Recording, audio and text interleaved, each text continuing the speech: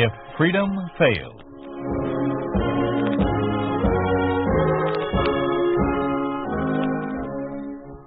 We'd like to take you on a visit to a town that doesn't exist.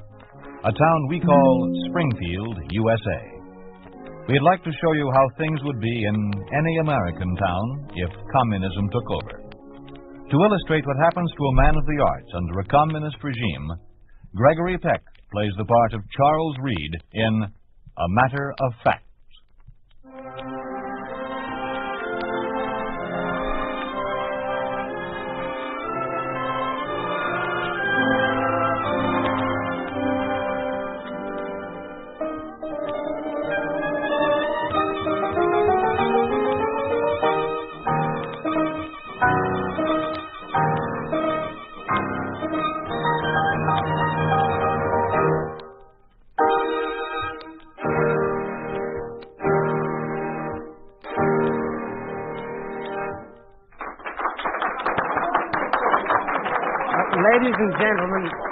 Ladies and gentlemen, this concludes the first of a series of chamber music concerts which is being presented by the Springfield County Museum. Today's artists were the Muse-Art Piano Quartet. Future concerts will include the American Art Quartet, the Seidenberg and Rebner Piano Team, the Lillian-Stubner Trio, and the Kempinski String Quartet. I hope to see you all here again next Sunday at 3 p.m. Thank you and good afternoon. Mr. Fowler. Oh, good afternoon, Mrs. Havenscourt. Enjoy the program? I thought it was simply superb. Magnificent. I just wanted to tell you how much I enjoyed it. Such melody. Such music. Well, thank you very much, Mrs. Havenscourt, and I'm sure our future programs will be equally as good. Oh, here's Mr. Reed. Afternoon, Jack. Afternoon, Jim. Nice program. Thank you. Well, this is Mrs. Havenscourt. I'd like you to meet Mr. Reed, the director of the Springfield Museum. How do you do? Oh, I'm so happy to know you. You're all doing such wonderful work bringing all this culture to Springfield. Well, we're happy if our efforts please you. Goodness knows this is one place the communists haven't tried to interfere with. Everything else in town has to be supervised. Well, do forgive me if I run off. I must talk with you, okay, sometime. Good day. Goodbye. There's appreciation of art for you. That woman knows nothing about music, but she's been here for every series. I'd like to talk about it to her friends, I guess. Well, that remark she made about the communists interfering, I'm afraid they've finally gotten around to us. Oh, no. What could they possibly find wrong with the museum? I'm having a meeting in my office tomorrow morning with the rest of the staff. I expect to have the complete directive by then. Oh, I don't see what they could possibly want with us. Everything in the museum is... Well, it just is. We'll know more about it tomorrow. Now, how about coming over for dinner tonight? Oh, thanks a lot, but not tonight. I'm booked. Grace? Well, tell Stella I said hello anyhow. See you in your office tomorrow. I'm curious to know about our new directive.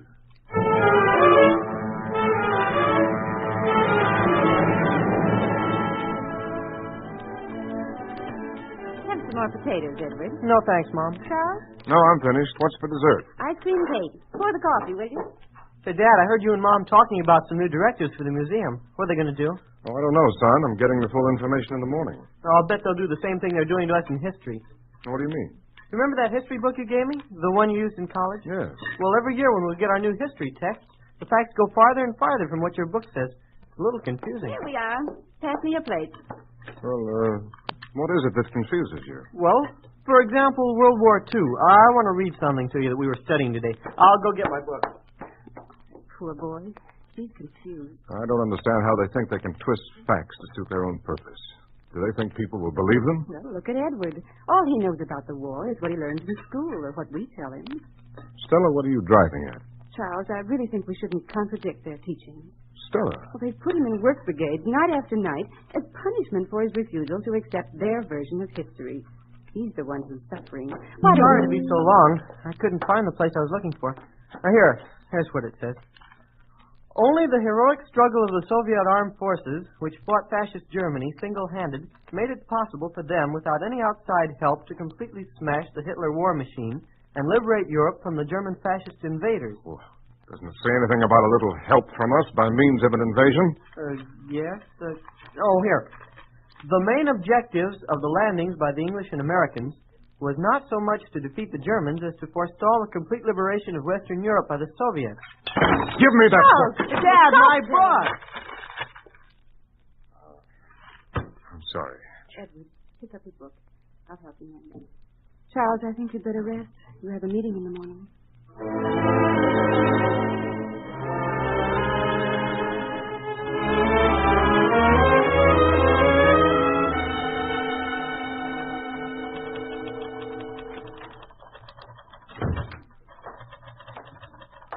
Good morning, Margaret. Mr. Reed in? Oh, good morning, Mr. Fowler. Mr. Reed is in conference with Mr. Davis. Who? After the communists took over here, he was appointed to the top position in the Ministry of Information. And from what I've heard, they're going to take over public information services, like libraries and museums. Well, I can understand why they want to take over the libraries. I suppose there's a lot of material they don't want the public to read, but museums, why, everything here is past history. There's nothing they can change here. Well, they've been at it an awfully long time in there. You want me to find out if Mr. Reed can see you? No, the meeting of the department head starts in 10 minutes. I just wanted to see if he was ready. You might as well sit down. No telling how long they'll be there. I don't exactly know how I'm going to break this to my staff. These regulations are quite radical. Nevertheless, they will be made. They are important. That is why I came here personally to present them. In the future, a member of the ministry will make periodic checks to see that you do not deviate. I see. Morning, Jim. Now, Mr. Davis, I'd like you to meet one of my staff. This is Mr. Fowler, head of our music department. Jim, this is Mr. Davis of the Ministry of Information. Morning. How do you do? It is unfortunate that some of your programming will have to be changed, Mr. Fowler. Changed? What do you mean? Mr. Reed will inform you of the changes. I shall see you again soon, gentlemen. Good morning. What's he talking about? Oh, I'd better break it to the whole staff at once. Margaret, I'll be in the meeting hall. No calls until I'm through. Yes, Mr. Reed. That pipsqueak. That unspeakable moron. Lord, as bad as all that? Do you know anything about Davis's background? A little. You won't believe some of the things you're going to hear. And coming from that illiterate, that ignorant... Hey, you'd better compose yourself, son. I've never seen you this flustered. Well, I've never been this flustered. I didn't sleep well last night. Blew up at home, and now this. Good morning. Good morning, gentlemen. Please be seated. Gentlemen, I suggest you prepare yourselves for a shock. Or rather, several shocks. All of our schedules here at the museum have been altered. Music, films, talks, and the art exhibition. We'll start with Fowler and his musical program.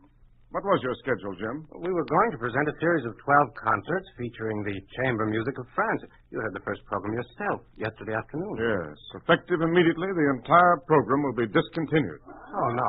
Jim, you can't be serious. I'm perfectly serious. Now for the documentary films, gentlemen. The series of films entitled Fishing Around the World is canceled. An approved film showing the advantages of living on a collective farm will replace the one entitled Speckled Trout Across Canada. I presume that this film is considered subversive. Gentlemen, quiet, please. Now, here are the written regulations governing your various departments. I shall not cover the instructions given us in regard to which paintings we may exhibit, nor on the subjects we may discuss. Your schedules will be altered to conform with these approved programs immediately.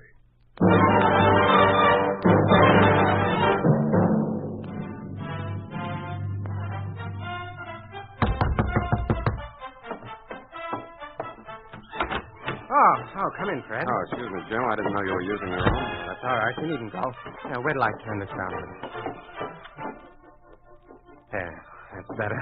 Didn't realize how loud I had it. Yeah, it's nice. What is it? Some of the approved music. Shostakovich. Oh, it sounds okay. Oh, sure, but how can I put this kind of stuff on in our music rooms? It needs a symphony orchestra, and all the chamber music that's any good is on the kaput list.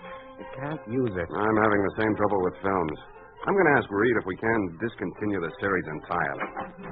Mr. Fowler, Mr. Taylor, would you step out into the hall, please?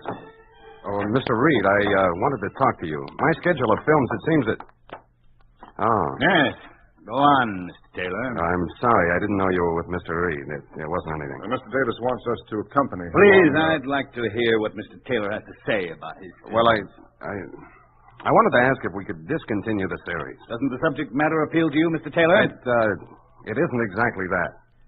It's just that the attendance has fallen off. It hardly seems worthwhile. Nevertheless, you will continue to show them. And I suggest that you publicize them a little more than you've been doing. That may increase the attendance somewhat. I shall be happy to comply with any instructions issued by the director, Mr. Reed. After all, it is his prerogative to determine Mr. Taylor, I should like to remind you that the cultural activities in this city fall under the Ministry of Information, and I am in charge of that department.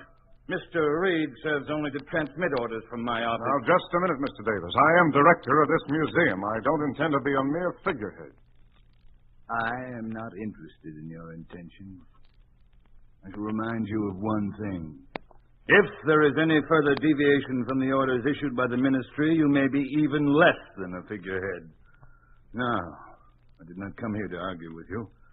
Just opened a new exhibit, I understand. Yes, we have. It's pottery and porcelain from various ages. That's the one. I wish to see it. All of you will please accompany me.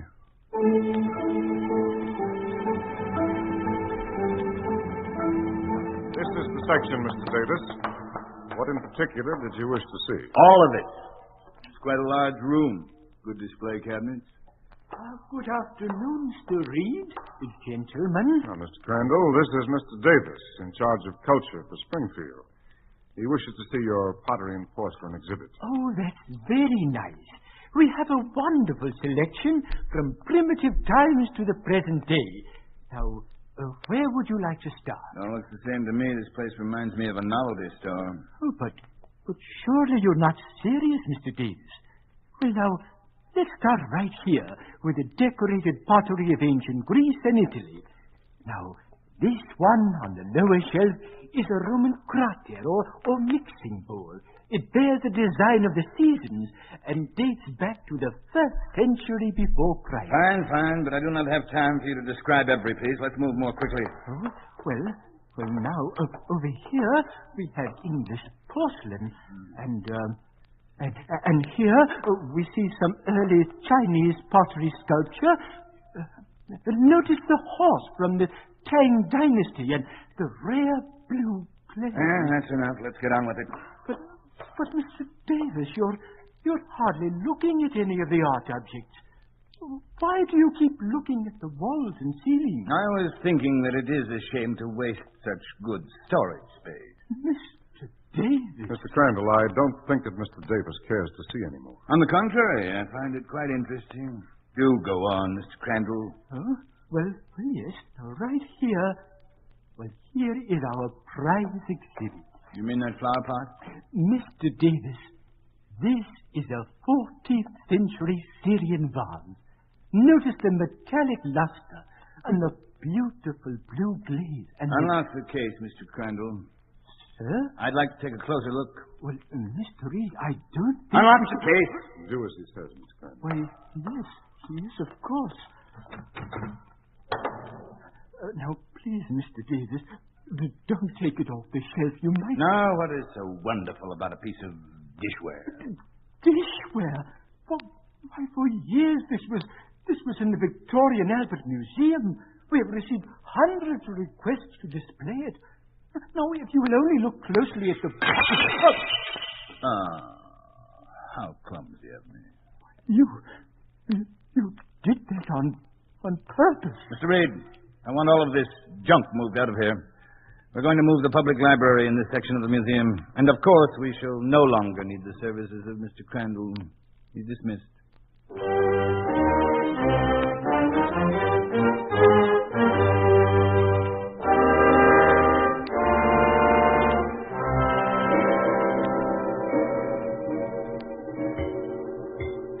That must be them now, Charles. Will you get it? All right. Well, good evening. Come in. Hello, Charles. Evening, Jack. Here, let me take your coat. Hello, Grace. Jim, nice to see you. Here, Charles, I'll put the coats away. Give the children a drink, will you? Oh, children. You make it sound like you two are a couple of old fogies. No such thing. Here, I have the martinis all mixed. Shall I pour one for you, Stella? Yes, indeed. I hear we have a new employee at the museum, Chuck. You didn't mention that to me, Charles. Well, he just came to work this morning. I didn't know I was getting him. He was appointed by the ministry. Davis's idea. Oh, who is he? His name is Shukov. He's from Russia. Seems they're importing native communists to take over supervision of all the ministries in America. This one's a specialist on museums and art. Someone else to look out for, though Davis wasn't bad enough. This one will be on our necks all day long. No, I don't know. I had quite a talk with him today. Doesn't seem like a bad sort. In fact, when I told him about Davis breaking the vows, he seemed a bit shocked. Oh, he didn't say anything outright, but I think he doesn't quite approve of Davis or his methods. You be careful of what you say to him.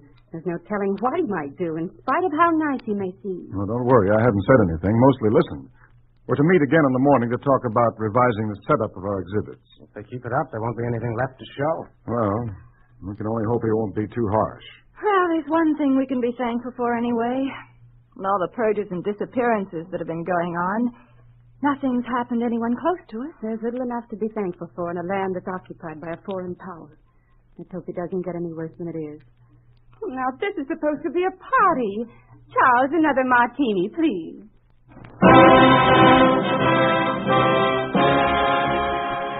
You are listening to A Matter of Fact, starring Gregory Peck. A story of the way things could be if communism took over. A picture of what life would be like under a communist regime in an ordinary American town. A town we call Springfield, USA.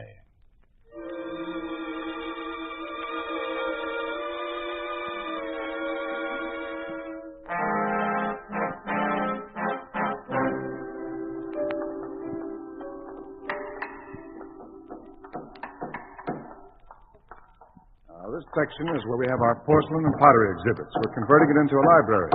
Another of Mr. Davis's innovations. It seems to be a rather small area for a library. Mr. Davis tells us that our library will be considerably thinned out by the time it's ready to move in. I see. I have enjoyed immensely this tour of your building. Well, this is all of it. Huh?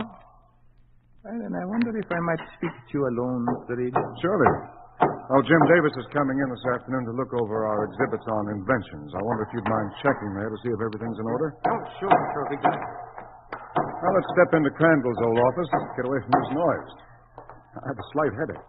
Sorry? It's nothing serious? No, I don't know. I've been having them for some time.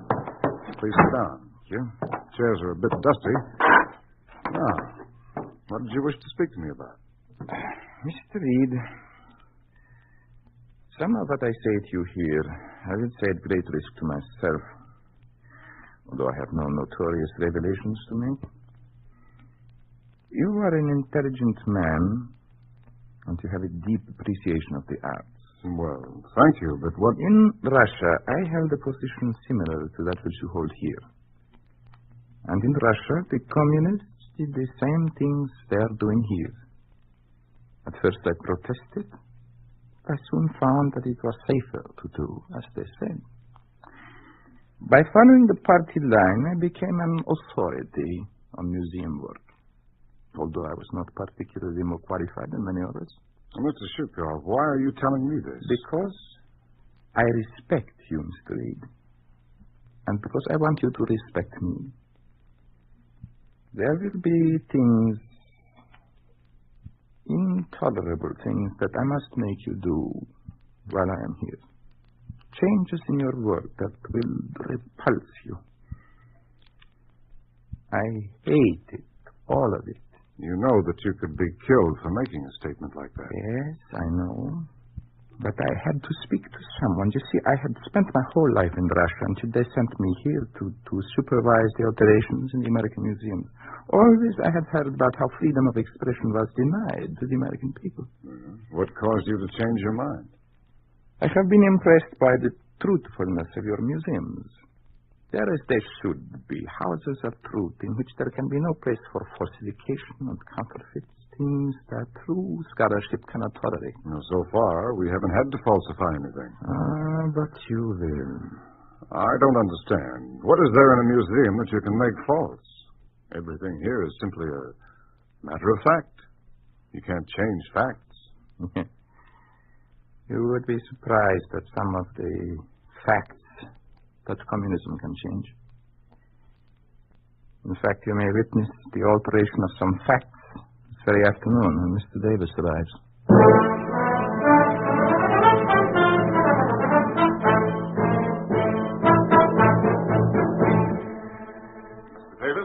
Yes, Mr. Reed.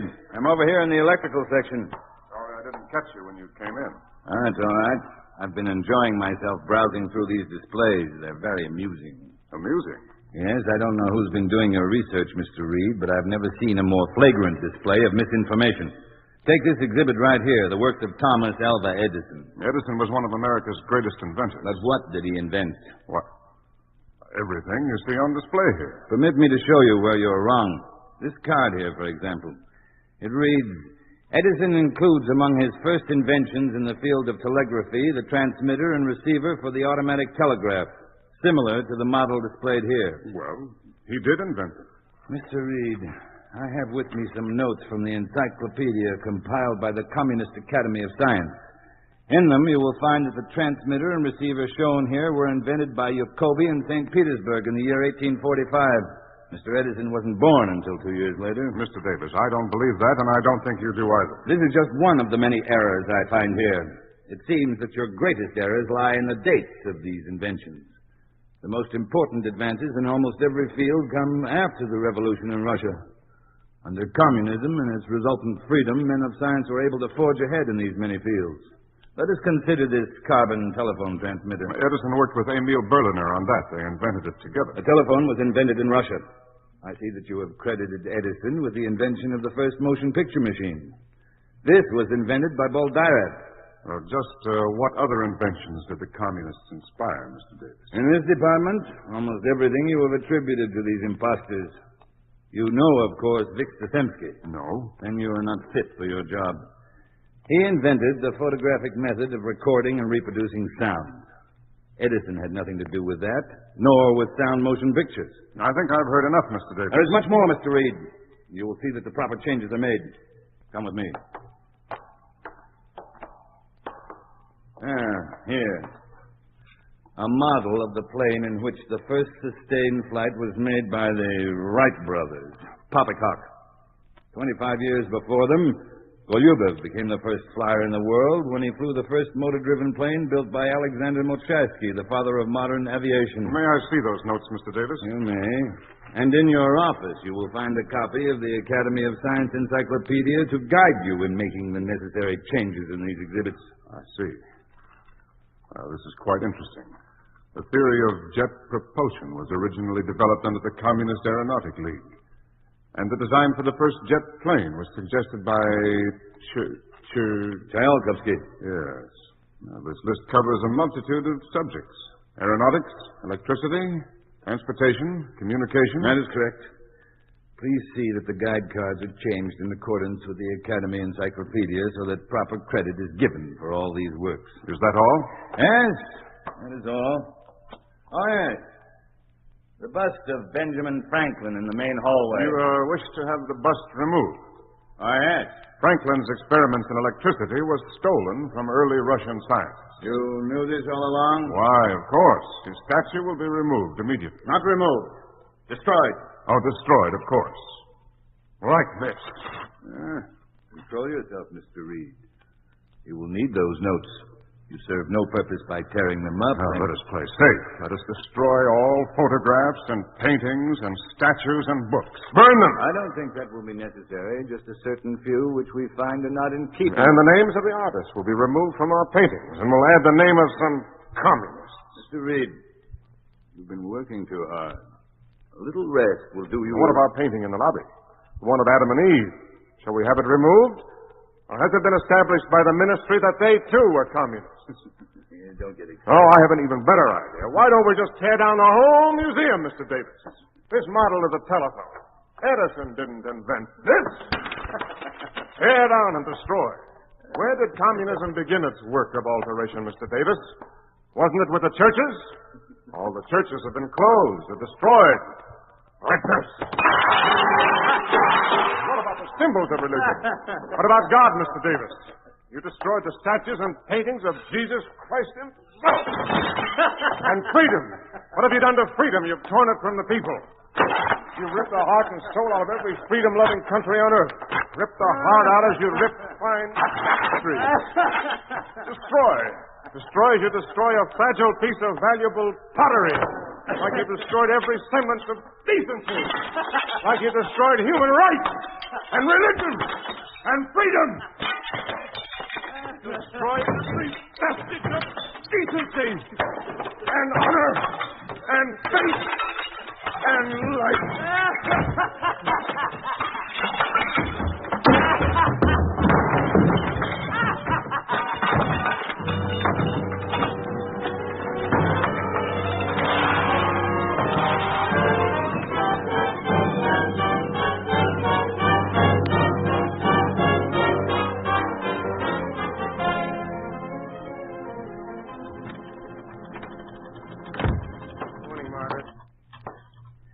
Yet on Mr. Reed? No, I haven't. No one answers at the house. Well, how about the Ministry of Information? They said they'd call us if they found out anything.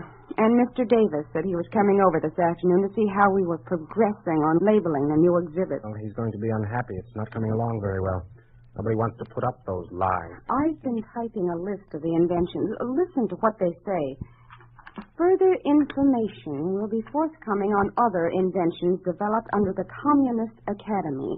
These include calculating machines, ice hockey, guerrilla warfare, cobblestone streets, and the bicycle. Do they actually think anyone would believe that? Here's another quote.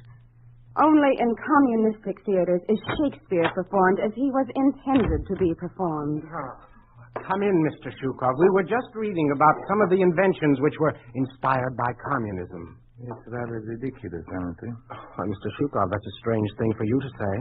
Not so strange. Being careful is a waste of time. You see, some days ago I had several long talks with Mr. Reed. He knows how I feel about this sacrilege. Then you don't follow this line? No, I never have. But it was necessary to appear to be doing so in order to survive. Still, it isn't wise to air these opinions so freely. What difference does it make? The communists have altered the laws of nature to suit themselves. They have made a mockery of history. What good is accomplished when one must go through life wearing blinders, seeing only half-truths? Mr. Reed felt that way, too. Yes. But he won't have to cope with the evils of communism anymore. Why not? He's insane.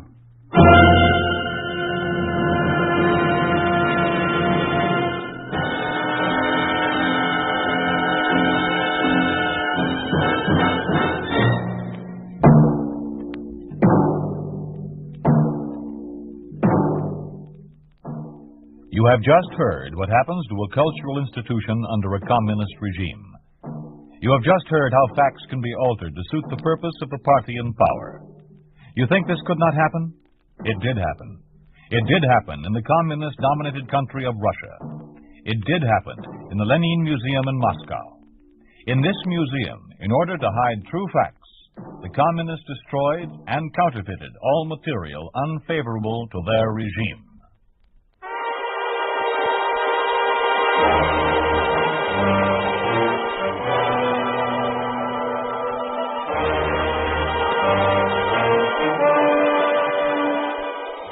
You have been listening to If Freedom Failed, starring Gregory Peck as Charles Reed in A Matter of Fact, with Raymond Burr featured as Davis.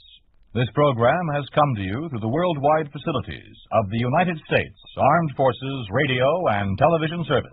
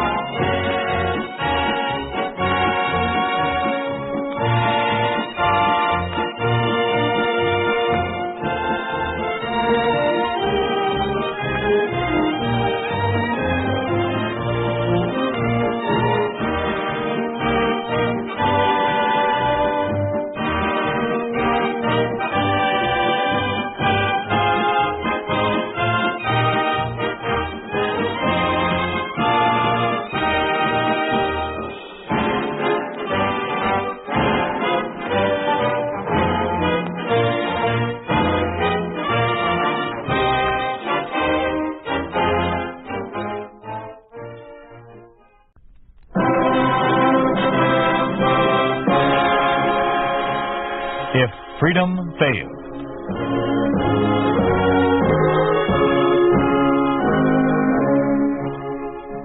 We'd like to take you on a visit to a town that doesn't exist. A town we call Springfield, USA. We'd like to show you how things would be in any American town if communism took over. This is the story of what would happen to the little fellow, the average citizen like you and the man next door. Sapphire Anniversary.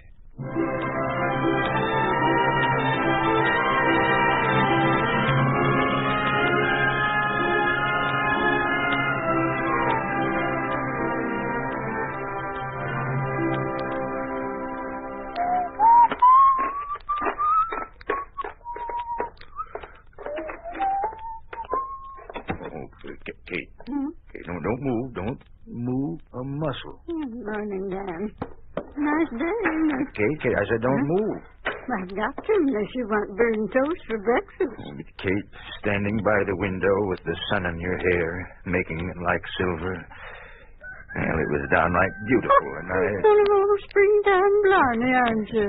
Ought to be ashamed a man who's almost 70 acting like a kid. Well, maybe I feel like a kid. It's likely when a man's got a wife who looks prettier than the day he married her 45 years ago, come a week from Tuesday. No. A talented woman who makes the best popovers this side of the Rockies. So that's it. I didn't taper off on the poetry because there wasn't enough flour for popovers this morning. You'll have to settle for eggs and plain old toast. Go on, sit down. Okay. But I meant what I said. I can prove it. I remembered her anniversary.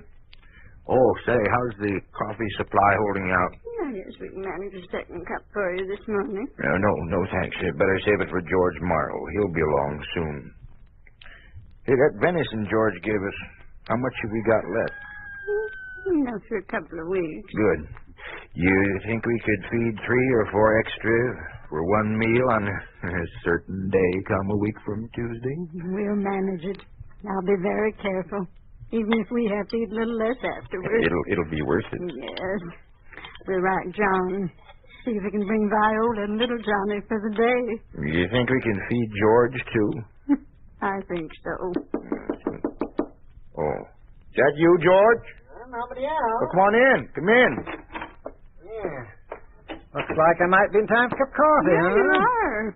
What you got in that sack? Flour. It's for you. Don't ask me where I got it. Oh, George, that's wonderful. I always thought Santa Claus was an old fellow with white whiskers, but you shaved this morning. George Murray, you can use that flour as much as we can. Yeah, but you can't make popovers with it. Turnabout fair play. Give me half a dozen eggs every couple of weeks. Besides, we all got to stick together these days. If we don't, we're just as good as dead. George, what a way to talk. Well, what other way is there? Say, did you hear about Joe Hawkins? Well, I know he went to Springfield 3 weeks ago. Is he back? No, never will be. He died in Springfield. Auto accident, they say. But, I figured that he was murdered. Why, who murdered Joe? Everybody liked him. Oh, does a man walk off and leave the best 1,000 acres of farm in the state, stocked and equipped and unattended, all ready for the commies to move in and turn it into one of those what do you call them now? Oh, yes, the state farm? Maybe it was an accident, George. Not when Conway takes it over the day before. I don't want to talk about it. I won't believe it's as bad as George keeps saying. Oh, now, there's no need to get worked up, Kate. I was just passing on the news. With your own pessimistic slant. Everybody knows it's too bad the commies got control of the country. So far, they haven't touched anyone but the big people like senators and governors and judges. Oh, they'll get around to everybody in due time. Well, you make it sound horrible, like they were out to kill everyone. Well, it is horrible, I know. Well, maybe. But what about John? He works for them in Springfield and manages to stay happy and raise his family. Family? Well, maybe that's the reason. Friend Blackie is waiting for his morning handout, Dan. There's no sugar there. You can get him a carrot, or you'll find turnips in the bin. There you are, Blackie, old boy. Chomp it down. Okay, now go on back to the field. I'll be out soon. Oh, I get it. You think it's time we got to work, huh? Now, don't overdo, will you, Dan? Blackie won't let me. I don't run this place. He does. Tells me when to go to work and when to kid. Well, be sure and turn on the radio, Kate. Catch the news for me. George Morrow, I could break your neck. I could almost tell you to get out and take your flower with you. What'd I do? What'd you do? Oh, nothing. Nothing at all. You just changed Dan from a happy, young-hearted man into a heavy-footed old man. Aged him 20 years in just about 2 minutes. But I don't get it. Dan's old enough to know the score. All his life he's kept up on things. Why, you ought to hear what I heard on the radio this morning. Maybe you can if we missed part of the 9 o'clock news, but turn it on anyhow. Mm-hmm. Dan asked me to listen to it. Well, there ought to be enough news left to give one yet for it. Immediate effect, and all farmers are cautioned to familiarize themselves with the new regulations. Comrade Kalinsky said that the unfilled quotas for grain, dairy products, and meats were due to a holdover of wasteful and inefficient capitalistic methods of agriculture. Collectivism and state-operated farms will be increased rapidly, with the prime objective, the elimination of the shameful kulak class. Arthur Nesbitt speaking. This is the People's News Service. You see, that's only a sample. First part of it was all about another purge of reactionaries for the greater glory of the state. George, I don't care. Dan isn't going to be touched by it, and neither am I. Well, now you can't isolate a man like Dan. It'd be like trying to keep Blackie in a 3x5 corral.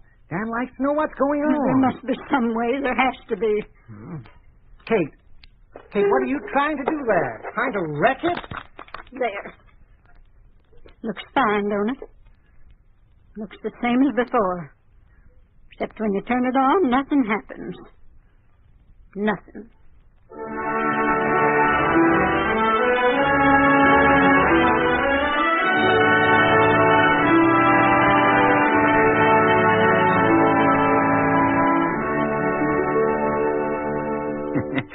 And that's what Blackie did.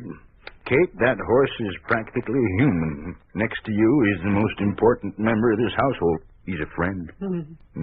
He's as good a friend as George Morrow. Well, he's cheered you up. I'm thankful for that. Speaking of George, Dan, you mustn't take everything he says seriously. He always is looking on the dark side of everything. Let's forget it for now.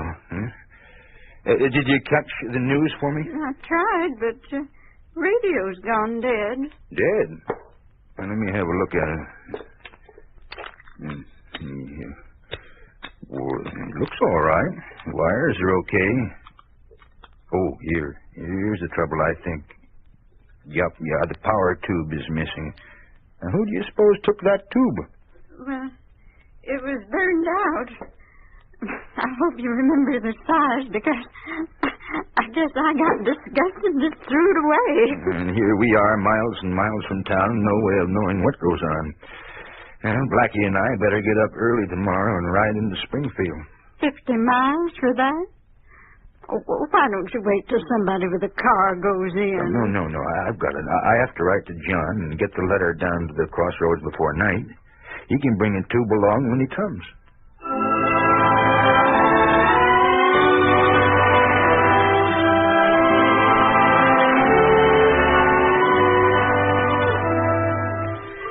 Dear John, I hope this finds you, Viola, and Johnny happy and in good health. You'll have to excuse me for not writing sooner, but since the state suspended our insurance payments, the past few months have been very rough. We've had a big readjustment to make, but I'm glad to say we've made it.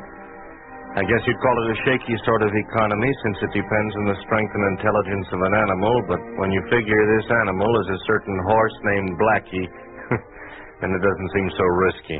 It sounds a little frightening to me, John. Do they actually depend on that horse? Well, honey, there's no choice for Dad. He and Mom have to grow their own food, otherwise they wouldn't eat. Dad's not strong enough for heavy work like plowing and cultivating and hauling, but Blackie is, and that's the economy he's talking about. It still frightens me. Go on, read the rest of it. A week from Tuesday, your mother and I celebrate 45 years of marriage. Our sapphire anniversary. While we don't expect you to bring us a pocket full of star sapphires, we would like you, Viola, and Johnny for the day. The country air will do you all good, and it'll mean everything to us to have the family gathered around the same table once more. When you come, please bring along a power tube for the old radio. We need it desperately because radios are only contact with the outside world. Unless you count the news that filters fourth hand through George Morrow. Thank you, and don't disappoint us. Love, Dad. Well, Vi, this time we won't disappoint him. I worked right through the last 2 weekends, finishing those new traffic schedules, and the boss is pleased enough to let me have a free day. Well, it's sweet of Dan to ask, but Johnny and I can't go. Can't go? Why not? Because next Tuesday, Johnny's been invited to join the youth group. That great new organization that replaced that capitalistic Boy Scouts, with all the softness and decadence of scouting eliminated, of course. And Johnny had better be there on time, together with one of his parents. On time, so they can start taking all the humanity out of him. Yeah. You know, he's going to wonder about parents who are two-faced enough to give lip service to one thing and preach another. Oh, now, honey, look, there's nothing disgraceful or two-faced in teaching him enough deception to stay alive. We can give him ideals to keep silently in front of himself. So if the chance ever comes, he'll want to free himself. Well, I guess so. I hope so. But in the meantime, instead of being out in the country with his grandfather, he'll be here with... Look, Vi, honey, if it'll help any, I'll write Dad and arrange a later date for us all. And I'll go with you to this youth group business. We'll get it over. No. I can manage it. I'm sorry I spilled over. Oh. Why shouldn't you? Have to once in a while. John, I want you to go to Kate and Dan. It's their anniversary, and one of us really ought to be there. Now, but my place is here with you. Yes, but they're getting older, and who knows, this may be your last chance to see them. Later, if we're lucky, all three of us can go and have a holiday in the country. Yeah, if we're lucky. You write Dan tonight. Tell him you'll be there. Yeah, I guess you're right. Well, that radio tube he wants, I'm a little worried about that. Remember the time we had getting a couple of tubes for our radio? You'd think they were solid gold. Well, at least give it a try. That is, if you won't get in trouble.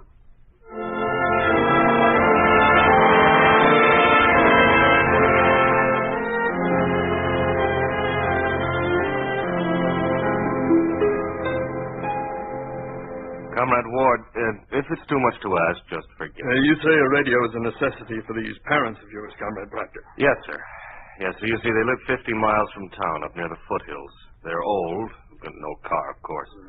And the radio is their only means of knowing what goes on. And this particular radio uses a number 6X 5G power tube. Mm-hmm. What is your father's occupation, Comrade? Oh, I guess you'd say he was retired. He used to be a logger. Retired? I'm afraid that'll go against him on the application. He has no work of any kind at the present time? Well, he does farm his place. His place. He farms it. I suppose you fill out this form and we'll send it through. Be sure to identify him as a farmer and answer all the questions. Yes. How long do you think it'll take before he can get the tube? Comrade Proctor, I can give absolutely no assurances as to that. Your request may or may not be approved. However, we should know that within a couple of days. A couple of days only because of your good record with the traffic bureau, you understand? Oh, yes, comrade. And I'm grateful to you.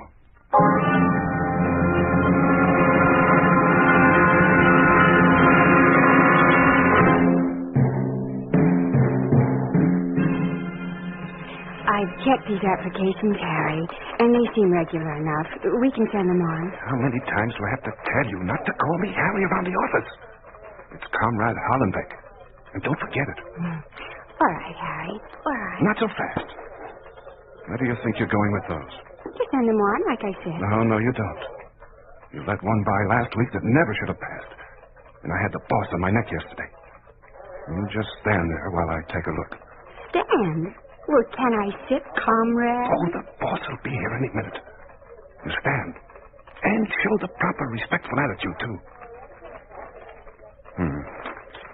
This one's in order. Yes, and this. Say, what's this? What? Which one? This one, Knothead. A farmer landowner? Oh, that.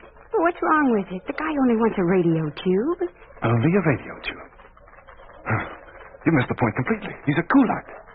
I've told you at least 100 times. Information given by kulaks goes on 496. And you send that on to Comrade Malenkov's office. And I'm supposed to guess these things? Oh, sometimes I marvel at your stupidity. Sometimes I wonder why I don't get rid of you. You want me to tell you, comrade? No, shut up. Listen, I don't propose to get in trouble on account of you. So you just watch your step. Or your number 96 may end up on Malenkoff's desk.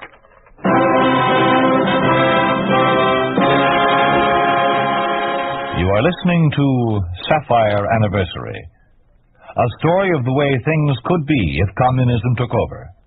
A picture of what life would be like under a communist regime in an ordinary American town. A town we call Springfield, USA.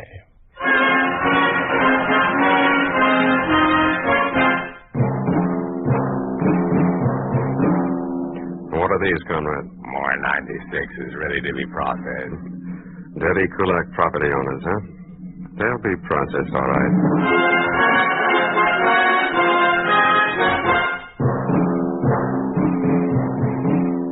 Dan Proctor, age 68. Occupation, farmer. Owner 5 acres arable land, 5-room cottage furnished. 12-year-old black stallion, 10 chickens. No listing of property in Ministry of Agriculture tax records. Impose non-production and kulak penalties. Quadruple tax. Call to the immediate attention of the Office of District Commissar Conway.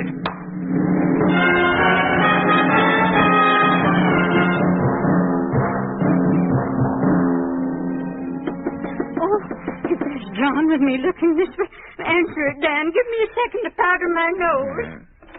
Well, hello, folks. Oh, George. Hey, something smells pretty fine in here. Put your powder puff away, Kate. It's only George. Oh, pardon me. Oh, it's George in a bottle of something. Yeah. Happy anniversary, Kate. Oh, you see, I was poking around the cupboard, you see, at my place, and I found this. Kind of thought it might, I thought it might make me a hug, eh, Kate? Not only a hug, but a kiss. Now, break it up. Now, break it up. Say, will you look at this wine? It's from France, yeah, right here, vintage 1935. George, you're a man of iron nerves. How did you manage to keep from touching it all these years? Why, I'm as a weak will as next fellow, you know. Just didn't know it was there, that fellow. Well, George, what's new? You've been to town lately? Oh, haven't been to the city. The farther I keep away and stay, the better I like it. You know, I was down to the Crossroads post office just yesterday. And the news is all very bad. Conway's turned into a two-bit dictator in the best Joe If Stallion the tradition. news is bad, we don't want to hear it. Not today. Oh, yes, that's right. Say, is there anything I can do to help, Kate? Not a thing. The two of you go on into the living room. You keep an eye out for John. Let me know when you see him coming. All right, Kate. If you need anything, call me. Seems like old times, all buzzing around here in the kitchen. Yeah. Hey, speaking of old times, do you remember how to carve a roast? Why, sure I do. Let me see now. You cut with the grain of the meat. Yeah. No, that doesn't sound right now, does it? Let me see now. You cut across. Why, Dan, I don't rightly know. I guess it doesn't matter. Probably John won't know the difference anyhow. Yeah. Oh, hey, somebody's coming. Looks like a state car. Oh. It's John. Kate, he's here. Reach for that powder puff. Hello, Dad. Oh, boy, are you welcome inside. Welcome home, Johnny. Welcome home. Dad, and George. It's great to see you looking so well. Yeah, that goes double for me, too. Johnny! Oh, Mom. Come here this minute and give me a kiss. Oh, Mom. Sugar and spice and everything. I hope so. This came from the kitchen. Well, Johnny, where's Viola? Where's little Johnny? Well, they couldn't make it this time, Mom. Oh, that's too bad. I've been looking forward to having them. Oh, but thank heaven you're here. You know, Johnny, for once I've timed a dinner right. I can sit down with the rest of you for a minute. And in the living room, no less. Come on. Tell me, how's family, John? All in good health, George. I'm sorry they couldn't be here, but Johnny was scheduled to join a boys' club. Maybe you can bring him for a couple of days when the school's out. Boys' club? They didn't get little Johnny in that commie youth group. I'm afraid so. Seems to be no way out of it. George, nothing unpleasant today, please. Okay, now I'm sorry. Hey, I guess I almost forgot to say happy anniversary, you two. I hope Vi and I look as well and happy as you two after we've been married 45 years. Your mother is one in a million, Johnny. Well, look, just look at her now. Look at her. I swear she gets younger every year. Yes, she does. Yes, you do. And today she looks just like a bride.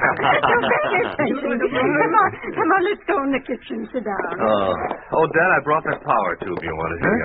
Oh, thanks, John. I really appreciate it. A little thing like that, you'd be amazed at the red tape involved. Forms, requisitions, applications. I think sometimes I spend half my life filling them out. That's accepted commie technique. Kate, the table looks wonderful. Dan, will you ask the blessing? I certainly will.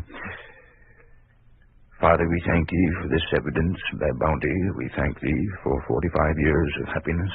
For our son John, our friend George, protect and care for Viola and little Johnny. Amen. Amen. Now, well, who do you suppose that could be just when we're ready to eat? Better answer it, Dan. Yes, you weren't expecting anyone else, were you? No. Well, you better start eating before it gets cold. I didn't have anybody drive in, but I guess you can out here in the kitchen. Well, start in, please. Your dinner's going to be ruined. Wonder why Dan's taking so long. The rest of the family's out here at the table. Come on, say hello. Kate, here's Paul Conway and Mr. Headley, his assistant. We've met before. Good afternoon, Mr. Conway. Mr. Headley? Good afternoon, Citizeness Proctor.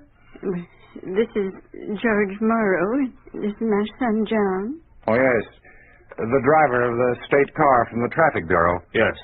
I work in Springfield. Well, won't you both have some dinner? There's enough for two more. So I noticed. It looks very good. Surprisingly good. But we're here in a matter of business. Your taxes. In accordance with the new directive. Oh, so that's all. We have that saved, haven't we, Kate? All $30. It happens to be considerably more. Your land tax has been increased to $120, due and payable now. $120? That can't be. It can't be. Plus the quotas you evaded the past quarter, since they were put into operation by the Ministry of Agriculture. Read the listing, Comrade Headley. Ministry quotas required and not met. 12 dozen eggs, half the produce of the vegetable plot, 500 pounds of hay, 60 gallons of milk. Penalties for non-production, $400. Rental of state land, $200. Current taxes, $120. Total, $720. $720? Conway, it's impossible. You must know that I have no... Comrade, as a worker in the traffic office, I understand these matters. Seems to me you've confused my parents with someone else. They have very little, barely enough to keep themselves alive. These are the facts, as listed by the office in Springfield. Give me that paper, Headley, Form 96. Yes. Here you are, Comrade. Yes. Name, Dan Proctor. Occupation, farmer. Owner of 5 acres arable land, 5-room cottage furnished, 12-year-old black stallion, 10 chickens. No listing of property in Ministry of Agriculture tax records. Wait, those facts. The exact wording I used. Look, Comrade Headley, how did this investigation start? This crime of tax evasion was discovered with his application for a radio tube. Crime? To want to repair a radio? Is that another new directive, Comrade? Yes, sir, the radio tube that started it. Comrade Proctor, the $720 is due now. Either you pay or face the consequences of default. Which is it, Comrade? I told you. I've got $30. Very well, you won't pay. In that case, we'll be forced to confiscate item 3 on your property listing, the 12-year-old black stallion. But, Comrade, it's not worth $700. We'll take the horse. No, not Blackie. You don't touch him. You hear? Without the horse, we're through. We can't till our land. There'll be nothing to eat, surely. You can see that. And besides, Blackie's like one of the family. I have no choice in the matter. I am a servant of the state. As such, I'm here to discharge a duty delegated to me by the state. But you don't have to condemn them to death. They can't get along without the horse. These people may be your parents, but from the viewpoint of the state, They are capitalist landowners of the kulak class. They have no legal standing. Conway, as a worker for the state, We're all workers for the state. Or should be. Headley, go get that horse. Oh, yes, comrade. No, you don't. You'll have to kill me first. Stand aside, Citizen Proctor. Get your paws off that. I warn you, Proctor, interfering with an official is a crime against the state. All right, I'm a criminal. Go ahead, Comrade Headley. Get the horse. The rest of you will all be held as witnesses. Proctor assaulted an agent of the state. Comrade John Proctor, you will testify that the seizure of the horse is legal. Otherwise, your official career may be interrupted. Johnny, get some water. Cold water. Yes, Dan, your head's cut. Here, I'll hold him. A little cold water, all right. Where is he? Blackie, help me up. The other one, Headley. He's after Blackie. Johnny, you've got to stop No him. one leaves. You'll all stay in this room. Johnny? There's nothing I can do, Dad. Well, then I can. Dan, wait! Proctor, stop! Stop where you are. I'll shoot the first one who steps off this porch. Conway, please, I want you to listen to me. Hold it! Hold! Conway, put yourself in my place. Maybe then you'll see. Have you a pet, Mr. Conway, a dog or a cat you're fond of? Yes, a pet. You see, we love Blackie that way, only more so. He's part of us. He's part of the family. Dan, just take him back here. Oh, please, Mr. Conway, please. Conway, you can't. Stay where you are, Proctor. No. Look at it this way, Conway. I'm not strong. I can't make a living without that horse. Conway, even you communists use the term comrade. As a comrade, you can't deprive me of my life. Conway, we're two human beings. We can live together as brothers. We each have our rights. There is only one human right. The privilege of serving the state. Thanks to you, comrade. We won't be serving for long.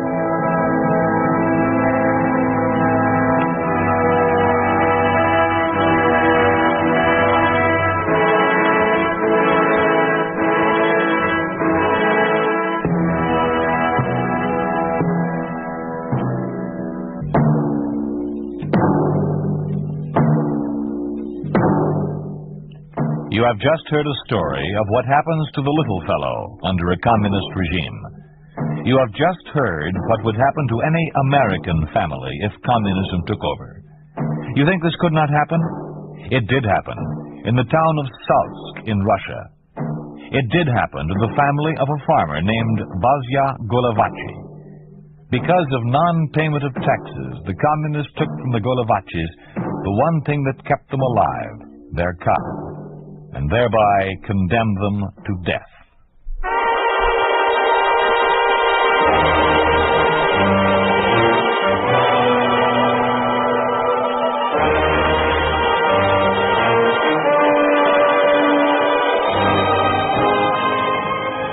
You've been listening to If Freedom Failed, starring John Daner and Peggy Weber as Dan and Kate Proctor in Sapphire Anniversary. Music was composed by Earl Lawrence, with musical direction by Michelle Perrier. Sapphire Anniversary was written for If Freedom Failed by William Tunberg, produced and directed by Robert M. Young. Sergeant Lloyd Iyer speaking. This program has come to you through the worldwide facilities of the United States Armed Forces Radio and Television Service.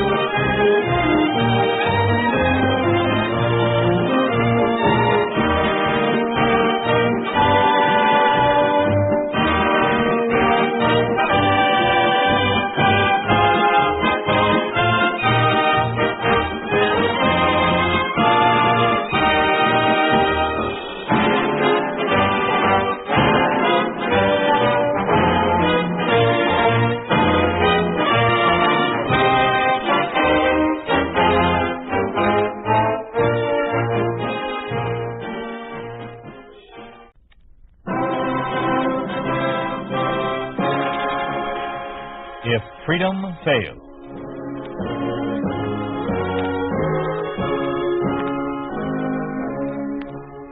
We'd like to take you on a visit to a town that doesn't exist. A town we call Springfield, USA. We'd like to show you how things would be in any American town if communism took over. This is the story of a man who betrayed his country because he refused to believe the truth, refused to believe even the things that he saw for himself. J. Carrol Naish stars as Thomas Custer in the story called The Traitor.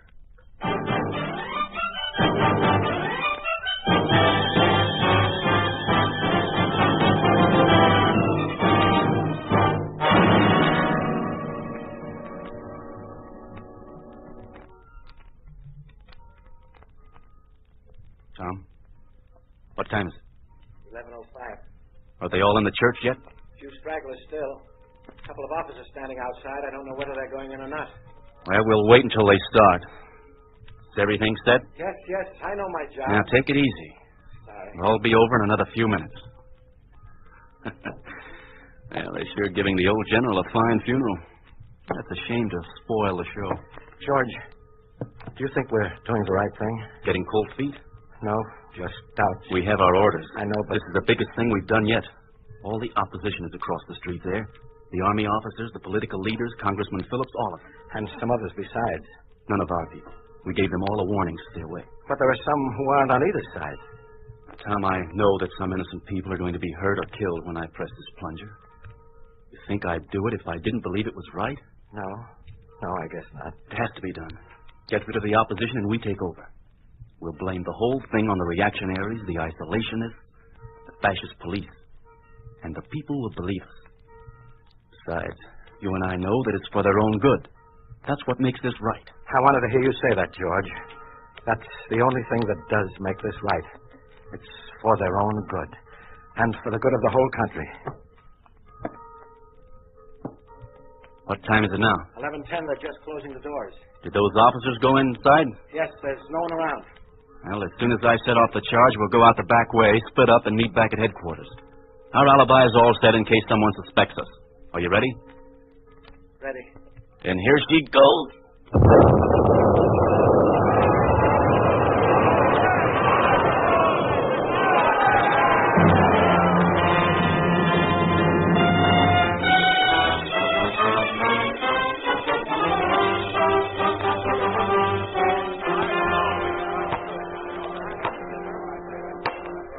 I now declare the fifth session of the Central Committee of the Midwestern People's Territory of the United Soviets of America to be open. Deputy Prime Minister Comrade Costa will give the opening report. Thank you. I should say before reading this that it covers only the last 12 months. As all of you know, in the 25 years since the bombing of the Springfield Community Church, which was really the beginning of our success, in these 25 years, we have made great strides in the communist cause. Now for the report. All non-communist political parties have been disbanded during this period, and all non-communist papers suppressed. Nicholas Peterson, the leader of the opposition in the Territorial Soviet Senate, was hanged in September. In order to further our ideals of communism for the good of the people, it is strongly urged that immediate action be taken against the remaining opposition in the church. Further, it is recommended that some measures be taken to restore Midwestern economy, which has shown a decided tendency toward disruption despite our attention. That concludes the report. Any questions? Was a copy of that sent to the Central Committee in Washington? Yes, of course. You think that was wise? What do you mean, Cole? Well, the part about the church was all right, and what came before, but those last points seemed to me to be an admission that we're not doing our job. With all apologies to Coster, he's an economist. That's something he knows about. But do you think we ought to let them know about it? He has a point there. Who do you mean by them, Cole? The Central Committee? You know very well who I mean. What do you say, Coster, about all this? Gentlemen, the seven of us here in this room now control this whole territory. We are doing what our philosophy has taught us to do. adapting that philosophy right down the line to the problems at hand. Our teachers, Marx and Lenin, have shown us. And Stalin. Oh, yes, of course. They have shown us the road to follow. Now we must show our fellow Americans. It is our duty. Tom, you said the report had gone in just as you read it? Yes. Very well, then there's not much point in discussing that angle. Cole, have you done anything on the suppression of the religious organizations? Yes, I have. Do you want a report? Please. I've drawn up several resolutions to be passed on to the Senate. Now, I believe that they will... Why, what they give me, gentlemen. Who are you?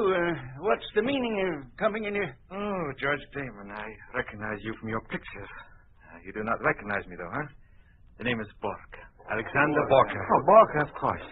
I read about your activities in Europe. You have credentials, Comrade Borka? Yes, I have them. You're wise to be cautious, Mr. Damon. Here they are. Look them over, and I'll meet the others here. Look, Tom, they're signed by the Politburo itself. Well, you know who he is, don't you?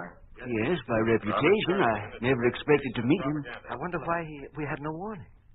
We'll find out soon enough. Now then, if you're satisfied that I am indeed who I say I am, we'll get to work. Please sit down, gentlemen. Now then, let me say first that I bring personal commendations from our great leader to all of you for the fine work you have done this territory. Under your leadership and inspired by your example, thousands of party members have been educated into absolute loyalty to the party. But that is not the only reason I am here. I have a copy of your last report, Comrade Custer. Yes? You prepared this? Yes, I did. You will explain it, please. Well, as we said there, all political parties and newspapers have been... That I have read myself. You will explain only the recommendations. We recommend that some measures be taken to assist us with our program here, with the dissolution of the church and with readjusting our economy. Enough. Comrade Custer and the rest of you, too. Do you realize what you have done? You have made recommendations to us. Quiet. No one does such a thing. It is disgraceful. Now you leave, please, comrades, to think this over. Except you, Comrade Damon and Comrade Custer. I have some further instructions for you. It is the feeling in the Politburo that while you have made a terrible error, you are both the loved and respected leaders of the party here in this territory. Therefore, we are inclined to forgive this indiscretion for the time being. I repeat, for the time being. I'll remain here and see to it that nothing like this occurs again. Mr. Borka. Yes? Tom and I have been loyal Soviet Americans for 25 years. I know that. We've worked for communism because we believed in it. The things that we've done, many of them on orders from your country, we did because we were told that they were right. Right for our country. These recommendations were made for the same reason. For a communist of 25 years, you show a remarkable lack of indoctrination to our policy, Comrade Damon. In your last pretty little speech, you made two bad mistakes. First of all, your nationalist spirit is deplorable. Nationalism is the prerogative of the one and only leading power of the world, Soviet Union. Your country is the Soviet Union. And secondly, you will receive complete guidance from the Kremlin. They will not tolerate the slightest sign of independent action or independent thinking, even among the most loyal communist leader in the Soviet satellite states. Is that clear? Yes, Mr. Parker. Quite clear. I am very sorry that our first meeting had to be on such difficult matters, Damon. I have respected your work and your leadership for many years. I want you to know that. Thank you. I'm certain we'll get along very well from now on. It's much better to clear the air this way so that we can join together in a friendly atmosphere. Of course. Now, would you excuse us, please, if I talk to Costa alone? Very well. I'll wait for you. All right, George. Damon seems to have changed, don't you think? How do you mean? I remember one statement he made some years ago. He said, all communist parties form one single communist front under the direction of the Soviet Union.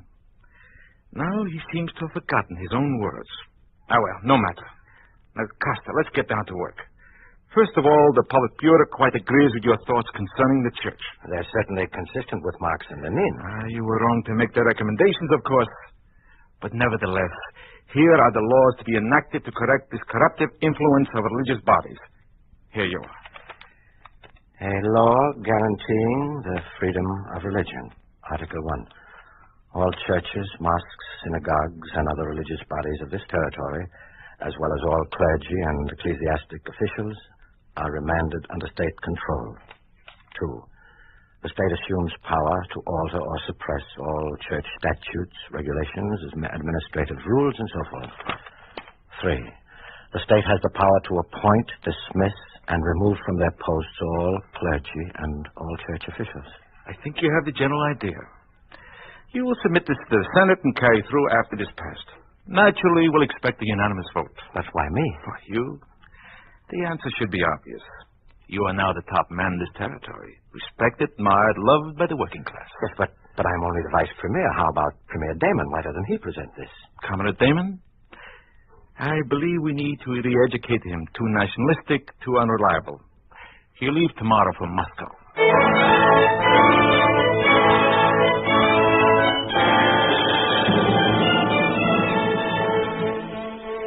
Here are your orders for the eliminating of all unions, Premier Custer. You'll put them into effect at once. It is essential that we expand the territorial police force, Comrade Custer. You will transfer half the funds of the Education Ministry to the Police Ministry. Here is a list of party members to be purged. You will see to it that they are expelled and deprived of civil rights. All equipment from the Springfield rolling mills is to be transferred to Russia. You will order it at once. No. What did you say? You can't be serious about this. I am always serious. But half the workers of Springfield are employed at the rolling mills. The whole economy of this territory is based on its production. I'm aware of that. If you remove this industry, you'll throw the entire population into chaos through unemployment. It shouldn't be necessary for me to point out, Premier Custer, that this is an order from the Kremlin. But it's ridiculous. Custer, watch what you're saying. What possible reason could they have for... It is not up to you to ask for reasons. But I'm an economist. I know exactly what a thing like this will do to our country. Our country is the Soviet Union. They need the machinery. Very well. They will get it. Also, as a good revolutionary, you should know that our society prospers in the middle of unemployment and chaos. If you need reasons, there they are. Now, if you'll sign this order. No, I will not. It seemed that I was as wrong about you as about Damon. Or had you forgotten about him? No, I haven't forgotten how you sent George to Moscow. How he was reported to be a very sick man. So sick that he died shortly after he got there. Exactly. Suddenly, in the last few minutes, I've remembered a lot of things. Things I thought I had pushed out of my mind because I believed in what I was doing. I believed it was right for my country. Your country is Yes, of course. My country is the Soviet Union. How many times have you told me that, and I didn't pay any attention to it because, well, I thought, he's a Russian and I'm an American, but we both have the same communist ideals. He's entitled to love his country, and I have the same rights. But now, for the first time, I see that isn't true. I see how blind I've been for 25 years. Blind to everything that was going on around me. This is treason that you're talking about. Oh, no. Don't try to tell me what treason is. I've been a traitor to my country. Yes, my country. A traitor since I first took out a Communist Party card. And for the first time in my life, let me be a patriot. Let me stand here and tell you that I know you and the bosses in the Kremlin for what you are. You don't want anything but Russian colonies. A whole world of them, ruled by Soviet marshals like you. Yes, that's right. Press your buzzer, pound the buttons in front of you, and get your police in here. You have a perfect case against me. A man willing to cry out to the world about what a Frankenstein he's created. A blind man who's suddenly been given the power to see. Premier Custer is under arrest. Take him away. The Premier? You'll hold him in isolation.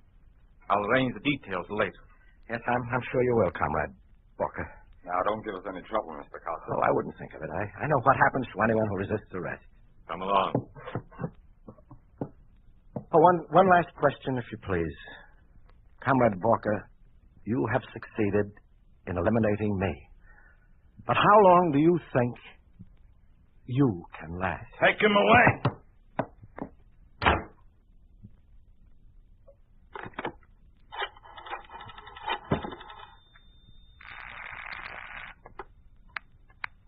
Justice Department, Burns speaking. Hello, Burns. This is Alexander Borka.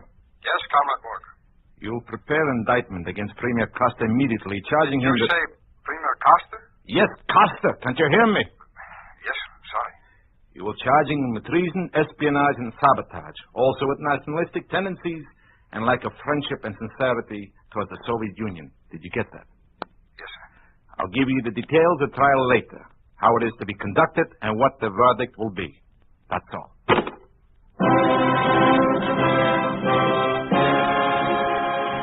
You are listening to The Traitor, starring J. Carroll Nash. A story of the way things could be if communism took over. A picture of what life would be like under a communist regime in an ordinary American town. A town we call Springfield, USA.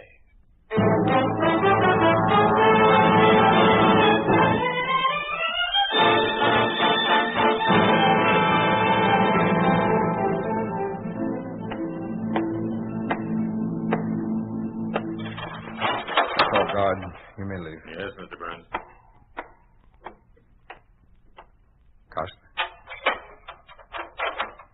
Costa, are you awake? Yes? I have something here for you to sign. It's Burns, isn't it? That's right. Minister of Justice? I don't have much time. No, I don't suppose I have much time either. Will you sign this now? What is it? Your confession. All this? This thick sheaf of papers is my confession? Yes, that's right. May I read it? That won't be necessary. No, I know it won't be necessary, but it should make interesting reading. Oh, don't worry, I'll sign it. I was questioned once before by other professional inquisitors, and that's how I got this broken, twisted back. I'll sign it. Right here. Here's my pen. Thank you, Burns. Tell me, when is the trial? December 7th. A whole week. Your timetable is working out very well. It's taking you almost 8 months to discredit me with the people. Well, yes, I got news even in here. June 14th it was that I was expelled from the Communist Party for... What was it? Oh, yes. Nationalistic policies that deviated from the pro-Soviet line of the Soviet-American regime. And for refusing to admit my error of being anti-Russian, is that right? Yes, that's right. You can't keep people from spreading news, even in a Russian state. And I marked the dates down like any other prisoner, here on the wall. See that long stretch? That's July 20th, the day I was ousted from the Senate. Then there's October the 9th, when they took away my immunity. And now here. Another big mark for another red-letter day. The day I confessed in... How many words? What? Words there in the confession. There's 30,000.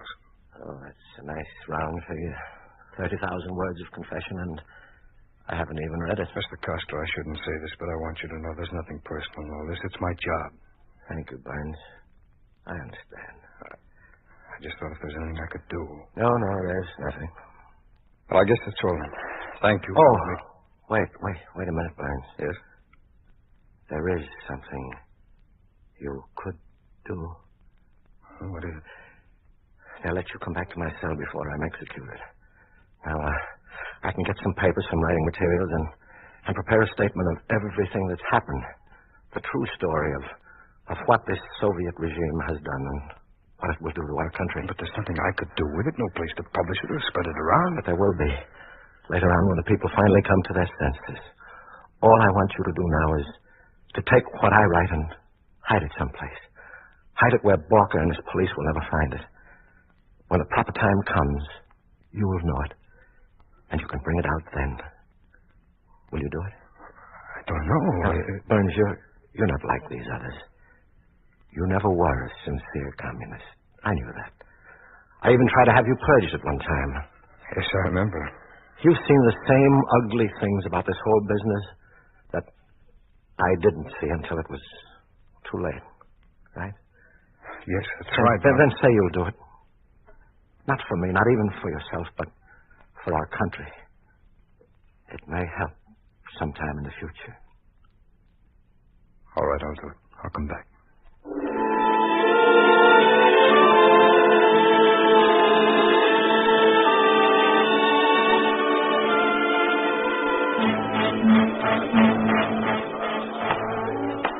I declare this Soviet court now in session. Thomas Coster, you will please stand. Step forward to the bench. Thomas Coster, you are charged with treason, espionage, nationalistic tendencies, sabotage, lack of friendship and sincerity towards the Soviet Union. How do you plead? Not guilty. Quiet, please. This court is inclined to agree with the expression of the people, but in the interest of expediting this trial, we request no further exhibitions. Now, Thomas Coster, I have before me your full confession to these acts. What do you have to say to that? They are not true. If it please the court... Dr. Dyckman, you're the counsel for defense? Yes, Your Honor. I should like to ask for recess. I have never been a police agent or an imperialist spy. Be quiet, Coster. I'll handle this. I should like to ask for recess to acquaint the defendant with the items in his confession. The court will recess for 20 minutes. Come along, Coster. We'll go to the judge's chambers. Now then, what is the meaning of all that? I'm sorry, Your Honor, but the defendant... Coster, I thought you'd been rehearsed for your part in this trial. You signed the confession? I've lied enough. From now on, I'll tell the truth. You tell the truth. To whom? Don't you realize that we have 50 witnesses ready to testify against you? Your Honor, I was informed when they assigned me to this case that... Keep out of this thing. We've got to get this thing straightened out right now. Coster, when we go back in that courtroom, I want you to plead guilty just as you were instructed. No, I won't do it. Very well. Dr. Dyckman. Yes, Your Honor. When we reconvene, I will call on you for the opening statement and you will address the court.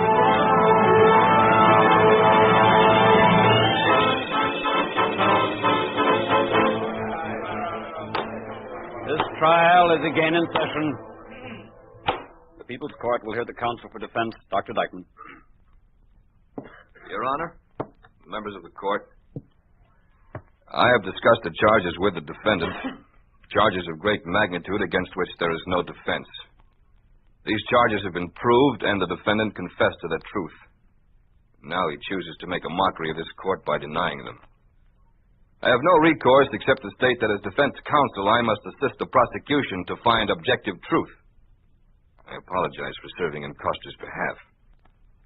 In a socialist state, there is no division of duty between the judge, the prosecutor, and the defense counsel.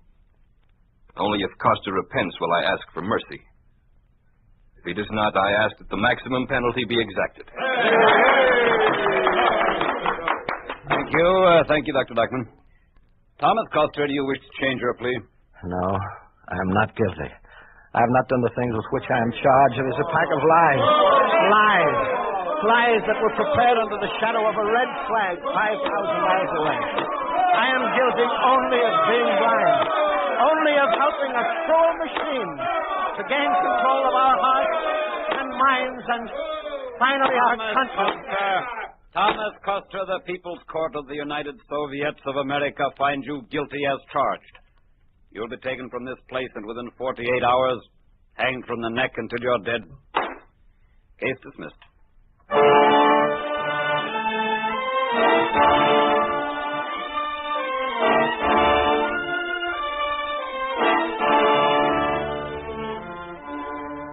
And so this true story ends, or will end within a few minutes. To you who read my words, I ask that you remember me. Hate me if you will. I deserve your hatred for what I did. But learn my lesson, too.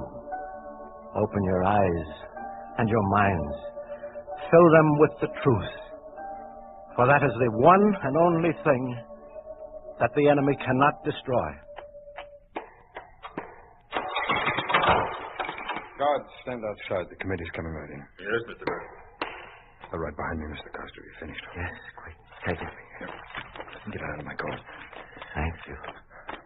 And, Comrade Coster, I've already notified the papers that you made a groveling plea for mercy in the full confession. We explained your defiant attitude in court is due to nervous agitation and the unhealthy ambition of an intellectual. Ah, Mr. Burns, you have perceived us. Yes, sir. I was just telling Coster. Yes, I heard you. May I commend you on your announcement. I particularly like the part about when Coster here admitted that the sentence was just.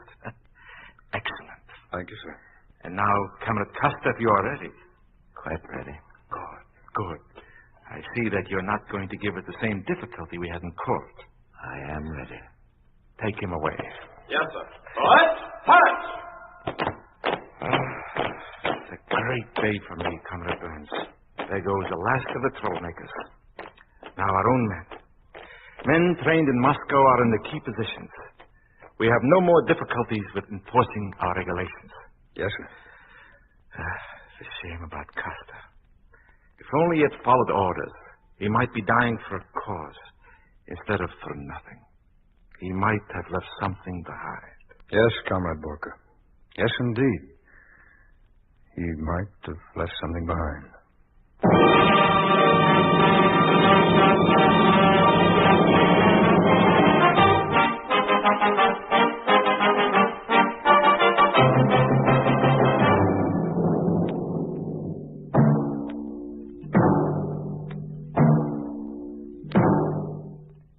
You have just heard what happens to justice when communism gains control of a country.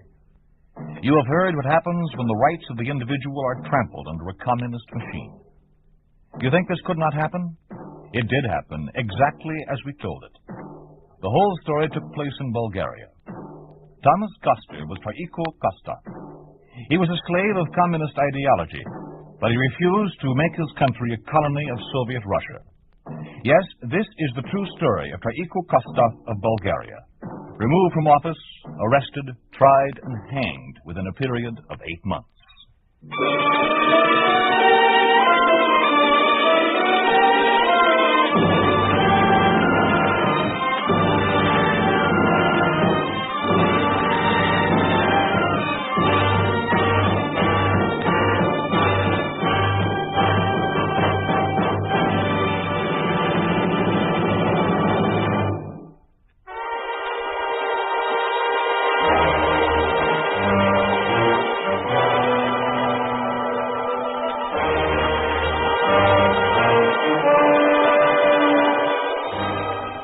You've been listening to If Freedom Fails, starring J. Carroll Nash as Thomas Koster in The Traitor.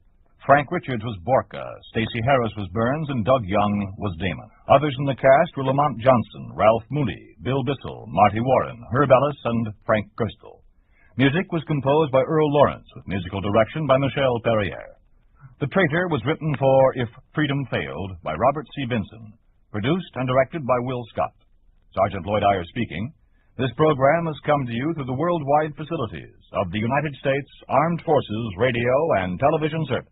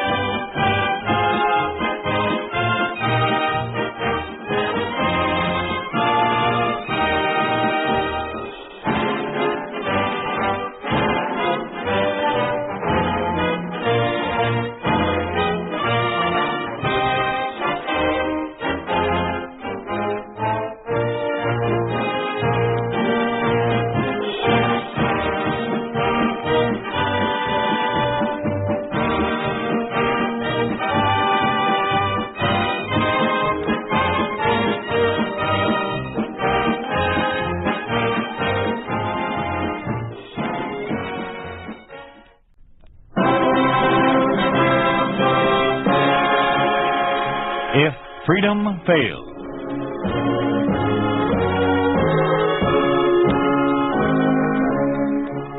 We'd like to take you on a visit to a town that doesn't exist. A town we call Springfield, USA. We'd like to show you how things would be in any American town if communism took over. This is a story about the medical profession, about how hospitals are run under a communist regime. David Bryan stars in Prescription for Murder.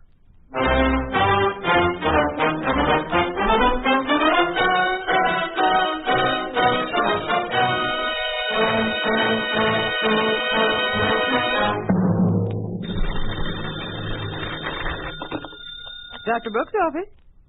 Yes. Yes, Mrs. Marlowe. All right, we can give you an appointment at 3:30 next Friday. Yes. Goodbye.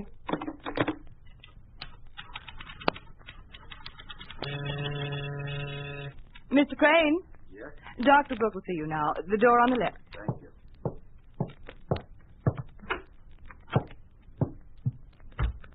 Dr. Brooks? Well, Mr. Crane. Didn't expect to see you back so soon. How are you feeling? Lousy. Oh, come on now.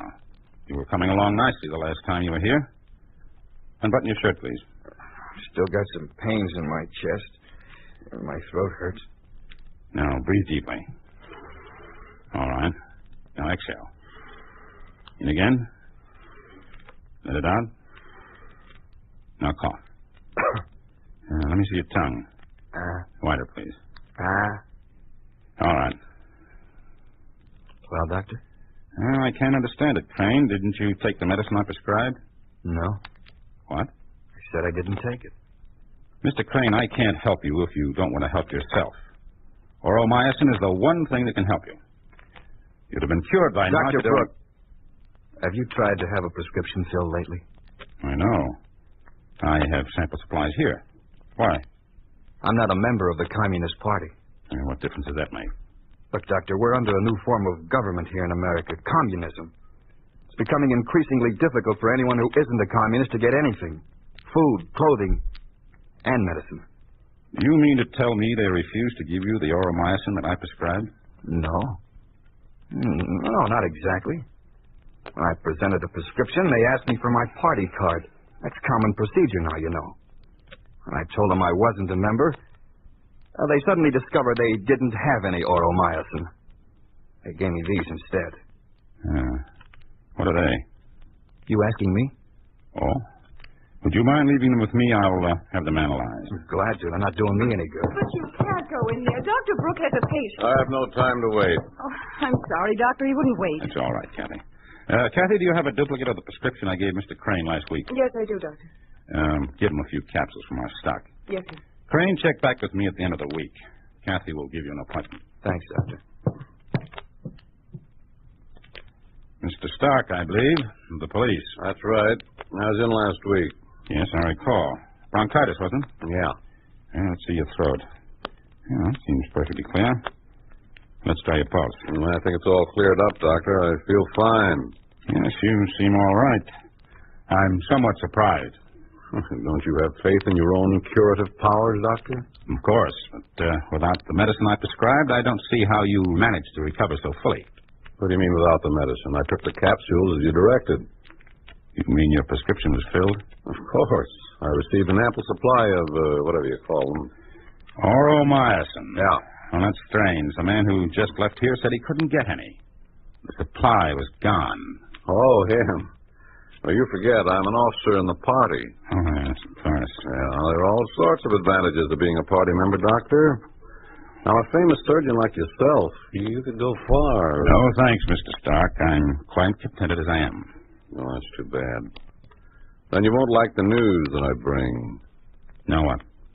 As head of the local division of the police, I must tell you that the Ministry of Public Health has asked you to be transferred to Springfield Hospital. We feel that your private practice is not in keeping with our program of controlled medical care. I am quite familiar with that program, and I am not interested in it. Now, if you don't mind, I have a great many appointments today. Please report to Dr. Holmes at the hospital on Monday when you begin your work there. I said I have no desire. They'll be expecting you. See that all of your equipment is moved over to the hospital at that time, or it'll be moved for you. Now, see. If you don't comply with the report, your license to practice medicine will be revoked, and you may find yourself in grave trouble. Good day, Dr. Brooks.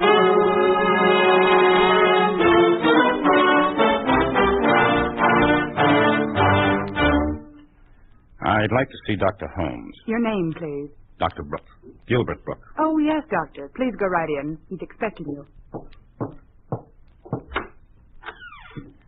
Dr. Holmes? Yes, come in. I'm Dr. Brooks. I understand that I am now on the staff of this hospital. Oh, yes. You're the one the Ministry of Health recommended. We need good surgeons here. Critical shortage of capable men. Glad you decided to join us. I didn't decide to join you. Well, whatever the reason, it no longer matters. Now, I want you to listen to me and understand me. You are no longer in private practice. You are working in a state hospital, and I am the director of the hospital. Your orders will come from me. You will do what I tell you, when I tell you, and how I tell you. Is that clear? Dr. Holmes, if that's a sample of your attitude, I don't think Precisely. You don't think. From now on, I shall do your thinking for you.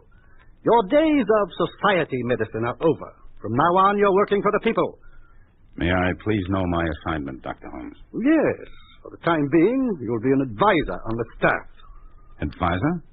But I'm a practicing surgeon. You may make suggestions which the staff may act on if they desire. You may also give some lectures. Dr. Holmes, I don't claim to be a great surgeon, but as you well know, I'm the only specialist in my field in this part of the country. There are some cases which not every doctor is capable of handling. I certainly feel I should be given the opportunity If you wish, you may look through the hospital now. Anything you wish to do or to say, you will clear with me first. Good day.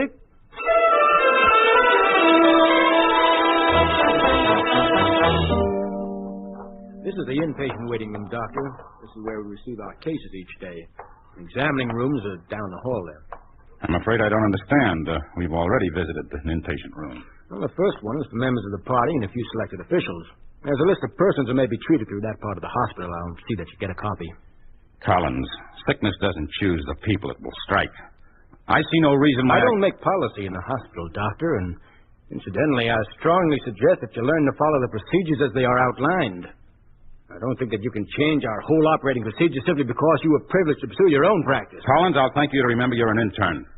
You're talking to a surgeon. Oh, now, don't give me that. The idea that doctors and surgeons are gods went out of vogue 10 years ago. Communism has put you in your proper place, and don't you forget it.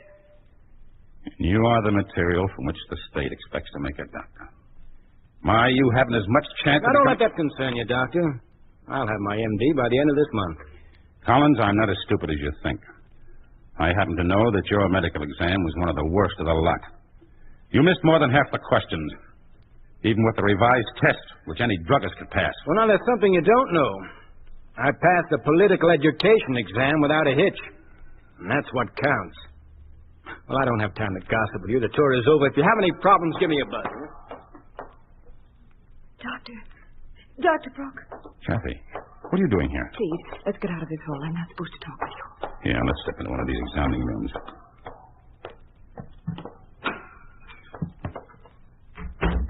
What's the matter? Doctor, it's just terrible. I've been assigned to the nursing staff here. I didn't want to come, but they made me. I'm sorry, Kathy. I know how you feel. I didn't realize how badly a hospital could deteriorate. And all it took was 5 years under the Communist Ministry of Health. You haven't seen the worst of it. The operating room, it's terrible. Collins took me through, but there wasn't anything going on. They operate only 2 days a week, and then they operate all at once. But that's impossible. They certainly can't put septic and aseptic cases together. Yes, they do. And the sanitation, it's horrible. I've been here only a week, but it's a nightmare. You'll understand when you begin your work. I don't know when that'll be. Dr. Holmes tells me I'm to be an advisor and a teacher. I'm getting my instructions this afternoon.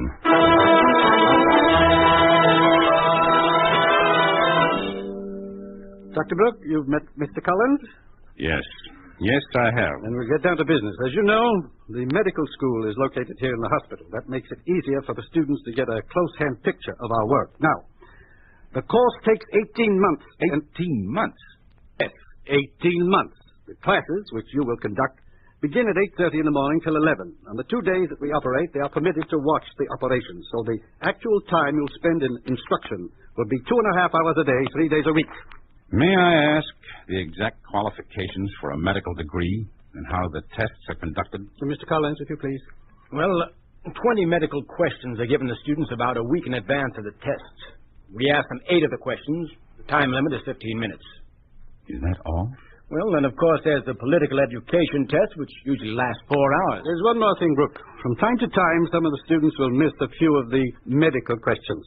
Do you mean to tell me that a student receives his test paper a week in advance and still cannot answer 8 questions? Occasionally it happens. The political education does not leave much time for outside study. In the event a student should miss some of the medical questions, you will wait until the results of the political tests are published. And then? If he passes in political education, he will be graduated.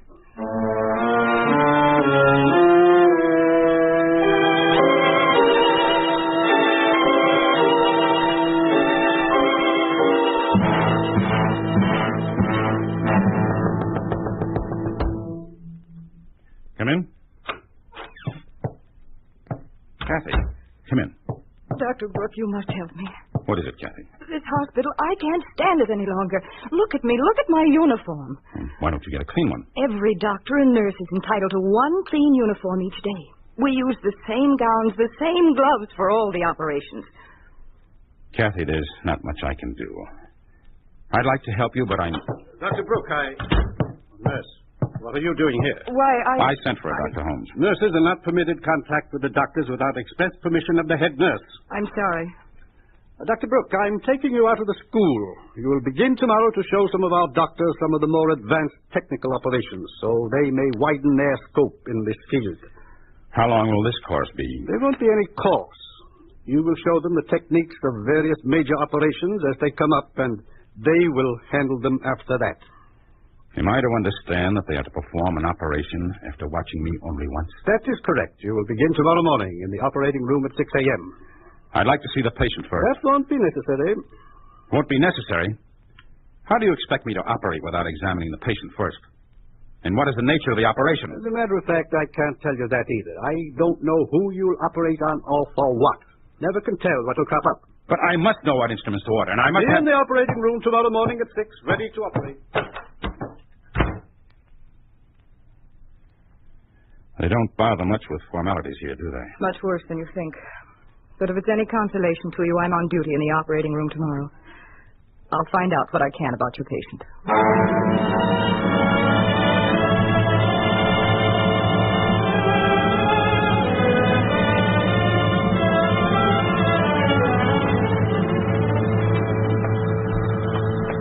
Good morning, nurse. Where's Dr. Brooke? I don't know. He isn't here yet. No, of course he's not.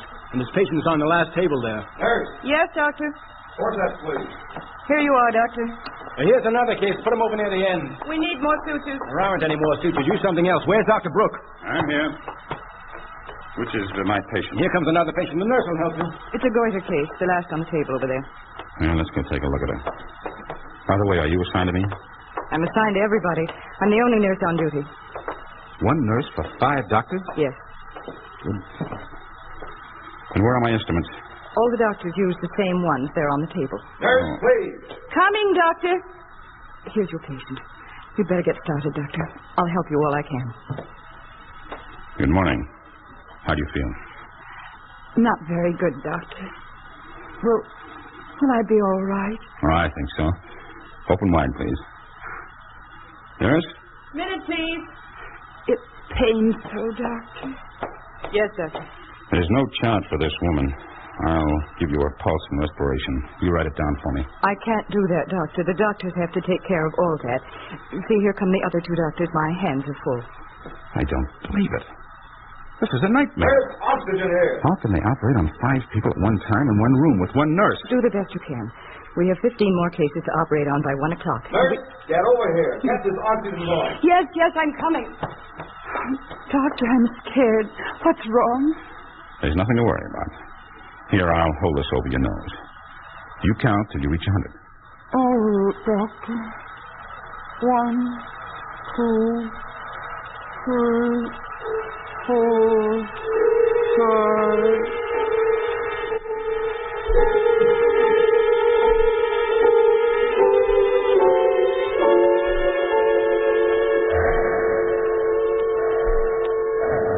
Kathy, quick, give me an intestinal needle. Doctor, they're all broken. Broken? Yes. Dr. Baird tried to use what we had, but they were the wrong kind. He broke them all, trying to force them into the tissue of the patient. Well, I must have some immediately. Surely there must be some spares. They only keep enough in the operating room for just one day. I'll try to get some from the storeroom. Well, hurry.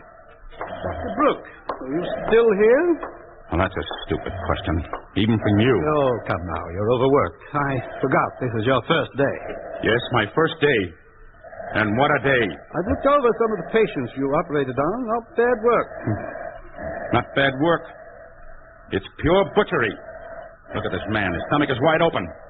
And we ran out of intestinal needles.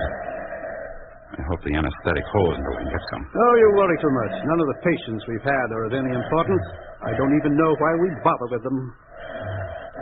You will lead your lives and practice your art in uprightness and honor. What's that? A line from Hippocrates. But I don't suppose you'd remember. Something seems to be wrong with your patient, Doctor. Quick, give me one of those needles. Doctor, we can't get the needles until we fill out this form. It's all right, Kathy. We don't need them now. You are listening to Prescription for Murder, starring David Bryan. A story of the way things could be if communism took over. A picture of what life would be like under a communist regime in an ordinary American town. A town we call Springfield, USA.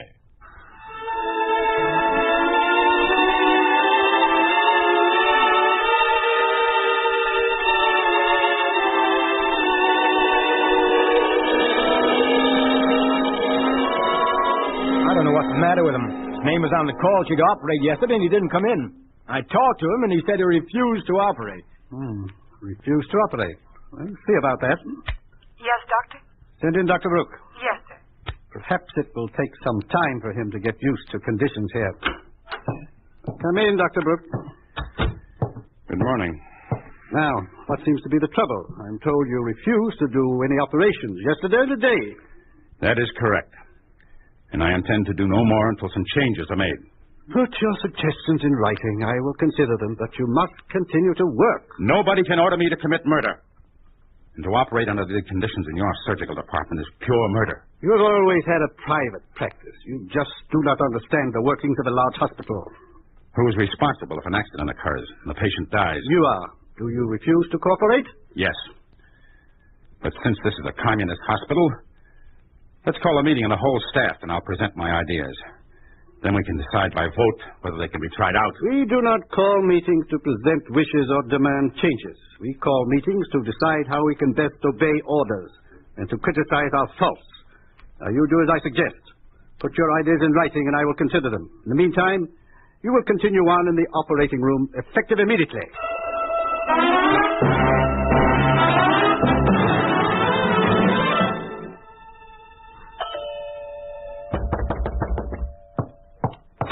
Kathy, what are you doing here? I'm sorry that I had to come here, Doctor. I have Mr. Crane with me. Who? Oh, good heavens. Come inside, both of you. Bring him into the living room. Now, here, on the sofa. Mr. Crane. Mr. Crane, can you hear me? You remember me, Doc? Yes, of course. Here, drink this. You'll feel better. That's good. Help me up. Here, put this pillow behind you. There. Oh, Doctor, I hate to break in on you in your home, but I didn't know what else to do. Get my kit over there on the desk. Let's get your pulse. Crane, what's this all about? Doc, I've been trying to get to see you for weeks. They wouldn't let me. Who wouldn't? Interns at the hospital. I don't have a party card. They said I... Here you are, Doctor. Get the thermometer. Go on, Crane. After I saw you last, 2-3 months ago, I kept getting worse. My wife took care of me as well as she could. Now she's gone. Put this in your mouth. They sent her someplace. Don't talk. Kathy, come into the hall a moment. Will he be all right, do you think? He's half dead. Advanced lobar pneumonia. I could see it when he walked in. He should be in the hospital. The Springfield Hospital? Yes. Oh, I don't know, Kathy. Well, isn't there anything we can do for him? I don't know. I don't have any supplies here. They took them all. Where's his wife? She died last week in childbirth at our hospital. Where did you find him? At the hospital. He's been in the waiting room day after day, trying to get in to see his wife and to get himself taken care of. Well, maybe I can get him in. At least I'll be able to keep an eye on him. Let's go see him.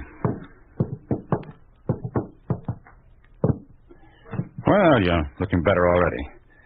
Let's see your temperature. Pour another drink, Kathy. Why did my wife die, Doctor? I don't know. I didn't know she was in the hospital. They called me in. They asked me if I wanted them to use penicillin to save her. I told them to do anything they could to save her. Go on, Crane. You know what they wanted? A card. Are you a member of the Communist Party, they asked me. No, I told them I wasn't. They said I'd have to pay for the penicillin. $500, they said. $500? I told them I'd get what I could. Every day I brought them a little more money. I worked. I stole. I even killed a man, Doctor. Then I ran into your nurse and she told me. My wife died over a week ago. Died. She's dead. Kathy, do you know who the men are who took that money from him? I think so. One of them was Collins. The other's a new doctor there. A grisly business. Kathy, take him to my room and make him as comfortable as you can. All this butchery has gone far enough. I'm going to see that something is done about it.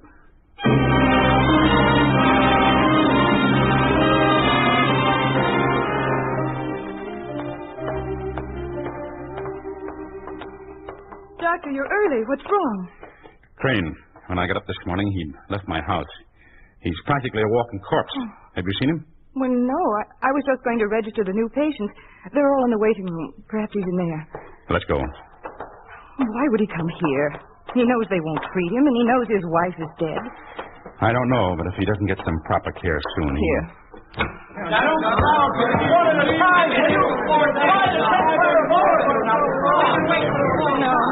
No, it's so crowded. Oh, look, there's the new doctor. There with Collins. Oh, yes. Why, that's Jim Caldwell. He was bought from practice years ago. What's he doing here in this? Well, he's the one that Crane was talking about. The one who was taking money from him. I'm not very surprised. Well, I guess Crane isn't... Mr. Collins, aren't you ready to see me? There he is. Yes. Oh, good morning, Mr. Crane. You looking for your wife? Well, now, she's coming along just fine, just fine. She'll be out in a few weeks now. That's fine. Fine. I have a little present here for you and for Dr. Caldwell. Why, that's very nice. Crane, don't! Crane, don't! No! We've got to get to him. He's fainted. He'll be trampled to death. Please let us through. Please stand back, please. Please. Crane. I'll get one of the interns. We have an oxygen tent. Maybe we... Never mind, Kathy. He'll get to see his wife after all.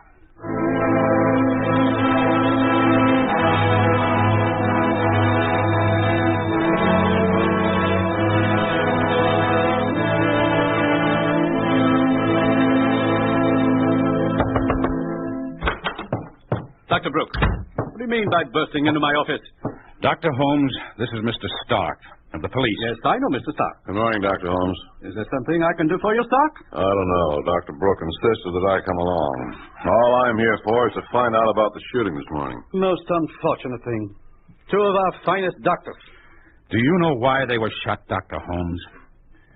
Did you know they had been accepting money for medicine? Your two finest doctors were taking money from Crane for medicine for his wife, who died over a week ago. I am not responsible for their actions. However, if you have any proof of your accusations... Proof? Look around you, Doctor. 5 years ago, before we received our liberation, Before we were gifted with new freedoms by communism, the Springfield Hospital was a model of efficiency in modern medicine. Now look at it. 3 years under communism have made it a butchery shop, a mockery. Dr. Brooke, I'm beginning to weary of your talk. The trouble with you is you're living in the past.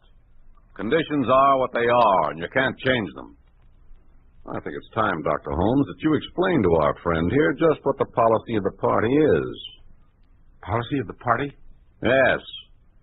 Of necessity, Dr. Holmes and I must work quite closely from time to time. There are reasons for everything, you see, and for the things you must do. Reasons which are dictated by the needs of the state. I think perhaps Dr. Holmes can explain it better than I. Doctor? Very well. This is the policy of this hospital and of every hospital in the United Soviet States of America. This is the policy straight from the top. Hear it and understand it. Now, we have dispensed with the sloppy humanitarian viewpoint that wastes valuable time and material on useless dregs of humanity merely because they are sick. We have only one interest and one duty, to keep fit those who are of value to our communist state. These are the ones who will get our attention and our best care. We are not interested in the bourgeois majority who clutter up this country. They must die anyhow before we can build a worldwide communist freedom. To help them prolong their lives by adequate medical care would not only be a waste, but it would retard progress. Now we know that you will never be any good to this hospital or the state. Your license to practice medicine is revoked. Leave this hospital and do not return.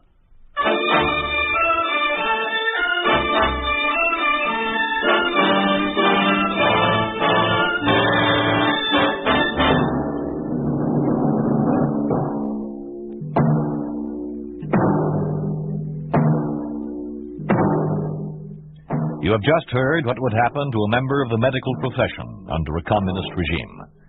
You have just heard how a hospital would be operated in a country dominated by the communists. You think this could not happen? It did happen in the city of Luanfu in the communist-dominated country of China. It did happen to Dr. Ernest M. Lippe, M.D. Dr. Lippe and his nurse, Sigrid Brynildsen, were ordered out of Red China.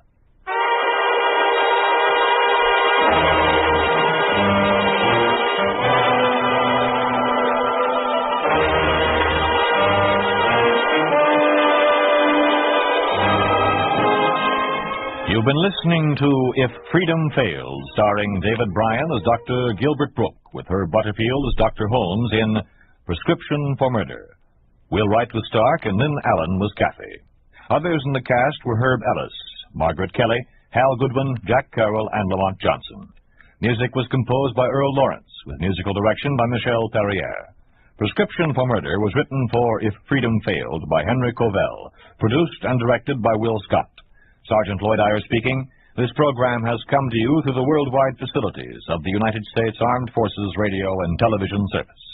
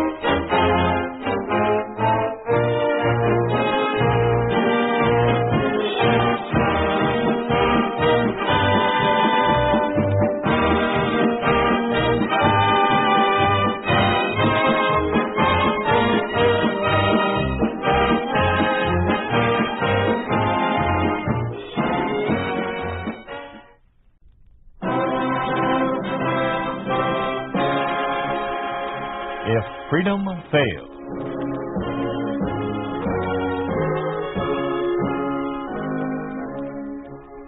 We'd like to take you on a visit to a town that doesn't exist.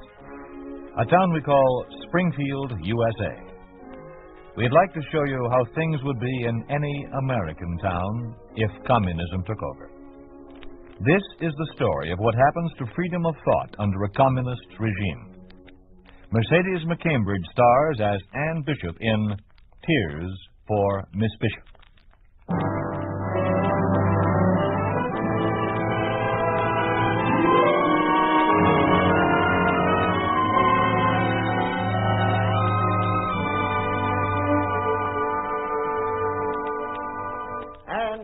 Where are you at? Out in the garden, Father. An old friend of ours is here to see us. Oh, Dean Maxwell. Hello, Anne. How nice to see you again. And you? Sit down, Tom. Will you have a drink? No, nothing, thanks. And how is my favorite educator? Oh, a little grayer, a little older. That's about all. Anne, Dean Maxwell has some interesting news for you. Yes, Anne, and I won't keep you in suspense about it. I put in the request for you to join our teaching staff at Midwestern, and it's been approved. Oh, wonderful. Here's your certificate and the note of approval from the communist leaders in charge of education. Oh, when do I begin? 3 weeks. The start of the fall term. May God have mercy on your soul. Oh, Dad doesn't have much confidence in my ability as a teacher. But I have to be doing something. No, it's not that. You know it isn't. But what? Anne, honey, I've tried to protect you from what's going on. I've been pretty well able to do that up until now. But now, for almost the first time in your life, you're going to be on your own. You'll see things and you'll find out about things that... Henry, I'll give our girl all the help I can. You know that. Yes, I know. If it weren't for you being there, I'd be a lot more frightened. Well, I, for one, don't understand what all the fuss is about. I speak 5 languages and speak them well, thanks to you, Father. I can certainly teach them to others. So stop pulling those long faces, you two. All right. And now I have 1,001 things to do to get ready. So if you'll excuse me, Dean Maxwell. Certainly. I'll be upstairs if you want me for anything, Dad. All right, dear. Tom, please take care of her. Promise me you will. Yes, Henry. I promise.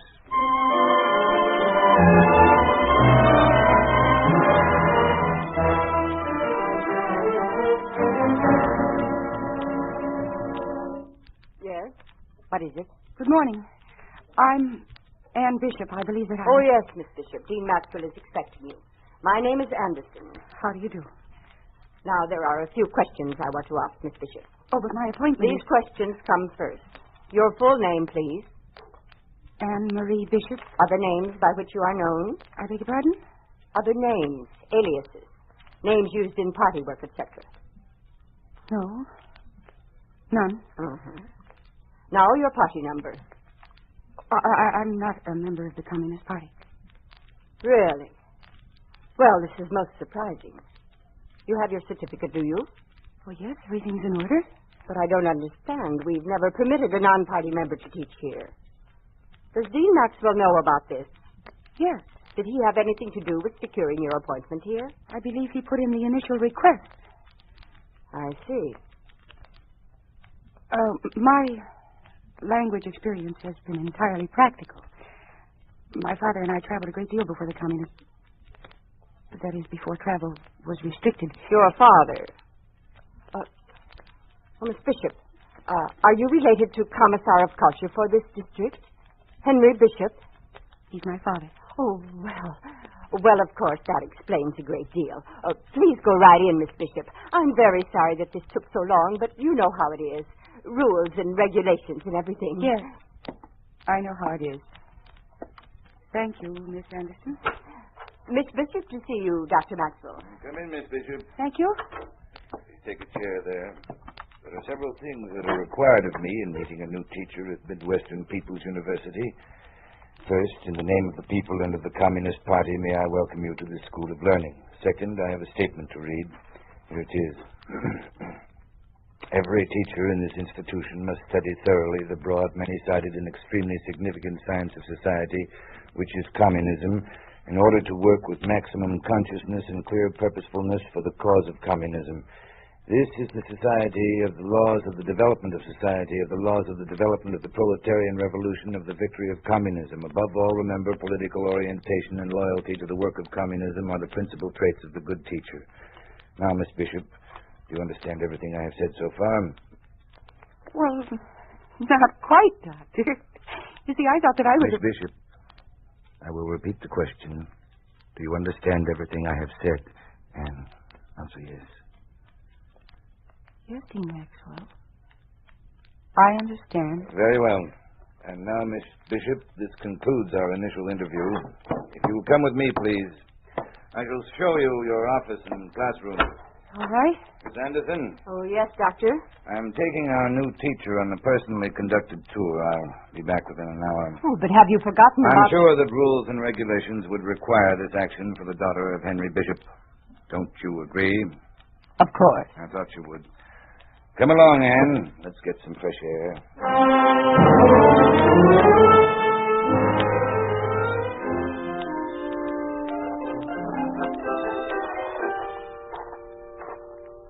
I'm all confused with what's going on. I don't make head or tails of it. Confusion is the order of the day, Anne. That's why I wanted to talk to you out here. It's the only way I can straighten you out before you make a mistake. Mistake? Any little error, any departure from the prescribed methods could mean your ruin here. I've known for quite some time that my secretary is a member of the secret police. Every word spoken in my office goes down in the records. Oh, yes. Miss Anderson is very efficient. Oh, that's terrible. You'll learn to live with such things, to make the best of them. Like I have, and like your father. Could we sit down here for a minute? Certainly. Right over here. So, what did you mean by like my father? I went to school with Henry Bishop, roomed with him for 4 years. I guess I know him about as well as anyone could. We're a great deal alike in many ways. We're both old men now with not much to look forward to except death. That's not true. I know what I'm talking about.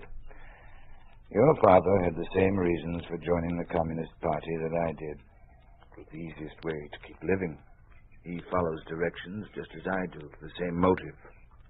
Certainly he can do some good as Commissar of Culture. I can do some good as the Dean of the Language Department.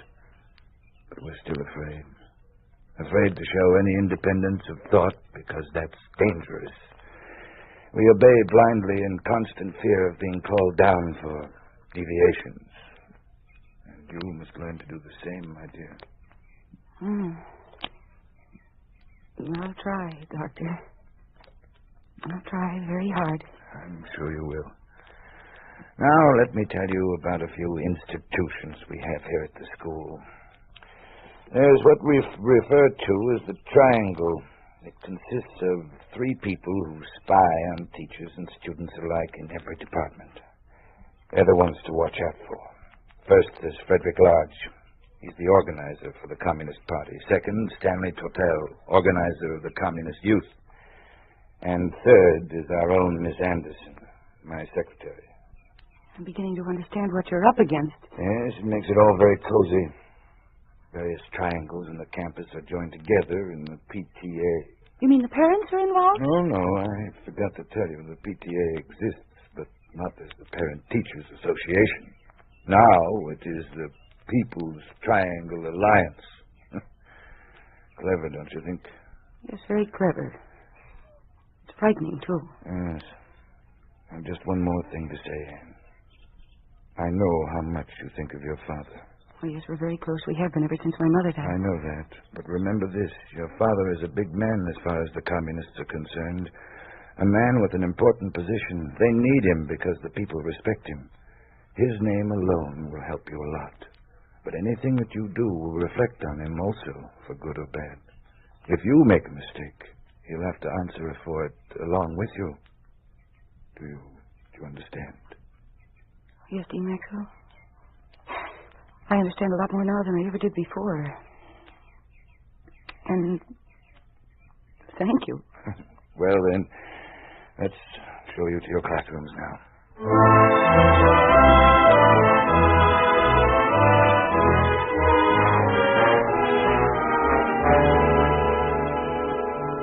You have the report. report to Miss Ann Bishop to tell. Yes, I do.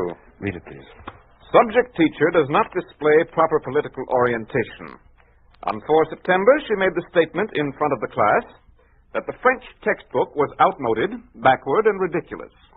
On 27 September, she claimed to find an error in the German grammar, and with complete lack of discipline, substituted what she claimed was the correct facts. That's the end of it. You've been very thorough, Miss Anderson. I have one more thing to report. One day in Dean Maxwell's office, the subject made this statement. I have the recording, too, if you want it. No, just read it, please. She said, I know these textbooks are prescribed, but does that mean that they have to be adhered to as rigidly as if they are government edicts? Yeah. Very inflammatory. What did Crummell answer? I didn't get the answer. They left right after that. Together? Yes. Obviously working together. But I think we'd better be careful about this one.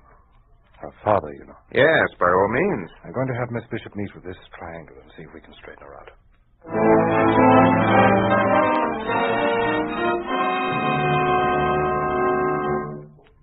You have a chair, please, Miss Bishop. Thank you. This is Mr. Tuttle. I'm Frederick Lodge, and I believe you know Miss Anderson. Yes, I do.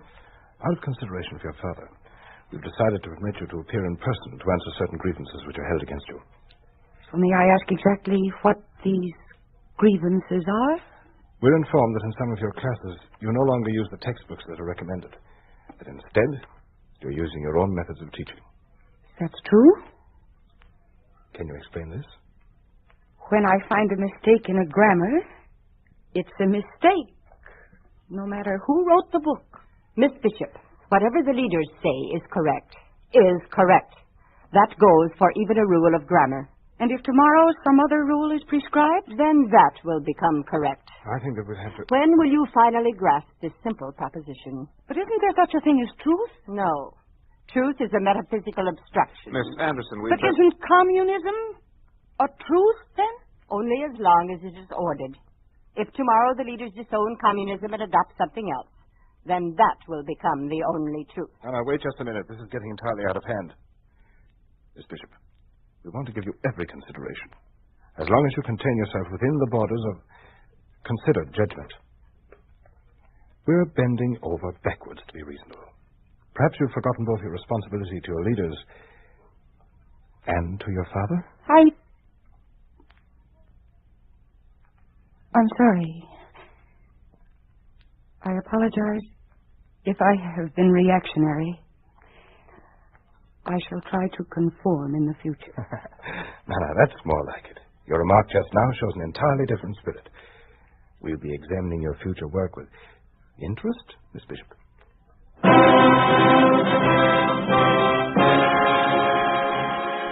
You are listening to Tears for Miss Bishop, starring Mercedes McCambridge. A story of the way things could be if communism took over. A picture of what life would be like under a communist regime in an ordinary American town. A town we call Springfield, USA.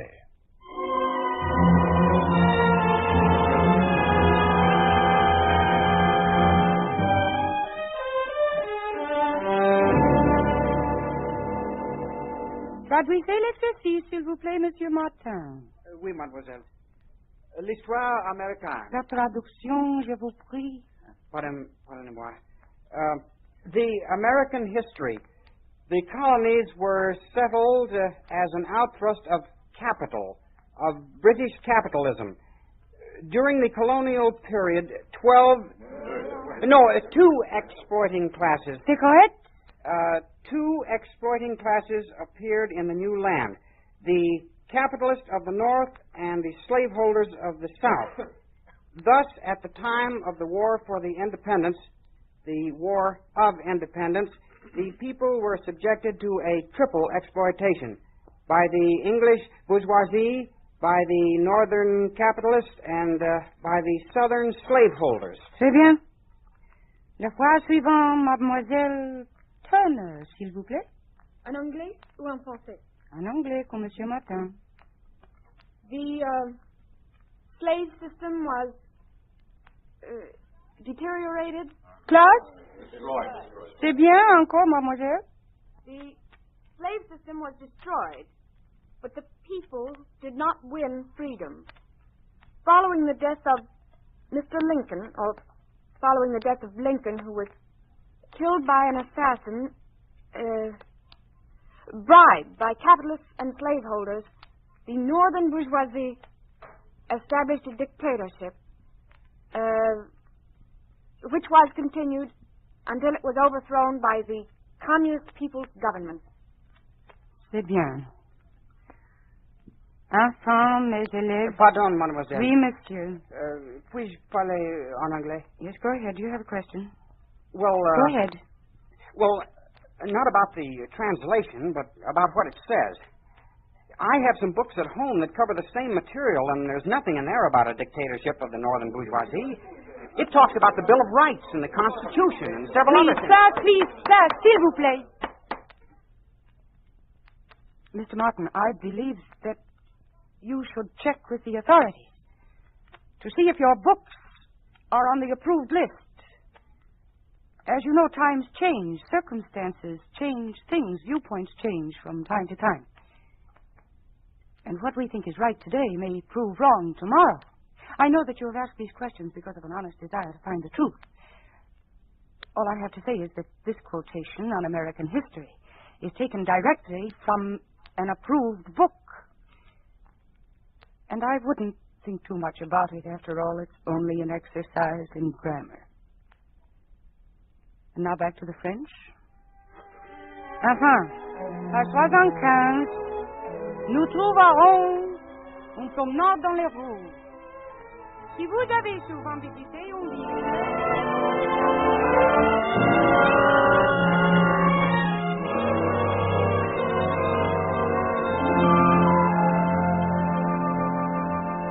Well, it's about time you came to see your father.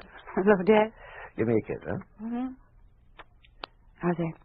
Then come kiss me again, sweet and 20. 10 kisses short as one long as 20. Shakespeare. Oh, from what? 12th night, Act 2, Scene 3. Ah, you old faker. You'd have said anything just to show off. Oh, no. Can't fool me on my Shakespeare. In fact, you can't fool me at all. What's wrong, Anne? Nothing? Yes, there is. Come on, tell me about it. I feel so helpless. Month after month, watching those students say the words of communist propaganda. Not even knowing that their minds aren't being taught, they're just being trained. I know. It isn't a system of education, it's a mass training along the party line. Here, look at these. These are orders for the teachers. Listen to this one. Mathematics teachers will choose or devise problems which involve the application of mathematical knowledge to military affairs. That is an order. Here's another one.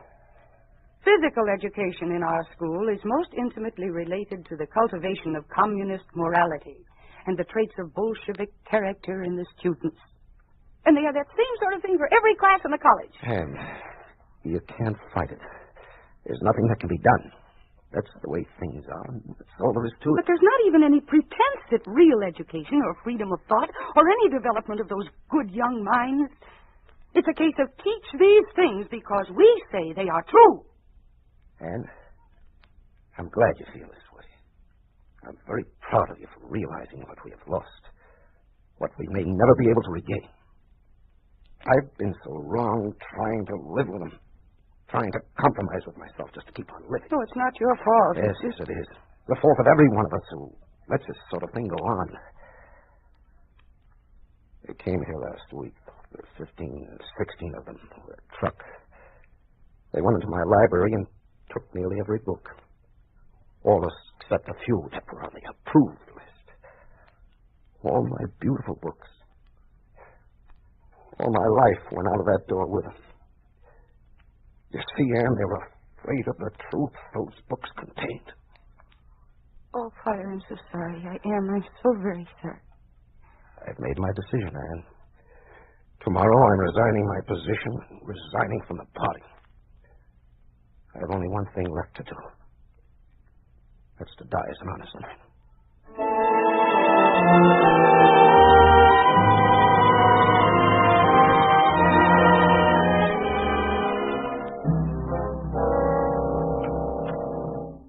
Come in. Come in, Miss Bishop. Close the door, please. I have a note here, Miss Anderson. Does Dean Maxwell Dean Maxwell will see you in a few minutes. First, I want to see you. Very well, but I have only a few minutes. Everything going well in your classes? I think so. No complaints about our methods of instruction or what you have to teach? No. It will be interesting to see if your replacement likes them, too. My replacement? I don't understand. I never liked you, Miss Bishop. Right from the start, I knew you were a troublemaker. But I've been doing everything... Every time I tried to get rid of you, the others would talk me out of it because of your dear father, the great Henry Bishop, Commissar of Culture, world traveler and lecturer, and a member of the party. Miss Anderson, I'm only trying to... Shut up and sit down. I've sent in 100 reports on you. Every little slip you made was grist for my mill. Every time you tried to put in your own ideas, I reported it. I didn't like you when you first walked in the door. Oh, the others kowtowed to you because you were Bishop's daughter, but that didn't mean anything to me. And now it's paying off. Now I'm getting rid of you, and I'll see to it that you never work again at teaching or anything else. I'll have you followed by the police every hour for the rest of your life. The great Henry Bishop's daughter, all the advantages, money, beautiful homes, traveled all over the world. And now, Miss High and Mighty, little Judy Anderson is going to give you your comeuppance. You're through. Finished. Washed. I think I've heard enough. You haven't heard half enough. I demand that you let me see Dean You Maxwell demand. Oh, that's a good one. That's right. Yes, I demand it. And I'm sure that when my father hears about this... Oh, your father. Did I forget to tell you? Your father's dead. No. No, he can't be. No. No, he can't be. But he is. He's dead since this morning. Oh, no. And with him goes all your protection, little Miss Bishop. You're a nonconformist, a troublemaker, and no good for the party. Well, you're not even a party member. And what's more, Dr. Maxwell. Dr. Maxwell. Miss Anderson, did you tell her? Yes, I did. Get out of here. This is my job, and I intend Get out to do of here now. I am an old man. But if you don't leave, I'll kill you with my bare hands. Well, I'll certainly see that the leaders hear about this. There. Try it out, Anne. Go ahead. Try it out. It's true. My father. Yes, Anne, it's true. Henry died this morning. They sent word to me, and I wanted to tell you myself. I didn't know that... But I saw him just last night, and he was... How anyone could be so low. No, that's right, Dean Maxwell. Don't... How did it happen? There weren't any details. The state is taking care of his funeral. Oh, they should. They ran his life for him. They killed him. He was going to resign, and so they killed him. I don't know what to say, Anne. I can't think straight anymore. If there were only Dean Maxwell, for the first time in months, I am able to think straight. Maybe you'll understand this, maybe you won't, but I feel as if a heavy weight had been taken off my brain. My father is gone. But he's where no one will ever be able to hurt him again. Or make him do things that he knows are wrong. I almost envy him. Yes, Anne. I do understand. But what will you do now? Something I should have done a long time ago. Tell my class the truth.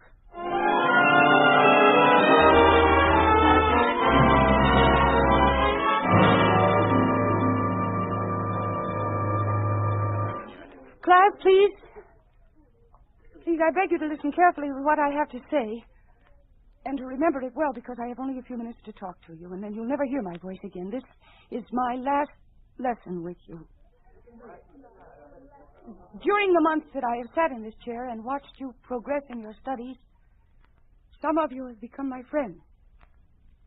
And others of you are my enemies. You are spies in a police state that is ruled by fear and treachery. Miss Bishop, that's treason that you're Anyone who wishes... Are you out of your mind? Anyone who wishes to leave may do so now. You'll get us all in trouble. I'm going after the authorities. And the rest of you had better leave, too. Please. If you want to leave, if you're afraid of hearing what I have to say, I'll understand that. Good. Then listen to me carefully. The hope of the future is in the same place it always has been. In the minds of young people like you. In the students of today. But today you are not students. You are only workers in a school. Your books are filled with lies. You know that. Or you've suspected it. And you've seen how simple truths have been twisted into immense lies through communist propaganda. Your parents may have told you some of the truth. And you yourselves have noticed other examples of contradiction. You have seen how every class is filled with what they call Marxist morals. But this is all I have to say to you. It's a simple thing. If you are students, then study what is going on. Study life as you are living it. See how communism has brought fear and mistrust and deceit and corruption to every part of this life. Study what they have done to our proud American history. Talk about it among yourselves and with others. Our most priceless possession was freedom of thought. Without that, we're nothing but animals obeying orders of our masters and cringing beneath their whips. But they are afraid, too. Afraid of the truth. Truth is a powerful weapon. They know that. They know that their lies can no longer exist if the truth is told. And you, as students, must search out that truth and let it be known. Only then will the world regain its freedom. There she is. Miss Bishop, come with us, please. Yes, Mr. Lott. Everybody keep quiet and remain in your seats. Well, Miss Bishop? Yes. I'm coming.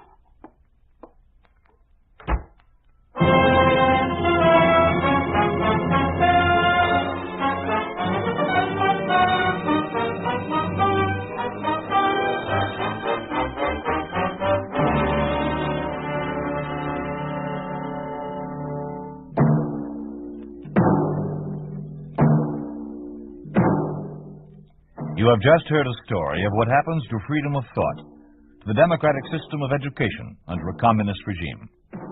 This is what would happen to our American system if communism ever gained control. You think this could not happen? It is happening right now today in every country dominated by communism. It did happen to Dr. H.C. Burckhardt in Soviet Russia. After living the events you have just heard, Dr. Burckhardt disappeared from Russia as an enemy of the state.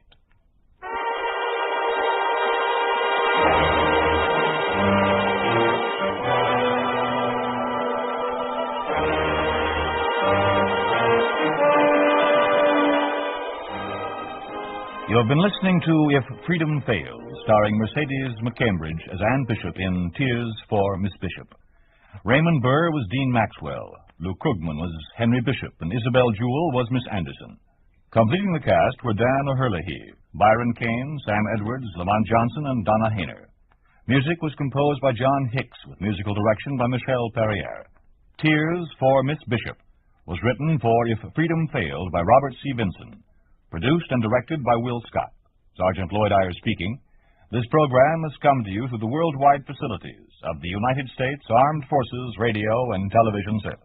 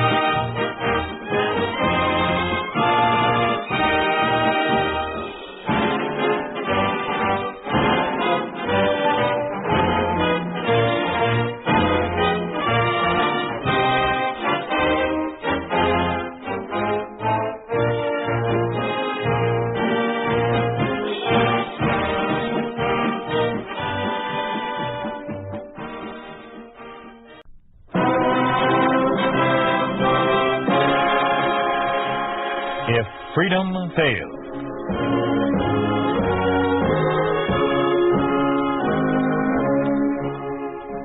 We'd like to take you on a visit to a town that doesn't exist. A town we call Springfield, USA.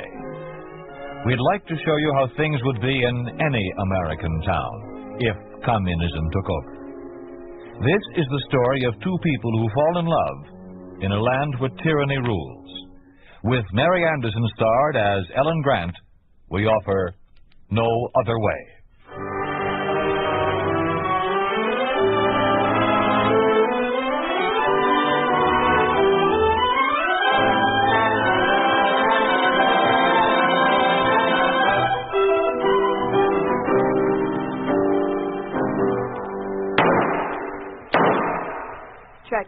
Check. 102. 10 minutes to 11 and only... Reject. That's the 23rd one this morning. Comrade Grant. Yes, sir. I was about to say, it's 10 minutes to 11 already. You're behind schedule for today. Yes, sir, but there have been so many rejects lately. 23 already, comrade. So we've really tested 125. Your quota doesn't include rejects.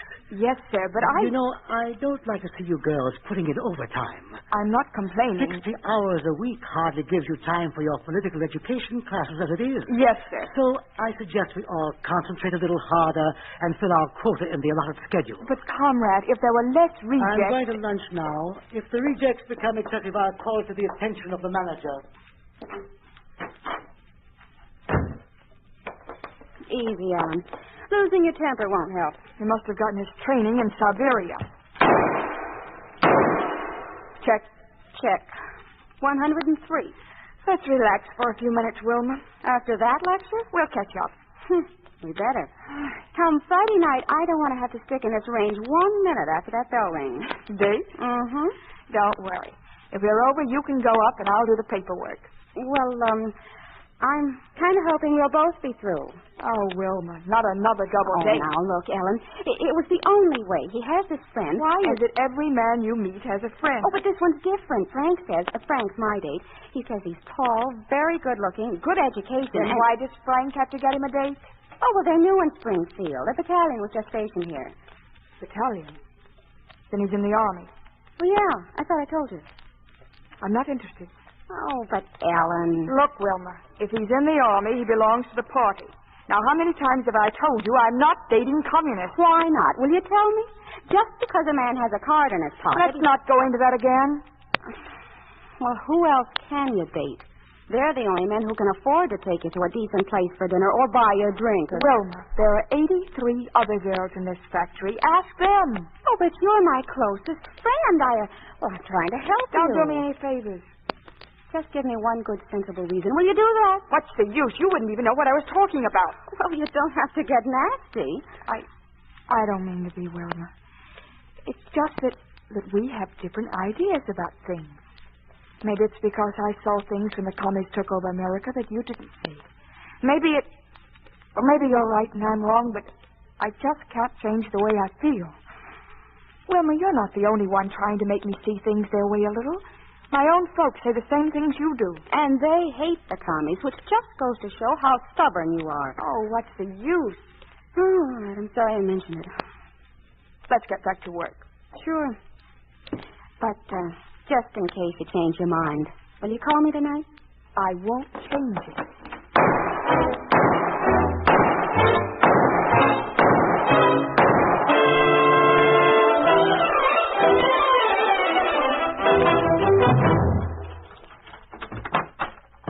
Ellen? Yes, Dad? Ariel, Ellen's home. All right, Ellen. Your mother's been holding dinner again. I'm sorry, Dad. I suppose you're starving. It's not me I'm worried about. You've put in an extra hour each day this week. I know. But Ellen Grant has to make sure that the progress of the second 3-year plan for the Soviet States of America is not interrupted. Over 60 hours a week for a 19-year-old girl. Right, your congressman, Dad. That's nothing to joke about. Oh, dinner's on the table. Hurry, you want to bring that chair over. Yes, dear. I hope it's not much. I'm not hungry. It's never too much anymore, Helen. Oh, good heavens, dear, you look so tired. I'll be all right. It's just being in the firing range 2 weeks in a row. How did that happen? One of the girls is sick. Oh, it's no wonder. Potatoes? Thanks. Oh, honey, I just forgot. Roma called you just before you came in. My gosh, doesn't that girl ever give up? Why? What happened? The usual. A double date. You sit down? Yes. Can I have a salt, Mother? Here. Anyone you know? No, he's in the army. Oh, then he's a communist. Yes. He's a communist. Just how many opportunities like that do you intend to turn down? Dad, let's not Now, start... your father's right, Ellen. I know. Everybody is right. I'm wrong. Then when are you going to wake up? You're young, Ellen. You might just as well get as much out of life as possible. Dad, please. And there's only one way to have any normalcy out of life nowadays. If you won't join the party, at least marry a communist. Dear, things are getting worse, not better. We're old, it doesn't matter. But you have your whole life yet. Ellen, what's it going to be like? How long do you think you can stand working 60 and 70 hours a week in order to keep a roof over your head and just enough food to exist? They've killed everything good, and you ask me to become a part of them. Because we love you, darling. Because there's no other way. Does it mean so much to you? It's because it's you, darling. It means more than our own lives. Understand, Ellen. If we thought there were any other way, 1 in a million, we wouldn't say these things. We just don't want you to live in the anxiety and fear we've known since they took over. Just try, dear. We don't ask you to marry the first one you meet, but at least get to know some of them. Sooner or later, you're bound to meet a communist who... All right. Don't go on. Don't say any more, please. I'll try. I promise you, I'll try.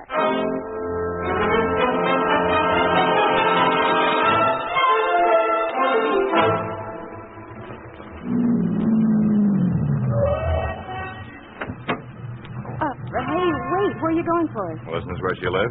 Well, yeah, but... Well, I can hardly pick up a girl for our first date by honking the horn, can I? Oh, but that's the arrangement. A honk, will you, Frank? At your command. Oh, that's sure to get us up on our right foot. Oh, you don't understand. It's her parents. They're the nervous type, and, well, you know, man in uniform knocking on the door. Hey, here she comes. Oh, well, yeah, that's Ellen. I hope I didn't keep you waiting too long. No. No, not at all. Forest, Maine, Ellen Grant. Hello. And this is Frank Partridge. That's enough formalities. Hop in. Hey, we got an hour's ride. So where do you girls get there? The wildest, the greatest hangout this side of the Mississippi. Hold on.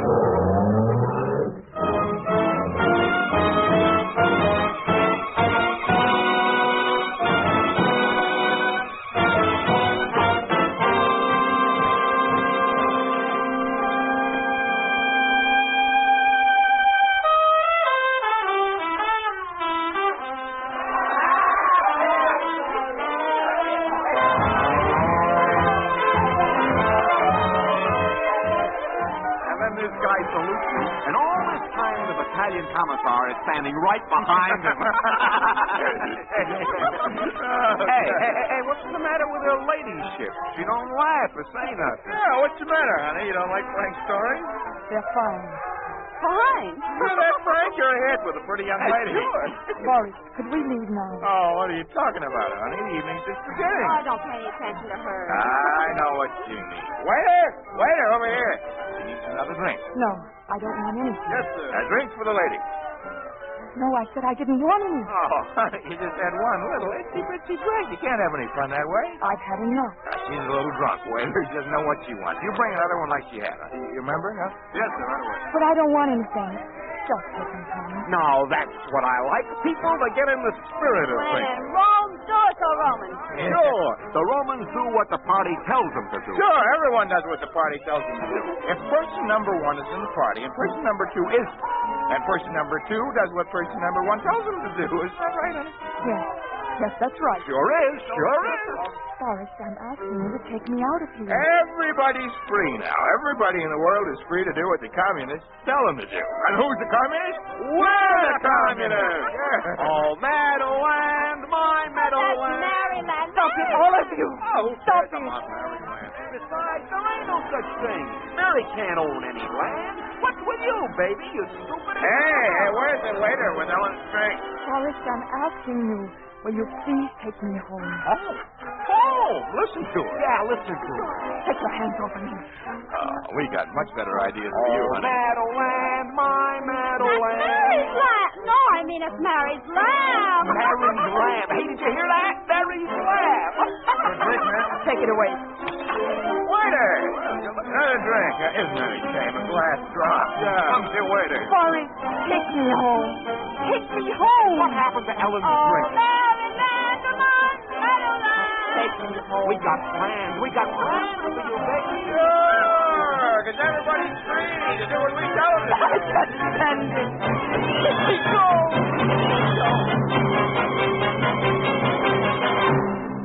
I think that's enough for one night. Come on, Ellen, let's get out of here. But you're all right. You're not... Drunk? Never touch this stuff. Grab your coat, hurry.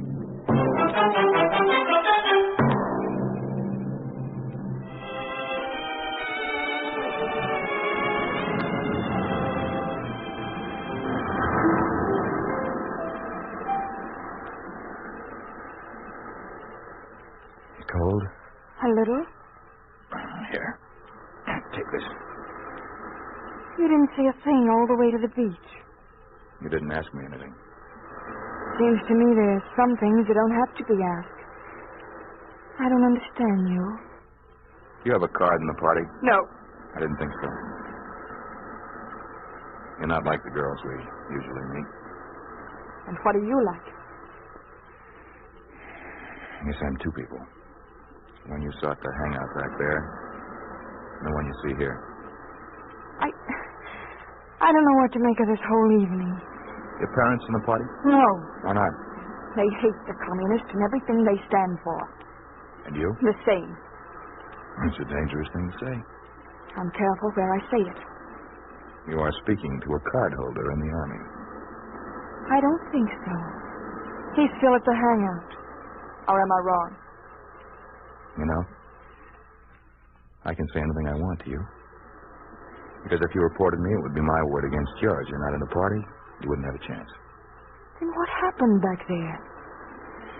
You weren't like Wilma. I knew that right away. I have to be careful of every move I make. I wanted to get away from that place. Be alone with you. It's the only way I could do it. Frank will never even remember I left. As for my superior officers, where they're concerned, I spent a very routine leave. Got drunk. Met a girl. See, we have to report everything we do while we're on leave. And is there something about being here you can't report? Something I can't prove without dragging you into it. Tomorrow, as far as they'll know, I behave like every filthy one of them. They'll be satisfied. And what are you doing in the Army? Being young and hopeful. You always talk in circles. It's a good idea these days. You just pointed out you could say what you wanted to me. I hate the communists. I joined the Soviet-American forces for one reason. Not to fight or protect the people that run America, but eventually to fight and protect the country itself. Like I said, young and hopeful. More likely, hopeless. Well, what is this? Some kind of an underground movement I never heard of? Not exactly. There's lots more like me, I suppose. Now, what we're doing is hoping that someday a chance will come, an opportunity to overthrow them. Then not everybody has given in after all. Well, let's hope not. I had to join the party. You can see that, can't you? Without being a commie, there's no chance at all. It's the same insidious methods they use. That's all I can do. It's late. I have to go. I'll be stationed here at least a year. That's a long time. Not if I can see you again.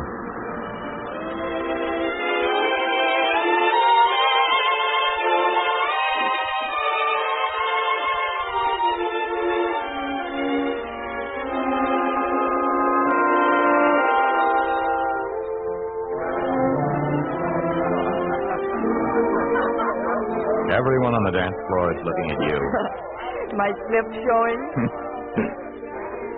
You're too modest. Don't you know that you're pretty?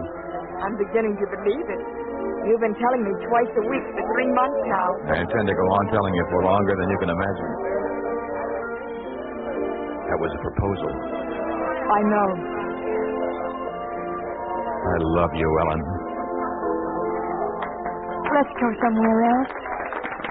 Excuse me, Corporal Maine, isn't it? Oh, yes, sir, Commissar Hilton. It is. I hardly expected to see you here, sir. Why not? We all enjoy the finer things. The company of a beautiful woman. Oh, I'm sorry, sir. May I present Miss Ellen Grant, Commissar Hilton? A pleasure, my dear. How do you do? I couldn't help noticing you from my table. I was about to ask you for this dance. We were just leaving. Come now, you can't refuse me this one brief pleasure. Can she, Corporal Maine? No, sir. I'll be at the table, Ellen. Why is it all the lovely girls are attracted to the young soldiers only? I hardly think it's fair.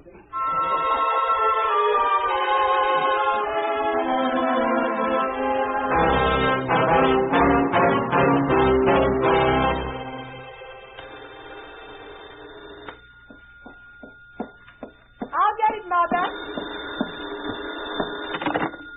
Hello? Hello, darling. Forrest, where are you? I thought you'd be here for dinner. It's a tough break. I got duty tonight. Oh, and just when we were going to tell the folks. Oh, tomorrow night's good enough, huh? You haven't mentioned it to them, have you? Well, not officially, but I guess it's pretty obvious. Oh, guess who called? Who? Your battalion commissar. Hilton? Uh-huh. What did he want? Oh, Forrest, he's more than twice my age. You can't blame him for trying. What did you say to him? I was very polite. Thanked him for calling. Told him I was engaged and was having dinner with my fiancé. When was this? Oh, about an hour ago. I don't like this.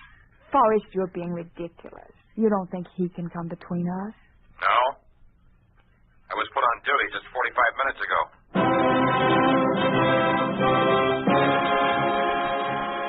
You are listening to No Other Way, starring Mary Anderson. A story of the way things could be if communism took over. A picture of what life would be like under a communist regime in an ordinary American town. A town we call Springfield, USA.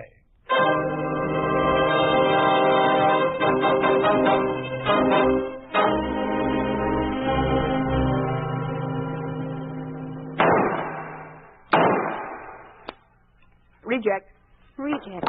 Number 7. Hey, you're kind of low this morning. I didn't sleep last night. Excited about the marriage? I'm worried about it. Well, if I'm prying, stop me. But, what's wrong? Hilton. Oh, I thought you gave him the brush. I thought so, too. But Forrest hasn't had a leave in 3 weeks. Everyone else in his outfit has had at least 2 nights a week. Oh, well, that can't go on forever. And it's more than that. Commissar Hilton has called at the house. My parents met him. Don't tell me. Hilton's an important man. Battalion commissars are political commissars, very influential. This appeals to my parents. They were happy about Forrest, but they're overwhelmed by Commissar Hilton. He's exactly what they've dreamed about. Oh, well, they can't run your life. They mean well. But I love Forrest. Oh, Emma, what am I going to do? What's going to happen to Forrest? Oh, it'll work out. Come on, there's just one more in this batch. Test it. All right. Reject. Number 8. Huh. That's funny. What? This report calls for 56 guns. We have 57.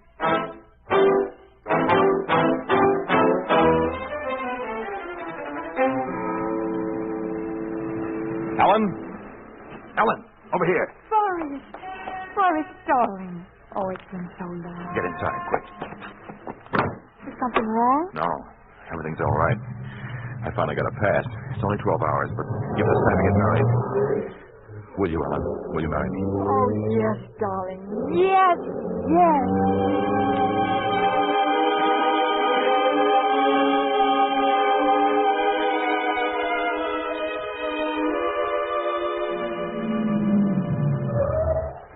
What'll I do to you? For being 2 hours late? I don't know. But you're mine now. That's all I care about. I don't want to ever let you go. Look, if I can't see you, I'll call you every day. What'll Hilton say? He'll try and make it rough on me. Not much he can do, though, without it becoming too obvious to his superiors. Look, I better go in. I'll bribe whoever's on duty. Maybe he won't report that I'm late. Be careful, darling. Kiss me. Turn on the lights. Forrest. It's Hilton. He's been waiting for this moment. You out of the car. Don't move. Well, Corporal Maine, your pass expired at 3 o'clock this morning. It is now 5 a.m. Yes, sir. All right, take him to the guard room at once. Oh, no. Come on. Miss Grant, you will be in my office at 8 o'clock this morning. I shall have some questions to ask you regarding Corporal Maine. What are you going to do to him? It's just routine. The military examiner will draw up an indictment. Why? He was absent without leave. A serious offense. We were married last night. We were so happy. Were you really? I'll see you at 8 o'clock this morning, Miss Grant.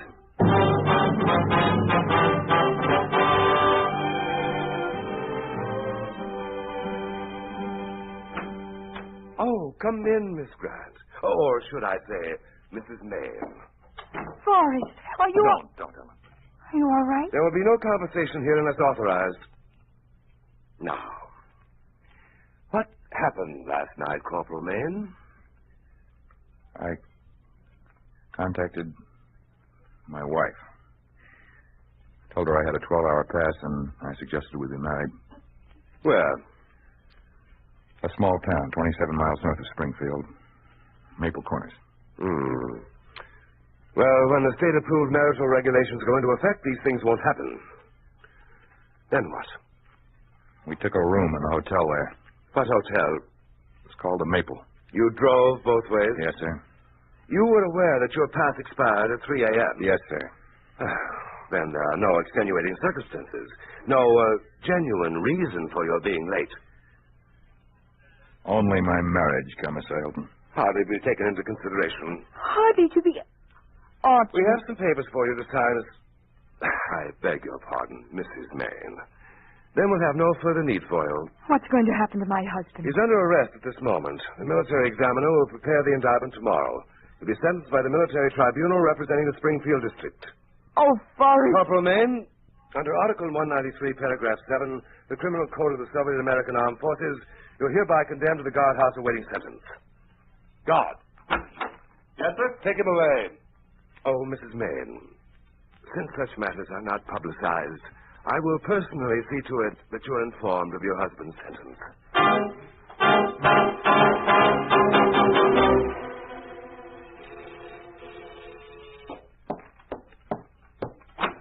Miss Grant. I've been expecting you. Have you? I'm glad. I admire a woman who's aware of her own charm. I wasn't thinking of that. What then? Your invitation to my parents. Oh, yes, the officers' party. I thought it would be a nice way for them to spend this evening. Well, aren't you going to invite me in? Why should I? Corporal Maine was sentenced today. I thought you'd like to hear about it. Come in. No, in here. It's warmer in the dining room. Certainly. Well? Corporal Maine was very fortunate.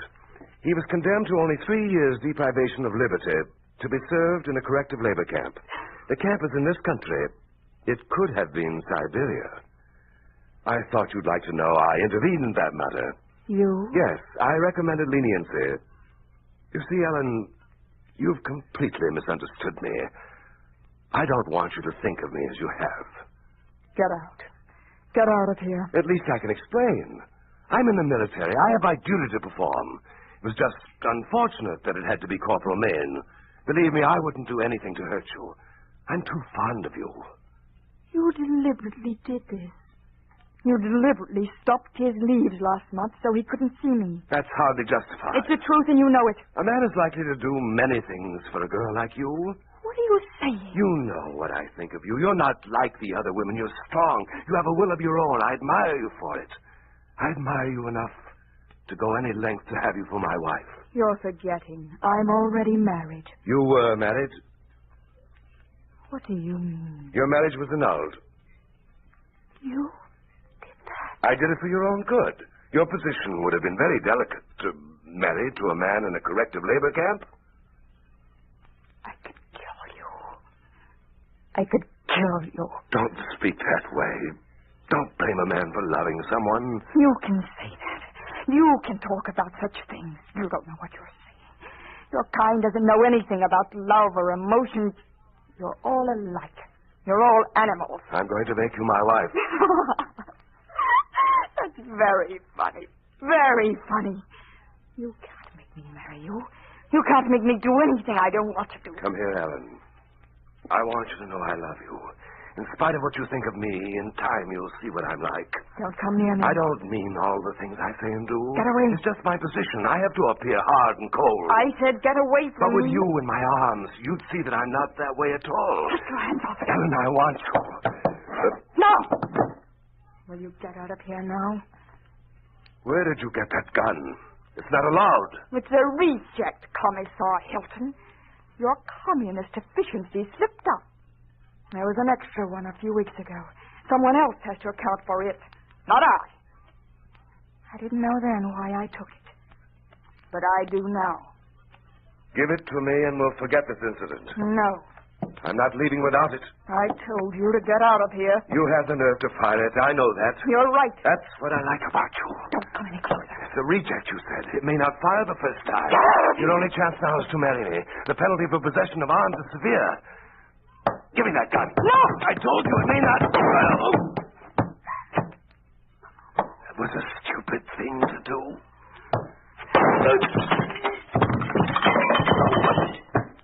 Know what'll happen to you for this?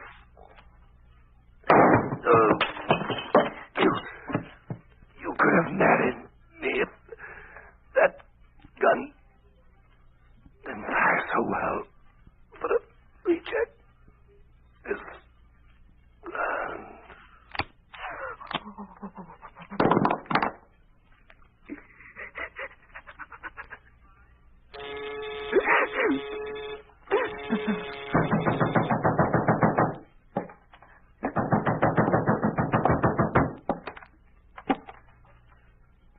I heard gunshots. What happened? In there. I did it.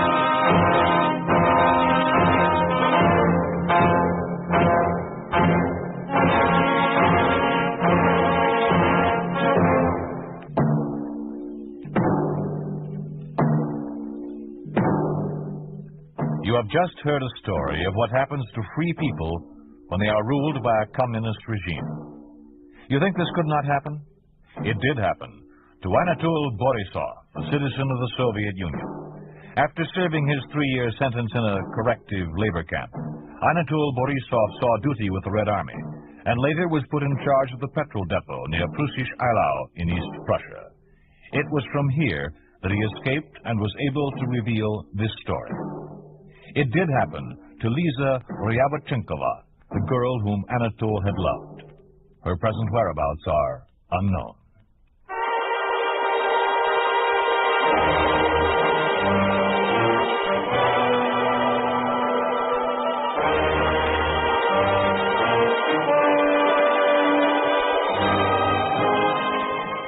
You've been listening to If Freedom Failed, starring Mary Anderson as Ellen Grant in No Other Way.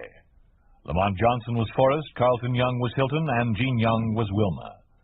No Other Way was written for If Freedom Failed by Robert M. Young, produced and directed by Will Scott. Sergeant Lloyd Iyer speaking. This program has come to you through the worldwide facilities of the United States Armed Forces Radio and Television Service.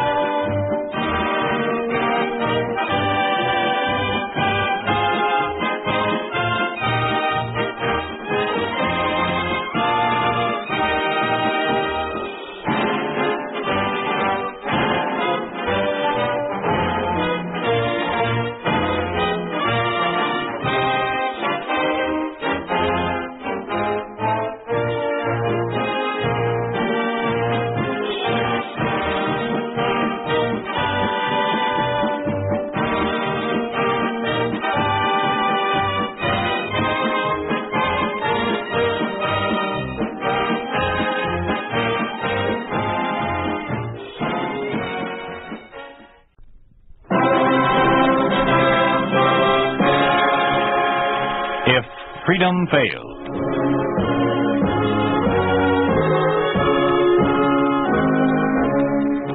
We'd like to take you on a visit to a town that doesn't exist.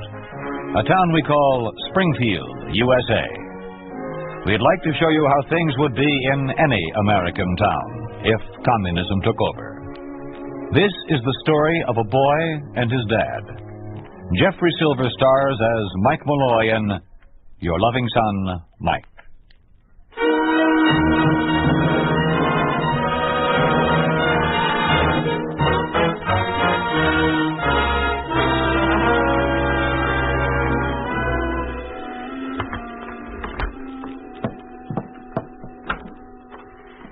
Frank, excuse me, Tom. What is it, Betty? may I see you for just a minute? You go ahead. I'll be right there, Betty. I'll write your prescription. Okay, Doc. Glad it's nothing serious. What is it, Betty? Close the door. That man, Frank. I saw him from the window again. Look. I don't see anyone. He was there a minute ago, I'm sure. Oh, you're letting your imagination. No, I'm not. And last time... That wasn't my imagination either. Betty. I'm sorry, darling. Maybe you were mistaken again. I suppose I could have been. Better now relax. Stop whispering. If only you hadn't opposed them. The Springfield Medical Society was glad to have someone speak up. They're always glad to have someone else speak up against the party. Well, somebody's got one on this issue. It's one thing for the local Communist Party to decree the hours of work. Oh, and they want to inoculate the whole population with an untried, unproved serum. But you always have to be the one to read the doctor's oath to them. You've done it before, you know, more than once. And nothing's ever happened, has it? Well... And it won't be any different this time. Stop worrying. Get back to that, apple pie? I promised Mike pie for tonight. Let's pull the shade up and come away from the window. See, where is Mike? I didn't hear the usual slam of the back door this afternoon. Still at school, I guess. Friday's the end of the term, and they're registering for junior high. Smart kid. Going into junior high already. He'll make a fine doctor someday. Frank, 11 is just about the average age to start junior high, so don't go exaggerating. Hey, Betty. Come to think of it, I didn't hear the back door slam yesterday either. His report card. That's it. Has he shown it to you? Oh, my gosh. No. So that's why he's making himself scarce. You don't think he was left back? Dr. Malloy. I'll be right with you, Tom. I'll bring the unpleasant subject out to dinner. Oh, don't be too hard on him. I'll be tactful. I'll get to it just about apple time.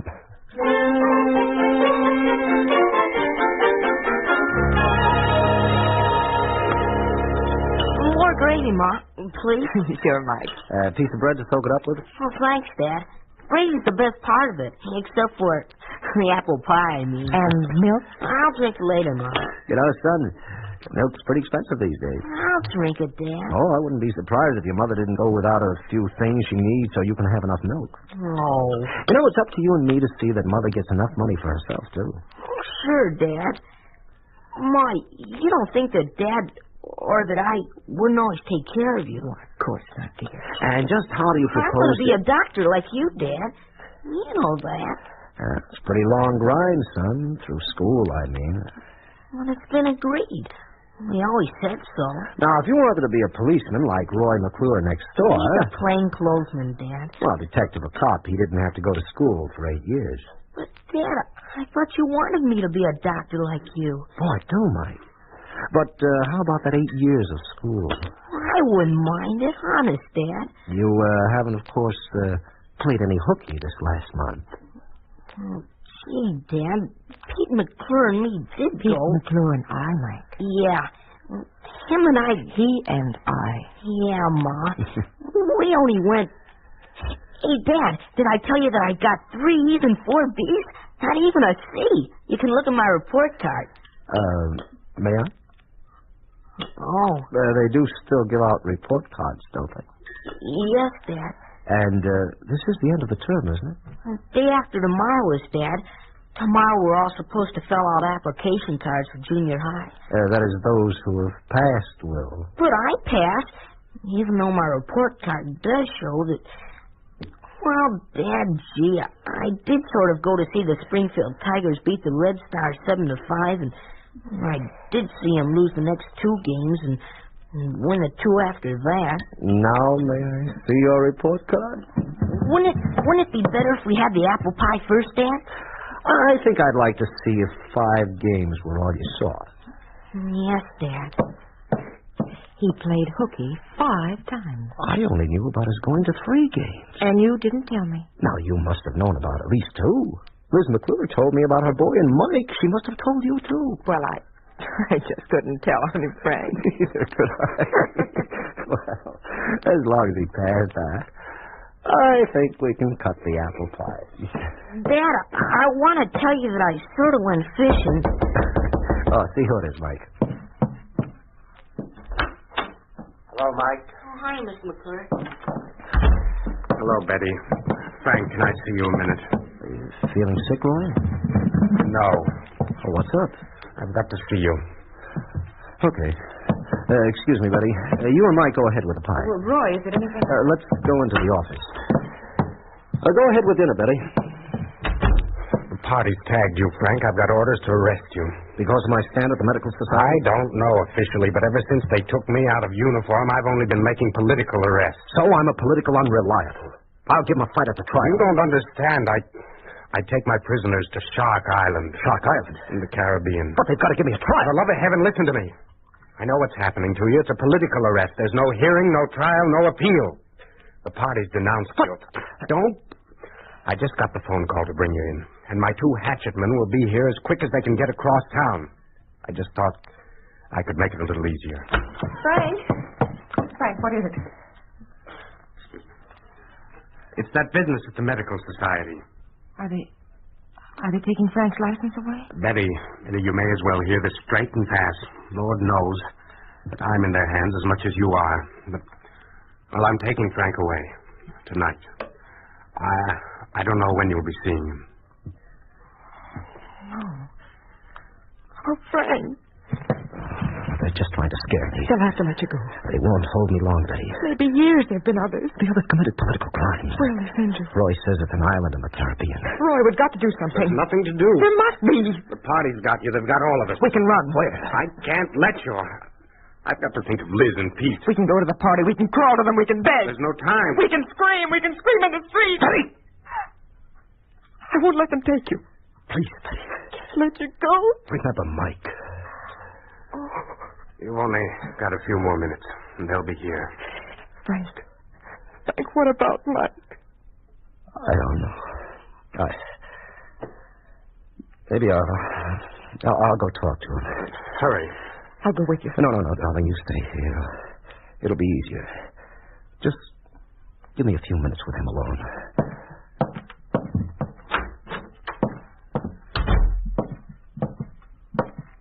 Mike. Uh-huh. Want some pie? No, thanks. You think you can hold off on that pie for just a minute? Sit down. Mike, got something to tell you. Yes, Dad? Would you come a little closer, son? What's the matter? I've got to go away. Mr. McClure? Yeah. Fishing?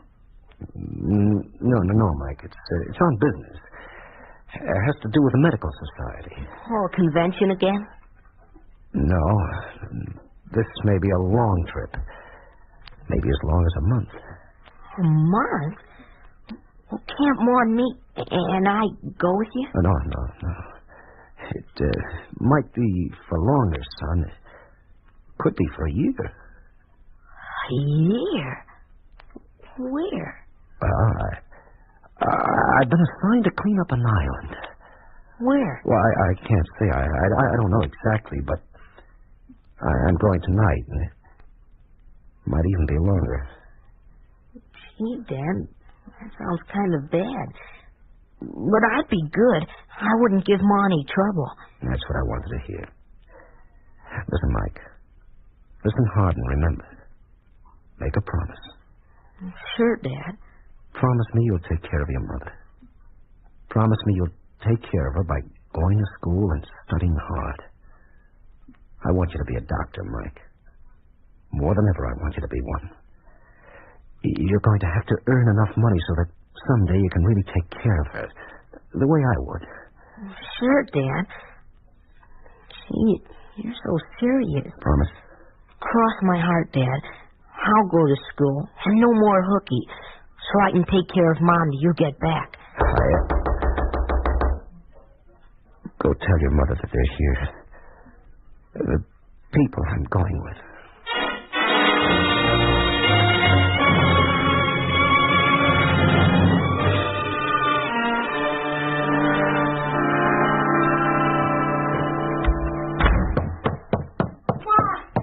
They didn't give me a blue card. I didn't get an application card to fill out. For what? What for, dear? For junior high. All the other kids in my class got blue cards except me. Except me. Why? I'm going to junior high, too. I promised Dad. Mike, dear, Mike! Hey, there's Pete. He got a blue card. Hey, Mike! I'm going to ask him. I'm going to find out. They wouldn't dare. I'll go see the principal in the morning. They wouldn't dare.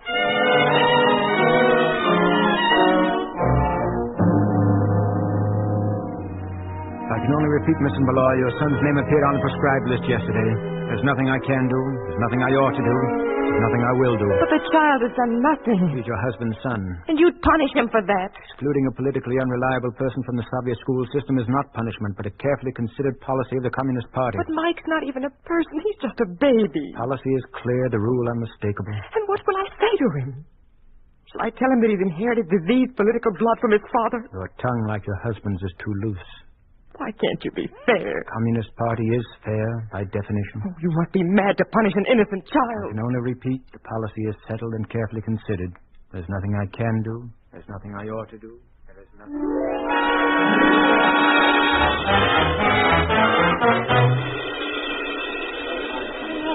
Now, class, are all junior high registration cards in? Go ahead, Mike. Ask me some. I'm scared to, Pete. Go ahead. I won't ask again. Suppose she says that I can't. I warn you, this is the last day of the term. Those children whose parents have neglected to sign the applications will be sorry. Better ask her now. Now, those who have turned in their cards will form a line. Miss Douglas! Yes, what is it, Michael? I didn't get a junior high card. I know it. But I want to go to junior high. I know it. And I passed everything. I know it. My mother wants me to go to junior high. I know it. Yes?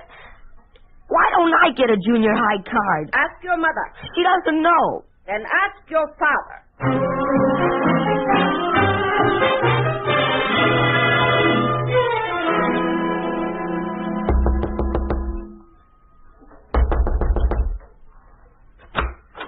Oh, hello, Mike.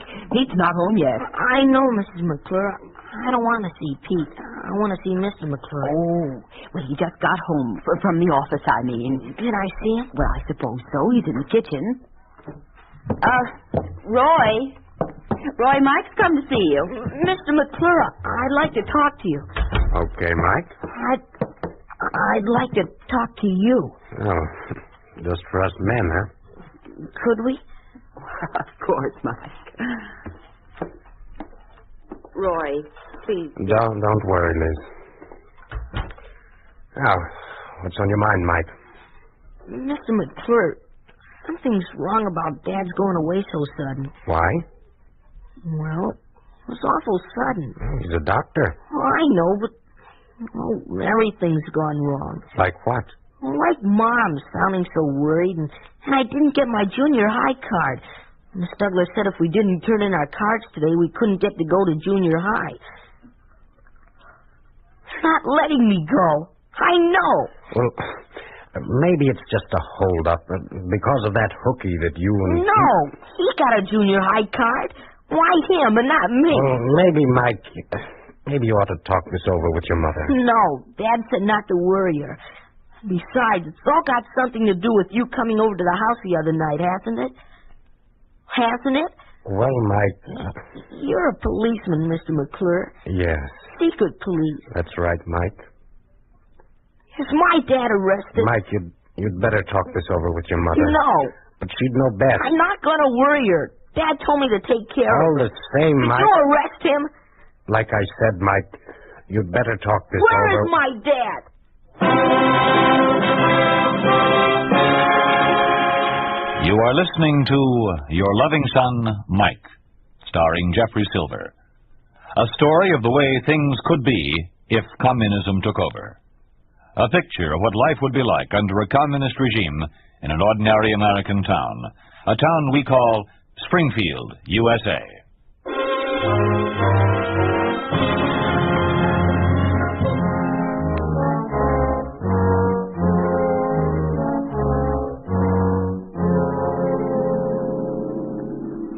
You're Lieutenant of Secret Police, sir? Who sent you? Nobody. I want to find out where my dad is. Who told you to come here? Nobody. Where is he? Who is your father? Dr. Frank Malloy. Where is he? That's in the secret file. But I've got to know. I promised him I'd take care of Mom. I got to go to school. We only take orders here. And who can tell me?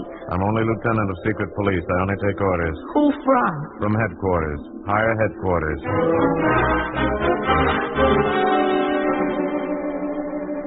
Are you the captain of Secret Police, sir? Who sent you? Nobody. I only want to find out where my dad is.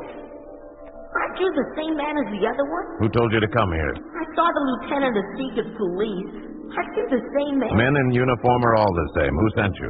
Gotta go to school. I just gotta see my dad. I only take orders from higher headquarters. Where's that?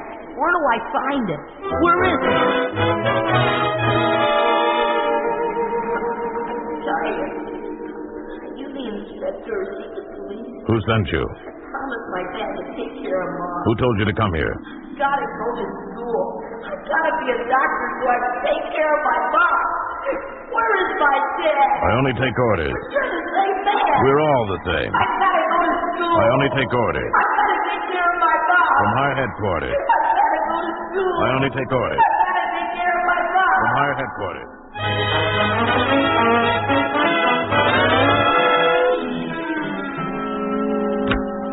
Betty?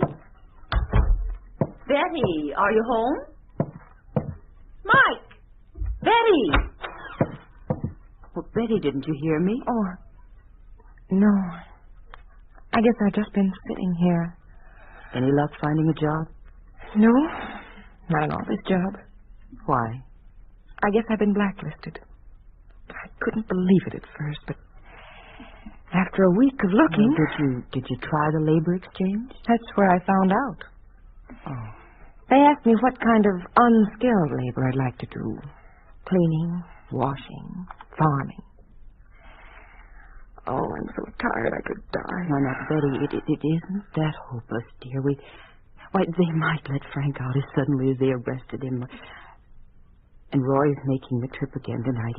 He wants to know if he can take a message to Frank. Oh, yes. Tell him everything is all right, that I'm working, that I've got my old job back at the old salary, that everyone at the office has been swell to me, that I'm not going to sell any of his instruments, and that we know he'll be out soon. Roy will tell him. And tell him that Mike is doing fine at school. He's been a good boy, and he's studying hard so that he can be a doctor. To take care of me, he says.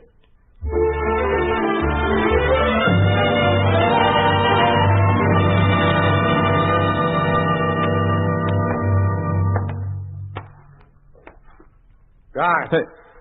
Oh. Hello, McClure. Want to see the doc? Yeah. Bring another pigeon down with you? Yep. I feel kind of feverish. I thought I'd better get a pill or something.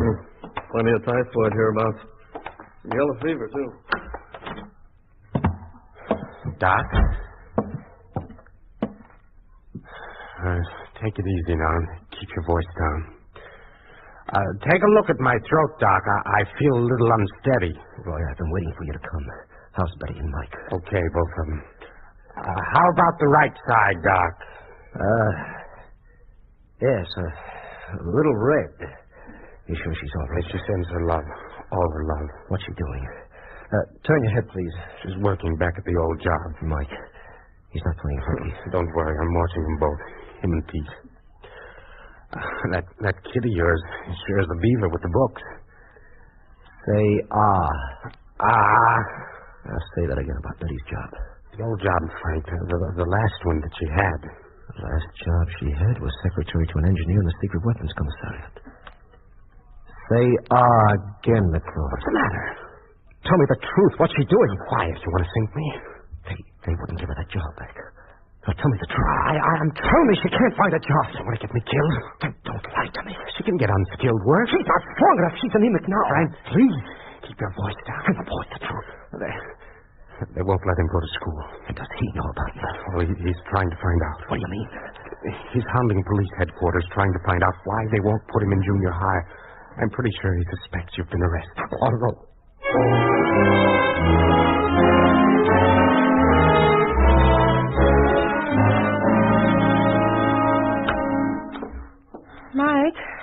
Mike, are you home? I'm here, Mom. Oh. Hello, Mom. Mom, what's the matter? Nothing, dear. Just tired. Better sit down. Here. Working in that laundry. I'll get used to it. Hasn't even been a month yet. You're not strong enough, Mom. You're not getting those pills Dad used to make for you. You okay, Mom? What kind of white? Maybe you ought to let me look at your tongue. Well, I'll be all right. It's you I'm worried about, Mike, dear. You don't have to worry about Mike, you've me. got to stop going to police headquarters. They don't like it. I know. They kicked me out today. You see, but I'm going to find out why they won't let me go to school. How I can get to be a doctor like I promised Dad and take care of you. Mom, how can I if they don't let me? You all right, Mom?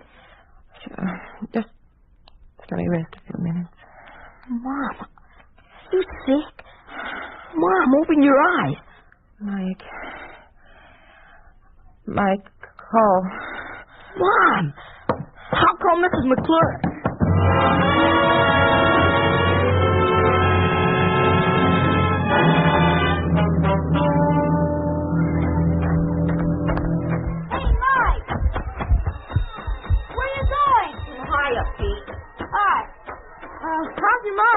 In bed. Oh. What are you doing here? Gonna see Miss Douglas. How come? Gonna find out once and for all why I can't go to school. Oh. Say, Mike. Yeah? I found out something for you. What? My pop goes to see your dad. Where? I don't know. I just know he does. Hey, here's Miss Douglas's room.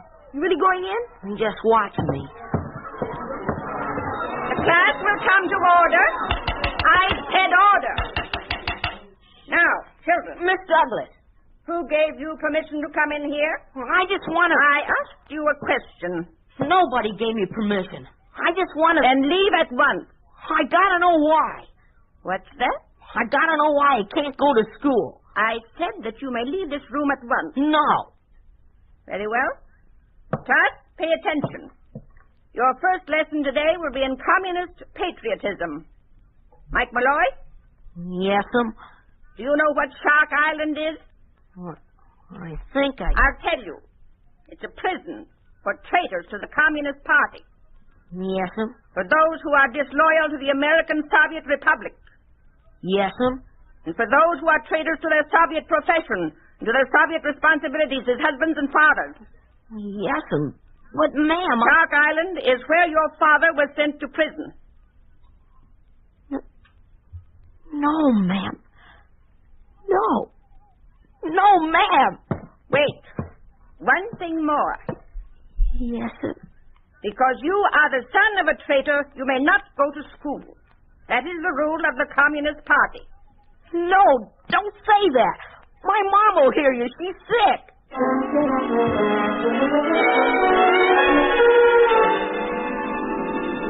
Because you are the son of a traitor, you may not go to school.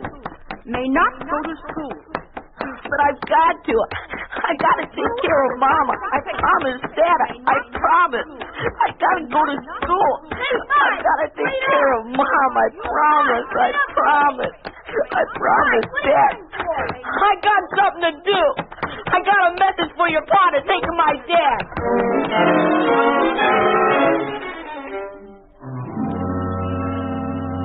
How does my throat look, Doc? It could use another spraying, McClure. Nurse. Yes. We're out of methylate. Would you get some from supplies? Yes, Doctor. What about Mike? Have you seen him? Yeah. He busted into the house day before yesterday. He wrote a letter to you. Have you got it? Where? Keep your voice down. How long till the nurse gets back? Good 15 minutes. The letter, Roy. Yeah. Here. Dear Dad. Can't you read it later? The nurse, she's... Oh, what's the matter? Your loving son, Mike. What is it, Frank? God's curse on him. Dear Dad. I'm not allowed. Dear Dad. I'm not allowed to go to school because you are a counter-revolutionary. Please, Dad, send me a letter and write that I am not your son. Dad, I shall always love you, and you are my father. But still I need such a letter, without which they will not let me go to school. Your loving son, Mike.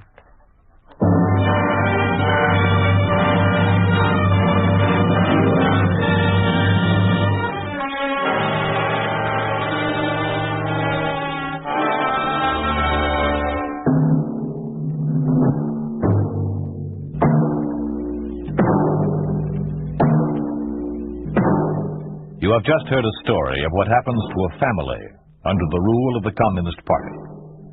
You think this could not happen? It did happen in Soviet Russia. It did happen to Dr. Agayev Sihangir, who was a political prisoner in the Soviet island of Kond. It was this doctor's son who was barred from school because of his father's imprisonment. You have just heard the letter which he wrote.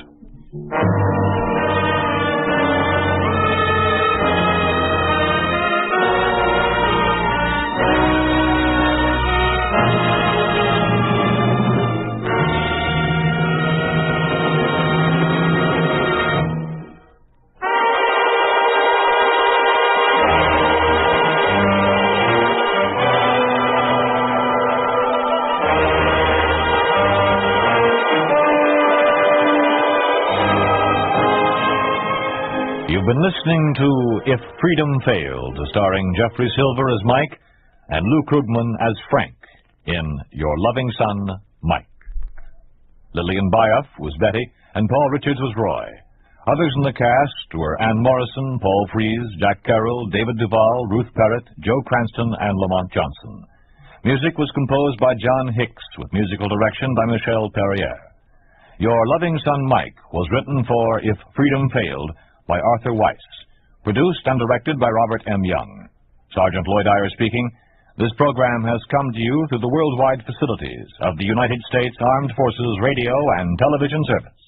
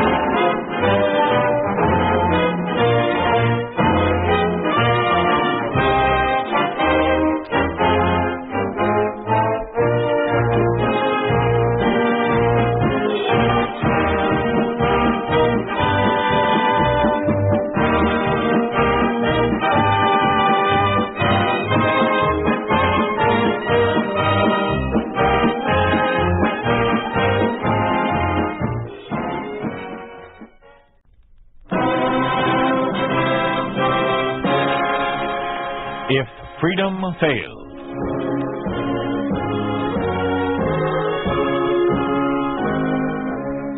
We'd like to take you on a visit to a town that doesn't exist. A town we call Springfield, USA. We'd like to show you how things would be in any American town if communism took over. This is the story of the enslavement of a group of labor unions and of the way in which this was done. The title, The Union Killer.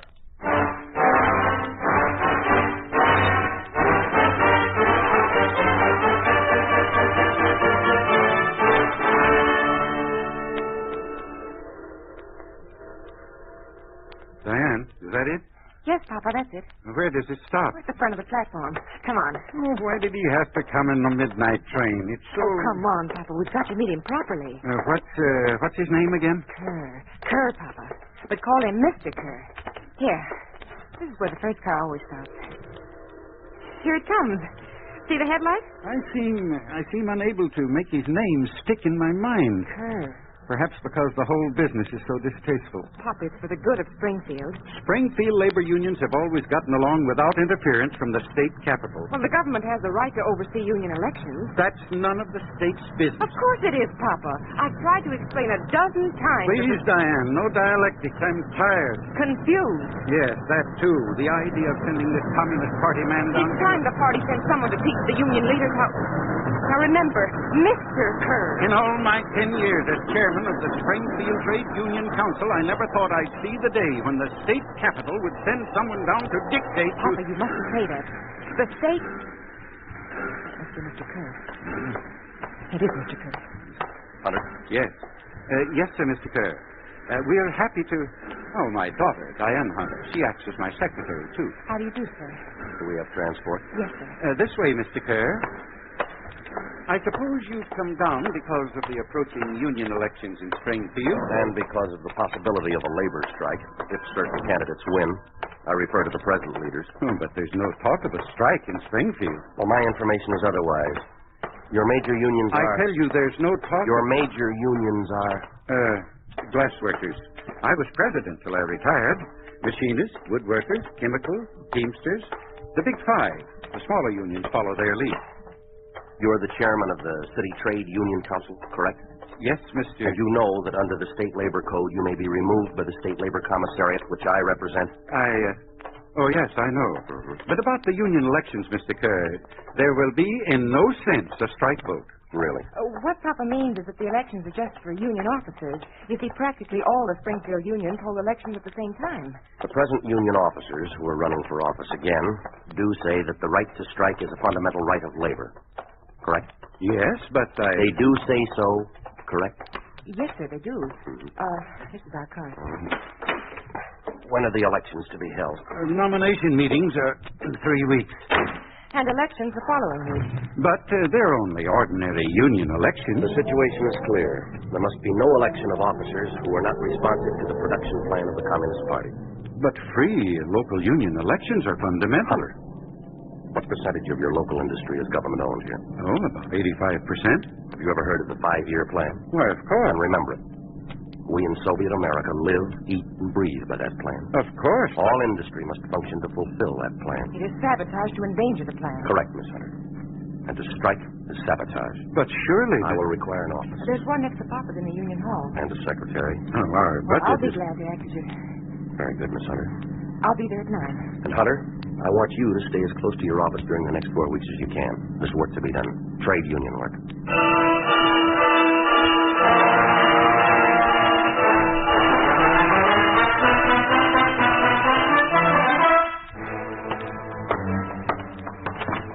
You see, Mr. Kerr, your office gets the morning sun, and it faces Park Square. Mm-hmm. And your father's office? Through that door on the right. The Union Hall? Through the one on the left. Would you like to see it? Later. Let's get to work. Yes, sir. Now, here's a list of 23 offices to be called. Yes, sir. Call the number indicated. Say, today is Tuesday. But it's Wednesday. Miss Hunter, you will follow orders without deviation or question. Yes, sir. Then you will simply say, Mr. Carr is here, and hang up. Clear? Yes, sir. And the name is pronounced Carr. Is that clear? Yes, sir. Make those calls in the order indicated. secret police, Communist Party headquarters, and so on and so on. Clear? Yes, sir. You will say no more. Yes, sir. And no less. Yes, Mr. Carr. Oh, Papa. Hunter? Yes, Mr. Kerr? Papa, it's Carr. Yes, Mr. Carr. Good morning, sir. Sit down. I have a few questions. First, the bylaws of the Big Five unions all provide for secret elections. Hunter, I'm asking you a question. Oh, sorry, sir. Sorry. I didn't realize you were asking. Do they? Yes, secret ballots. Like ordinary municipal and state elections. And the vote on nominations? Is open, sir. Both nominating speeches and the vote. The vote is by a show of hands.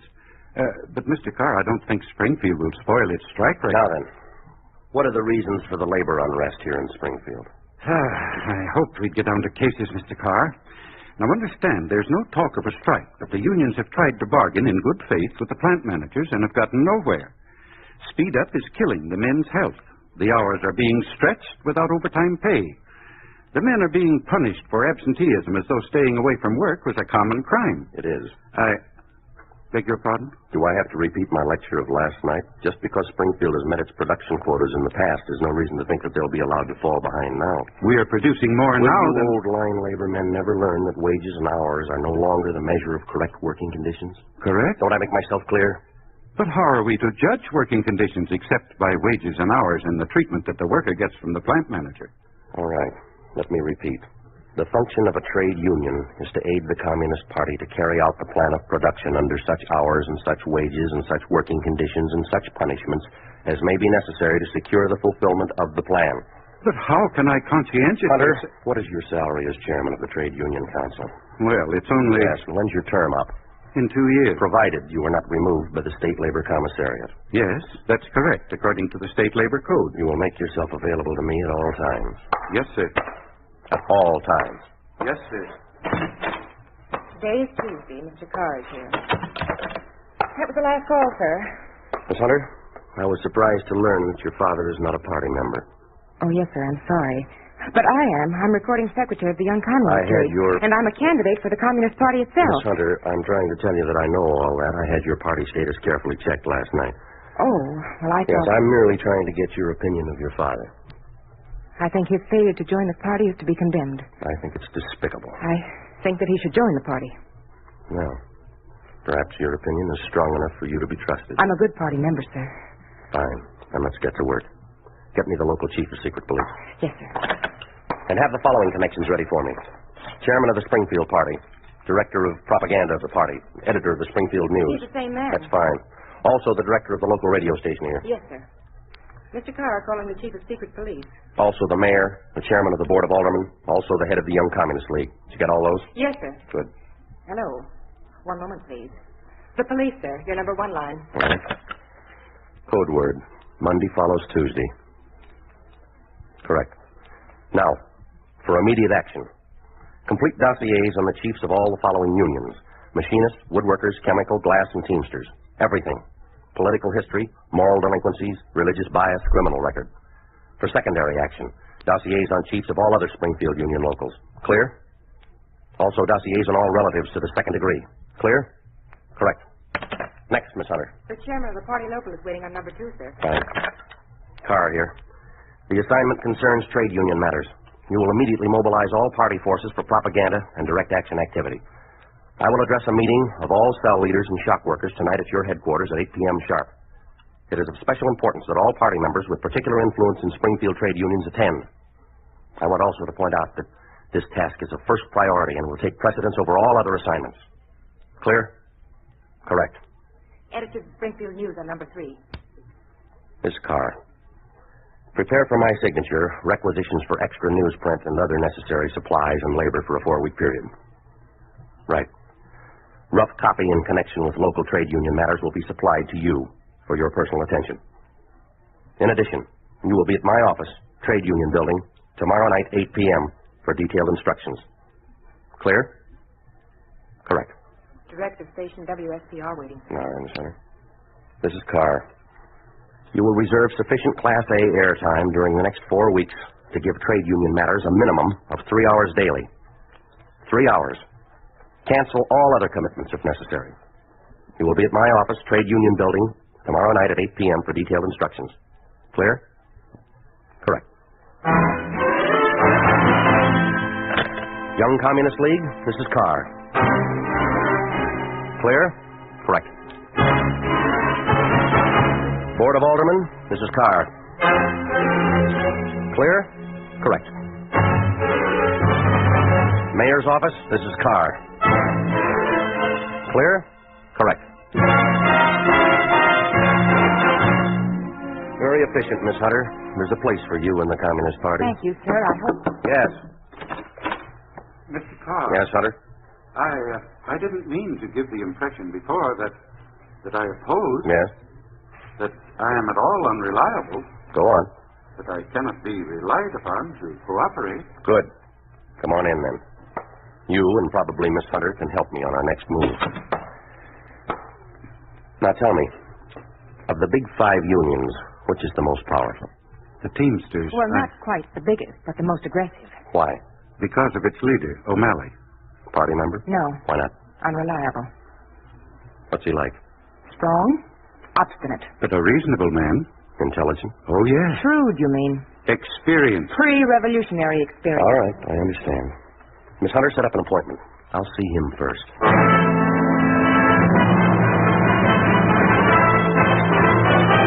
After all, O'Malley, I'm only proposing a procedure that's common throughout the country. It's not common to Springfield, never has been. I hope never will be. Well, what's your objection to open voting at union elections? It's not secret. Now, let's get to the point, shall we? That is the point. A man's entitled to keep his vote to himself. Pre-revolutionary theory. Well, so far as I'm concerned, the coming elections are going to be secret. That's the American tradition. All right. Let's take the American tradition. What's happened to the tradition of speaking your mind? Of letting the world know where you stand, of saying your piece out loud? What's the difference between talking straight out in the open and voting straight out in the open? The difference is that if the membership of my union votes in the open, they lay themselves open to retaliation. Now, you misunderstand me, O'Malley. As a representative of the Labor Commissariat, I'm the last one to want to see that happen. My only interest is to avoid any strike which will endanger production. Production's the thing that concerns me. And working conditions concern me. Well, I suggest open voting only because you want to win better conditions from the plant managers. Show them your labor solidarity openly. Don't you realize what a voice vote means at a mass rally and what it can do to persuade the managers that labor's just demands ought to be satisfied? It will be an open, fearless demonstration of strength by open vote. The answer is still no. You'll change your mind. I'm sure I won't. I'm sure you will.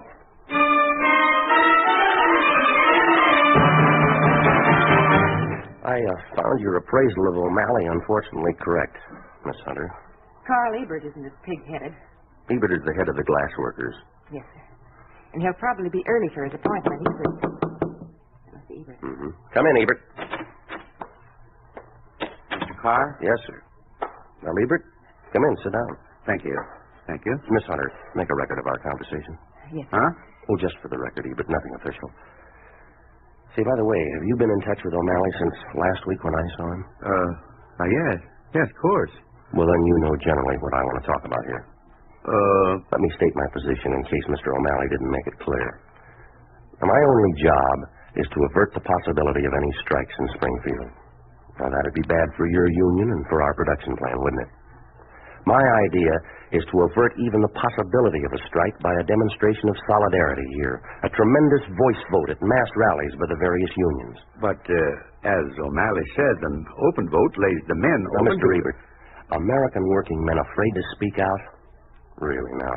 Americans afraid to stand up and be counted? What about our great American tradition of saying your piece out loud? I didn't think of it quite that way. Yes, and I'm sure Mr. O'Malley didn't put it that way. No.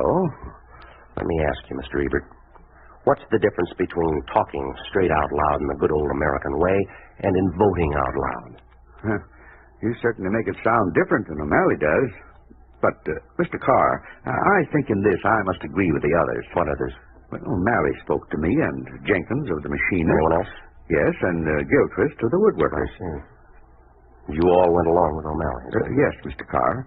But I don't want you to think that any of us want to slow down on the state plan. Oh, that's the last thing we want to do. Yes, and the last thing the Labor Commissariat wants to do is to trample on the desires of the local union organizations. You're absolutely right, Ebert. It'd be better to leave the voting procedure as it always has been, secret. Oh, I'm very glad. But did O'Malley tell you that he wants to change the nominating procedure? Change it? No, he said nothing about that. Do you think it needs changing? Of course not. Well, he wants to make the vote at the nomination meeting secret. What? He didn't even mention that to me. No, perhaps O'Malley isn't telling you everything. But why should O'Malley? Why shouldn't he trust you, yeah? Well, no, you are against any such change in the nominating procedure? Of course. I see no reason for change. Especially since O'Malley didn't see fit to take me into his confidence. Did he tell Jenkins or Gilchrist? Well, I'm sure he didn't. Now, listen, if I were you, I'd check with Jenkins. He's head of the machinists, you say, and with Gilchrist to make certain that O'Malley isn't trying to put something over on all of you. He's a very...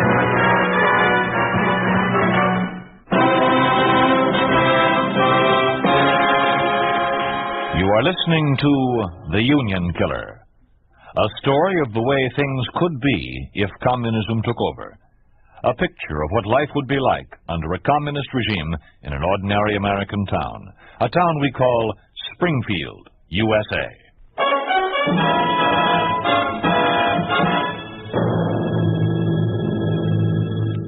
The chairman of the Young Communist League on the line, Mr. Carr. This is Carr. I've been here 2 weeks, and I've not seen any action worthy of the Young Communist League from you. You are the Young Communist League, aren't you? Then I expect the following. Identify O'Malley with strike action. O'Malley wants strike action. A vote for O'Malley is a vote for a strike. O'Malley is your primary target. Others will follow. The following organizations will participate. Parent teachers, the Springfield Agricultural Collective, student bodies of Springfield College, high schools and elementary schools. All sports organizations will cooperate. All cultural societies will volunteer. The writers, painters, musicians guilds will be pointedly invited. Everyone. The slogan will be, Forward the 5-year plan. Chairman of the party is waiting on number 2, Mr. Carr. Thank you. This is Carr here. I am not satisfied with your campaign. The Springfield News does not carry enough anti-O'Malley copy. Now look, tear down his character. I've given you the material. Use it. Build Ebert up. Play him off against O'Malley. And use the front page, not the inside. Did you learn nothing at propaganda school? Same criticism for WSPR. Hammer the message that O'Malley and his gang are pro-strike and that they don't give a tinker's damn for the 5-year plan. O'Malley is pro-strike. You got that? Repeat it and repeat it and repeat it now. Point 2. Your union infiltration is pitifully, and I say pitifully, inadequate. Have you learned nothing or have you forgotten everything? Till now, comrade, I have thought that only the head of the Young Communist League needed replacing, but believe me, comrades, you're even more dispensable. Now, follow these orders without deviation. During the next 2 weeks, you will introduce into each of the big 5 unions enough party members to accomplish the following. First, to educate a majority of the union membership to the necessity of nominating only anti-O'Malley, anti-Ebert, anti-Jenkins, anti-Gilchrist, and anti-Meany candidates. None of these men or their supporters must be nominated. And if nominated, they must not be elected. Second, the party workers will observe and report the names of all union members who vote for the nomination of those men and their sympathizers. Clear? Correct. Stupid farmer. Miss Hunter, isn't Meany of the chemical workers supposed to be in here this morning? Yes, in 10 minutes, sir. And Gilchrist of the woodworkers this afternoon at 2. Mm-hmm. Mr. Carr. Yeah? You said, before on the telephone, that party members were to report how the membership voted. Isn't the vote in each union by secret ballot? Of course it is. Well, that is, the vote which will elect or defeat O'Malley, for example, as president of the Teamsters. That'll be secret. Well, then, how can you observe who... Miss Hunter, think. Well, I don't see how you... Now, look. Let's take O'Malley again. 2, 3, possibly 4 other men, besides O'Malley, want to be president of the Teamsters Union, correct? Mm-hmm. But the present bylaws provide that there shall be no more than 3 nominees for each office. And the vote to choose the 3 nominees... will be open. Exactly. Just as provided for in the present bylaws. And those who disclose by their open vote that they wish to nominate an unreliable candidate will be observed. Correct.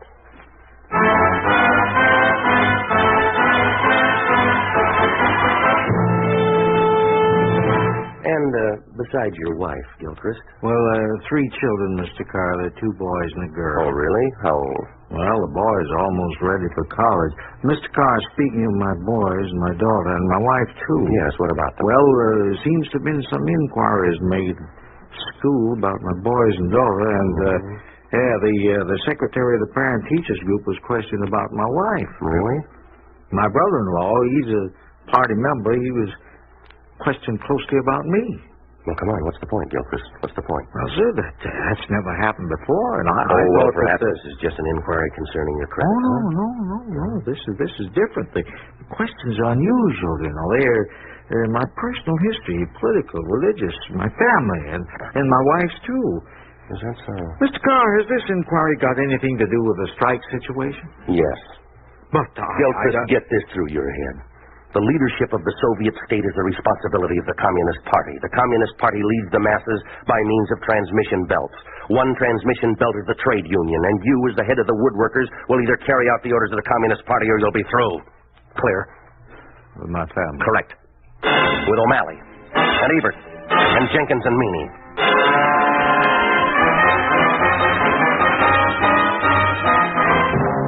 I will tolerate stupidity only so far. Tell me, what kind of men do you use for investigators? Morons, idiots, imbeciles?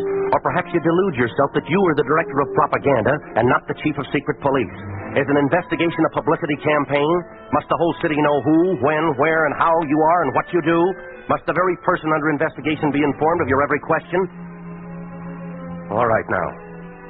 You can forget Gilchrist. I have him in hand. Clear? Correct.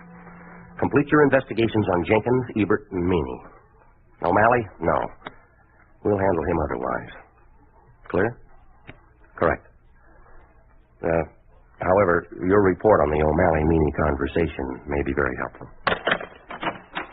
Mr. Carr. Yes. Mr. Meany's in the next office waiting. Have him come in. Jenkins and Ebert are with him, and O'Malley, too. I didn't ask them. Well, they're here. All right. Tell them to come in. Go in.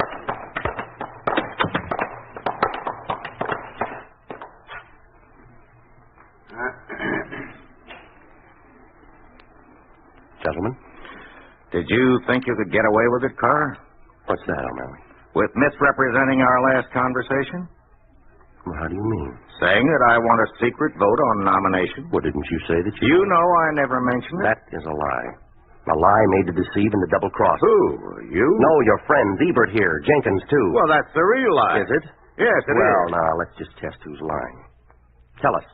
Where did you spend last Tuesday evening? What's that got? Do you prefer not to answer? Well, no, not at all. Well, come on, then. Well, You were with me, O'Malley. So you're with Meany.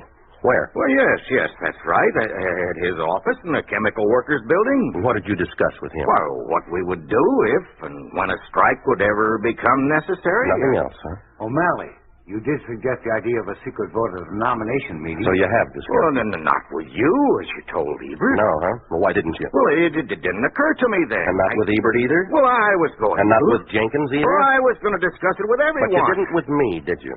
Why lie about it, O'Malley? Well, I didn't. O'Malley, why with Meany and not with me?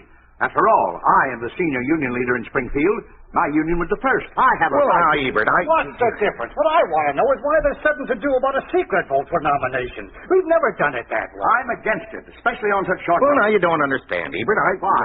Haven't I enough experience as a union Well, leader? that's not what I mean. Well, then what do you mean? Well, Ebert Jenkins, don't you see why a secret vote in the election is not enough? The nomination vote has to be secret, too, so that the men can nominate without fear of retaliation. I'm not convinced that there ought to be any change in our established procedure, O'Malley. Me neither. Then you, too, have noticed the spontaneous demonstrations all over the city, huh? Gentlemen, I think that your general population is more politically advanced than some of your labor leaders here. Mr. Carr has been a very busy man since he arrived. We cannot afford to fly against popular opinion. Well, I know one thing. That working conditions have broken down to the point where something has to be done. The managers won't bargain. We've got to keep leaders in office who are for the unions and against being controlled by the Communist Party. Furthermore, in order to protect the men, the nomination vote has to be secret. And what's more, I don't believe that the so-called spontaneous demonstrations in favor of the 5-year plan mean that the people of the city won't be sympathetic with our wage and our demands. Well, sit down, Hunter. Gilchrist, I'm glad you came. O'Malley, I'm not too sure that changing procedures for the best at this time. Speaking as chairman of the Trade Union Council, I think that we ought to consider our actions very carefully. Hunter, you weren't talking like that a month ago. What do you mean? Nor you, Gilchrist. I've got a right to change my mind. Yes, you've also got an obligation to your union membership. And I mean all of you. You can't say that I don't always act in accordance. When do you have the right to say that You're I a can't? troublemaker, O'Malley. You want to rule the roost. As chairman of the Trade Union Council, I call this meeting to order.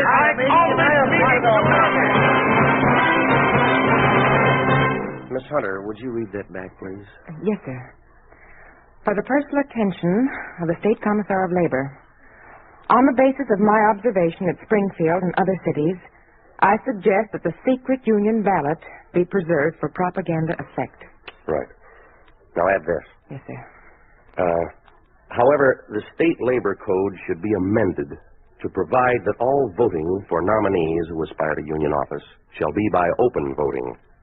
By this method, we will be able to observe those who desire the nomination of undesirable candidates and to discipline union members where need be. Come in. All right, on time. Come in. Miss Hunter, would you step into your father's office for a few minutes? I'll call you when I need you. Yes, sir. Now, regarding tomorrow's elections, are your police ready? O'Malley will be removed tonight. Correct.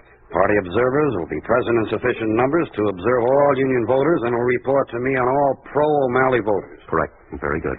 But, Mr. Carr, in the event that Meany of the chemical workers, he's strong for O'Malley, and he takes over O'Malley's leadership and carries the nominations and then swings the elections against us, what then?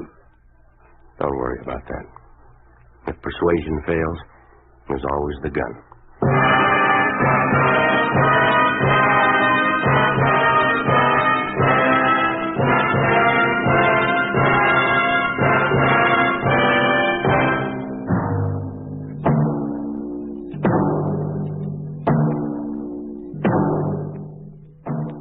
You have just heard a story of what happens to trade unions under a communist regime.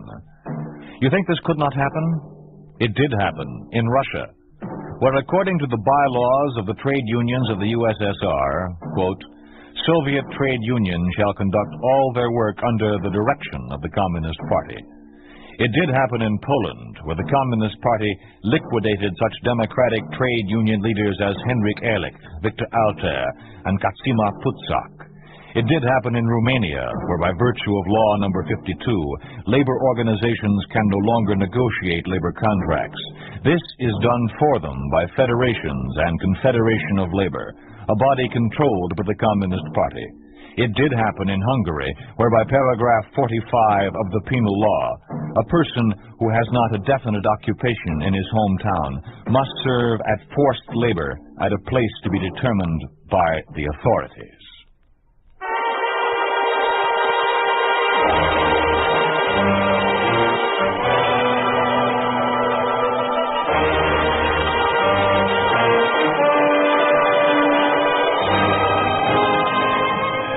You've been listening to If Freedom Fails, starring Jack Webb's Carr in The Union Killer.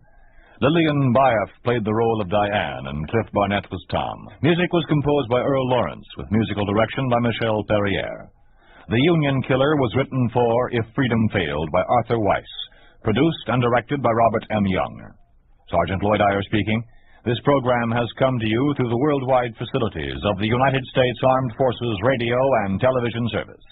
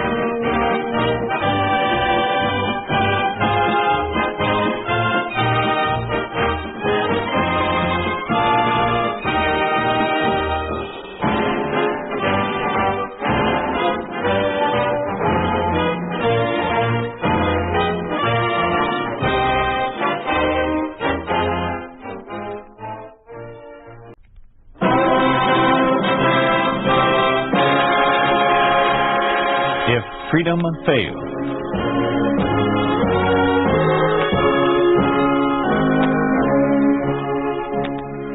We'd like to take you on a visit to a town that doesn't exist. A town we call Springfield, USA. We'd like to show you how things would be in any American town if communism took over. This is the story of what can happen to a scientist under a communist regime. Pat McGeehan stars as Professor John Baker in The Lenin Prize.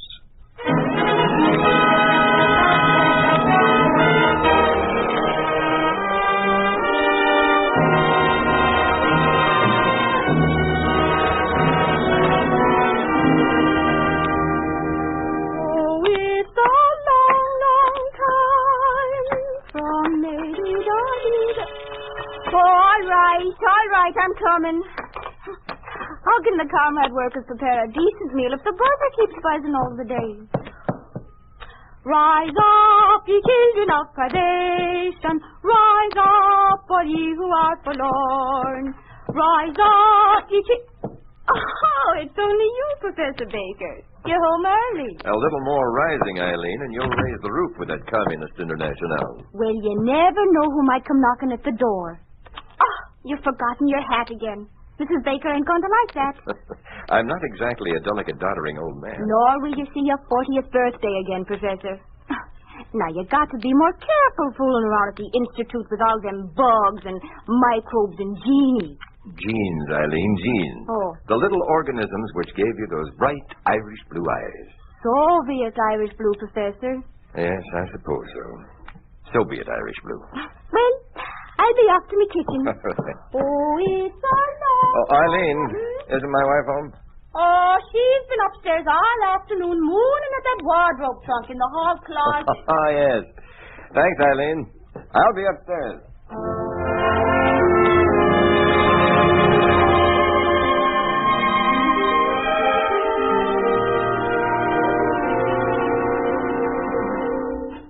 Mary. John, I'm so early. Were you expecting some other lover? John, you're not early because of some bad news. Of course not. I just didn't want you to have all the fun sighing at the trunk, so I left the Institute early. To sigh at it with me? Mary, do you think we might just take it out of the closet? To see if the Niagara Falls label's still on? Oh, yes. Mary, do you remember 19 years ago? 19 years ago this June. Yeah. Oh, John, you're a romantic fool. Fool, am I? Dr. John Baker, Chief Biologist of the Ohio Region Biological Institute, and one of the 10, only 10, mind you, honored scientists of the American Soviet Republic. I wouldn't want the Central Committee to hear you calling the latest recipient of the Lenin Prize. Latest, most likely recipient of the $1,000 prize. Don't be mercenary, Mary. Let's call it by its name. The Lenin Prize. Well, it's $1,000, whatever you call it. And without it, we couldn't afford the trip to Niagara Falls. But, thanks to the Central Committee... You mean, thanks to your research? Really, thanks to the editors of the Science Quarterly who chose my theories over Lysenko's. Chose? Oh, John, is the Quarterly out? Mary, And your paper's been chosen for publication. You've won. Mary, not so fast. Slow down. I didn't say... But you said chose. Well, only because Ben Saunders told me it was certain my paper would be chosen. Oh. But on his say-so, I went down to the railway commissariat this afternoon and bought our train tickets. We leave a week from today. Well, I suppose if Ben said so.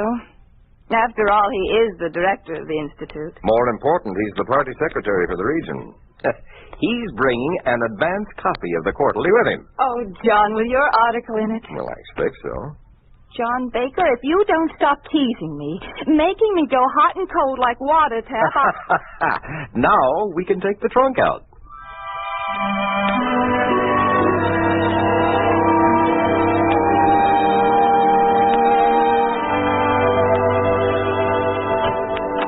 Good evening, Director Saunders. Good evening, Eileen. How's the comrade worker this evening? Oh, fine as the evening is bright, sir. And there's a bit of anticipation in the household tonight, I'm thinking. Oh? That you, Ben? Mm-hmm. Oh, glad you finally got here. Mary's been feeling a little worried, you know. Worried? Worried about what? She won't quite believe it about the prize until... Now, we'll soon fix that. Where is she? We've been waiting in the library for you. Oh, Ben, come on in. Did you bring the advance copy? Mary, your husband's been slandering you. Worried. I don't see a trace of it. You're looking lovelier than ever. John, you're a lucky man. Then you did bring the Science Quarterly with you. Oh, well, now, let's sit down, John. Well, you didn't you, Ben? The fact is, I didn't. Then I haven't... The prize. But you said the Central Hold Committee... on now, John. Mary, it's only a technical delay. Some of the research papers on genetics haven't been turned in for publication. Professor Miller's, I think, and one or two others. As soon as they are, the presses will roll. But my paper on heredity... will be published without a doubt. And the choice between John's theories and Lysenko's. The prize, I mean. In the bag, Mary. In the bag, as they say. We thought we'd be on the train a week from tonight. You will, John, I promise you. If the Central Committee prefers John's theory to Lysenko's fiction. Now, Mary, there's something to be said for Lysenko's side. What? Why, for purely political reasons, it exalts the forces of environment. It completely denies heredity. And it brands as liars and counter-revolutionaries anyone who speaks up for Mendelian heredity. I wonder how Lysenko would explain, well, Eileen's blue eyes. How insane can a scientist be and still be called a scientist? Oh, John, please. Come now, John. No one agrees with you more than I do, but don't let the Lysenkoists get under your skin. Well, I don't like this delay. Believe me, it's only that the Central Committee wants to consider all the research that's been done before they reveal it. Revealed? You mean the decision's been made already? Well, I didn't mean to let it slip out, but of course it's made. And in your favor, John. You will be on that train next Friday with the Lenin Prize in your pocket.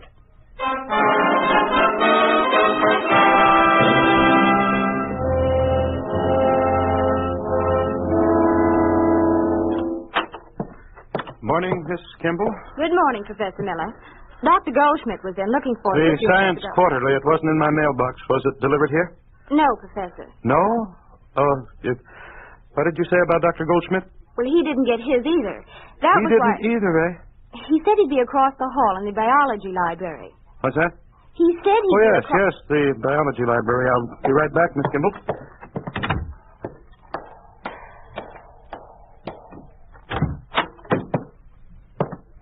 Goldschmidt? Here. Where? In the alcove. In the physical chemistry? No. Here in the biology. Oh, what is it? Why? Take this. Journal of Biology? Take it. Make believe you read it. Oh. You two have not received the Science Quarterly. No. But why only us? It is not only us. Not us, not Mazzini. Nobody. It did not publish. I don't like it, Goldschmidt. Keep down the voice. Oh. Also, I don't like Director Sanders to ask me 20 times why my results are not ready for the quarterly. Me too. He knows my experiments don't support Lysenko's theories. Mine also supports Professor Baker, not this political foolery. Maybe it's foolishness, but the Lysenko theory fits the Communist Party line. And if Sanders... Who is it? I cannot see. Wait. Mazzini. Here. In the alcove in biology. And Miller, too. I just come from Director Saunders' office. Again, he asked me for my research paper for quarterly. Again, I tell him I am not finishing final form. Aren't you? Sure, but Saunders does not want results which support Baker's theory. What I don't get is, if Professor Baker submitted his paper for publication, well, what have we got to be afraid of? Did he? Or does Saunders only say it is so? To me, Baker has never said his research paper is given in. I never asked him. I didn't either. Then I will ask. And if he says yes, he did? Then Baker or no Baker, I will tell him he is a fool. No! I will tell him he digs his grave and helps to bury us too.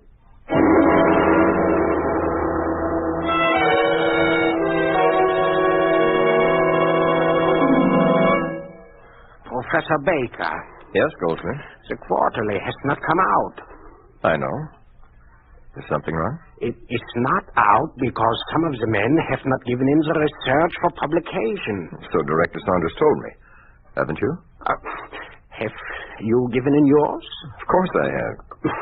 Don't you see what you have done?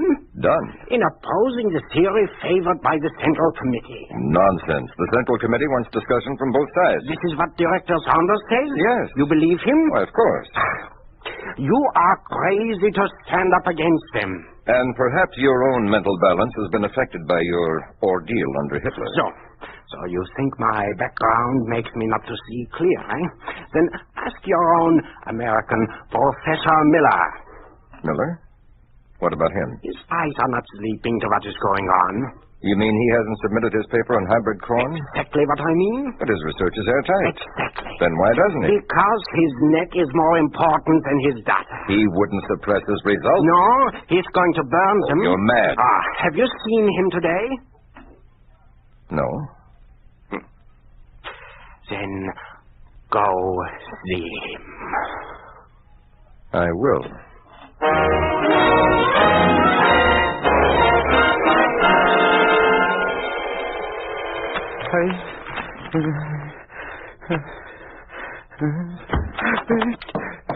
Mr. Baker. Put those papers down, Miller. Yes, sir? Blow out that match. Oh, yes, sir. What's wrong with you, man? I've got to burn my data. I've got to protect myself. I've worked too hard too many years. I can't start over now. There'd be no place to go, no. Good heavens, man. Do you want to burn 5 years of work? I'm saving my life. You're hysterical. No, I know what I'm doing. So for weeks, Saunders has been after me to hand in my refutation of Lysenko, to submit it, to publish it. He's kept after Goldschmidt and Mazzini, too. Mazzini, too? Yes. If we publish, it becomes public evidence of our opposition to the party line, to the Central Committee. I've handed in my results for publication, and I've attacked the whole Lysenko's theory.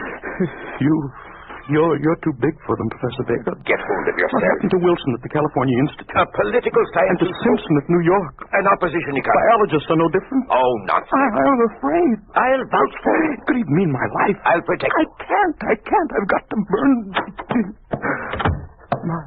Mazzini? Professor Baker, I look for you. Mazzini, have you gone mad, too? Rector Saunders has me in his office 3 times today. Again, he asked for my research, for quotes. Oh, you're all acting like children. Sure, but with the instinct like a child.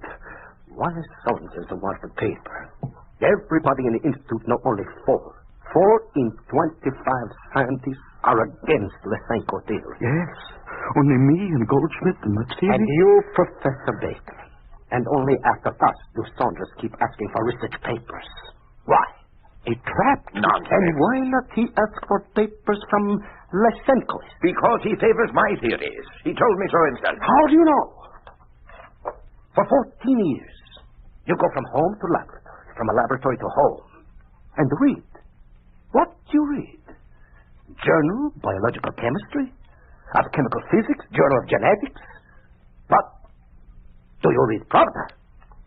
You read Svergia, Communist Party newsletter, Ohio Region Party newspaper. Oh, no. You are a great scientist, Professor Baker. But in politics... Listen to me. I know Ben Saunders. I have known Ben Saunders for 20 years. He was the best man at my wedding. He introduced me to my wife. Yes, wife. I, too, am married. I, too, have a wife. What you have thought about your wife? You know what I think all day? I think I do not want to put my wife in danger. Into hands of Director Saunders, of Party Secretary Saunders. But your wife, Now, finally, you think about people. But what is your wife to do with... If I am a purge from Institute, what she do? But you won't be. Suppose. But you're imagining. Suppose. Ben Saunders What says... Central Committee says. But Ben says... Don't trust him. I'll go to see Ben Saunders again. Now.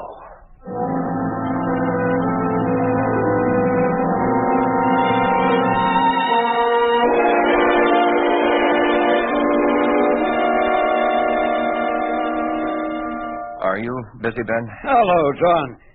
That'll be all, Miss Simmons. I'll give you the rest of the letters later. Yes, sir. Come in, John. Sit down. you look a little disturbed.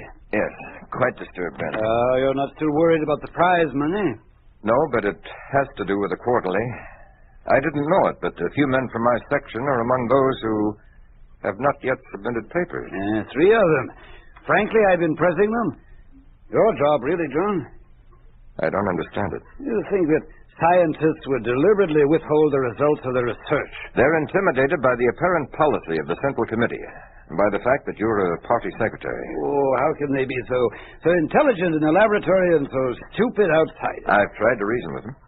John, maybe if we work together, we could get them to be sensible and publish. Well, anything you say, Ben. All right.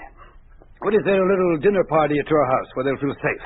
Well, Mary's got her hands full getting ready for our trip, getting our clothes clean and ready to pack. Of course. Well, then, how about just a social evening? Maybe a bottle of wine. That should be fine. Whom shall I ask? Miller, Goldschmidt, Martini? Yes, and I'll ask Professor Markham, too. Markham?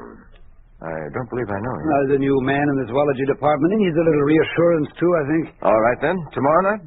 Fine. About 8:30? Fine. And I'll have a few bottles of Madeira to help put them at ease.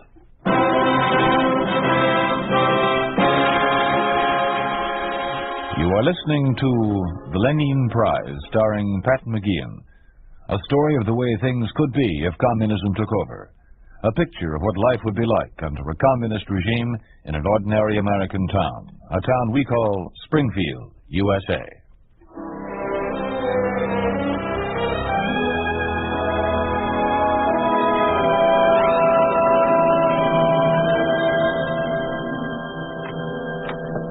Professor Baker, here we are. Good evening, Goldschmidt. Miller, Martini. Go right into the library, gentlemen. Thank you very much. I'll get it, Eileen. Is Director Saunders here? Yes, he's in the library. He bought me a little present, traveling case. You'll find him in charge of the decanter. Oh, Professor Markham? Professor Baker, am I late? Not at all. I'm very glad to meet you. The others just got here. Is Director Saunders here? Oh, yes, he's here, too. Everyone's in the library. Come right. Provisions of the Constitution of the American Soviet Republic, which guarantees...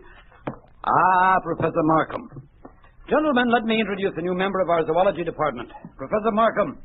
Dr. Goldschmidt, Professors Miller and Mazzini. Pleasure, sir. Pleasure. Now, as I was saying, gentlemen, our Constitution guarantees in Article 124 perfect freedom of speech and freedom of press. Now, we mustn't let that provision lapse by default. Is it not Article 125, Director? Huh? Yes, Markham, quite right. It is Article 125. Pardon me, gentlemen. May I fill your glasses? I've been waiting. Enough, Professor. I will be thrown. Miller? Oh, certainly, sir, certainly. Thank you, Professor, but I never... Excellent color, John. Thank you. Gentlemen, let me suggest a toast.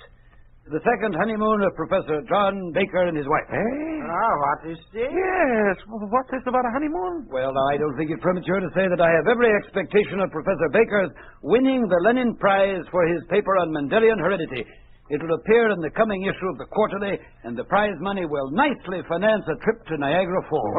I drink a cold good. The Lenin Prize. Very good. Now, gentlemen, back to our Soviet Constitution and its relation to us. Now, we all know that there's many a slip twixt the cup and the lip between a constitutional provision and its everyday application.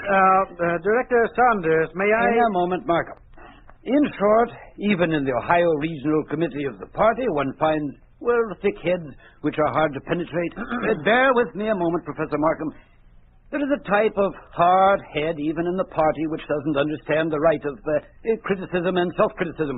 Do you follow me, Goldschmidt? I understand you, Director, but But you thought that a party member, and especially a party secretary, mustn't even utter a whisper against the rumored position of the party central committee in Moscow. Well... Yes, I am surprised, too. Did not think you thought that... No, what I thought. I beg your pardon, Markham? I consider it unpatriotic and unworthy of a Soviet scientist to put forward any experimental conclusion which opposes what is desired by the Central Committee. Oh, you surprised me, Markham. I hadn't thought this of you. Nor had I thought that our party secretary would voice sentiments which As the party secretary to a party member, I would appreciate a certain amount of civility. I consider both what you say and the conspiratorial manner in which you say it as highly questionable. Well, how close at hand and unexpectedly one sometimes finds the hard heads of which I spoke. Sit down, Markham. I'm leaving. I consider this meeting treasonable. Yes. Counter-revolutionary. Yes, counter-revolutionary. Then don't.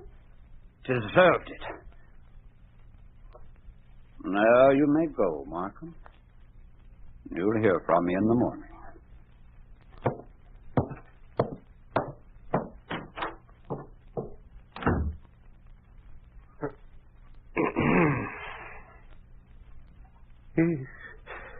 He'll denounce us all.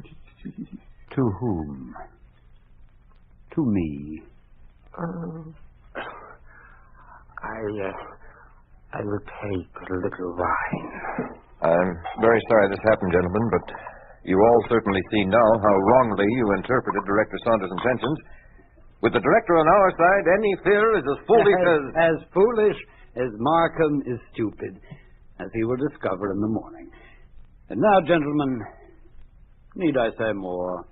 May I expect all of you to turn in your papers either to me or Professor Baker within the next day or two? More wine, gentlemen?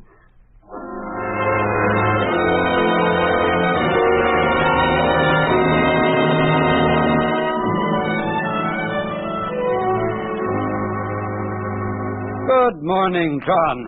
Professor Miller. Here, take this chair. Thank you. Now, John. Here they are, Ben.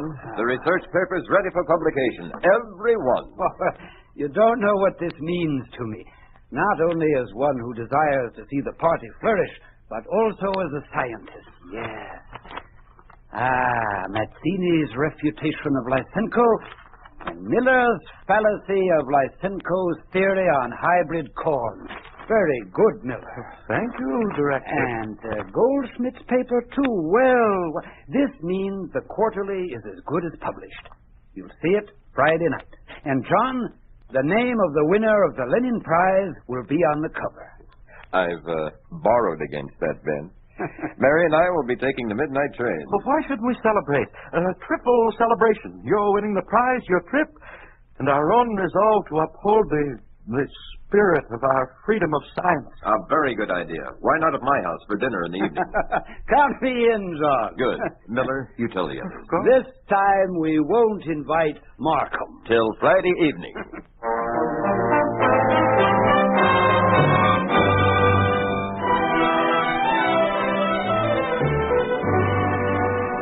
Eileen?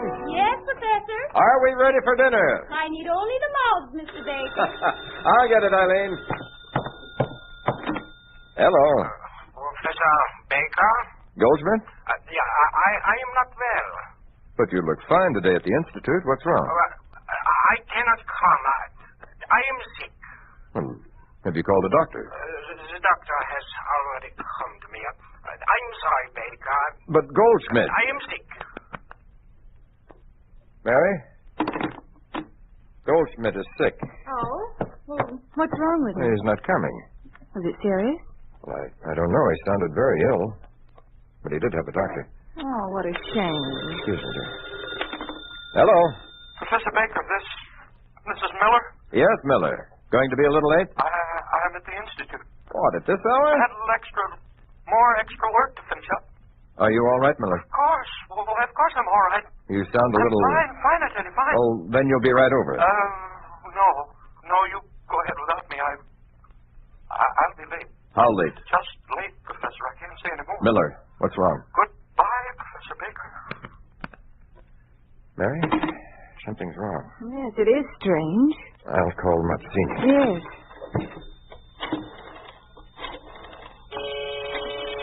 Oh, well, thank the Lord someone's come. Baker? Yes? Message from Professor Mazzini. Oh, I'll take it. I can't come tonight. Strange. Who are you? His phone's not ringing. Messenger. I'm from the Institute. Good night. Well, wait a minute. John? John? Mary, did I hear Mazzini's name? His phone didn't even ring. Why, he isn't coming either. That was a message from him. I'm going to call Ben. I don't think that man really was from the Institute. First Goldschmidt, then Miller, now Mazzini. What's wrong here? Mary, something's happened to the telephone. It's completely dead. Oh, maybe it's off the hook in the kitchen. Eileen! Eileen! Oh, there's the kitchen door. Yeah. Well, that should be Ben at the front door. I'm glad he's finally come. I'll go see what happened to Eileen. Things seem suddenly to be so... Oh, Ben, I'm so glad to see. I don't know what's going on here, but... John? Yes? John's here to say her. Oh, Ben, it's you, thank goodness. Now, Mary, calm yourself. These things, There's a strange man at the back door. A man? A man like the one that brought the message from Professor Mazzini. Ben, no one is coming. What does it mean? I'm afraid it means that the Central Committee doesn't look with favor on those who oppose their obviously better judgment. Ben, but you... I take my orders from the party. And you, Ben, represent the Central Committee. At the Institute. And on the Science Quarterly. And slapping Markham? A bit of make-believe. To make the others submit their articles to the Quarterly. Yes, I brought an advance copy for you. It carries raw paper, and Goldschmidt's, and Miller's, and Mazzini's. But the prize. Ben, the Lenin Prize. Mary, dear, it seems that Lysenko has won. A trip? Only off for you, Mary. Your husband will be going. Going? Oh, what do you mean? John, what does he mean? It's quite plain, my darling. I'm going away. Alone. When, Director Saunders? Now, you've packed, don't you? No, Ben. Please. Let me read you the inscription from the cover of the Quarterly, Mrs. Baker. At least you will understand why your husband must go. It reads, and the color is bright red, "Glory to the great protector and protagonist of science, our deepest source of inspiration and courage to seek the truth, the Communist Party." Saunders, what's the delay?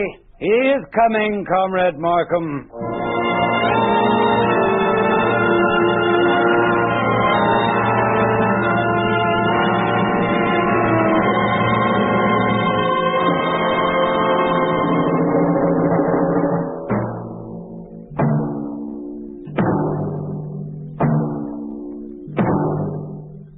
You have just heard a story of what happens to free scientists under the heel of communism. You think this could not happen? It did happen to Professor N.I. Vavilov, the famed Russian biologist who was arrested and deported to the Siberian Arctic. Why? Merely because he publicly disagreed with a theory of biology favored by the Soviet government. Professor Vavilov died in the deportation center of Magadan on the shore of the Bering Sea.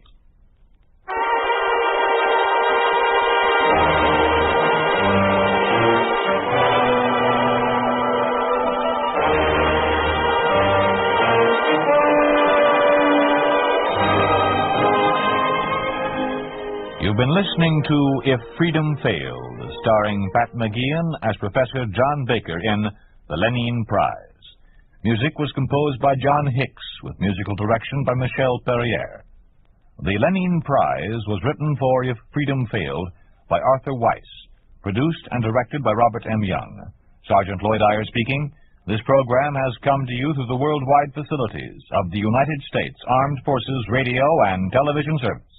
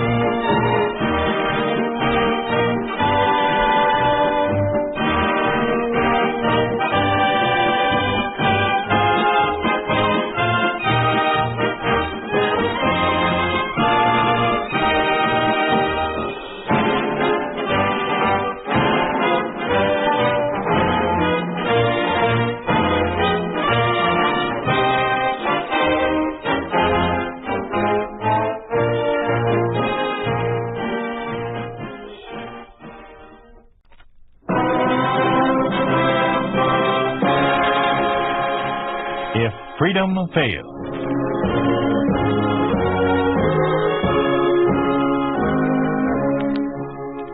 We'd like to take you on a visit to a town that doesn't exist. A town we call Springfield, USA. We'd like to show you how things would be in any American town if communism took over. This is a factual account of communist methods of conquest. The play is entitled Enemy of the People.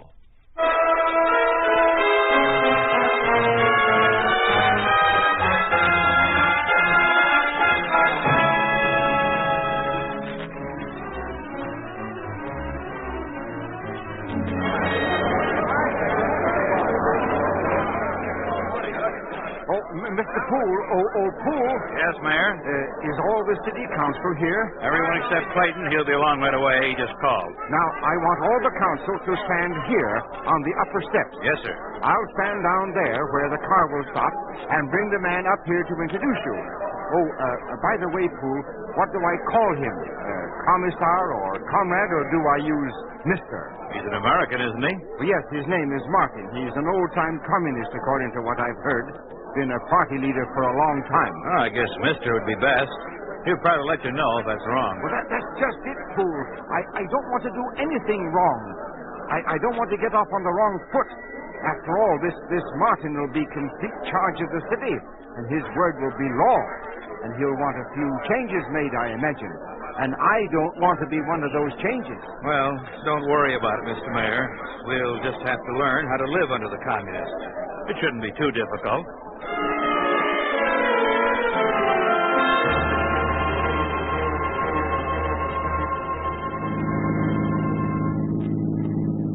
Is the town straight ahead there, driver? Yes, sir, it is. Good. Take us directly to the city hall. Yes, sir. Now, Farrington, your lesson's about to start. It's a privilege to have my first assignment under a man of your reputation, Comrade Martin. Ready for your speech. Sounded almost routine, like something you'd memorized. I did. Excellent. I've taken a lot of young communists out with me to indoctrinate them with our methods of taking over a locality. Knuckleheads, most of them. Wide-eyed revolutionaries that were about as subtle as a pratfall. But I don't think you're that way. No, Comrade Martin, I'm not. I'm going to do big things in the party. You have a pretty good start already. I believe you're a graduate of the Lenin School in Moscow, aren't you? Yes. Then let's see how well you were trained. Describe the locality, please. Well, Springfield is a town of about 18,000 persons, mostly middle class. 3 wealthy families, principally a farming community with its main income based on the wheat fields which surround it. Other prominent features of the town include the small college, the rolling mills, 2 grain elevators. Well, that's fine. You have the facts well in hand. But let me tell you something that you won't find in encyclopedias or almanacs. Something about those 18,000 persons. In the first place, right now they're completely dazed, like a punch-drunk fighter. They know that the communists are in control, but they don't know what that means. This is the perfect psychological time to attack, when they're off balance. And remember this for the future. This is an attack, exactly like any military operation. I have my battle plans. Soon I shall have subordinates to carry them out. And I intend to win the campaign. We're inside the city limits, sir. You know the way, driver? Yes, sir. It's on the left there, about 2 blocks ahead. Ah, yes. I see the tower and the flagpole. But no flag. There's quite a crowd there, Mr. Martin. Maybe we should have brought a military escort. For what? I don't need protection. After all, I'm here as a friend, bringing to the people of this town all the benefits of our new democracy. This is a welcoming committee, not a bunch of vigilantes. Here we are, sir. Come on, Farrington. Here's where I make my first speech. Right behind you, sir. Oh, is this Mr. Martin? Oh, of course it is. I recognize you from your pictures. I'm the mayor of Springfield, and I want Do you have a microphone here on the steps? Why, yes, we do. Where is it? It's right over here, sir. Introduce me, please.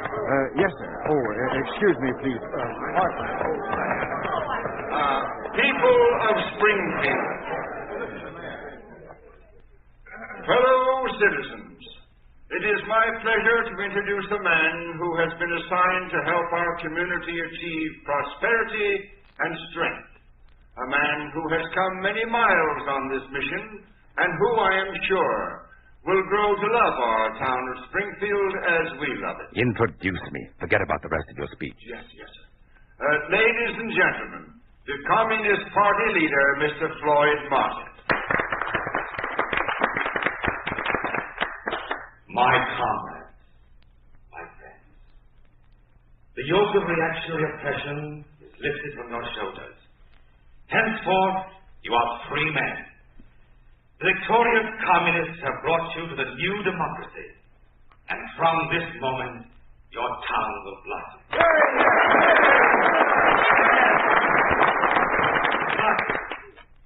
But you have responsibilities too, my friends. You must expose any nationalist spies who may lurk in your midst. I know you would not willingly hide them within your houses, but if anyone knows where there may be guns or ammunition, you must report it at once. Failure to supply this information is a serious crime against the people, and the people know how to punish their enemies.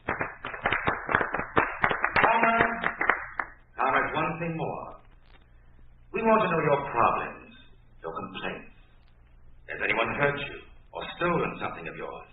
I want to know his name. Our party is determined to banish injustice forever.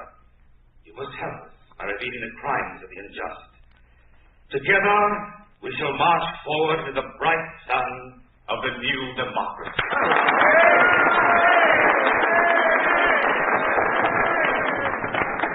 Come on, Farrington, that's enough for a start. Excuse me, sir. What about him? Who? The mayor. Oh, yes, sure. Bring him along. I want to offer my services, Comrade Martin, in any way they can be used. I have always been a servant of the people. Farrington, what time is it? Just after 2, sir. Where is your office, Mayor? Why, it's right down this corridor. I'll use it as my temporary headquarters. In 30 minutes, I want the city council there. All of them, understand? Yes, sir. Oh, here is the office. Very well. Come on in, Farrington, and we'll... No, not you, Mr. Mayor. Oh, but I was only... You have your orders. Go find a phone someplace and start rounding up the council. Then report back to my office.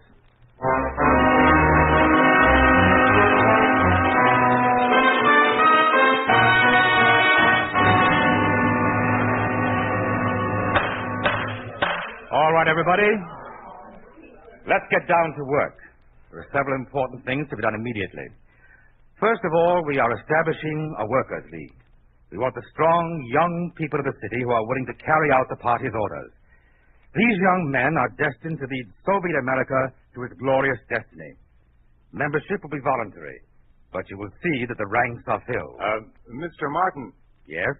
This Workers' League, is it a union or a political organization or what? What is your name? Clayton, John Clayton, 6th Precinct. Well, Mr. Clayton, the League will consist of every male between the ages of 16 and 30. We want brave, tough men, good fighters. They alone will be allowed to carry arms. To them will go the fruits of victory. Then this is a military group. Of course. But we've had already so much fighting and bloodshed in Springfield. 5 times the city changed Mr. hands. Clayton, I've been patient about my explanation. I can't take all day to talk to one man.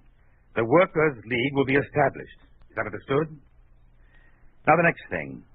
I want a complete list of the property holders in Springfield. Every family will be classified. Well, which one of you has handled the tax assessments? I have. Your name? Oliver Poole. You get that, Farrington? Yes, sir. You will deliver the list to Mr. Farrington Poole. Yes, comrade. I also want a complete listing of persons who belong to various organizations which are anti-Soviet and anti-communist. Will you read the organizational names, please, Farrington? Mm-hmm.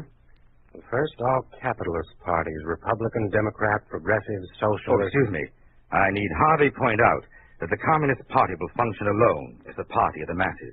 Go ahead. And next, the Chamber of Commerce, the Rotary Club, American Legion, YMCA, and such fraternal orders as the Masons, Oddfellows, Elks, Knights of Columbus. Members of those organizations have been declared enemies of the people. Naturally, further meetings are forbidden, and the organizations are hereby dissolved. And the last group includes persons who had important civil service jobs, former Army officers, policemen, and prison personnel, and prominent and active members of the local home guard. But, Mr. Martin. Yes? We'll have everybody in town on at least one of those lists. Some of them on 2 or 3. That's right. Well... Well, what? Is that what you want? That's what I asked for, isn't it? Yes, but I... Mr. Martin, what are you going to do with those lists? Anyone who appears there will be under suspicion. They must prove themselves loyal to the new order. Then it doesn't necessarily mean that they'll be purged? Why, of course not. You've been reading too much foolish talk in the anti-Soviet papers. And incidentally, Farrington, inform the editor of the local paper that publication will be suspended until I have a chance to explain the new editorial policy. Yes, sir. Now, gentlemen, I am here only as a representative of the Communist Party to organize your community as a coordinated part of Soviet America. In some parts of this country, there is still revolt, the lack of discipline. But here in Springfield, we shall get along very harmoniously, I know. And now, that will be all for today, gentlemen.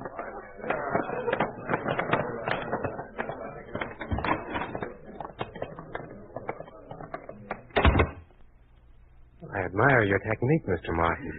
Yes, it's difficult when you have to deal with such as these. You'll want Clayton and Poole removed, won't you?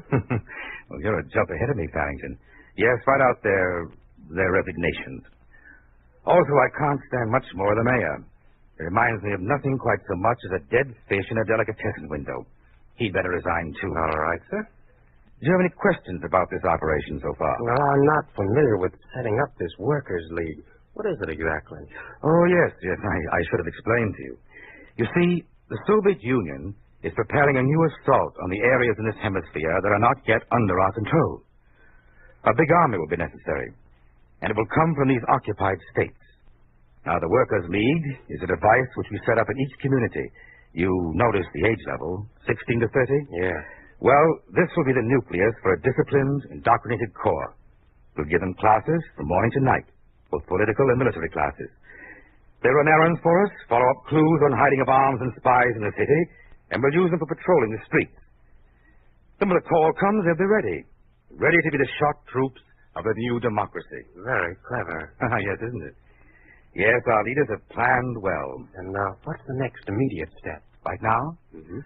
Well, this is a very touchy point. Now, we must train the minds of the entire population. We must change them psychologically. To do that, we need a scapegoat, someone they can hate, someone that eventually they will kill. And once you've made men into beasts by having them kill something, then you control them forever. We'll have a trial. Now, let's see, probably next week. And who's to be tried? Oh, that's what I'm getting those lists for. I don't know who it'll be. All I do know is that he'll be on the top of the list of the property holders, the richest man in Springfield. That's always a safe bet, a rich man. Because, you see, people envy anybody who's successful. And envy and hatred are twin brothers. It should be easy to secure a conviction.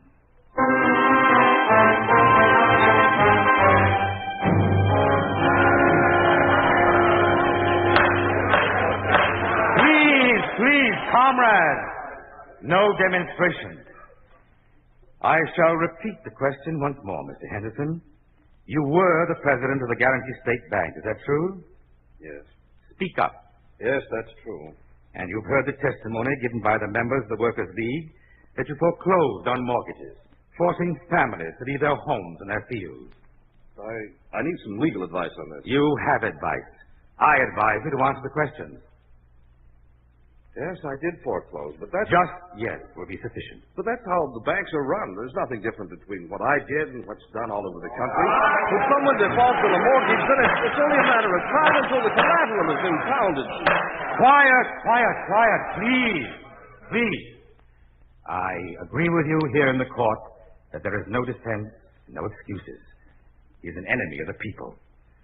But let us avoid bloodshed. Now, perhaps Mr. Henderson will repent of his actions and become a good citizen of the new order.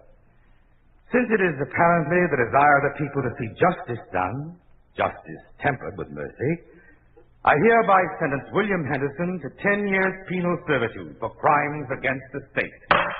Next case.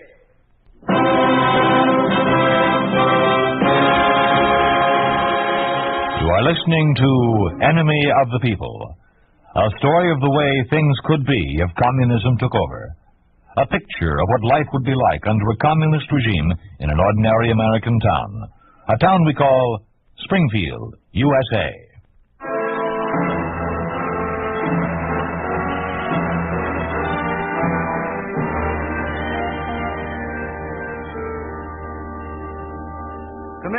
Come in, Mr. Tang.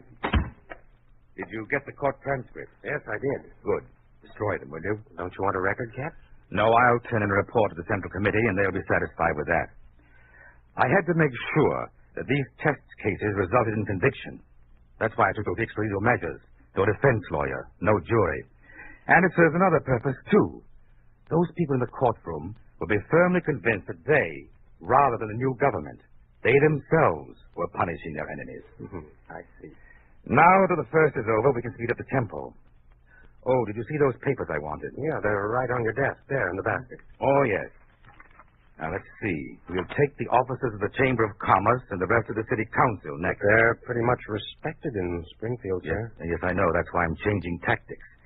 Instead of making charges of some sort or other, these, let me see, 14 men, these men will simply disappear. Have a squad of the Workers' League pick up each man on this list and take him to the railway station. I've made arrangements for a special car to take them to Caldwell Labor Camp. That's 500 miles away. Yes. And I don't believe they'll have any friends or any influence there. And by the time their location is found out? By that time, we'll have the city by the throat. It's a simple technique. Divide and conquer. Divide and conquer. Put brother against brother. Family against family.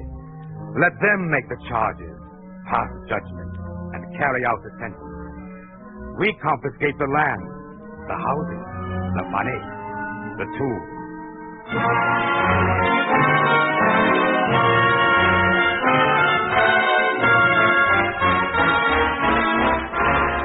Isn't it true that you made anti-Soviet statements to your children? Yes.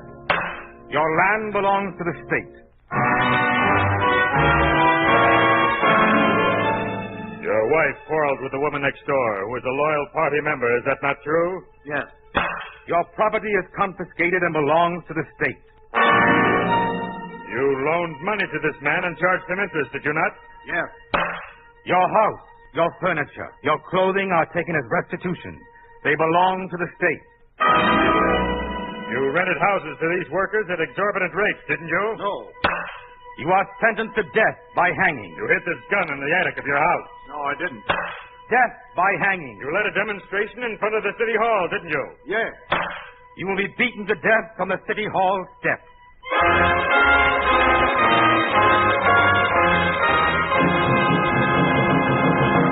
What should I do with these death reports, Comrade Martin?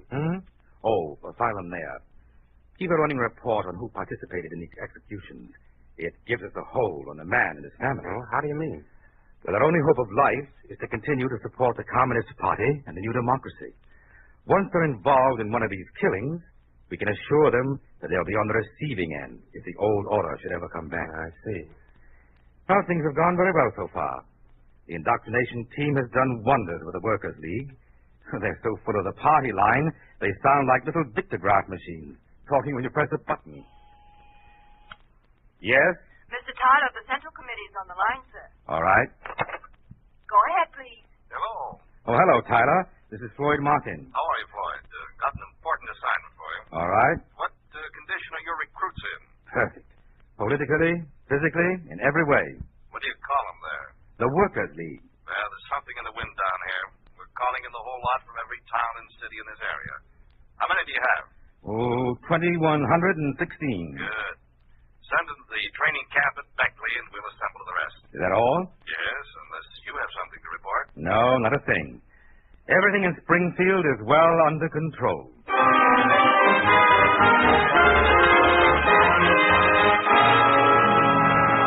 Members of the Workers' League, you have the commendations of the Communist Central Committee for the strides you've made in these few short months. To you will come, eventually, the highest rewards, the best houses, the most food, the highest positions, and all honor.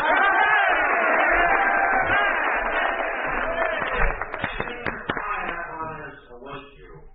And here to tell you about this is your beloved leader, Comrade Martin.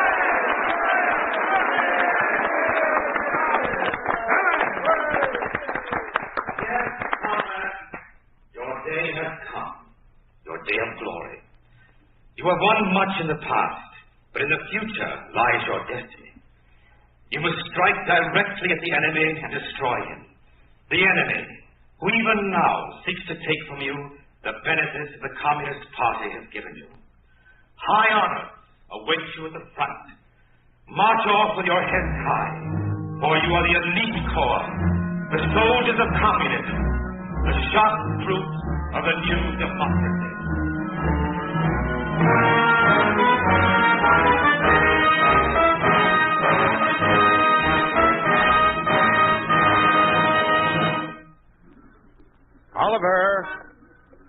Oliver Poole. Yes? Oh, hello, Clayton. Nice to see you again. Oliver, is your son with the League? Yes, just said goodbye to him. I'm ashamed to admit it, but I'm glad to see him go. He's changed so. Yes, I know what you mean. Old town's changed. Springfield's a ghost town now. All the older men of any influence are gone. Almost all the business district and residential property belongs to the state. Now our children are gone. Our boys, who just a few years ago had bright futures, now they have a future of training camps, battlefields, and eventual death for the communist cause. Watch out. Someone will hear you. Yes. By all means, be careful. Don't say a word against the new order. You'll wind up in the Caldwell labor camp. You're lucky.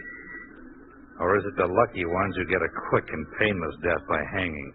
You know, this is dangerous. Even the two of us standing here in the street, talking together, can mean trouble. Something evil has happened to this town. Something that prevents men from speaking their minds, even to defend a man who is falsely accused. You heard about the latest trials? Yes. Frightful. We had bad times before. Went through a depression, suffered fires and community problems.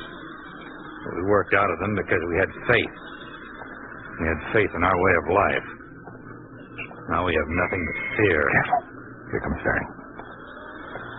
Oh, Mr. Poole, I've been looking for you. Good morning, Comrade Farrington. Hello, Clayton. Farrington? I've just come from the leader's office. He'd like to see you immediately, Mr. Poole. Even though I resigned from official duties? Of course, if you refuse to... Oh, no. I'd rather walk over there than be dragged. Do you want me to come along, Oliver? No, I'll be all right. I'll call your wife. Thanks, but she's not at home. She left at 5 this morning with the rest of the women to go out and work in the wheat fields.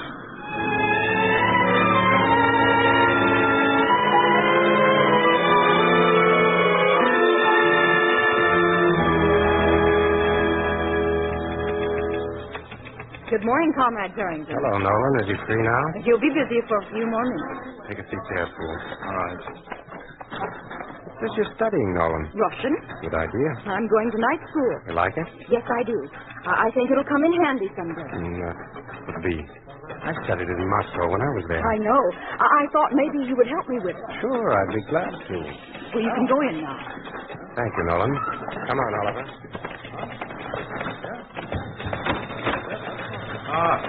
Come in. Well, you've been quite a stranger around here, Mr. Poole. Well, it wasn't quite of my own choosing, Comrade Martin. Of course. But you understand, I'm sure. There's always some confusion when we're reorganizing a community. Yes, I understand. Well, sit down. Thank you. Oh, Farrington, would you send down for those reports I asked about? Yes, Comrade, right away. Have a cigar, Mr. Poole. No, thanks. I'm happy to see the way Springfield has reacted to our government here. Things are running very smoothly. You have been most efficient. Oh, I'm not looking for personal glory.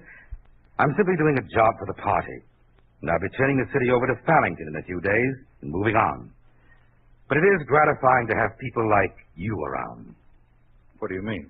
I've kept tabs on you since your resignation from the city council. The record's quite clean. I see.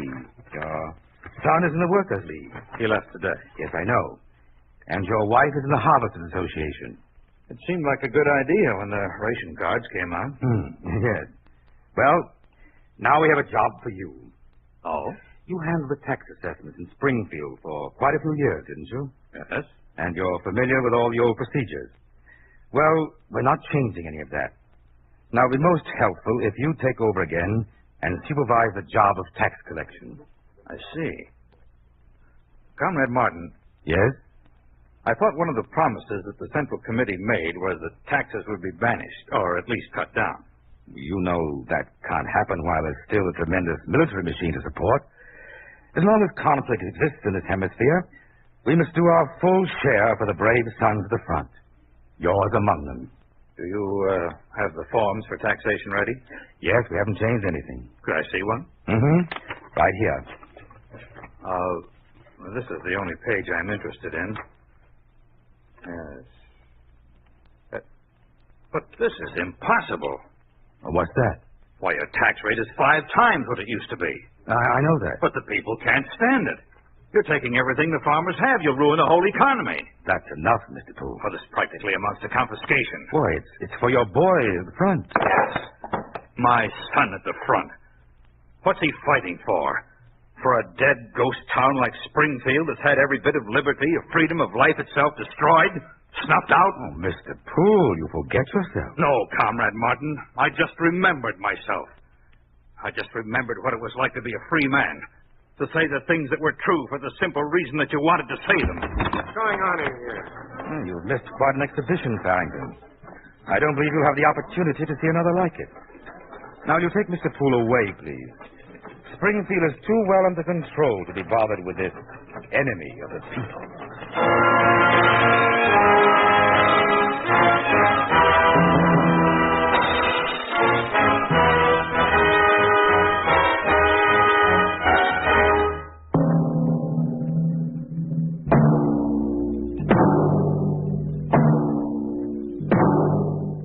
You have just heard what happens to a city under a communist regime. You have just heard what would happen to every city if communism took over. You think this could not happen? It did happen to the village of Chongqia-Chuang, Hunan province in communist China. This was a factual account of communist methods. They were welcomed as liberators of a Chinese village. Then, step by careful step, they revealed themselves as bloody terrorists who turned the village into a ghost town and took from it every last semblance of liberty and freedom.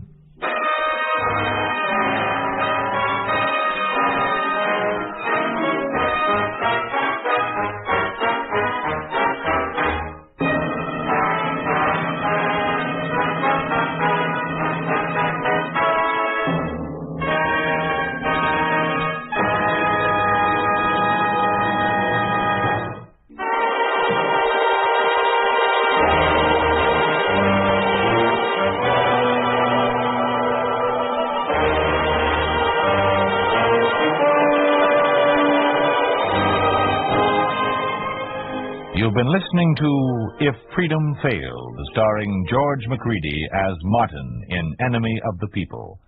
Paul Richards was Farrington, Tyler McVeigh was Poole, Herb Rawlinson the Mayor, and Don Randolph was Clayton. Others in the cast were Frank Gerstle, Lamont Johnson, Mark Hartman, and Lee Arnold. Music was composed by John Hicks, with musical direction by Michel Perrier. Enemy of the People was written for If Freedom Failed by Robert C. Benson. Produced and directed by Will Scott. Sergeant Lloyd Iyer speaking. This program has come to you through the worldwide facilities of the United States Armed Forces Radio and Television Service.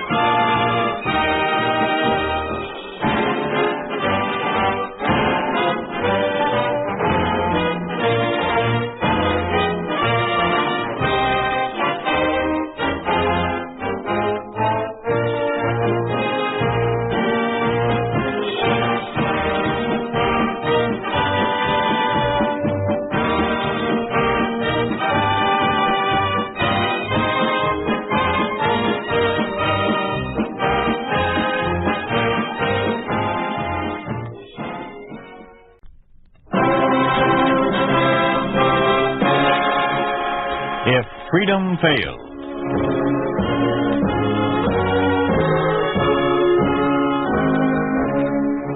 We'd like to take you on a visit to a town that doesn't exist. Call it Oakdale or Springfield, USA. This is how things would be in an ordinary American town if communism took over. This is the story of what happens to religion under a communist regime. The title, The Valley of the Shadow.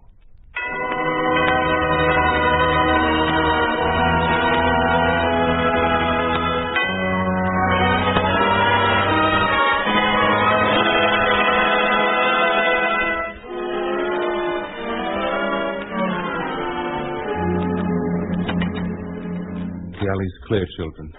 After I go, stay in the room for at least 5 minutes. Then go out the front door. Not all together, but in twos and threes. Be very careful. And I'll see you here tomorrow, an hour after school.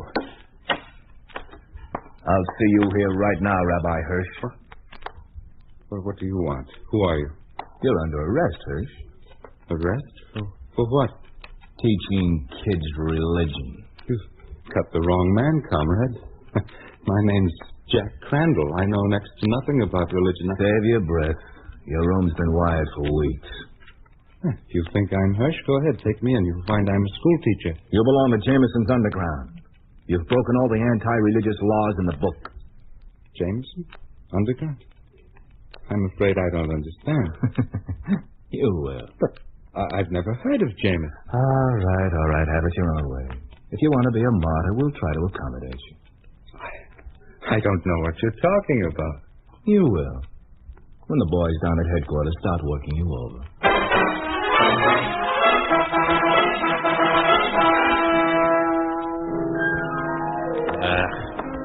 The beer here is no better than the music. So, anything new in the Hirsch case? Nothing, Comrade Ryder. They've been questioning him for 24 hours. What's the matter with the police? They gone soft on us? Comrade, Hirsch is a very stubborn man. The toughest since Bishop Master.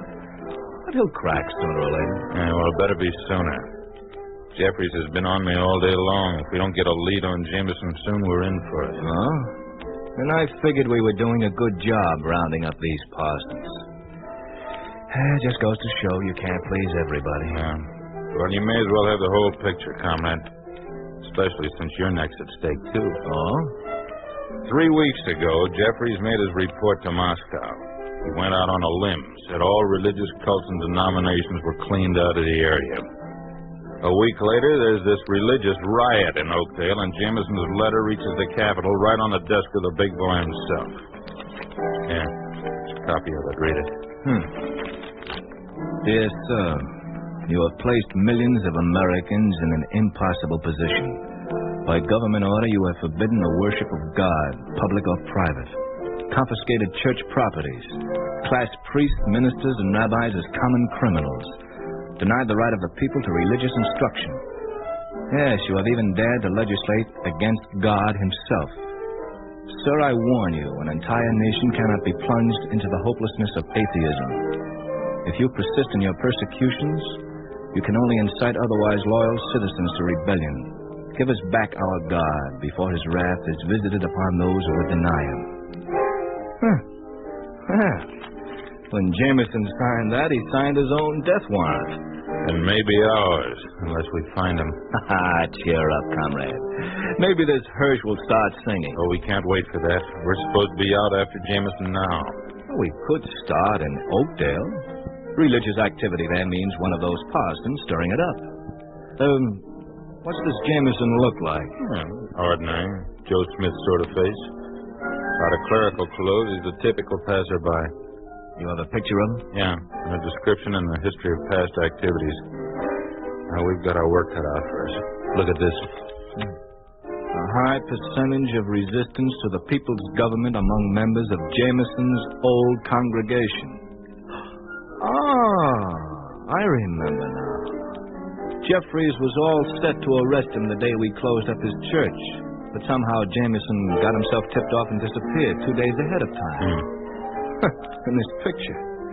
If I ever saw an anonymous-looking guy, it's this Jameson. Yeah, he's going to be hard to spot, Talbot. He's Episcopal. High Episcopal. That's first cousinly Catholic. He may have a cross hidden on him like the priests.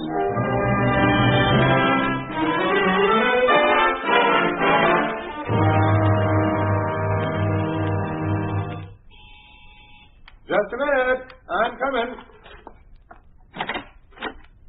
Hello. What can I do for you? Hello. Are you Orville Jackson, the carpenter? That's right. You have a job for me? My father recommended you highly. Said if anyone could help me, you were the man. Maybe. Come in and we'll talk about it. My father sent you these apples from the farm. Well, that's thoughtful of him. Put them on the table. Here they are. They're choice. The kind that usually go only to good party members. By the way, my father appreciated the bread you sent him yesterday. Oh, glad to hear it. Rye bread. His favorite kind. Sit down, my friend. Relax. Thank you, Reverend Jameson. I'm Bob West, Arthur Bennett's son-in-law. Yes, Arthur's a good friend of mine. He suggested the apples and rye bread code. Yeah. I was afraid to use the old code after they got poor Rabbi Hirsch. Tell me you were careful about being followed. Yes, sir. Good. And how is Arthur? Oh, he's fine. Busy with spring plowing. Mary, my wife, and I were planning to stay with him until after the baby. And you want me to christen the baby, is that it? Yes, in about 6 months. You see, he hasn't arrived yet, but in one way, he's the reason I'm here. See, a year ago, we were married at the registry office. Well, with the baby coming, it doesn't seem right not to have a church marriage. A real marriage in the sight of God. Marriage in the sight of God. That's a wonderful thought, to have the Father's approval. What church do you belong to? We're Methodists. If you're expecting a Methodist ceremony, I'll have to disappoint you. The Reverend Gregg is away carrying on for Rabbi Hirsch.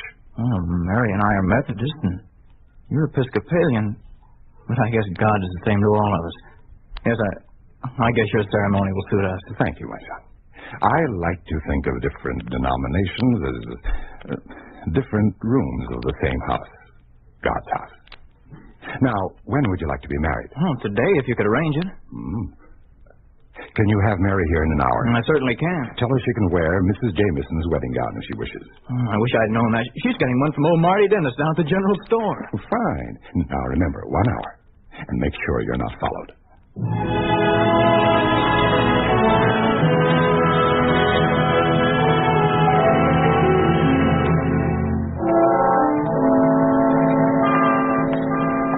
So far, so good, Comrade Ryder.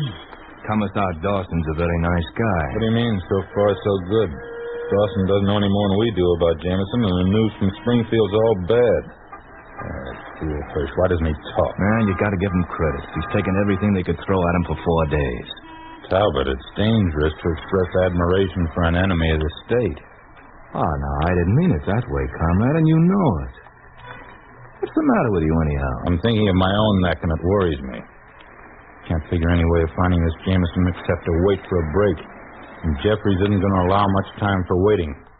Now, why doesn't Hirsch talk? Confession from him would solve everything. I just had a thought. Yeah? Well, Oakdale's a small town. So? What if it's like most small towns? There are 2 places to pick up information. The post office and the general store right across the street. Marty Dennis, proprietor, the sign says. I wonder why that place hasn't been socialized yet. Make a mental note of it. Let me take a look through the window before we go in. Just 2 people, comrades. A clerk and a girl. Well, she got something big in a big flat box, sort of a suit box. Say, she's not bad looking. Not bad at all. Come on, let's go in. Thanks very much, Mr. Dennis. Oh, not at all, Mary. I'm glad I could help you. I'll be in again soon. Goodbye.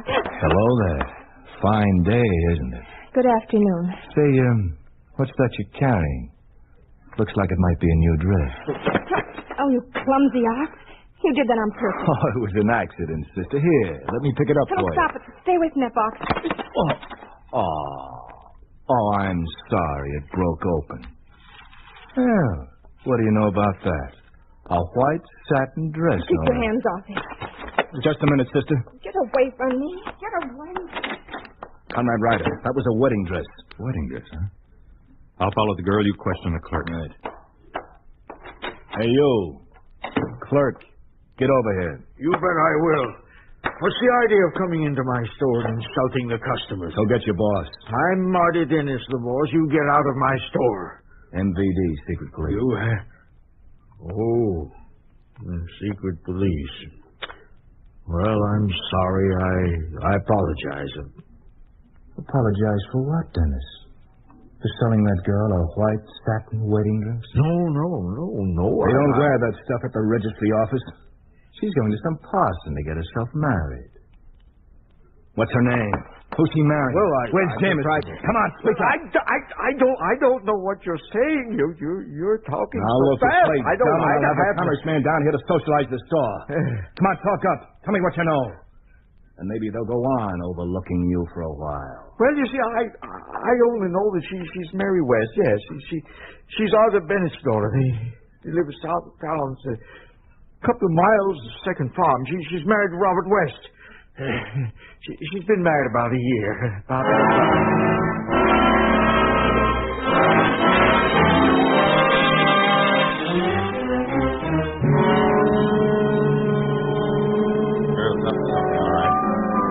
Met a man near the post office. I followed him to this little house around the corner. A man about 50 let him in. Oh? He looked like Jameson? Maybe not. Another one of those Joe Smith faces. I gave him a few minutes to set up the marriage inside, and then I went in through a window. Nobody there. He must have spotted me and gone out the back. What'd you dig out of that storekeeper? Oh, her name's West. She lives a couple of miles out of town with her old man, a farmer named Bennett. Dennis said she was married, but I think he's lying. What would a married woman want with a wedding dress? We'll take one of Commissar Dawson's cars and pay Farmer Bennett a little visit.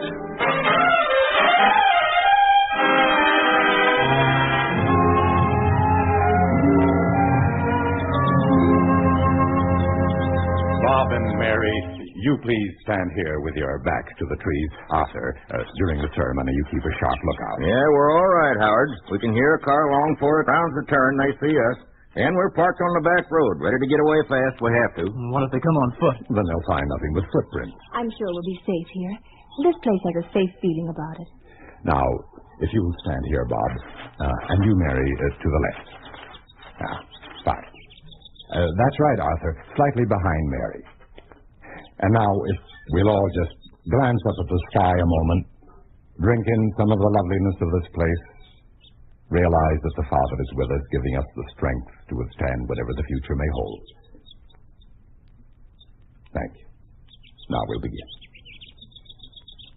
Dearly beloved, we are gathered here in the sight of God and in the face of this company to join together this man and this woman in holy matrimony, which is an honorable estate instituted of God, signifying unto us the mystical union that is betwixt Christ and his church, which holy estate Christ adorned and beautified with his presence, and first miracle that he wrought.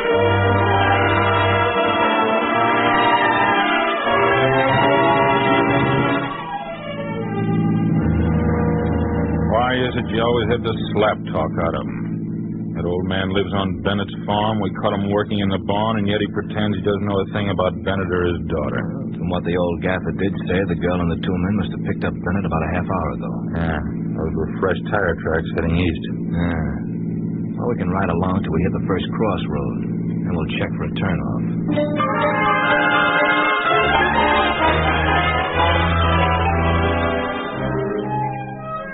Those whom God has joined together, let no man put asunder. For as much as Robert and Mary have consented together in holy wedlock... excuse me, Howard. I hear her. Yes, I hear it too. I'm almost through. When I say amen, we'll run for the car, and I'll say the final prayer as we go. Now, Robert and Mary have pledged their troth, each to the other, and have declared the same by giving and receiving a ring and by joining hands. Read it up, Howard. I pronounce that they are man and wife in the name of the Father and of the Son and of the Holy Ghost. Amen. Come on, through the trees. This way, Mary. Watch those rocks. Hurry.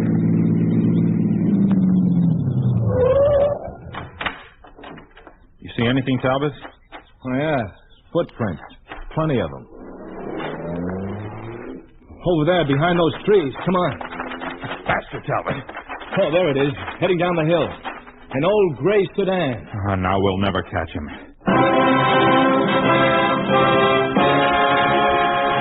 You are listening to The Valley of the Shadow, a story of the way things could be if communism took over. A picture of what life would be like under a communist regime in an ordinary American town like Oakdale or Springfield, USA.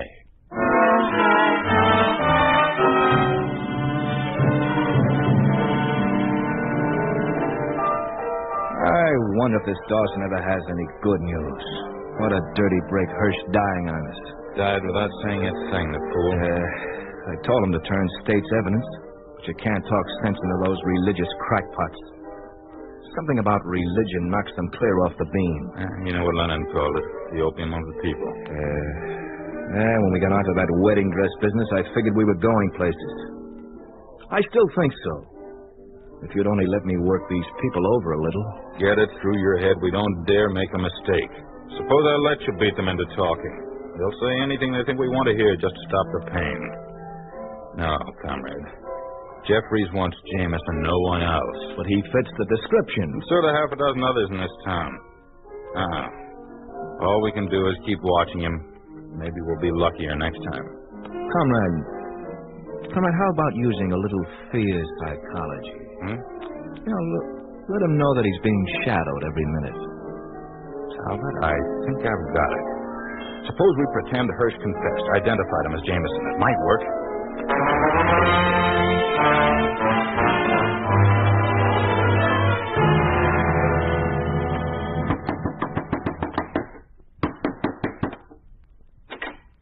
All right, Jameson, we're having a little talk with you. Back inside, comrade. Back in the room and close the door.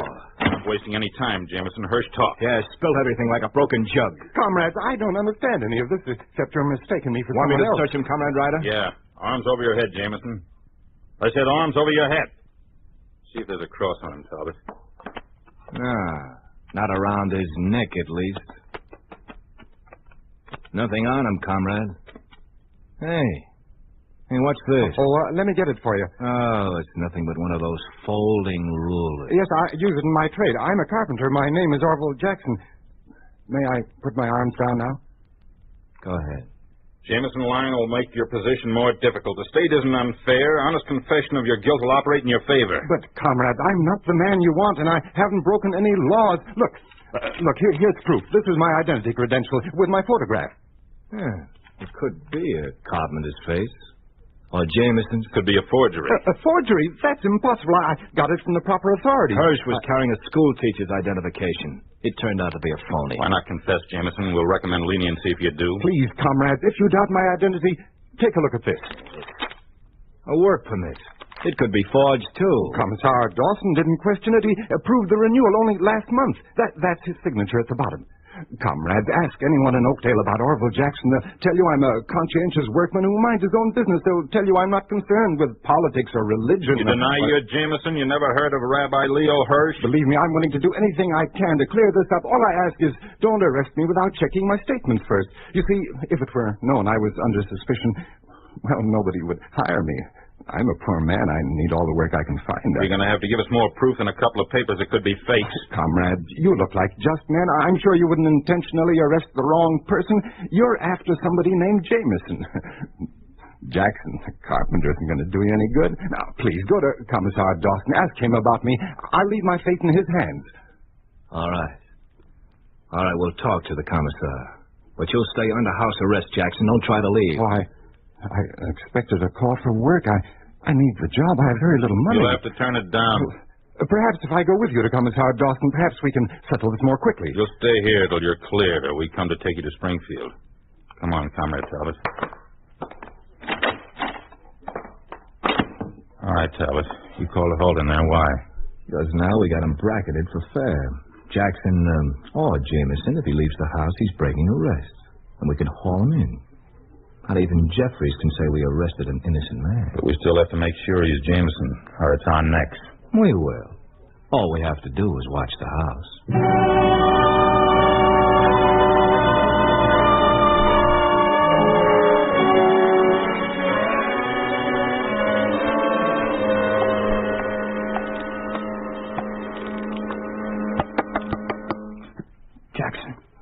Jackson? Who is it? Oh, Bob West. The watch. I know. They're out front. You look like trouble, Bob. What is it? Arthur's dying. He's calling for you. What happened to him? The tractor broke down while he was plowing. He went around the front to fix it, and the thing rolled over on him. What does the doctor say? All he could do was leave some morphine to make it as easy as possible. You'll come? I know it's risky. I'm ready to go now. The car's on the next street behind the house. If we can cross the yard and climb the fence without making any noise. Yes. Give me a hand to that window. We're lucky it's grass most of the way to the fence. Wait. I hear something. Hold it. They're making another circle of the house on the concrete for the benefit of my nerves. Careful. Watch those trash cans. Okay. Over the fence. No time. Over there behind the garage till I pass. Yes. Come on, let's run. Stay quiet. Behind here. Stay where you are. Come on, somebody's in the back. Hold it, Ryder. We've got to split up. You go around this side of the garage, and I'll take that side. Hear that? Yes. Make a break for the fence. Now. Stop! Stop! Grab him, comrade! There's your car, over there. That's where they're heading. Watch that patch of light right under the street lamp. Yeah. Hey, that's Jameson. Oh, that car. It's the same old gray job we saw out near Bennett's place the other day. We're going to the Bennett farm, comrade, not hurrying too much either. Let them think they made a clean getaway.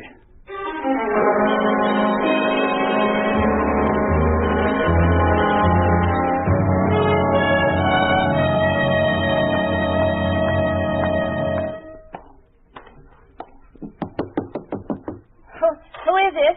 Bob. Reverend Jameson's here. Oh, Reverend Jameson. He's been calling and calling for you. Where is he? This way, Reverend. In the next room. Is he suffering much? Quite a bit. But he refused the morphine the doctor left. Says he's got to have a clear head. You want us to stay outside the room, Reverend Jameson? Well, not unless Arthur wants it that way. Who could that be? Maybe the true commies. If it is Reverend Jameson, you can go out the back. I'm quite sure we weren't followed. Perhaps it's the doctor. You better answer it, Bob. Yes, so. Well, Comrade West, took you long enough to get to the door. What's going on here? Please, if you could come back in the morning, We're looking for a man who just violated a house arrest. We happen to know he's here. You brought him, didn't you, Comrade West? There he is, standing in the doorway, behind the girl. I'm not hiding from you, comrades. Here I am. Maybe I can explain this to your satisfaction. Well, the truth is, we're in the midst of a tragic situation. You can say that again. It's a serious thing, comrade, aiding and abetting a prisoner's escape. I'm not talking about that. I'm trying to tell you my father-in-law's dying. He was fatally hurt in an accident this afternoon. Comrade Jackson's an old friend of his. He came just to help out. Surely can overlook that. I'll go back home tonight. You have my word on that. Comrade Bennett's dying, you say? Yes. That's too bad. We'd planned to have a little talk with him. I think Comrade Bennett's last words might prove very interesting. Where is he? We've explained the situation. If you're afraid I'll run away, you can wait outside for me. One of you in front of the house and the other in back, so I can't possibly escape. It seems to me a man ought to be able to die in peace without strangers. Shut up. Watch. We're here on state business. Get in that room, all of you. Who is it? Howard? Howard? Who do you want, Bennett? Who are you calling for? A priest. You, who are you? Ryder, is it necessary to question him now? Oh, please leave him alone. Oh, sure. Sure, don't worry. All we want are a few answers, that's all. Get away from that bed. Easy, comrade, easy. Nobody's harming you. We'll be through in a minute. Bennett, I'm going to help you if I can. Can you hear me? Yes, sir. Are you a minister? Sorry, no. A doctor? Then you can't help. Save your energy. Just answer the questions. You want a minister? Yes. Well, maybe I can find one for you. Who do you want? Anyone in particular? Please help me. Get someone fast. Will a minister named Howard Jameson do? Howard? Is he coming? Is he here? He's on his way right now. Talbot, keep a lookout for Jameson. Let us know the minute he gets here. Yeah. And Jackson can help us. You know Jameson when you see him, don't you, Comrade Jackson? Oh, stop it. Get out, both of you. How's the old man? You think he could hold out a little longer? He's quiet now. Oh, I wish I could do something. Jackson, how about you? You remember a prayer? That carpenter's rule you're carrying. Let me have it. I'll make it into a cross for the old man. Very well, you can stop. I'm Jameson, and this ruler is already hinged so it forms a cross. See? That's all we need, Comrade Ryder. We can haul him in. In a few minutes, after I finish. Comrade Ryder, please, will you stand back a little? Mary, come closer if you want.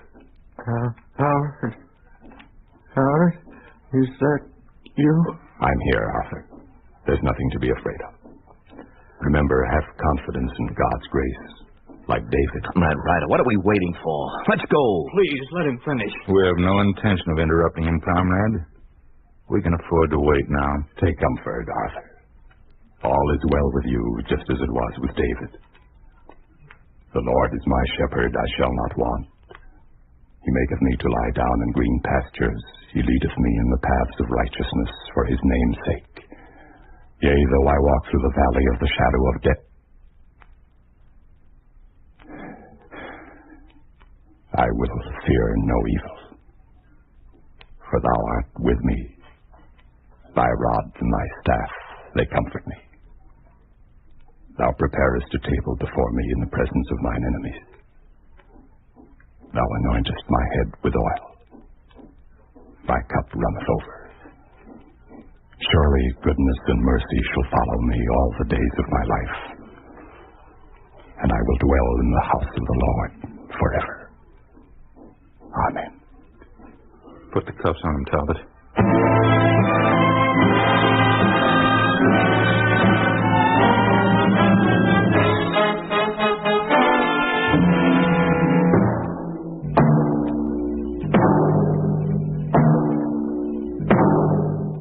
You have just heard a story of what happens to religion under a communist regime. You think this could not happen? It did happen in Soviet Russia. It did happen to the Bishop of Stalingrad for the crime of teaching religion to Russians. It did happen to thousands of Russian clergymen of all faiths. It did happen to Nikolai Naumov, Yanko Ivanov, Vasil Shyapkov, and other Protestant leaders in the communist-dominated state of Bulgaria. It is happening today in communist-dominated countries throughout the world.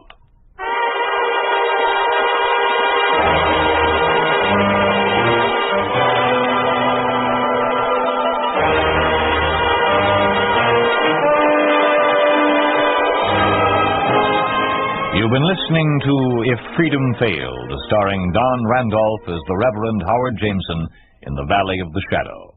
Music was composed by John Hicks, with musical direction by Michel Perrier. The Valley of the Shadow was written for If Freedom Failed by William Thunberg, produced and directed by Robert M. Young. Sergeant Lloyd Eyre speaking. This program has come to you through the worldwide facilities of the United States Armed Forces Radio and Television Service.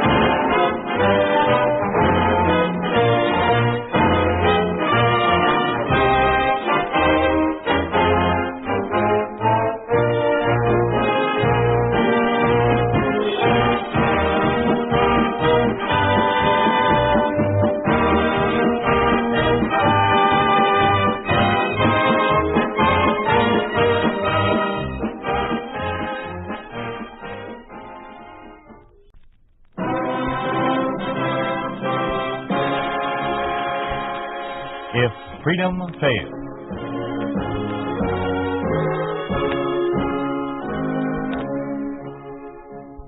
We'd like to take you on a visit to a town that doesn't exist. A town we call Springfield, USA. We'd like to show you how things would be in any American town if communism took over. This is the story of a girl you may once have known, may know now, or might know someday.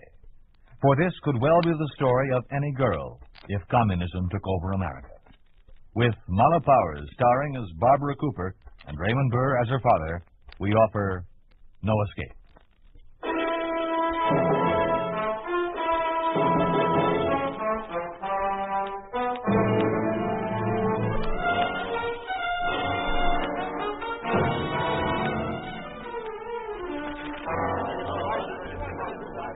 Comrades, please.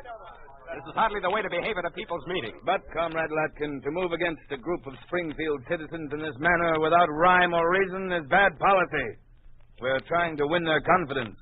Convince them that America under communism is the highest form of living mankind has ever known. At least in Europe, after World Wars II and III, there was some discrimination in the selection of people for the Siberian labor camps. As loyal members of the American Communist Party, I'm certain we're all aware of what happened before. But this situation is entirely different. Perhaps our guest from the mother country, Comrade Kalenkov, would explain the situation from his point of view. Comrade. Thank you. You must all realize that there are certain problems in dealing with the Soviet states of America. Here, there is such a hodgepodge of races, religions, and groups that to designate one particular group for some of the more unpleasant tasks that must be performed to better the Soviet world is exceedingly difficult. Such a designation, rather than the plan offered by the Central Committee in Moscow, would be unfair. So, after much deliberation, we come to this conclusion. Would you give us the details again, Comrade? Of course. The quota for the labor camps in Siberia from the Soviet states of America has been set.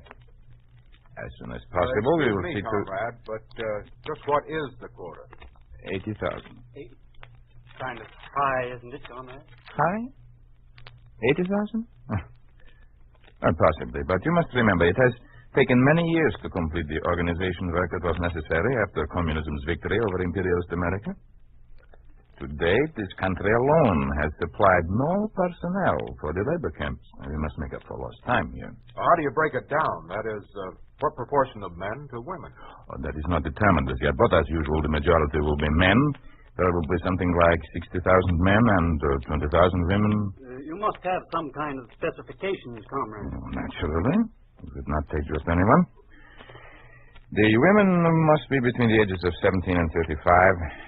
And the men between the ages of 18 and 45. Naturally, no party members will be included. Of course not. Also, all people, whether party members or not, who are contributing importantly to the metamorphosis of America from its decadent capitalistic ways to communism, these people, too, must not be called. Only the non-essential people. You understand? Little people who don't really matter to the state must be called. The younger ones will be especially desirable. Comrade Kalenkov, can you tell us the quota for Springfield? Yes. Only 68 people, according to the committee's breakdown of cities and towns. The first task will be to assemble a complete list of those residents of Springfield who fall into the above classification. I still say it's not a wise policy. Some sort of segregation must be found. There's always a scapegoat if you look for Comrade Cooper, are you questioning the decisions of our superiors? Or is it that you have an 18-year-old daughter who might fall into the classification? A daughter who is opposed to your membership in the party? I don't like that. Perhaps we are being unfair to Comrade Cooper. Certainly, Comrade Cooper cannot be held entirely responsible for his daughter's inability to recognize the superiority of Soviet methods. Nor can he be condemned for possessing a paternal regard for his daughter. But... needless to say, when he is reminded that this issue transcends personal feelings, that it involves orders from the supreme authorities at the Kremlin, certainly when that is pointed out, there will be no discussion. Is that not so, Comrade Cooper? Yes. Yes, of course. Of course. Then let us continue, huh? Any more questions? Just this. I'm pretty sure we'll find a lot more than 68 people who classify. How do we narrow them down? Oh? You only fair there, comrade? We will give them numbers, have a drawing. You only fair, right?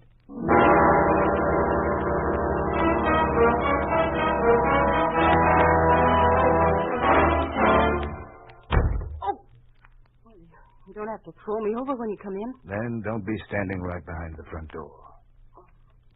I'm looking for your big flashlight. I thought it was in the hall closet. On the top shelf. What do you want it for? I don't want it. The state troopers are collecting them. I suppose they're capitalistic remnants of a decadent democracy or some such thing. Take my hat. Flashlights belong in the hands of the police. No one else. Yes, that's what Barbara was saying. They're becoming a symbol of force, raids in the night, knocks on doors. And stop it. You're late. Tell me more. And even more irritable than usual. What's the matter? Dissension in the rank? Of course not.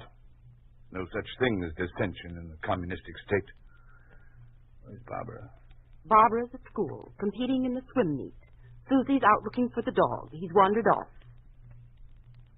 Alice, something's happened. I thought so. What is it now? The details on the labor draft have come through. Barbara's eligible. No. Oh, John, no. No, no. Don't you tell us so, or I'll kill you. So help me, I'll kill you. If this gets out, it'll ruin everything. Oh, what are we going to do? Or don't you even care? Of course I care. But these things have to be. We've all got to make sacrifices. Oh, we have to do something. Well, there's nothing definite. What do you mean? Well, she's eligible. She may not be conscripted. The only thing is, if it's not this year, it'll be next year or the year after that. There's only one hope. If she'll join the party as a junior member or do something to help the cause. She'd never do that. Can't you persuade her? She won't listen to anything I say. Oh, she has a mind of her own, you know that. She's headstrong. All right, let her be headstrong in Siberia. Let her stick to a bunch of rotten principles. Quiet, here. Mother, I want to meet it. Oh, hello, Dad. Go to your room, Barbara. Your mother and I are talking. Barbara. Yes, sir. Barbara. Wait, don't go. Alice, I won't tolerate it. You have something to tell her, John. You're a part of this whole rotten system. You come right from the core of it. You've been working with them all along, even before America fell in their hands. And this is as much your doing as it is the Kremlin's. So tell her. Tell her. Alice, stop it. Tell me what? Go to your room. I don't feel like it. What's going on here? Will you tell her, John? No. What good would it do? It won't change anything. We don't know that.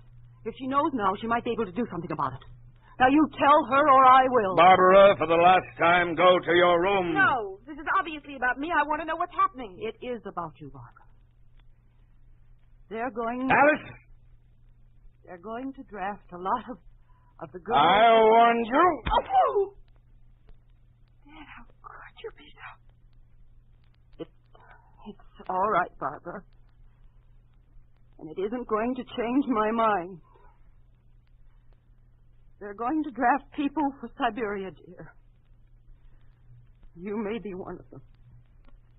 I'll never forgive you for this, Alice. I'll never forgive you.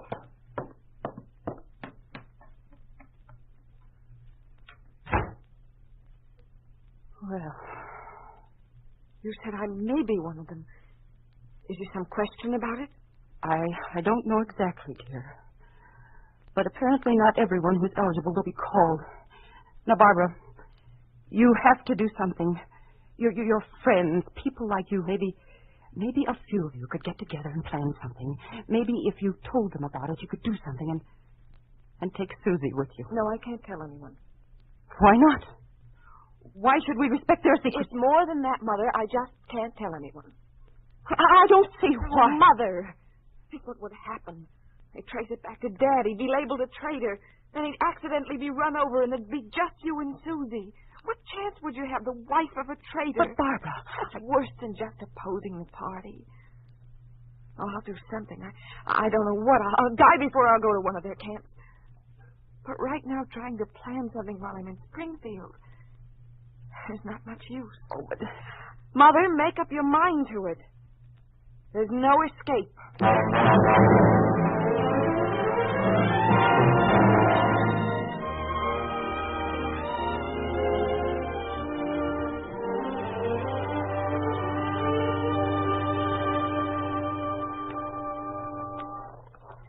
Close your coat at the top, Susie. You're just getting over one of those colds, and this December air isn't going to help any. That's why I've got it open. Maybe it'll come back, and I won't have to go to school and listen to all that junk they cram down us every day. Honestly, Babs, they're not even logical. I mean, they've been running the school for nearly as long as I can remember. I've practically grown up under their system, but I simply can't swallow it. You know, you've been kind of low lately, Babs. Something I don't know? No, nothing. That means something I shouldn't know. Let's leave it at that, huh, Susie? No. What's on your mind? Why don't you tell me? Haven't you noticed anything different lately? On the way home? Not especially. Oh, you mean all the trucks in town today? Yes, that's what's on my mind. I don't get it. Susie, if I should leave town or go away someplace, would you do me a favor? Sure, but what's this about... Don't ask me anything. Just do it. All right. Let's stop here a second. I want to say this before we get into the house. There's nothing definite, Susie, but I may be leaving Springfield. If I do, I want you to join the FCL. What? Me with those student commies? You're crazy. Just join them. Bluff them. Let them think you're swallowing their line. Go along with them the best you can. It's the only way, Susie, for you and Mother. It'll make things a lot easier. But I can't... No buts, huh? They try to fool us enough. You fool them. Let's look at it this way. I'll fight them, and you bluff them. That way, maybe the Cooper family can make up for its father. Trust me, Susie, and promise me. If you say so, Babs. I say so. Come on, let's go in. Oh, hi, Dad. Never mind the snow on your boots. Get in here. What's the excitement? You'll know soon enough. Susie, go upstairs. Your mother's up there. All right. Sure some funny things going on here. Barbara, follow me. Why the cellar? Never mind. Come on.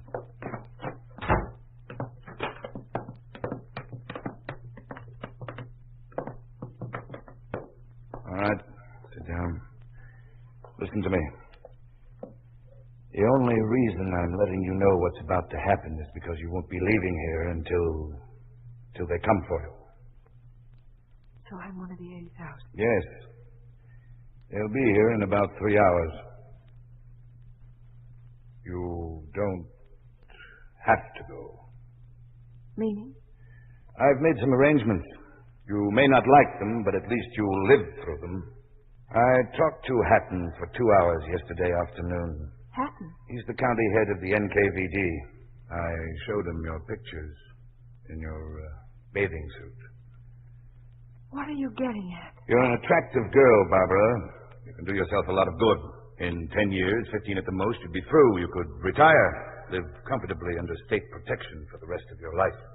You'd still be a young woman. Wait. Let me make sure I understand this. You want your own daughter to work for the NKVD? To work for them because she's attractive? You know the kind of work. Besides, it's not against your political principles. You don't even have to join the party.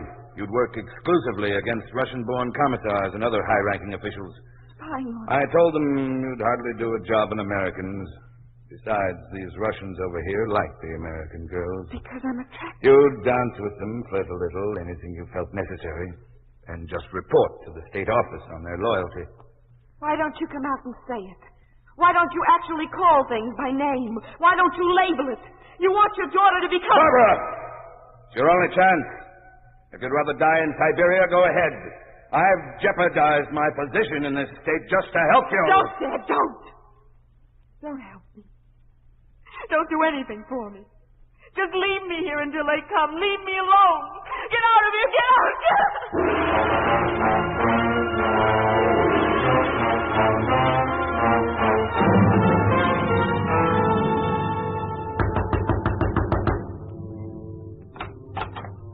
Barbara Jean Cooper, age 18, resident of these premises, 496 Alton Road.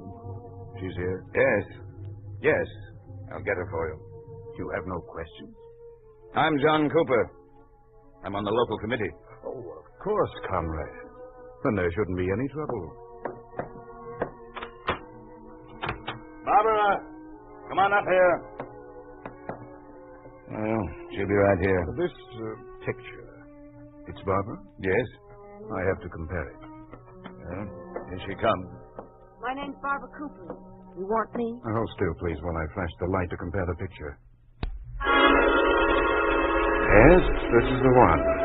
Thank you, Comrade Cooper. Come along, please. What are you laughing at?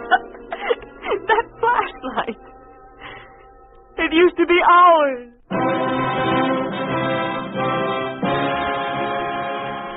You are listening to No Escape, starring Marla Powers. A story of the way things could be if communism took over. A picture of what life would be like under a communist regime in an ordinary American town. A town we call Springfield, USA.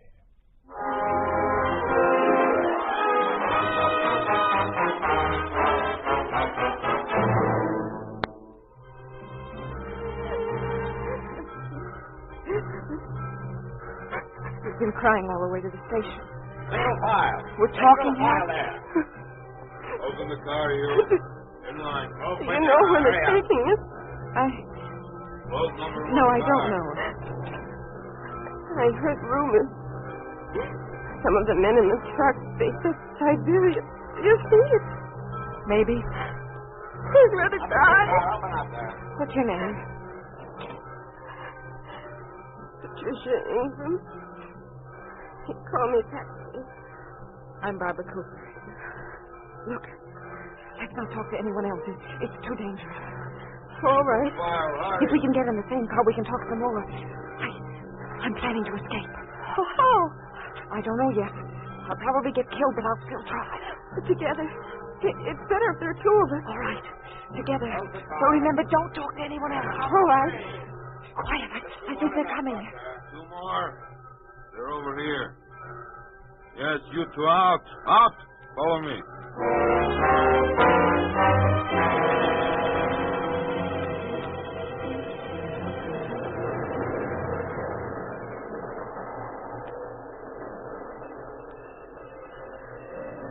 Patsy, we're stopping.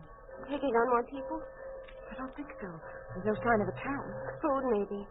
Maybe. Can you see through here? Yeah. Opening the next car. Now, the women. Take this bucket and fill it with water over there. Pick two girls to get water, I think. Yes, there they go. Just one guard. Can't get very far in those flat, snow-covered fields in broad daylight. Yes, but at the rate this train is moving, it's going to take another week or 10 days to reach the West Coast. Sooner or later, we're going to get some water. But not until everything is just right. What makes you think they'll ask us? They don't have to. I know the way they think. I'll tell you what we'll do.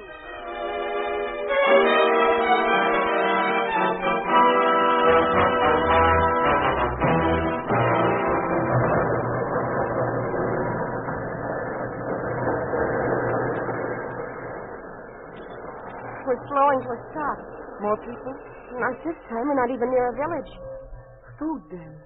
Feeding us at night, they must be relaxing. Maybe. The countryside's still the same. Hilly, more like mountains. Lots of trees. Rocky Mountains, maybe. Colorado. That's what I figured. Oh, at times like this, I wish I'd paid more attention to geography. That was the one course they couldn't figure out how to twist into some communistic ideology.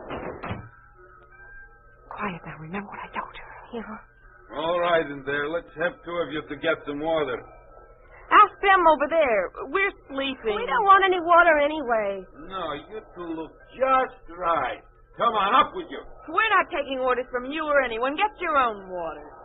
The two of you out at once, or else no food for 3 days.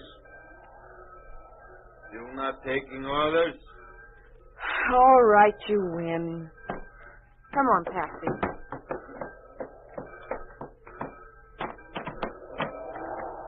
Where is it? By the tank over there, you will find a tap at the bottom. All right. Here. All right. Everyone in this car, wake up. Food will be brought in. Food and water. Come on, wake up, hurry. Barbara, I'm scared. Why? Because we could start running. I know. It looks easy. But that's what frightens me. I think this is the best chance we'll have, but it looks so easy. They must have a guard watching us. Sure, but it's a pretty dark night. But the snow, they have searchlights. They could shine them on us. I know. Oh, I'm not backing out, honestly. It just scares me. We won't have a better opportunity. This must be where we get the water. Yeah. Oh, I can't turn it. It's frozen. Taxi! Someone else is trying it. Come on, quick! This is the best chance we'll ever have. Run!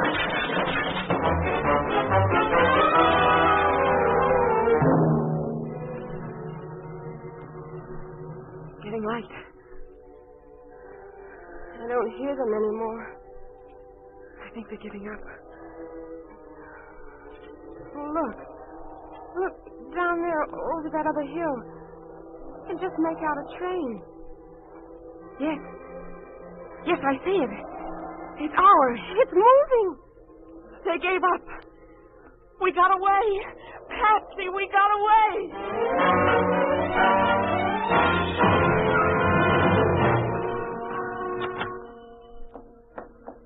Well, good morning.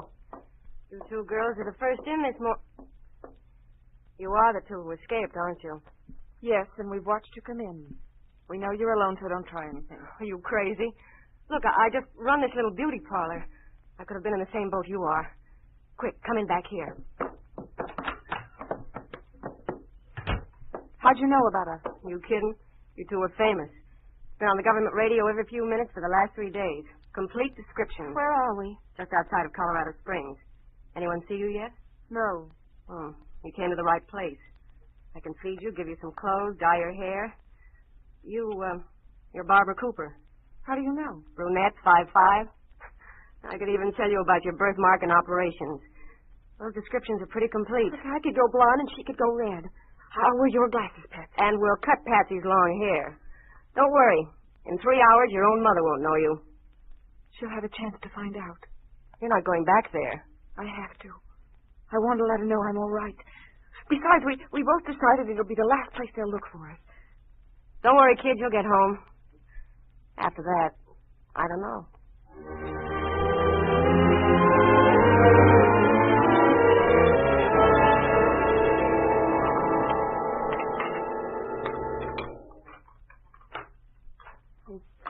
Someone there? Hello. Did someone just come in? Hearing things now. Mother! No. Mother, are you alone? Oh, yes. Yes, Barbara. Oh, Barbara, baby, is it you? Yes, Mother, it's Barbara. Oh, dear God. Dear God, my baby. Oh, Barbara, let me hold you. Oh, baby, you're all right. Oh, Barbara, all these months not knowing whether you were alive or dead. Oh, God, thank you. Thank you for this one thing. Come on, Mother.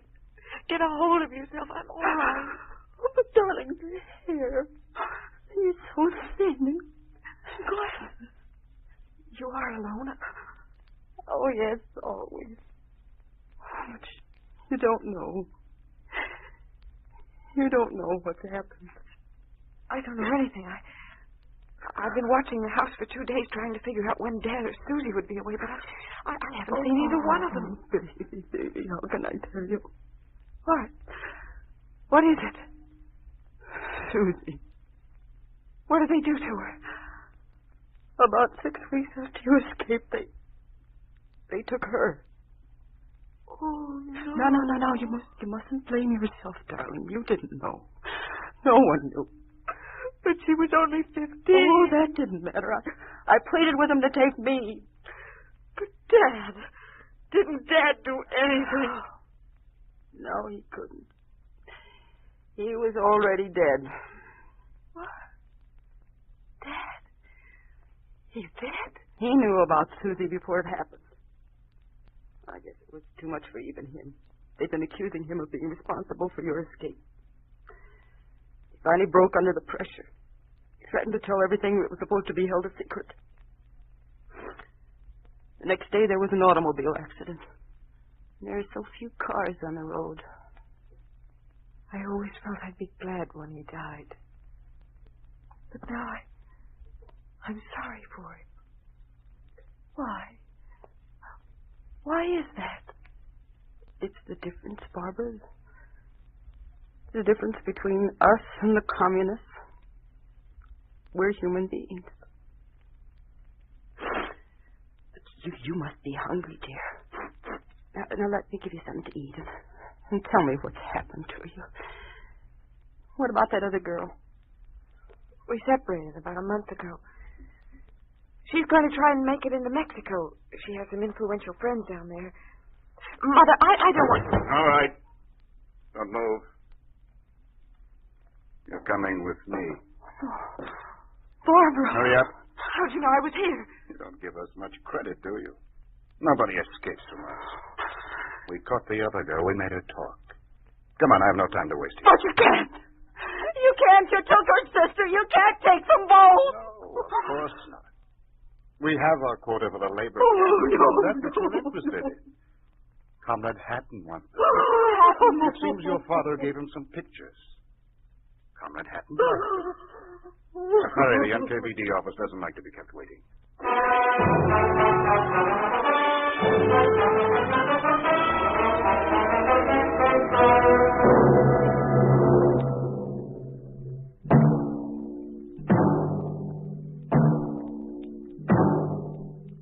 You have just heard a story of what happens to free people when they are ruled by a communist regime. You think this could not happen?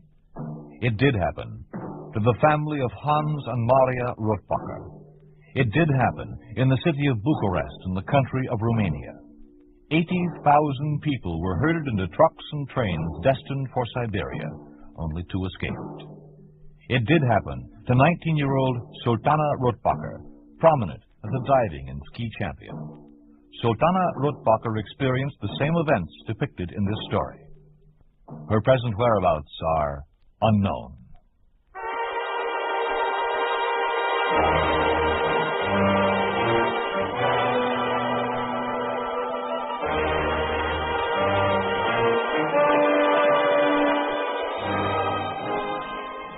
You've been listening to If Freedom Failed, starring Mala Powers as Barbara Cooper in No Escape. Raymond Burr was her father, and Ann Morrison was Alice. Music was composed by John Hicks, with musical direction by Michel Perrier. No Escape was written and directed for If Freedom Failed by Robert M. Young. Sergeant Lloyd Iyer speaking. This program has come to you through the worldwide facilities of the United States Armed Forces Radio and Television Service.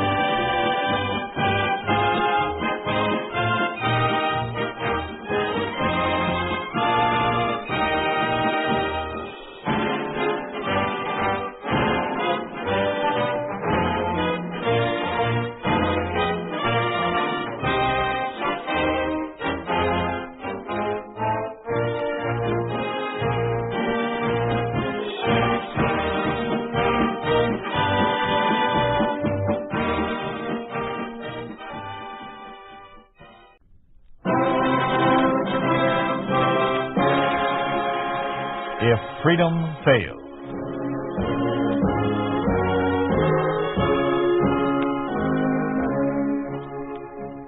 We'd like to take you on a visit to a town that doesn't exist. A town we call Springfield, USA. We'd like to show you how things would be in any American town if communism took over. This is the story of a poet of the people. The story of what happens to all creative writing under a communist regime. The story is called The Monkey's Cage.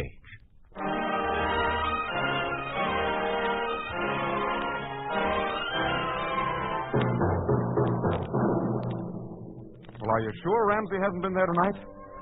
Okay. Have him call us. Tell him to call the magazine if he shows up. No luck? No, his brother hasn't seen him. Have you tried his house? 6 times. His landlady threatens to call the cops if I bother her again. Oh, this is ridiculous. A man doesn't go away without leaving a message. Somebody must know where he is. Can't we hold off his story until next month's issue of the Digest? How? We've announced it for this issue, and Bromfield has already done the drawings for it. This isn't like Ramsey. He's always taken his work seriously. Yeah, and sometimes he takes it a little too seriously. Huh? What do you mean? Did you ever hear him sound off when he's had a couple of drinks? No. Well, I have. Just the other night, as a matter of fact. We stopped in at the Blue Moon for a nightcap. One drink led to another, and before I could stop him, Ramsey started popping off about the curse of communism. That's it. What? Look, Bennett, it's been 5 years since the communists took over our country. You think they picked up Ramsey? When somebody disappears these days, he hasn't gone to the mountains for a vacation. Yeah. There's one chance. Call the Blue Moon and ask Joe if he's seen Ramsey lately. Well, he saw him the other night. Ask him if he's seen Ramsey since then. Okay, but I don't think it'll do any good. It's a chance. Hello, Blue Moon Cafe. Hello, Joe. Yeah? This is Gil Bennett, Springfield Digest. Oh, hello, Mr. Bennett. Joe, have you seen Mr. Ramsey today? Oh, yesterday. Or yesterday? No, I haven't. Hasn't been in at all? No, I haven't seen him for quite a while. Well, you saw him the other night. I don't remember. He was standing at the bar with me. Sorry, I don't remember. Now, just a second. I know I was there with Ramsey. And I also know we talked to you. And you talked to us. You even told Ramsey he was drinking too much. Do you remember that? No. And you'd better forget it. Look, Joe. Gotta hang up customers. Hello, Joe! Joe! Hung up. Of course. He's afraid to say anything. Well, they've really got Ramsey. Yeah. But only Commissar Yeager and his brain trust know what's happened to him. The other night was just a topper. They've probably tailed him for weeks, months. They'll be gunning for all of us before they're through. Yes, they'll get everybody who has any influence in the people's way of thinking. And where's a better place to start than with a literary magazine? They've stopped Ramsey from talking and writing. Who's next is anybody's guess. What about Lambert? Charles? Well, his poetry is read by millions. Not in 100 years would they find anything in his poetry which could even vaguely be interpreted as anti-communistic. Well, you never can tell. I know what I'm talking about. Why, for years, Charles Lambert has been writing about typical Americana, about the people. Even when he won the Pulitzer Award and went to England for 8 years, he still wrote about the things he remembered here in America. No, they'd never touch anybody like Charles Lambert. He's one man who's safe.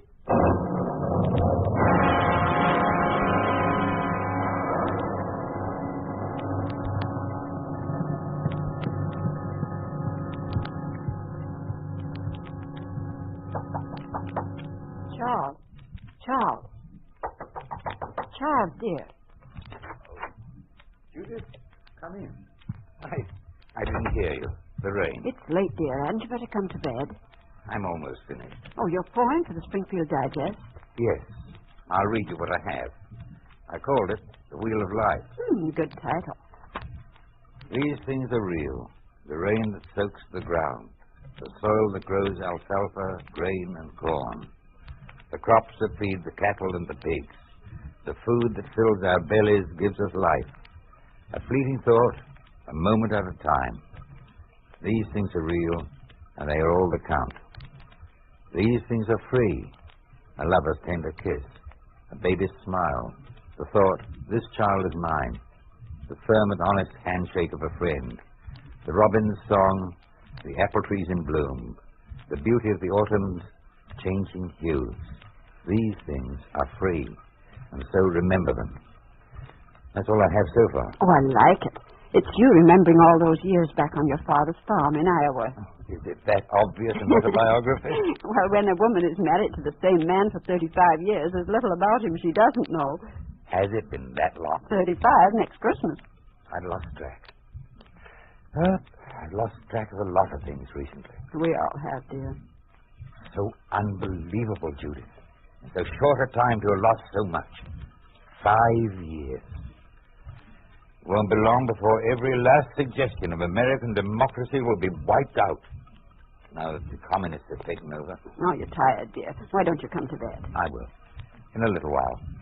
I want to finish my work so I can take it to the digest in the morning. Well, all right, but don't be too long.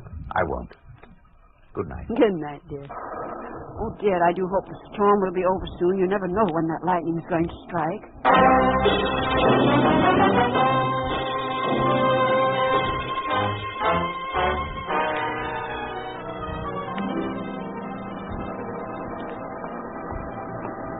Good morning, Russ. Oh, Charles, come in. Here's my latest effort for the digest. Written in your usual earthy style, of course. Well, decide that for yourself. After all, you're the editor of this magazine. Never been a time I didn't like your stuff? No, but times have changed, my friend. Yes, they have. What's wrong? Commissar Yeager and the Union of Soviet American Writers insisted that I put a couple of loyal party members on staff to be sure we keep our literary noses clean. Outside of that, all's right with the world. Let's see what you've written. Judith insists it's my autobiography in verse. These things are real. The rain that soaks the ground, the soil that grows alfalfa, grain, corn. I'm positive it's innocuous enough to be acceptable, even to the administration of the Union of Soviet American Writers. This is good. Think there's anything in it that might offend Commissar Yeager? Can't see anything. It's a poem about the people. That should please him. What's so funny? Oh, I was just wondering what Yeager's mob would do to some of our other American poets who wrote about the people. Emerson, Walt Whitman, Sandburg. I remember one of Sandburg's poems. Strong men keep coming on. They go down shot, hanged, sick, broken. They live on fighting, sighing, lucky as plungers, the strong mothers pulling them on, the strong mothers pulling them from a dark sea, a great prairie, a long mountain. Call hallelujah, call amen, call deep thanks. The strong men keep coming on. If Sandburg wrote that today, they'd boil him in oil for advocating the overthrow of communist rule in America. Excuse me, Mr. Taylor. Yeah, what is it, Fred? Commissar Yeager would like to speak with you. Yeager? Tell him to come in. Yes, sir. Yeager here? Think it means trouble? No, I don't think so. Probably just on a tour of inspection. Well, I'm leaving. Mr. Yeager and I have nothing in common. I'll let you know what happens. Bye. Bye, Russ. Bye. Oh, hello, Yeager. Commissar Yeager, Lambert. Oh, yes, of course. Sorry. See you later, Russ. Right. Come in, Commissar. I see Lambert hasn't learned yet that we don't accept familiarity between the workers and the administration. Sit down. Thank you. You'll have to forgive him, Commissar. Those poets live in a world of their own. Yes. That's what I want to talk to you about. Oh? The administration isn't happy with some of the writing in the Springfield Digest. But we haven't printed...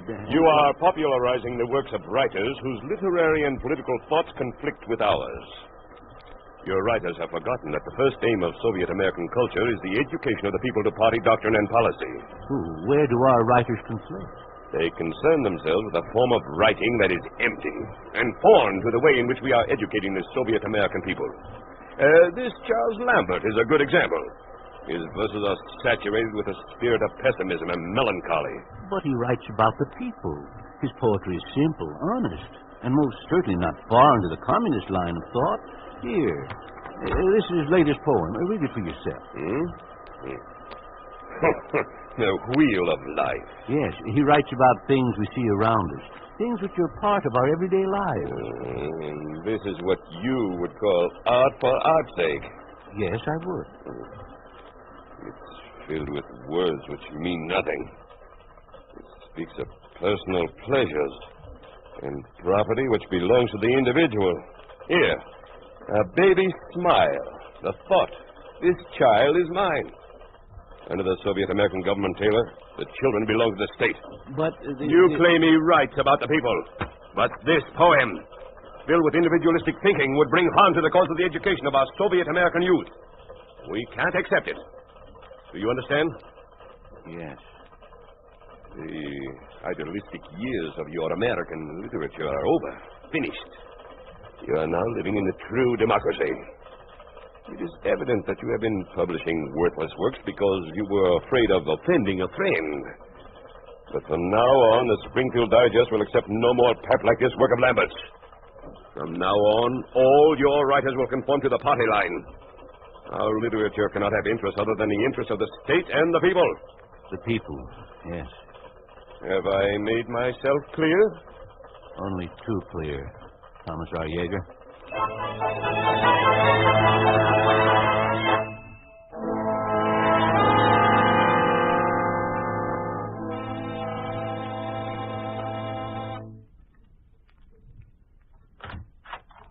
Why, Russell. Hello, Judith. What are you doing here this time of day? Is Charles home? Yes, I'll call him. Charles? Oh, Charles? Yes? Russell Taylor is here. Russ? Be right there. He'll be right down. Thanks. You care for a cup of tea? No, Or thanks. coffee? Nothing, thanks, nothing. Something's wrong. Yes. What is it? Wait till Charles comes down. Didn't you like his poem? Of course I did. I thought it was good. It's filled with the things he believes in. I know. Well, if you like the poem, I don't see what... I wasn't expecting to see you quite so soon. You see, Judith? He's what I call a real friend. Not only does he buy practically everything I write, but he also brings me my check personally. Charles, I'd like to talk to you, seriously. What is it? I didn't bring your check. As a matter of fact, there isn't going to be a check this time. Why, what do you mean? But you said you liked Charles' poem. Sit down, both of you. Sit down. Thomas R. Yeager delivered an ultimatum from the Union of Soviet American Writers this afternoon. What? It affects all the contributors to the Digest, particularly you, Charles. Why, Charles, he hasn't written anything anti-communistic. No, he hasn't, no. Neither has he written anything to advance the teaching of Soviet American literature to the youth of this country. Yeager said that? We said a lot more. He claims your work is idealistic pap, art for art's sake, full of sound and fury, signifying nothing. That you've forgotten the primary purpose of Soviet American culture is to educate the people to a party doctrine and policy. Soviet American culture? Creeping paralysis would be more like it. Charles! What else did the noble commissar have to say? The Digest is to discontinue publishing any works marked by ideological and political neutrality and alien to Soviet American literature. What does that mean?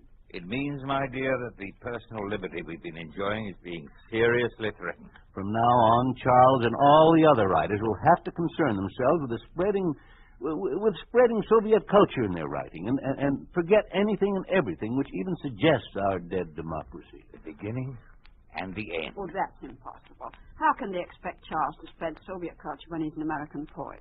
Judith, there's no longer any such thing as an American poet. A man is either a Soviet-American poet writing to further the educational aims of the Central Committee in Washington, or he's nothing. And an editor of a literary magazine must reject his work as being unsuitable. You mean you're going to change the policy of the Digest just like that? Yes. Hey, you can't. What choice do I have? We're the last straw the people can cling to. We let the Central Committee tell us what to write and how to think, then we'll be a completely lost nation. But if we can hold out against them, there's still hope. Just how do you think we could accomplish that? You can't reason with them. There's no such thing as a compromise. With them, it's all take and no give. There's no compromise with me either. Charles, you're just being stubborn. The communists aren't asking you to give up your writing altogether. Aren't they? I'm certain they'd allow you to continue writing if you, just temper your writing. Slant it just a little in their direction. Do you honestly think I could do that? I don't see why not. Well, I can't. Charles! I can't lead the people into believing something false or into accepting the tinselled promises of the communist ideologies. I can't do it, Judith. For 35 years, you watched me write. You've read what I wrote. You also know that I've never written anything which even vaguely suggested the destruction of democracy. How can you expect me to do that now? Charles, you have no other choice. Don't I? I know the people, Judith. I know what they once believed in and fought for. And I know that we'd still have those things the people believed in if we'd all fought just a little harder. Maybe I am stubborn, but I can never write a single word the way the communists wanted me to and still remain faithful to the people or to myself. Oh, Charles. Russell, see what you can do. See if you can't talk some of this stubbornness out of him. I'm not so sure I want to, Judith. What? But, Russell, You see, Charles has made me realize that a drowning man doesn't stop swimming. What? He keeps trying to save himself until there's no breath left in him. We've been friends for a good many years, Charles. I couldn't desert you now and live with my conscience. Thank you, Russ. What are you going to do, Russell? If this husband of yours is so determined on fighting Commissar Yeager and his masterminds, he'll need some help, and I'm going to try to give it to him. I don't know how far we'll get, but at least we'll be doing what we both believe in.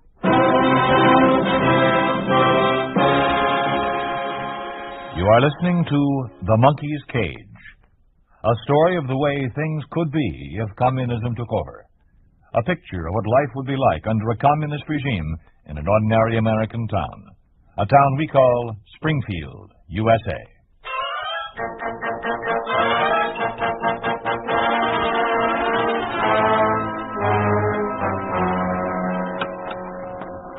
Taylor, I want to talk to you.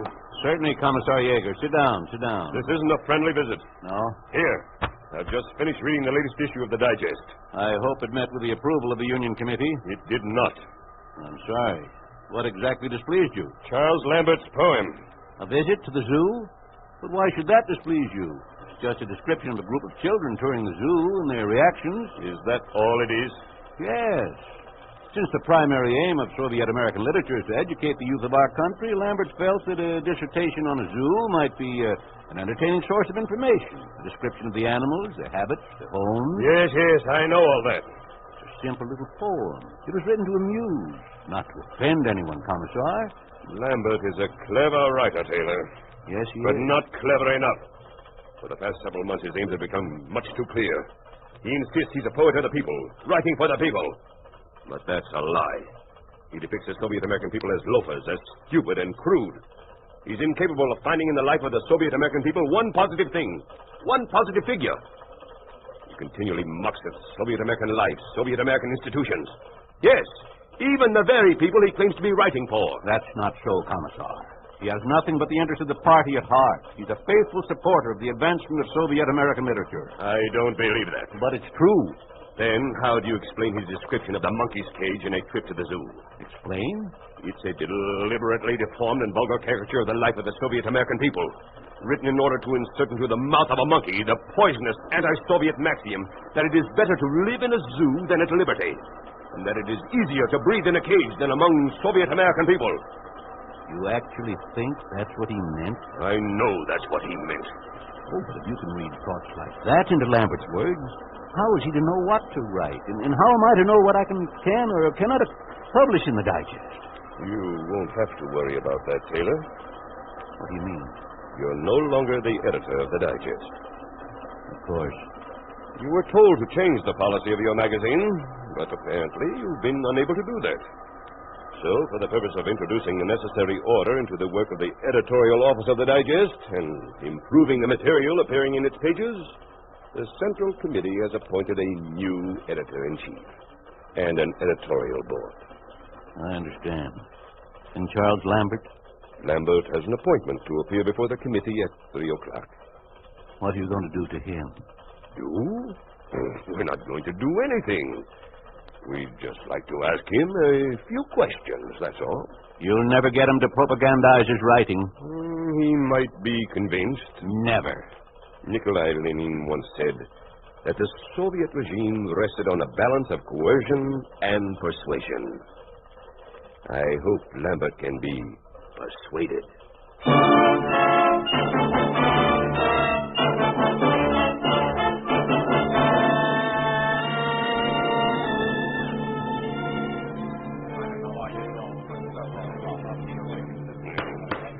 You will be quiet, comrades. I ask for quiet. Mr. Lambert. Yes? Commissar Jaeger? Lambert, you've been called before the committee to explain why you have refused to recognize the aims of the Union of Soviet American Writers, as stated in the Union's charter. I have nothing to explain. We have found no trace of party doctrine or policy in any of your writings. How do you explain that? I've written nothing either for or against the party. Then you admit you write for the undermining of Soviet American literature. I don't write to undermine anything. I write for the people. The people. I've heard you called the poet of the people. But since it's obvious that you write only because you are well paid for your writing, what can you really know about the people and the way they live? What do I know about the people? To begin with, I never finished school. When I was 13, I drove a milk wagon. By the time I was 19, I'd been a porter in a barber shop, a scene shifter in a cheap theater, a truck driver for a brickyard, a dishwasher in a Denver hotel, and a farmhand in Iowa. I worked till my hands were so blistered I couldn't close them. I can remember nights when I was so tired I couldn't sleep. Yes, I know the people, Commissar Jaeger, because I was one of them. And we once had a government in Washington where the representatives of the people made laws for the good of the people. Not laws which destroyed their wills and turned them into a nation of cowed and browbeaten slaves. You have said enough. I haven't begun to talk. You wanted me to explain why I refused to recognize the aims of the Union of Soviet American Writers. I'll tell you why. You accuse me and the others of specializing in the writing of shallow and empty works, of including subtle propaganda which is designed to confuse and poison the minds of our youth. You accuse our editors of publishing works which are alien to the realities of contemporary life.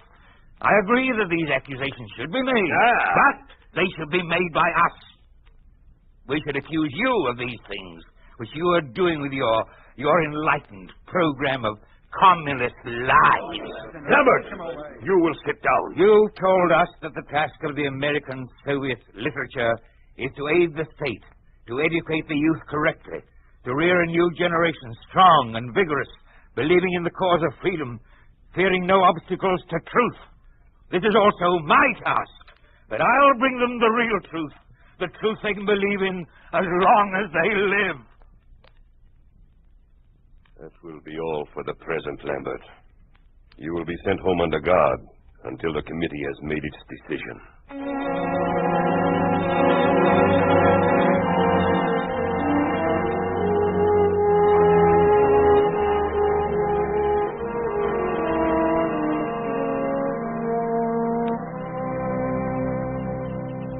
Looks like we're going to have an early spring, Charles.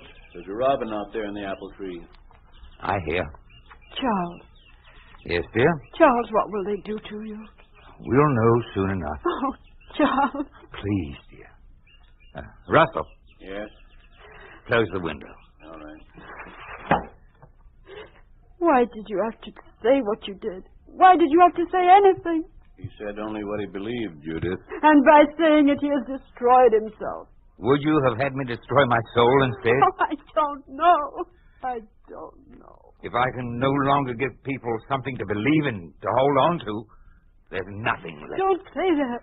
The Central Committee has already begun to circulate propaganda among the people, telling them that my poetry has been a mockery, that the words I've written actually picture them as uncouth, stupid, narrow-minded, that I wrote only for personal glory. But that's not true. The people will believe They it. can't. I'm afraid they will, Judith. Oh. Well, Russell, we tried. Yes. Will you take this? What is it? My epitaph. By what odd chance did I go shouting in my songs that I am a friend of the people? My poems are no longer needed here. And I, too, by your leave, I am no longer needed. Bloom, youth, grow healthy in your bodies. You have another life, a new refrain. But I go on alone to the unknown country, my rebel soul forever humbled. Charles. I'll answer.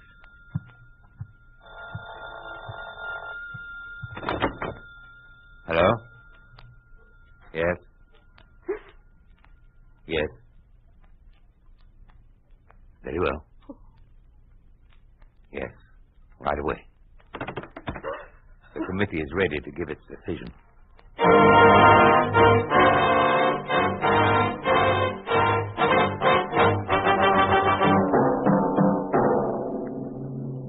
Lambert, you stand accused not only of refusing to write according to party policy, but for treasonable utterance against the Central Committee of the All-Union Soviet American Party. Ordinarily, such action is punishable by death or banishment. But in your case, we are making an exception. You're a brilliant writer, Lambert. It's unfortunate that your writings have been filled with words which are empty, unreal. However, it is the feeling of the committee that in time you may still be valuable to us as a writer. Never. Never is a long time. You may change your mind. Until you do, you will continue writing. What? Oh, not poetry, you understand. What then? You have insisted you are a poet of the people, that you are one of the people. Very well. Since you feel it is easier to breathe in a cage than among loyal party members, you will be given your own little office, a desk and a chair. And as the days go by, the months, the years, your job will be to write about the people you love. But you won't write about the things that bring them life. No. You will write their death notices. Hereafter, you will be in charge of the Springfield Digest obituary column. The interview is ended.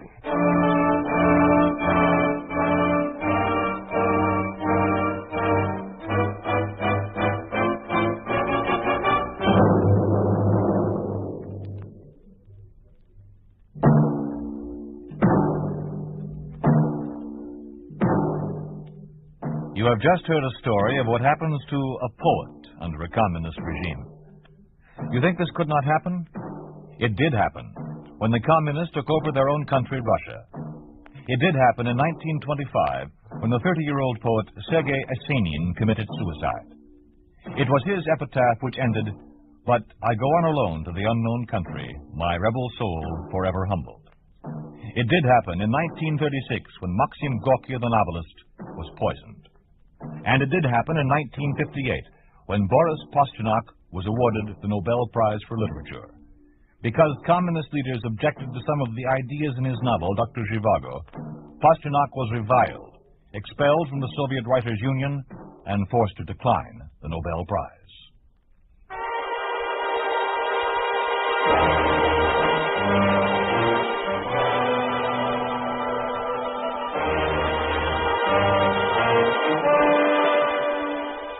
You've been listening to If Freedom Failed, starring Walter Kingsford as Charles Lambert in The Monkey's Cage.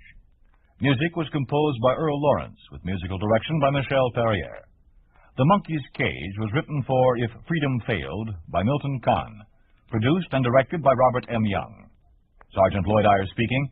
This program has come to you through the worldwide facilities of the United States Armed Forces Radio and Television Service.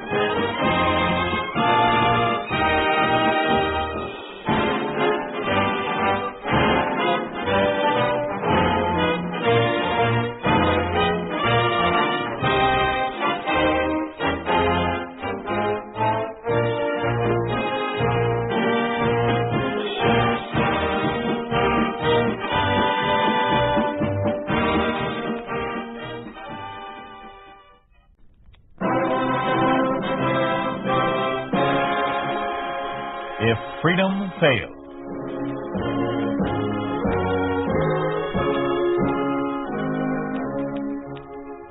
We'd like to take you on a visit to a town that doesn't exist. A town we call Springfield, USA. We'd like to show you how things would be in any American town if communism took over. This is the story of an oil company. The story of what happens to industry under a communist regime.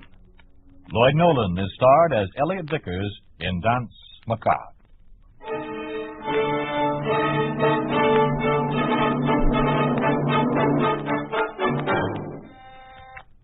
Yes, Miss Stevens. Ralph Burke is here, Mr. Vickers. Tell him to come in. Yes, come in. Want to see me, Mr. Vickers? Yes, sit down. Ralph, you've been with Consolidated Oil for quite a while now, haven't you? Going on 6 years. Started as a clerk, didn't you? Yeah. And you're still one. Yeah. Did you ever wonder why? Sure I have. Lots of times. This is a big organization, Ralph, one of the biggest oil companies in America. We employ quite a number of people. Each of us has a job to do, and every job is important. Sure. Every job is important, even yours. If one of us falls down on his job, the rest of the organization suffers. Did you call me in here just to tell me that? That, and the fact that you were an hour late this morning. Oh. What's your excuse this time? I overslept. Now look, Ralph, I'm not going to stand for much more of this indifference of yours. No? Then why don't you fire me? You know why. Because the party-controlled trade union won't let me. Now get out of here. Okay, Mr. Vickers. All right, but let me tell you one thing. As long as you're with Consolidated, you'll be nothing but a clerk. Don't give any odds on that, Mr. Vickers. Get out. Come in, Mr. Andrews. I was just leaving. Dirty little... For 2 cents, I'd gladly wring his dirty neck. What was the pride of the dance hall's doing here? He been giving you trouble, Elliot? Yeah, that's all he has been giving me. Ever since the communists took over the trade unions, guys like Ralph Burke have become the untouchables. You can't fire them for anything less than murder. Oh, John, isn't there anything we can do? Elliot, look. Consolidated isn't the only account I handle as consulting attorney, and Consolidated isn't the only industry that's been having trouble. Believe me, you're all in the same boat, and I'm afraid there isn't a thing any of you can do about the situation. Surely you've been able to find out some way to beat them, some loophole. There is no loophole. That's what I came here to tell you. I've gone over the trade union contract with a fine-tooth comb, and there's no way out. There must be. There might have been at first, when the trade union was formed, before the communists got their hooks into it. In the beginning, if management had trouble with any of our employees, or if the employees had any beef, you could sit down together with a representative from the trade union and iron out your difficulties. Put your cards on the table. Since the communists took over all the unions, they play a different kind of a game. They always win. Well, then what are we supposed to do? Nothing. You go on producing oil the best way you can. Oh, sure. Sure, and hand 75% of it over to the Central Committee. You have no other choice. Whatever happened to the thing we used to have called free enterprise? Haven't you heard? We all share everything. Share, yeah. How can we share what we don't have? Sure, they claim we're living in a classless society. No rich, no poor. But the distinction is greater than it ever was. What little we're allowed to earn barely covers food, rent, and fuel. The communist aim is to beat us down into slave labor standard. They're sure heading in the right direction. Yes, they sure are. And there's an ugly rumor going around that some of your key men are going to join the Communist Party for protection. They can. Why not? Elliot, the idea is certainly logical. Maybe they're still hanging on to their democratic ideals, but they have to live. And certainly, immediate salvation under communism looks a lot better than a vague hope of some distant, brighter future. Would you join the party? Oh, I don't know. John! I wouldn't want to, Elliot, but the time is coming when I'll have little choice. When any of us will have a choice. Yes? Mr. Winston's on the phone, Mr. Vickers. Put him on. Hello, Frank. Yes. What? But we've told them that we can't do that.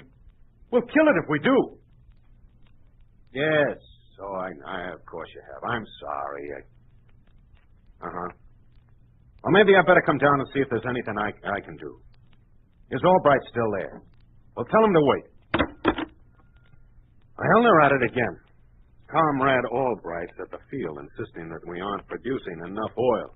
The Central Committee wants more. What do they want to do, run the ground dry? Well, it looks like it. And when a geologist like Frank Winston can't make them understand it.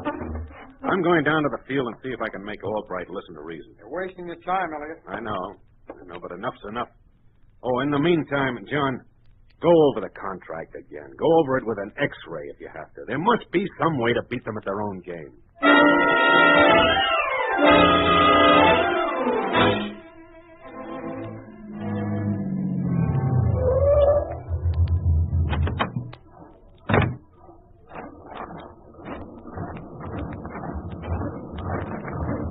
Here's Mr. Vickers. You better talk to him. Hello, Frank. Elliot. Hello, Albright. Hey, Vickers. What seems to be the trouble? Oh, there's no trouble. Central Committee just sent me down to see what's holding up production of oil. I explained to Mr. Albright that when we try to withdraw the oil too rapidly, the overproduction upsets the balance between the gas and water pressure. And that forces the oil up through the ground, and the water and gas gets to the well before the oil. I also told him when that happens too many times, the oil still in the ground may be lost. Yeah, that's right, Albright. If we try to increase the production, there's a danger that the wells will run completely dry. Well, I don't get any of that technical stuff. All I know is there's plenty of oil in the ground. The faster you pump it out, the more you get. But practical experience has shown us... Look, Winston. Yesterday I got a letter from the Central Committee. They don't like the condition of our national economy or the Treasury. They want to speed up the production of oil here at Springfield. You see, our other nations will buy all we can produce. That way we can build up the treasury. I still say you're asking us to do the impossible. Look, I don't care what you say. I've got my orders. And you've got yours. Be reasonable, Albright. The men have been working for Consolidated for many, many years. This is the only job some of them have had. They know it's their bread and butter. And they're not going to do anything that might put an end to their source of income. We're not asking them to stop working. No, but you're asking them to overwork the pumps. And I don't think that they'll do that. Some of them might. Hey, Newman! Joe! Sorry, Mr. Albright. Hey, come over here now, will you? Newman? That's right. But he's our field engineer. He's a party's engineer, too. What's up, Mr. Albright? Haven't had a little argument with Mr. Vickers. Yeah. He seems to think your men are overworking the pumps. We're getting the oil, ain't we? There's a lot more where it came from. But you can't speed up production, Newman. You know that. Before long, there won't be any oil left at all. Winston's right, Newman. From now on, you'll keep the production level where it is. That an order, Mr. Vickers? Yes. Sorry. I take my orders from the trade union. As long as you work for Consolidated, you'll take orders from me. Now, see here, Vickers. Just a second, Mr. Albright. Look, Mr. Vickers, it's about time we had a showdown. I've been taking orders from you and the rest of the Consolidated's big shots for a long time. I've watched new guys come in and grab jobs I should have had. They got the jobs because they were more competent. That's your opinion. The party leaders seem to think I'm okay. Right, Mr. Albright? Right, Joe. From now on, Mr. Vickers, if you've got any complaints, tell it to the party. I'm too busy to listen. As I was saying, Vickers, Commissar Post wants your oil production speeded up. I'll leave it to you to figure out how. Tom, I'll see you soon. It's funny what a little power can do to some people. I remember Sam Albright was constable for the 14th District. He was a pretty nice guy then. Of course, he was ambitious even then. Knock himself out for anybody in Springfield if he thought it would help him politically. Yeah, Sam always played along with the right people. Looks like he still is. Yeah. Well, there he goes. I don't like it. I have a feeling that something's brewing. Maybe. Well, what do we do about the Central Committee's order for more oil? I don't know. I don't know, Frank. I'll try to think of some way to get around it. Right now, I'm going home and have some lunch. Maybe it'll give me strength to take all this.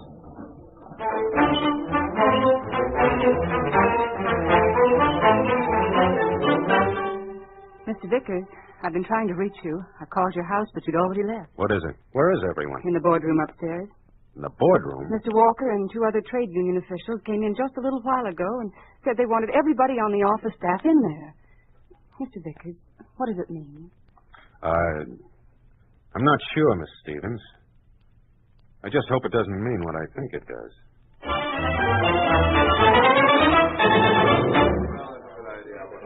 What's this all about, John? I'm as much in the dark as you are, Elliot. All right, what is Ralph Burke doing here? I thought this was a staff meeting. Search me. I don't like it. All right, quiet down. Now, this meeting has been called for a special reason. Most of you are probably wondering why. Well, the president of our trade union is here to tell you all about it. Here he is, Comrade Roy Walker. Oh, so that's it. Burke's a member of the party. I'm not going to take up much of your time. Just one thing I want to talk to you about. Most of the people you got working for you here at Consolidated are members in good standing of the trade union. Most of them, I said. But I got information that some of them are antisocial. Some of them are anti-worker. Quiet! Go ahead, Comrade Walker. Like I said, there's some people here who refuse to recognize the party in America. And the time has come for us to expose them. This is a list of those people. Comrade Burke has done a good job of bringing their names to the attention of the trade union. I'm going to ask him to read the list. Martin Goodman, pumper. Carl Eaton, oiler. Alan Geiser, payroll. Howard Finley, accountant. Finley? Hey, just a minute. What's Finley accused of? You're out of order, Mr. Vickers. Finley has been an accountant with Consolidated for 15 years, and we have no complaints. So what? Anybody can do the work he does. It doesn't take any brains to be an accountant. In 2 or 3 weeks, I could learn enough about Consolidated to take over the whole accounting department. Just a minute, Burke. What right have you to talk? Comrade Burke will continue with the list. Where does he get off getting up there? Comrade Burke will continue. Howard Finley, accountant. Vernon Lambert, gauger. Ruth Seeley, refinery. Dorothy McKee, distillery. Paul Miller, gauger. Shirley Smith, personnel. And Jim Covert, superintendent of pipelines. The people Comrade Burke just named are dangerous to the future of the party. The trade union refuses to recognize them as members. And we suggest they be dismissed from Consolidated. Any objections? Any objections? If there are no objections, we'll... Yes, I have an objection. Oh? Are these people to be fired without being given a chance to defend themselves? Since they're not recognized by the party, they can have no defense. No, probably not, according to party ethics. But in a civilized democracy, they'd be allowed to state their beliefs and plead their innocence. I see. What's your name? He's John Andrews. He's consulting attorney for Consolidated.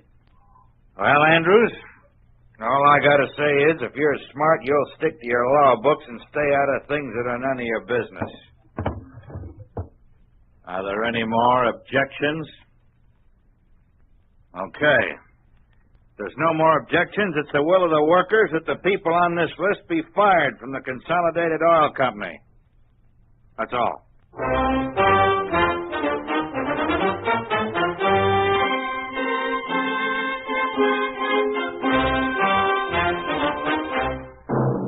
Now, there's no reason to get upset over this thing, Finley. Now, if you and the others on the list will just sit tight, we'll see if there isn't something that can be done. Please don't try to help us. It won't do any good.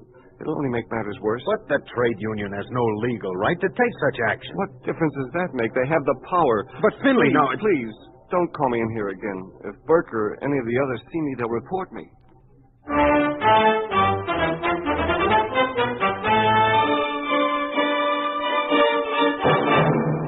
Hello, Davidson.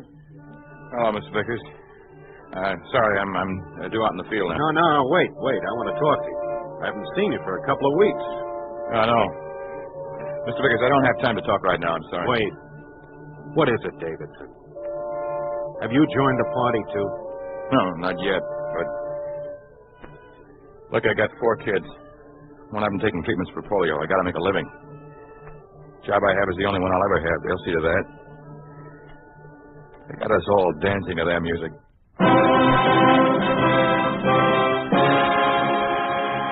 You are listening to Danse Macabre, starring Lloyd Nolan, a story of the way things could be if communism took over. a picture of what life would be like under a communist regime in an ordinary American town. A town we call Springfield, USA.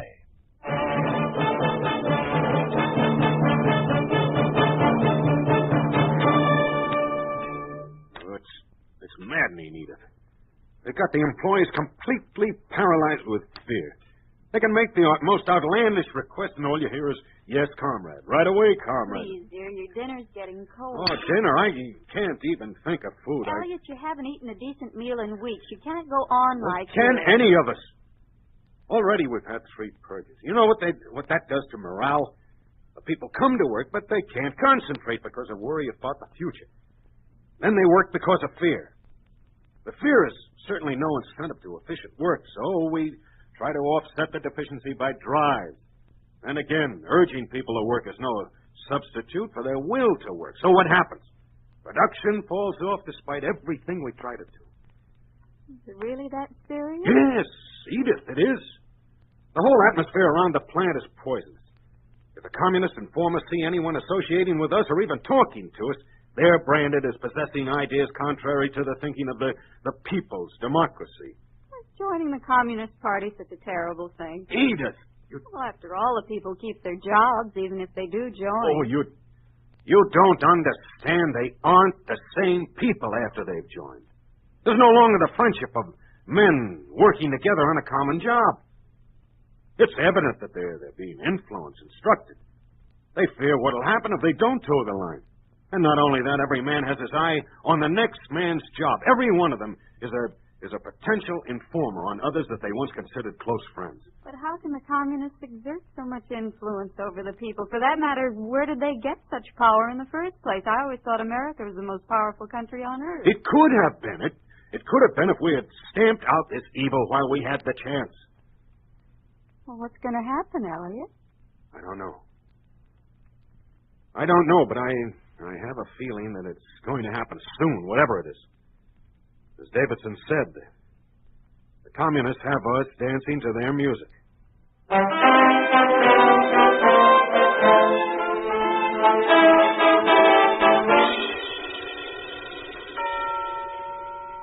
On this Easter morning, in a time of great suffering and shaken faith, we must look back to another Easter season, to a tomb cut in stone. We must remember the great promise bound round with rope and guarded against intruders. On that other Easter, so many years ago, there were those who traveled the countryside to speak words of hope. Today, the travelers are few, but the words of hope remain. They must remain. For without hope, we are like the chaff which is scattered by the wind. We cannot despair in this dark John, hour. what is it? Come on, I must talk to you. We can't wait until... No, come on. All right. Elliot, where are you going? I'll see you later. Pardon me. I'm sorry. This above all, thine own self be true.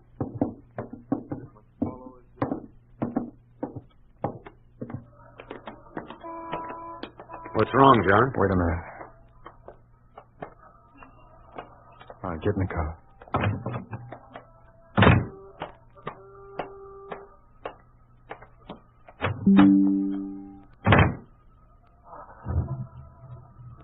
All right. Now, what's all the mystery? The communists have come out into the open, Elliot. They're taking over all industries, employing more than 100 people. What? Yes, they've already started to replace managers and the office staffs in about 600 plants. Consolidated? I don't know, Elliot. That's why I came and got you. How did you find out about Somebody called me on the telephone, refused to give his name. I knew it. I knew this was coming, but I didn't think it would happen so soon. Well, nobody did. That's pretty clever on their part. Strike us when we're in church praying for a strengthening of hope and faith. Well, they know what they're doing. Lord only knows what other plans they have up their sleeves. We'd better get down to the office as fast as we can. That's where I'm heading. I have a hunch we're going to run into trouble.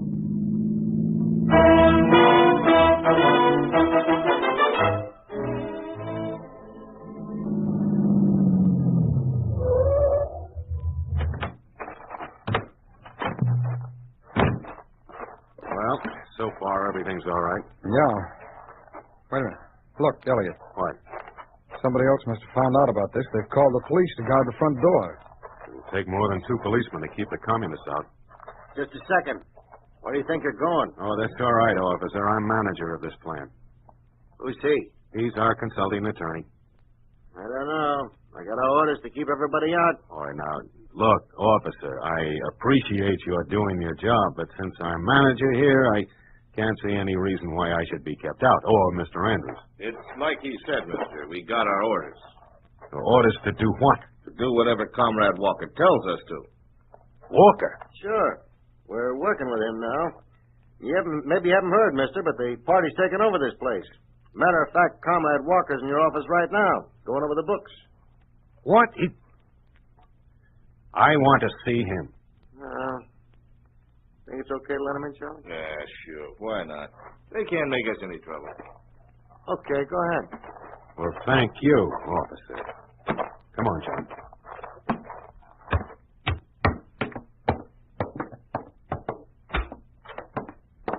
So it's coming. Yes. Now what? First, we talk to Walker. Won't do you any good. He's holding all the aces.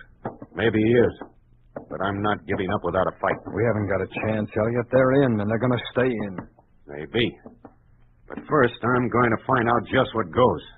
I wonder if we should knock before we go in. Bring over those other 2 ledgers with you, Bert. Yes, Comrade. Oh, Vickers, Andrews, come in. Comrade Walker, I want to talk to you. Close the door. All right, Walker, what's going on? I'm going over the books with Consolidated's new accountant. You mean Burke? Yeah. He means me. See, Vickers? I told you I wouldn't always be a clerk. Well, you lousy little... All right, Vickers. None of that. Get back to the books, Bert. Sure. He'll ruin those books. I don't think so. Comrade Burke's a loyal member of the party. You know, Walker, legally you have no right to take over Consolidated. You're wrong, Andrews. You were told you weren't meeting the Central Committee's request for more oil. You mean that demand? So we're taking over to speed up production. I told you once you can't speed up production. You have to control the rate of production or you dissipate the underground pressure and lose the oil forever. Isn't it a fact that you gave out instructions from time to time to decrease the production rates? Yes, I did, but it was only because such a move was good engineering. It was necessary for efficiency. That's your explanation. We believe the decreases were political, for the purpose of sabotaging the 3-year plan. That is not true. We think it is. There are other examples of mismanagement we're going to correct.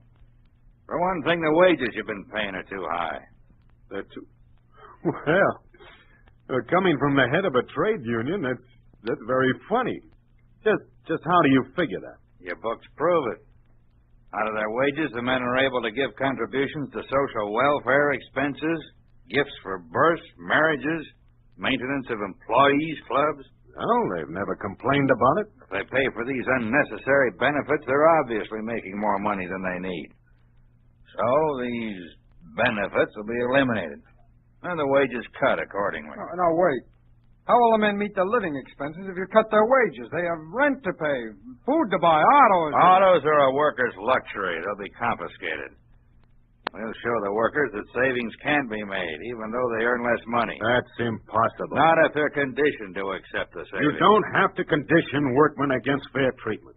And what you hope to save at the expense of the workers is chicken feed. It's detrimental to their morale. We're only interested in building up party doctrine and policy.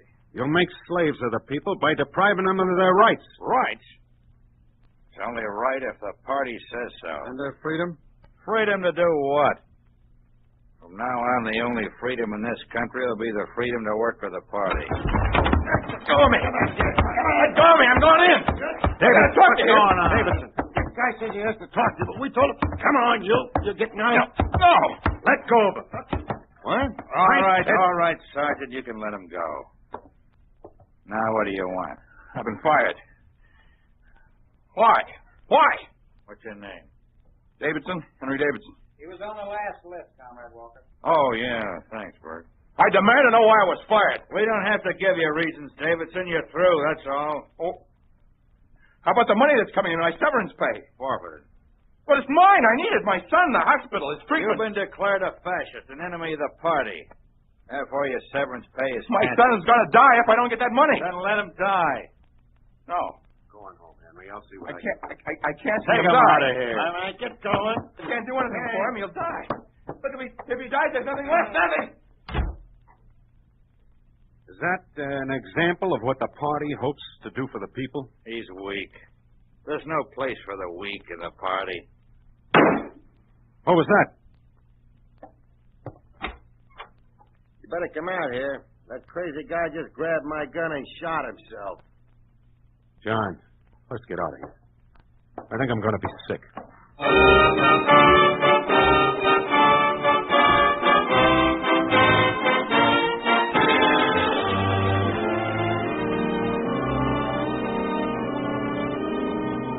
Horrible, Elliot. Horrible. They've gone mad, Edith. They've seized all the big industries and they've closed down the little ones. They've started their reign of terror. The people are joining the party because they have no other choice except to kill themselves or to try to get out of the country. Where will it end? They aren't going to stop with the workers themselves. There'll be more purges, and still more. They'll get everybody. No one will escape. Not you. There's no way out for me either. I'll never join the party. I'm not weak enough to do what Henry Davidson did, but the light has been shut out, Edith. All we can do now is hold fast to our faith and hope. Don't answer it. Oh, it's all right, dear.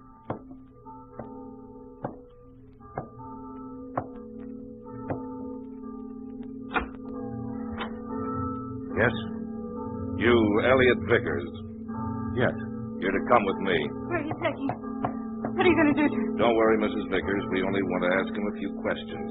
We'll be back in an hour. All right. Let's go. Goodbye, Edith. You'll be back soon, Elliot? Yes, dear. But, don't wait dinner.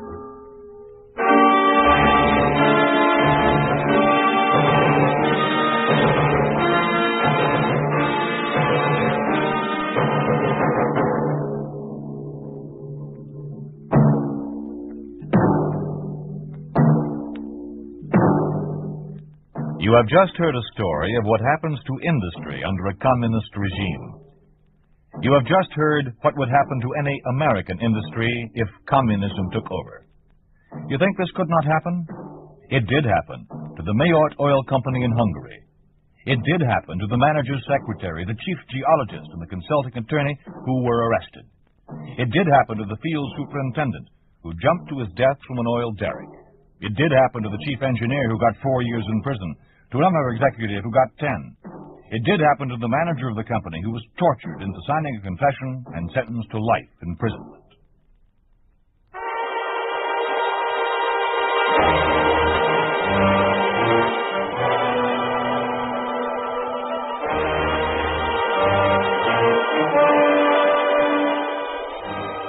You've been listening to If Freedom Failed, starring Lloyd Noland as Elliot Vickers in Danse Macabre. Stacey Harris was Andrews, Lou Krugman was Albright, and Tyler McVeigh was Walker. Music was composed by Earl Lawrence, with musical direction by Michel Perrier. Danse Macabre was written for If Freedom Failed by Milton Kahn, produced and directed by Will Scott. Sergeant Lloyd Eyre speaking. This program has come to you through the worldwide facilities of the United States Armed Forces Radio and Television Service.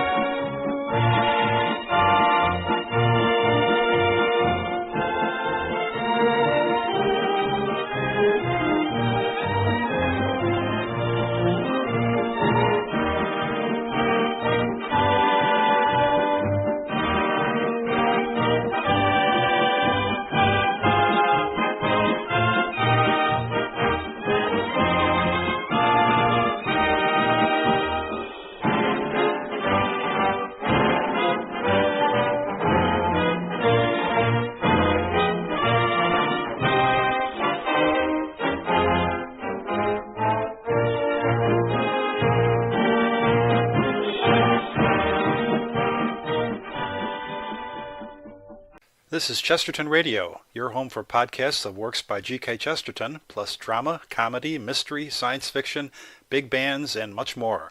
The soundtrack to your Chesterton day at chestertonradio.com.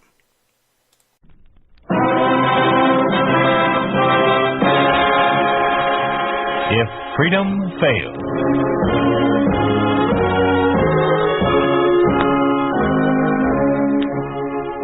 We'd like to take you on a visit to a town that doesn't exist. A town we call Springfield, USA.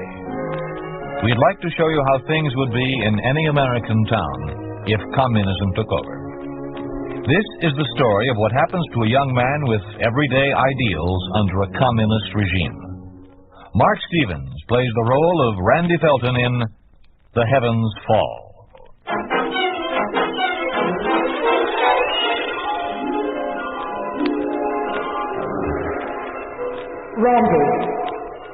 Randy, can you hear me?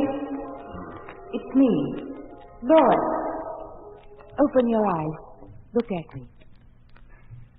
The pain. It'll go, darling, as soon as you take these pills. Here, here's some water. The woman. The one with the steel rod. Where is she? What woman? The build of a wrestler, crammed into a uniform. A policewoman. Yeah. That's what she was. Only there were two of them. A partner. Him I could handle. That's when she let me have it. From behind. You must have gotten away on your own, Randy. Mother found you sprawled out against our back door. I had to help carry you in. It's a good one. The whipped dog crawling back to his ex-keeper. Good thing your mother likes me. Don't say that, Randy. She likes you all right. But I love you. You could have fooled me yesterday. I didn't want to walk out. You made me. But that was yesterday. Yeah. Yesterday. And look at me now. I'm looking, Randy. I never stopped looking. Now tell me, how did it happen? You were around when it all started. Only then I couldn't tell you. It began at the law school when Randy, my boy, I must say I've been hearing nothing but nice things about you. That is, as far as your work here is concerned. I may even take the liberty to predict that someday I shall boast, there goes Randy Felton, one of my brood, and the most brilliant lawyer in Springfield.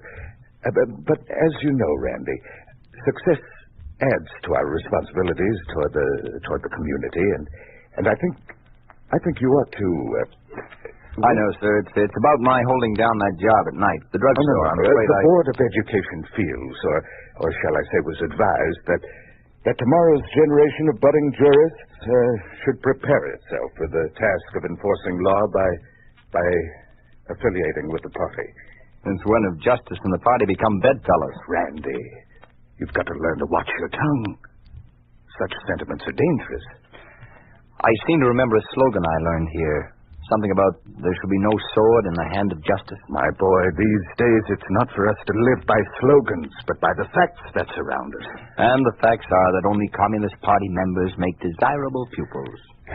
If you wish to phrase it that way. I only wish you'd understand. I understand, sir. Then you will? Don't have much choice. I've come too far to turn back now.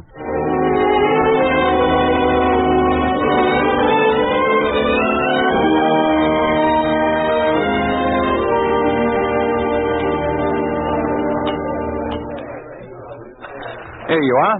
One reporter's delight. Good to the last scoop. Thanks, Randy. Hello, honey. Hi. That's all? Just hi? It's an accepted form of greeting. Okay. Pull up a grouch and sit down. What grouch? The one you're bearing. I'm all right. Suit yourself.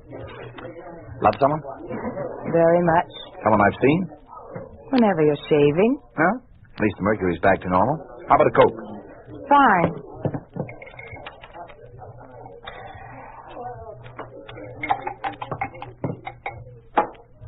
Now then, tell me, what's wrong?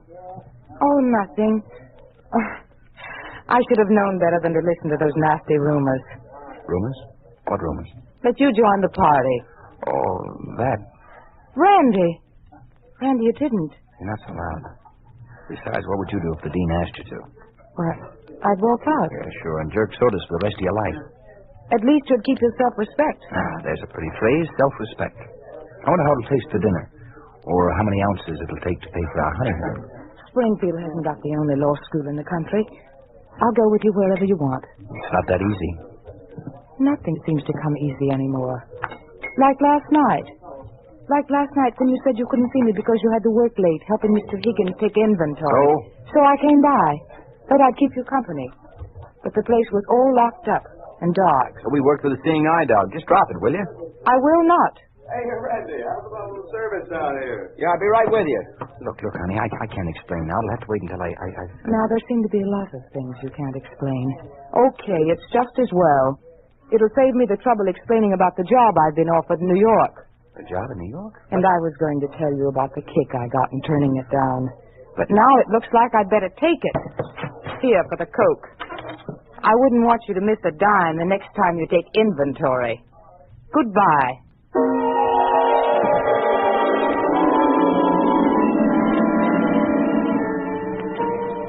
If I only could have told you then about how we were trying to help Sanders.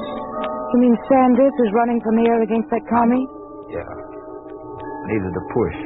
Had no campaign funds. Probably the last non-red will appear on the ticket in Springfield. Remarkable guy, Sanders. With all the odds against him, he refused to budge. Stood his ground. That's why he needed us more than ever.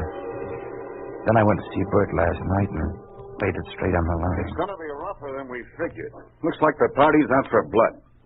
This being the night before election, police patrols are being doubled. Johnson's got an in with a desk sergeant at the 5th Precinct.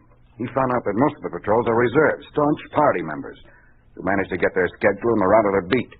Got a cigarette? Huh? Oh, yeah, here. Pay any attention to what I said. Every word. Easiest layout you could wish for. Meaning what? You don't need me. Any half-baked kid could tack up those posters. You figure the time and the place. That's all there is to it. I'm afraid not. You got to work in pairs now. One just for a lookout.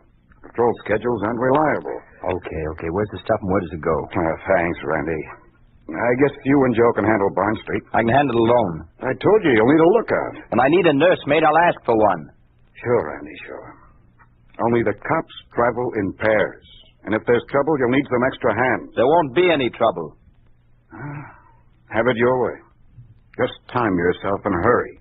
Get there before 11. There's a patrol due sometime after that. Like I said, it'll be a cinch.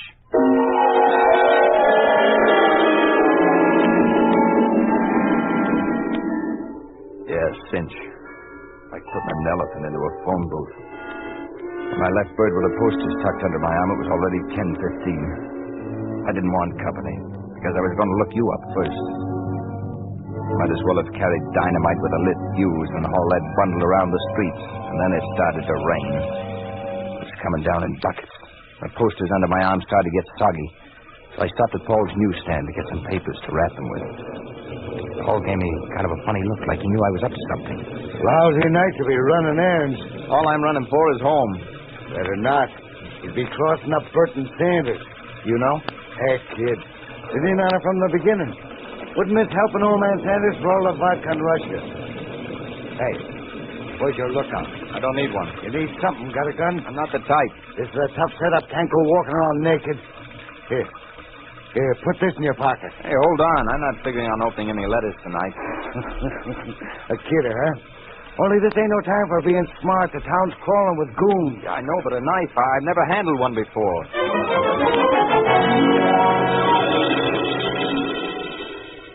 If an icicle could burn, the knife in my pocket felt like one that did. By then, I really needed seeing you more than ever. I went straight to your house. The rain wouldn't let up.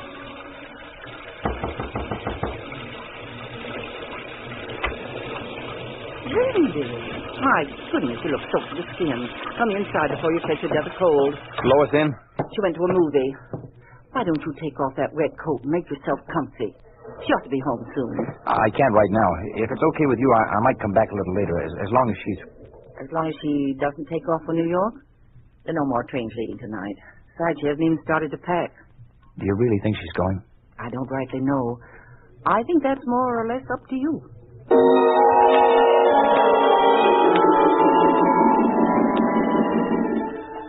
Up to me. Up to me. That's all I could think about after I left your house again. The rain had stopped. Whatever move I made from there on seemed to come automatically. My thinking wasn't too sharp.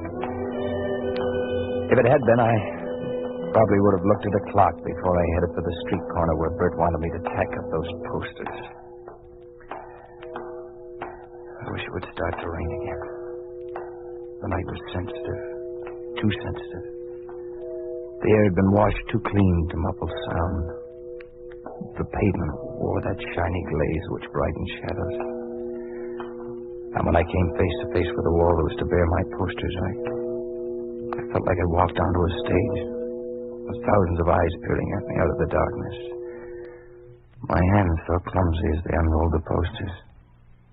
Then it came. Stay where you are. Keep those hands up. There were two of them, both in uniform. One wore a skirt. That was about her only claim to womanhood. She was bigger and rougher looking than her male partner. Well, well.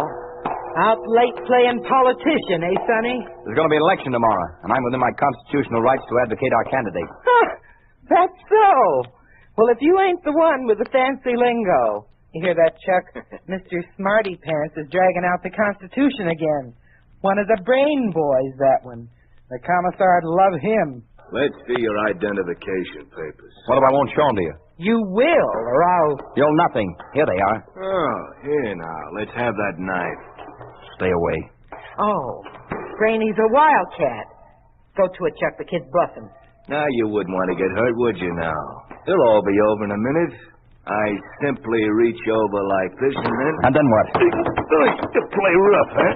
Chuck, the knife! I can't. My wrist, he's got it. Get the pipe. Hit him. Ow! You little run! I'll teach you to...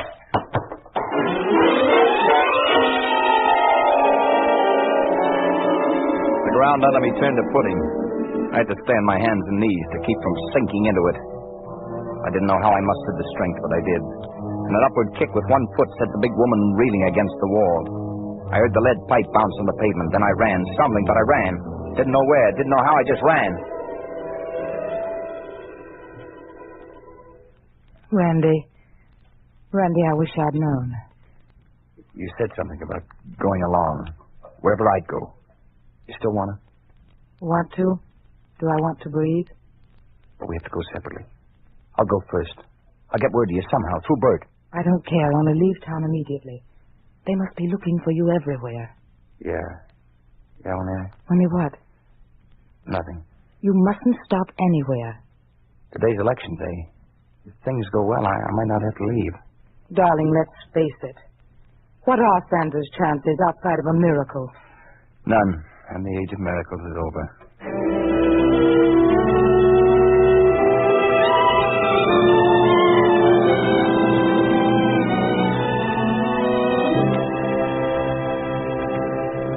Hey, Randy, what are you doing here? Same as you? Waiting in line to vote? You nut, the whole goon squad's looking for you. They haven't got my name yet, have they? No, but they can't mess with that description. Got you down to a T. Next, please. Step forward. Don't worry. I'm skipping right after this. Yes, sir. Name, please? Randy Fulton. Let's see. Felton. Ah, here we are. Registered as living at 86 Dayton Way? Yeah, that's right. Here's your ballot. Thanks. Are you familiar with the procedure? Sure, I voted before. Well, there have been a few minor changes since then. Now, if you wish to vote for Hollingsworth of the People's Party, you need not even place a cross behind his name. Merely deposit the ballot in this box right here. Now, isn't that simple? Yeah, very. But how about Sanders' name? It's not on the ballot.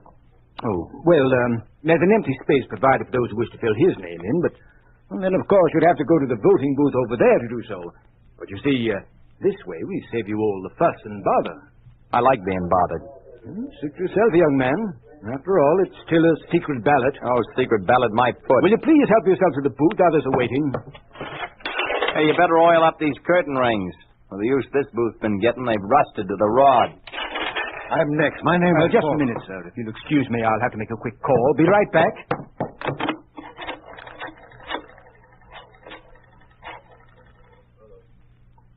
Sergeant Cranker? This is Mrs. Decker. About that young fellow you've been looking for. I've got a hunch he's right here. Yes. Voting.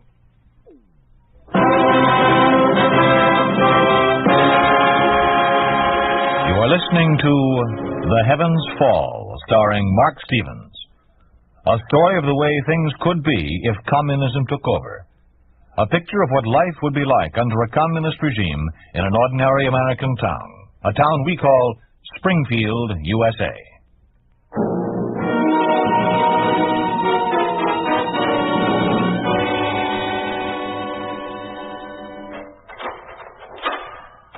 Randy, you've got a visitor. It's that lawyer they've been sending. I don't want to see him.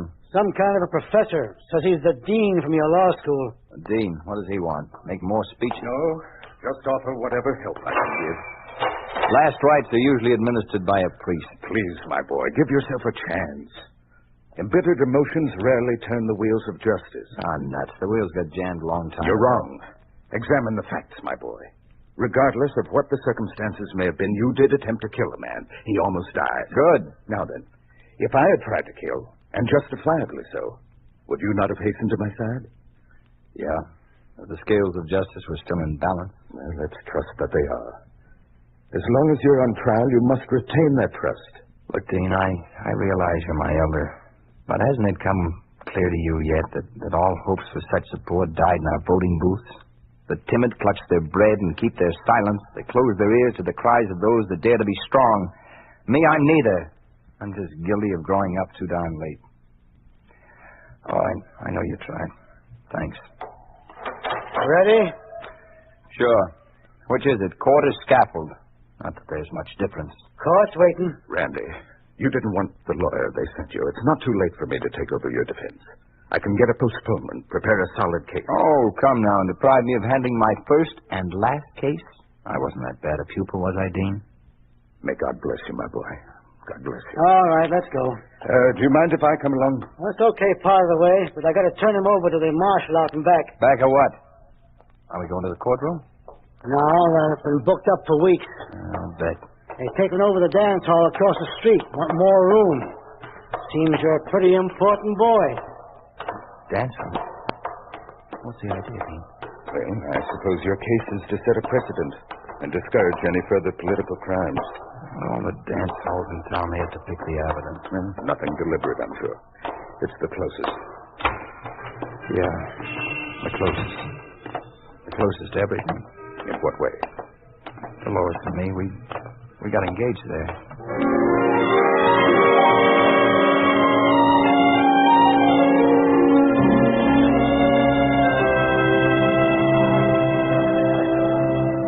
Hear ye, the 12th District Court of the People in the Soviet States of America is now in session. The Honorable Judge Dawson presiding. All those having grievances, draw near. Gentlemen, I see the first case on the calendar is the case of the People versus Randolph Filton. Are you ready to proceed? The government is ready, Your Honor. I'm ready, Your Honor. Mr. Filton, you still wish to proceed without counsel? I do, Your Honor. Very well. Will the prosecutor call his first witness? Well, Policewoman Jean Barton, please take the stand. Those other witnesses, who are they? I've never seen them. They're supposed to have witnessed the crime. Remarkable how I managed to escape from a street cluttered with this many witnesses. And such questions should be placed before the court. Oh, what good will it do? You have more friends than you think. Give them a chance to show their faces. The only face I like seeing, I kept away. You mean Lois? Yeah, sure. I'm glad I asked her to stay away. There's too much of the past clinging to these walls. You listen real hard, you can hear it. Listen. Well, has anyone... You hear it? Hear what? Why, the music. It resounds from the rafters. Like it got lost up there so it could stay. Stay there for always. You can hear it now. Maybe I can. Sure. Sure you can. It's just like then. Flowing, soft and easy. Like heavy colors that made a picture. Some of it filled out those ugly cracks in the wall. Made them look like they belonged there. Everything belonged just as Lois believed.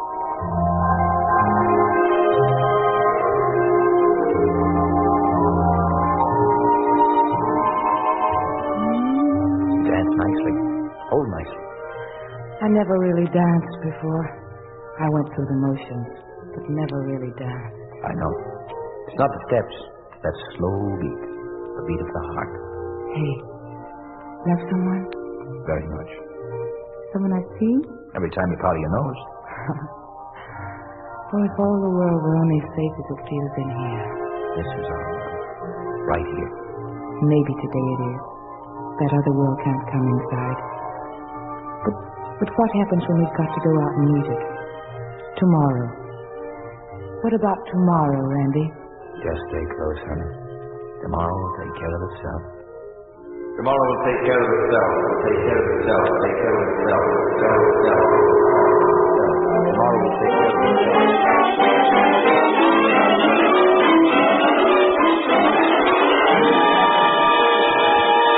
Mr. Felton! Mr. Felton, I'm addressing you! Yeah, but tomorrow didn't take care of itself, did it? I beg your pardon? Never mind. If the defendant finds it within his power to gather his faculties, I'd like to repeat the question. By all means, do. Does the defendant wish to question the witnesses? No question. Your Honor, with the court's permission, I would like to take the stand and subject myself to cross-examination by the prosecutor. Has the prosecutor requested your testimony? No, Your Honor, but under the circumstances, I'm sure the prosecutor will have no objections. Well, this is highly irregular. However, if the prosecutor finds this agreeable, you may take the stand. I see no objections. Thank you, Your Honor. Your name? Benton Caldwell. Occupation? Dean of the Springfield Law School. Are you familiar with the defendant? Yes, he's been my pupil. And since it has been my task to build his knowledge and shape his destiny, I feel that I share the responsibility of his actions. You mean to say that you subscribe to his dastardly deed of attempted murder? I object, Your Honor. On what grounds? On the grounds that the prosecution is trying to incriminate a witness, while the testimony should pertain solely to the case in question. Objection sustained. Dean Caldwell, you asked to take the stand. Did you primarily do so to make a statement? Yes. With the court's permission, I would like to quote a Latin slogan and have the defendant translated. Permission granted. Justitia fiat, ruat coelum. The defendant will rise and translate the words. Let justice be done, though the heavens fall. Was the defendant requested to translate these words because possibly he did not understand their true meaning? On the contrary, I wish the defendant himself to remind the prosecutor of his responsibility. Your Honor, the prosecution objects strongly to having its integrity questioned in this foul manner. I ask that this witness step down from the stand. Objection sustained. Will the witness please leave the stand?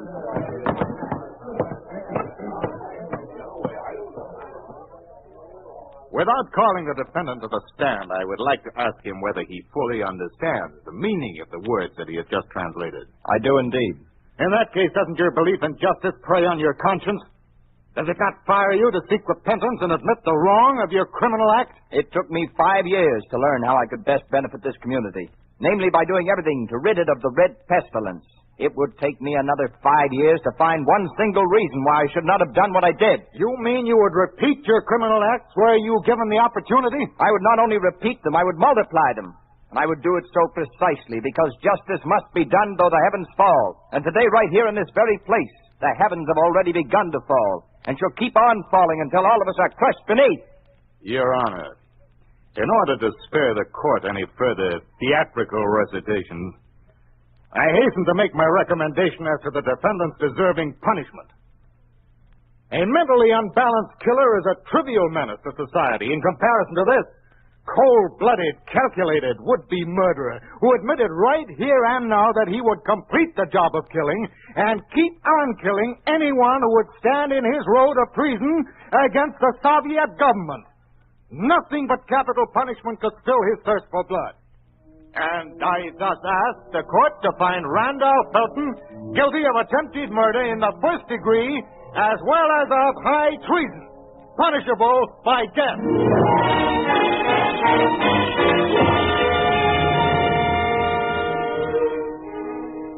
Randolph Felton, before this court pronounces sentence, do you wish to make a statement? I do, Your Honor. at the risk of being labeled a dramatist by the prosecutor, to whom sincerity is nothing but an affectation, may I say I consider my life a worthwhile price for freedom. For I am sure this court may put an end to my individual strive for liberty. The new dawn will see thousands of others whose plain, downright sense of human decency will compel them to arise and protest. And protest they will in such growing force that none of the self-appointed few will be able to stem the sweeping tide of freedom. Order in the court! Order in the court! Your Honor! Your Honor, if it pleases the court, may I remind the defendant and all those witnessing his underhanded methods of misrepresentation that only recent statistics reveal a conspicuous absence of these thousands that may arise in protest. And where are these thousands? Surely they had no better chance to show their protest than during our recent election. Yet, given that chance, these thousands went to the polls the other day and cast their vote in favor of the Communist Party's candidate for office. Yes, Mr. Randolph Felton. Let the facts and figures speak for themselves. 10,306 citizens voted for the party's candidate, whereby only 10 votes went to his radical and capitalistic opponent. Correction. Only 10 votes were permitted to go to him. I repeat, Mr. Felton, 10 votes, 10 citizens protesting. And where are those 10 now? Why aren't they at least here to plead your case? I'll tell you why. They bring to mind a poem about 10 little Indians. In this instance, it would begin, 10 little Indians were standing in line. One of them cheated, and then there were 9. And would end, one little Indian thought killing was fun. He was hanged by the neck, and then there were none. Do you understand, Mr. Felton? And then there were none.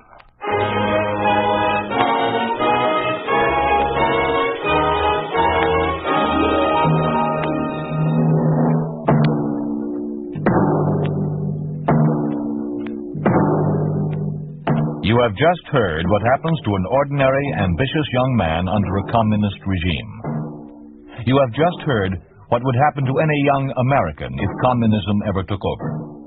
You think this could not happen? It did happen in communist-occupied East Germany. It did happen to Hermann Josef Flade, who was tried for warmongering and attempted murder. It did happen at the Olbernhau Ballroom in Germany, where Flade openly defied communism. Hermann Josef Flade was to be beheaded, but the execution was delayed. Flade's voice had been heard by too many.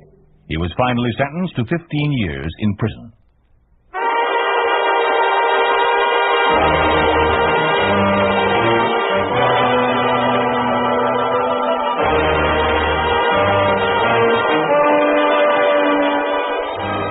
You have been listening to If Freedom Fails, starring Mark Stevens as Randy Felton in The Heavens Fall. John Stevenson was Bert, Ben Wright was the prosecutor, Stan Waxman was the dean, and Georgia Kirkwright was Lois. Music was composed by John Hicks, with musical direction by Michelle Perrier. The Heavens Fall was written for If Freedom Failed by Peter Brook, produced and directed by Will Scott. Sergeant Lloyd Eyre speaking. This program has come to you through the worldwide facilities of the United States Armed Forces Radio and Television Service.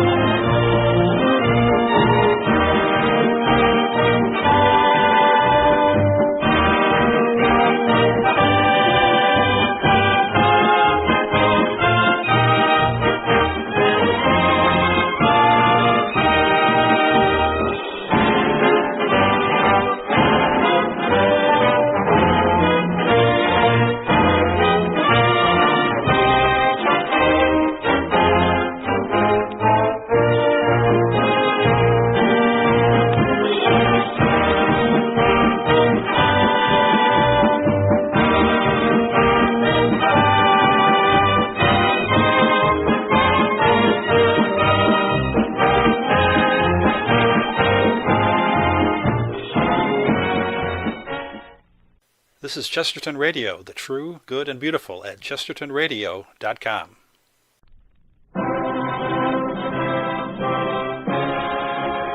If freedom fails.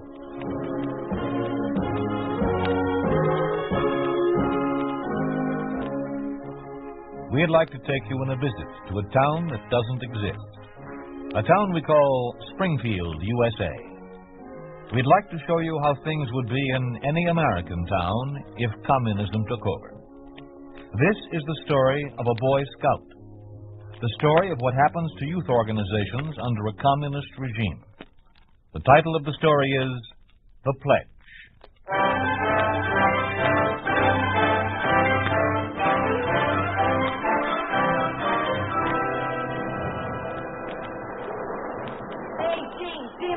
I'm looking, Paul. Now look at this side. My atom bomb special. Yahoo! You see me? Do you call that a dive? Sure. Can you do it? Hands behind my back. Yeah? Well, let me see you. Nah, I'm going to stay out for a while. Oh, come on in, Gene. The high school guys will be coming pretty soon. In a minute. Well, I'm going down the other end. Okay. Hiya, Gene. Oh, hi, Lester. Won another Boy Scout merit badge, didn't you? Uh-huh. For first date. Yeah, how'd you know? Saw it in the paper. Congratulations. Gee, thanks. I'm going to start working on my civics badge next. You must be a pretty good scout. Well, I'm the leader of my patrol. You know something, Gene? What? We're looking for kids like you. What do you mean? A bunch of us at Springfield High are starting a new club. The Pioneers. Yeah? It's the club for fellows and girls. You want to go to the university someday, don't you? Well, sure I do. Okay. The Pioneers will help you get there if you're a loyal member. Yeah? And if you get to know some of the fellows higher up, get on the good side of them, you're a cinch to get into the university. Gosh, how can they do that? Oh, there are ways. Lots of kids are joining us. You don't want to be left out, do you? Heck no. Well, I'll talk to my dad and see what he says. You tell him about the other kids, and he'll let you join. Hey, Gene, come on in. On, just a second. That a friend of yours? Yeah, his name's Paul Gerard. Maybe he'll join the Pioneers with you. Yeah, maybe he will. I'll ask him. Swell. I'll leave an application in the locker room for you. See you at the meeting tonight at the hall. Yeah, okay, Lester. Hey, Gene. Skip your pants, son. I'm coming.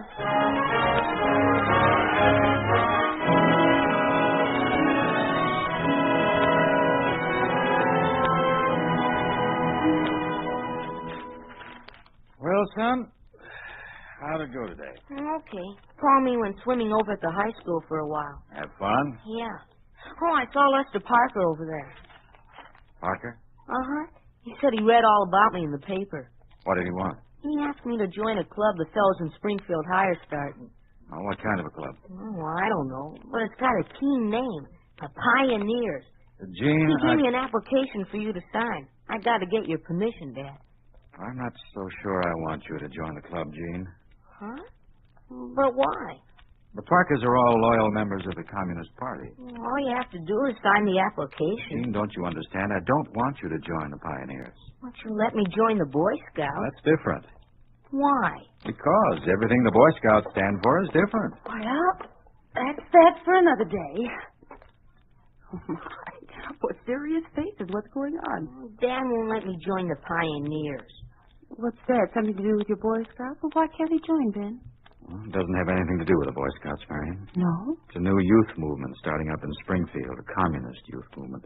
Oh, you don't think the communists are trying to organize children or anything like that? Why not? They organized everything else, our industries, our agriculture. They've taken over the government. But to think they'd organize the children is ridiculous, dear.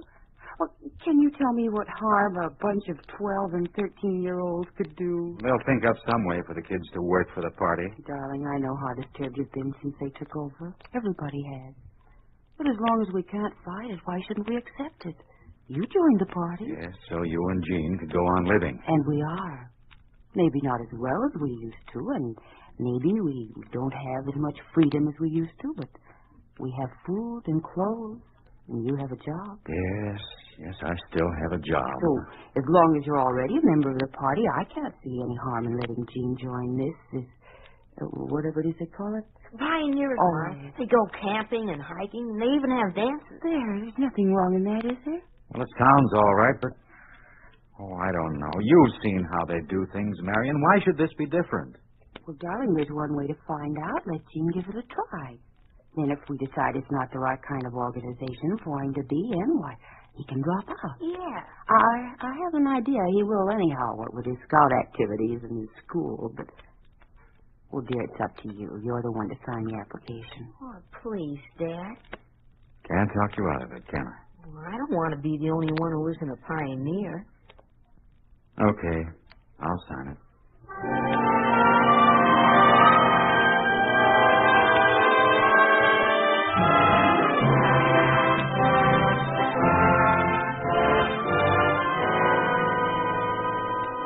You 10 kids are the first Pioneer Link in Springfield.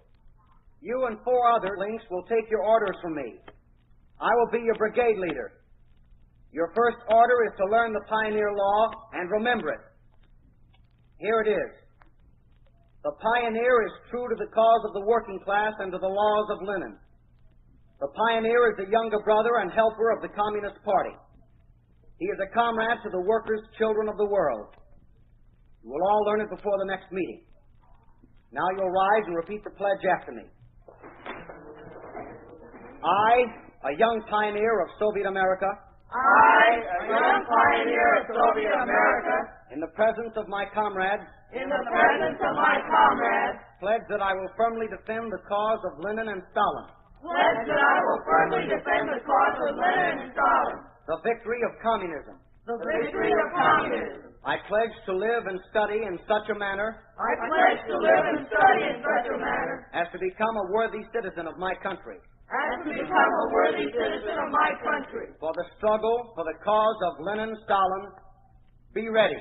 Always be ready.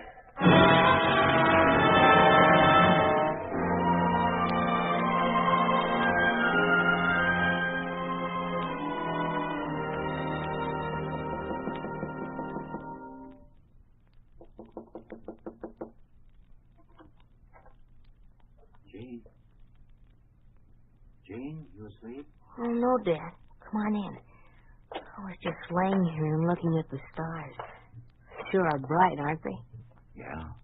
See that one up there? The one that looks like it's blinking? That's the North Star. I know. In the old sailing days, the captains steered their ships by watching the North Star. They did? As long as they kept their eyes on it, they knew they'd never lose their way. Gee, where'd you learn that? Oh, I read it somewhere. Jean. I'll bet you know all about the stars. Jean, Mm-hmm. how was that meeting tonight? Oh, keen. Lester told us all about the pioneers and how we were going to be comrades with all the other kids. And we had to take a pledge that we'd become worthy citizens of our country. I see. Hey, you know something funny, Dad?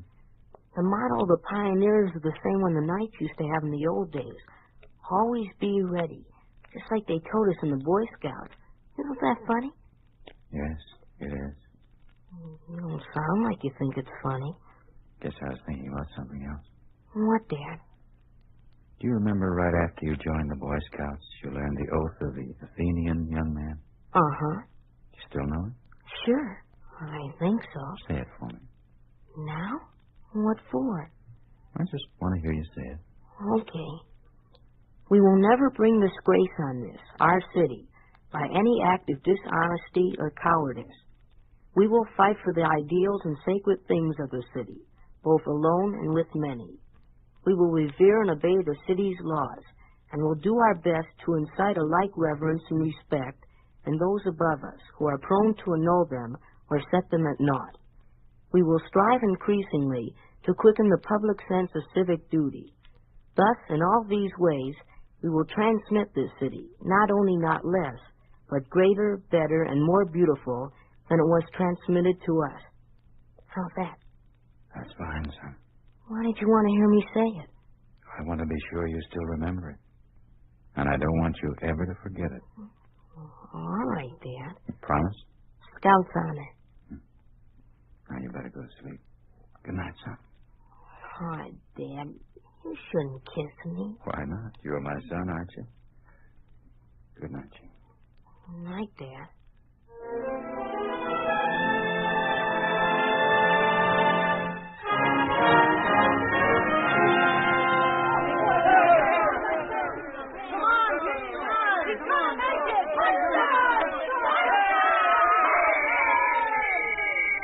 Okay, boys, that's a half.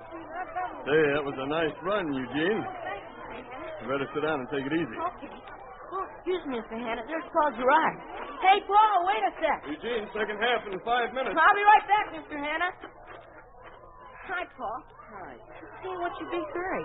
Where you been the last couple of weeks? What do you mean? I've been around. How come you never come over anymore? Well, I had a lot of things to do around the house. Where were you last Saturday? I wanted you to go to the Pioneer meeting with me. I was busy. And besides, I told you before I can't go. Golly, Paul, I sure wish you'd change your mind about joining. Hey, why don't you talk to your dad again? I did. What'd he say? What you suppose he said? No, like he always does. Even when I told him everybody I know is joining, he said no. He says he'd rather see me be playing all by myself than joining the Pioneers with all the other kids. He says the Pioneers are all a bunch of communists. And fellas like Lester Parker are training the other kids to forget they're Americans and be a red-nose like he is. He also says there's some of us who haven't forgot. This used to be a free country. Did your father really say all that? Yeah. Gee. Oh, gee, Paul, don't get sore. Well, I will if I want to. Here comes that Lester Parker. Why don't you go play with him? Hey, wait a minute. Don't go away, man. Hey, Paul. Oh, heck. Why do you have to get so sore? It's because his father won't let him join. Hiya, Gene. Oh, hi, Lester. What's the matter? Oh, nothing. Paul's mad at me, that's all. I saw him talking to you. What's he mad about? Oh, just because his father won't let him be a pioneer. He gets sore.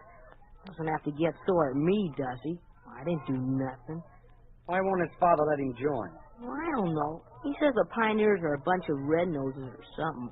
They forgot this used to be a free country. Oh?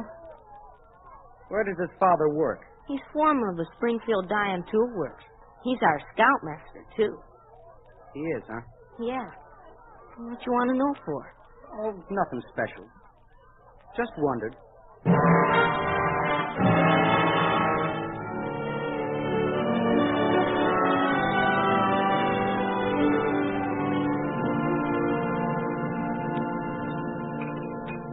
What's due, Ben? Thanks. Oh, what'd you do at school today, Jean? We played football. Did Paul Gerard play with you? Paul. I tried to get him to join the Pioneers with me, but he wouldn't do it. Just because his father says they're a bunch of red-noses. What does he know about it anyhow? Maybe that explains something. What's that, Ben? Frank Gerard was fired today. Fired? Why? What do you mean, why? As long as Commissar Chase is plant manager, he doesn't give reasons for firing anybody. But Frank was foreman. What difference does that make? Well, didn't Commissar Chase give any reason at all? No, only the usual. It had been brought to his attention that Frank had expressed thoughts contrary to those of the party. Oh, that's terrible. Frank Gerard, of all people. Who reported it? Oh, you never find out things like that. Well, do you think it's someone at the plant? I doubt it. Frank has enough sense not to say anything when he's surrounded by a bunch of communist informers. Then who could... Must have been someone else, a friend of Frank's, someone he trusts. Oh. Or maybe Paul heard him say something against the communists and innocently told it to someone else who has a communist connection. Oh, Gene, what's the matter with you? Nothing. You want to break that plate? No, it just slipped. The knife I made. Oh, dear. Who can that be right in the middle of dinner? Jean, go see what that is. Okay, Dad. I don't know why people have to ring your bell just when a person's eating. You know, I never saw it to fail. What's wrong with Jean? Wrong? See the way he jumped up from the table? Ordinarily, we have to talk to him 2 or 3 times before he leaves. Well, the doorbell rang. Yes, I know that. I wonder who it is. Jean, who is it? Mrs. Gerard. Phyllis, I wonder what she was. Ben, you seen Frank? Phyllis. You seen Frank, Ben? No. Why? What's wrong? I don't know. He said he was going down to talk to Commissar Chase, trying to get his job back. Should have come home hours ago. Called everywhere, but no one's seen him. Where do you suppose he is? Now, take it easy, Phyllis. He's probably detained somewhere, that's all. Well, then why didn't he call me? Always has before when he was going to be late. I'm sure you know where he was then. I'm sorry, Phyllis. I know something. I just know. No, he's all right, Phyllis. I've told him over and over again not to say anything about the communists. I told him someone would report him if he did. He wouldn't listen to me. He hates them so. Look, dear, come here. Sit here. Now, let me get you a cup of coffee. He only joined the party because there was no other way out. He never really believed. Oh, Mary! No, dear, please. Then can't you go out and see if you can find him? Where would I look? Phyllis said, Joe.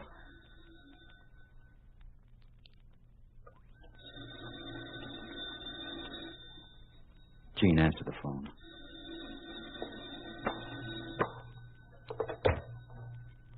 Hello? Oh, hi, Paul. What are you crying about? No. She's here. Just a sec. It's Paul, Mrs. Gerard. He's crying. Let me talk to him. Paul? Where is it?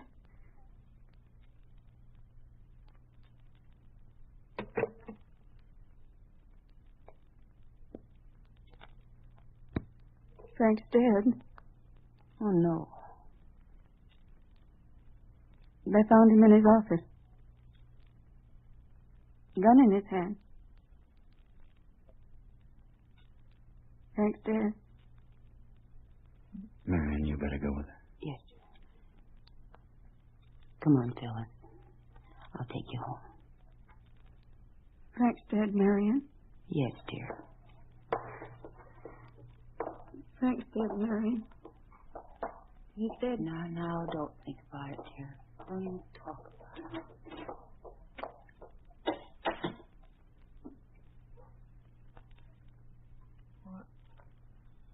I'll see you later, Dad. Jane. I have some homework. Jane!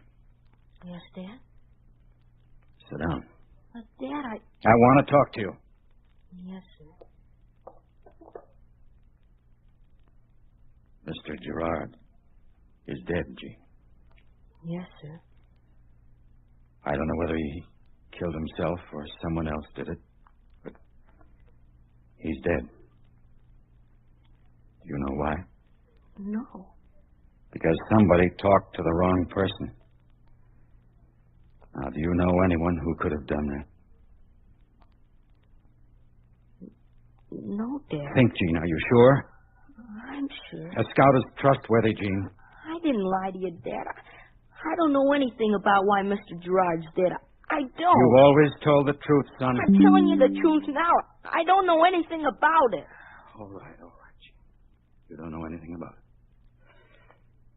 And even if you did, it's too late now.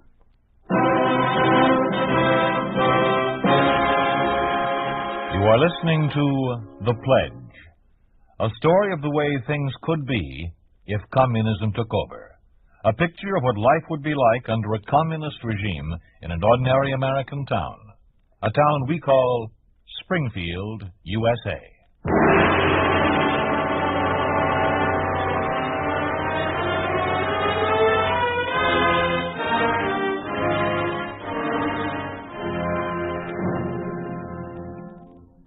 And so it is, my friends, that we have gathered here to pay our final respects to Frank Edward Gerard, who has left behind him a myriad of friends. Frank Gerard was a man of unblemished character. He was a good provider. He was a loving husband, a kind and understanding father. He never faltered in his duty to his family, his friends, himself. Those of us who knew him personally suffer a great loss with his passing, and it is with sorrowful hearts that we are now gathered to return the earthly remains of Frank Gerard whence they came. Let us pray.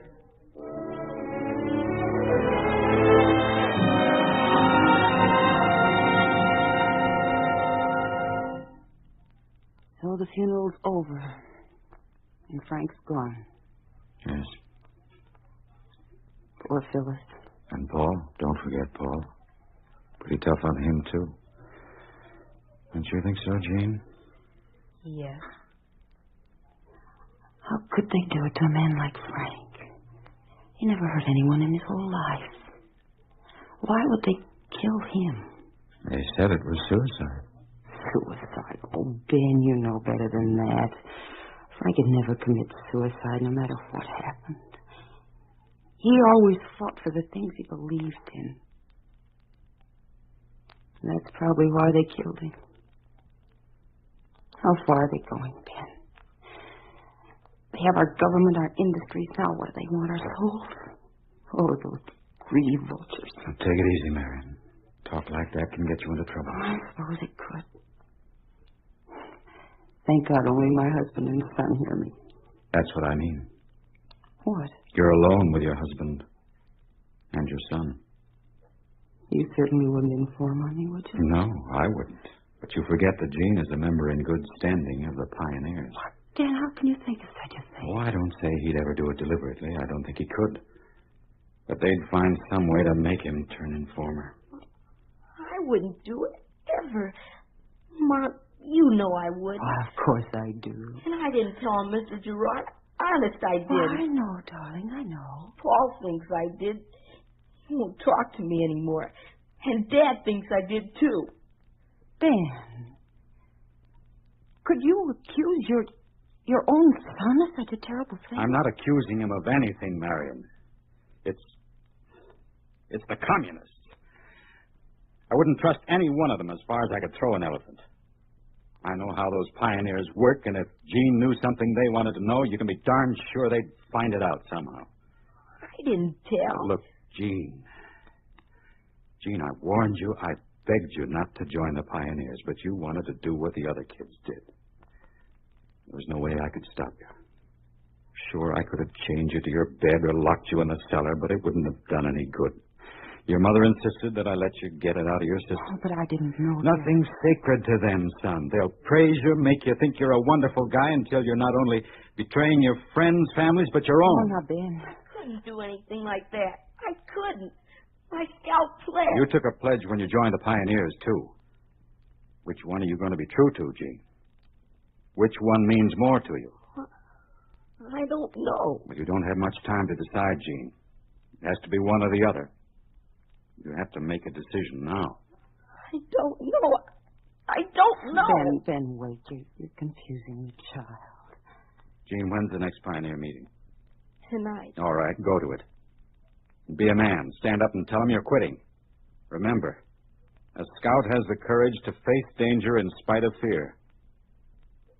This is your chance to prove yourself. Oh, dear, I don't think he should go out tonight. There's a storm coming up. This is a lot more important than a storm, Marion. It's Gene's whole future. Tonight he'll know in which direction he's going.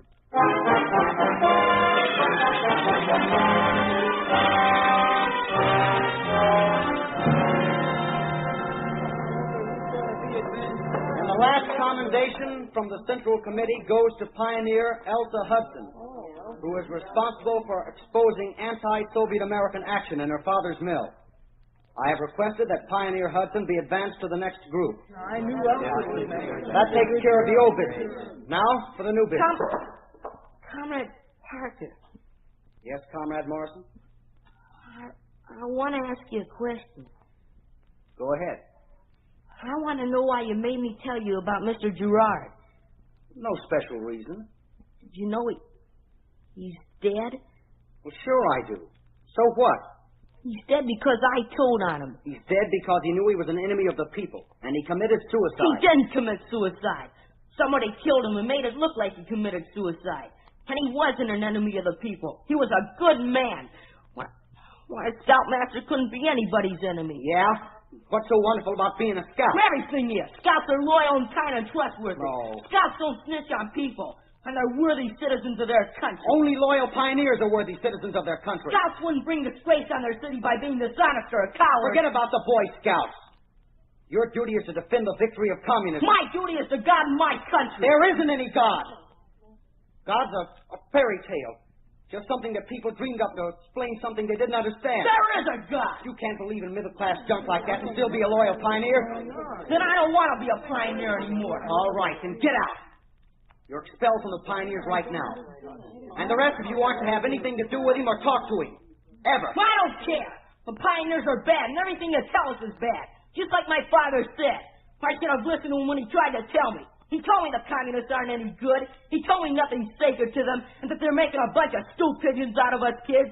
He knew I told him, Mr. Gerard. And you made me lie to my father. You made me break my scout pledge. But I'm not going to break it anymore. I'm going to be a good scout from now on. Yeah? Well, there isn't any more Boy Scouts. You're a liar. We got a report from the Central Committee this morning. The Boy Scouts have been declared fascist and will not be recognized by the party. I don't believe you. It isn't true. It is true. So now you aren't either a pioneer or a Boy Scout. You're nothing. I'm going home. I'm going to tell my father what you said. Go ahead. Go home and tell him you'll be reported as an enemy of the people. No. I want to go home. I want to go home. Everything you told me is a lie. I know it is. I won't listen to you anymore.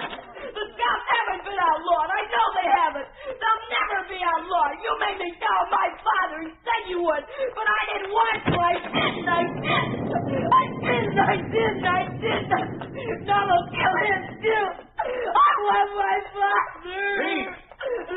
Gene, wait. I want my father. Gene, it's Dad. What's wrong? Oh, Dad. They threw me out of the club. That's all right, son. Lester said there wasn't any more Boy Scouts. He said there wasn't any God. Come on, son. We're going home. And he made me tell on you, Dad. I didn't want to, but he made me do it. And now they'll kill you, just like they did Mr. Gerard. No, son, I don't think they'll kill me. But what'll they do, Dad? What'll they do? I'm not worried about what they'll do to me, but what's going to become of you? That's right. What's going to become of me?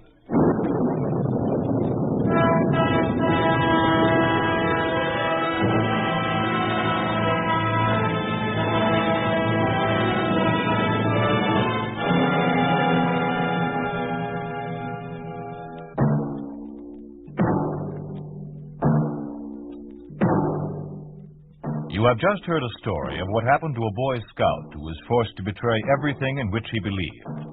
You have just heard what happens to any youth organization when communism takes over. You think this could not happen? It did happen in Russia. It did happen to the writer Nina Alexeyeva when the pioneer movement was established and the Russian children were taught to believe that religion is the enemy of the people. It did happen in Hungary when Lieutenant General Sviridov, communist commander, purged several youth groups and ordered the suppression of the Boy Scouts.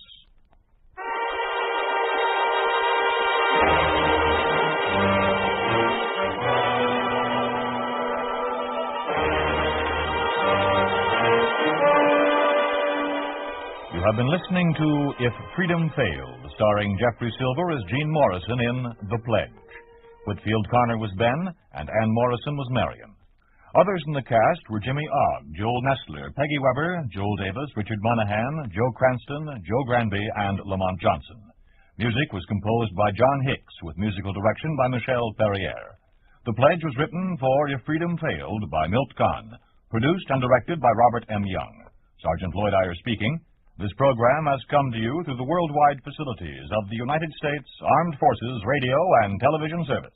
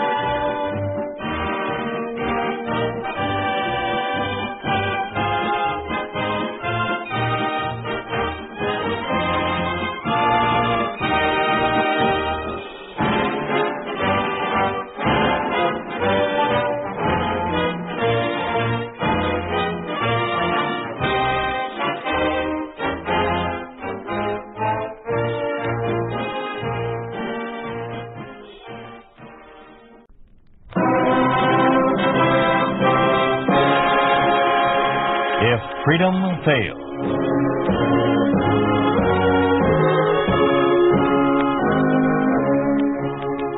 We'd like to take you on a visit to a town that doesn't exist. A town we call Springfield, USA. We'd like to show you how things would be in any American town if communism took over.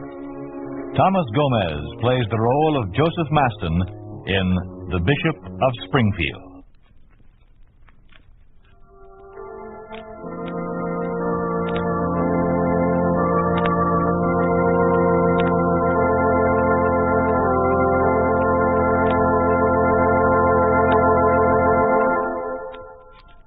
My dear brethren, what doth it profit a man if he gain the whole world and suffer the loss of his soul? From Matthew chapter 16, verse 26. In observing the world of today, there can be little doubt of the significance of this question. When Jesus asked it of Peter, it was a direct question. But we must ask ourselves now, if even then, in his infinite wisdom, Jesus did not see a day some thousands of years hence when it could be again asked of a man whose ambitions have dwarfed the plans of Alexander and Caesar.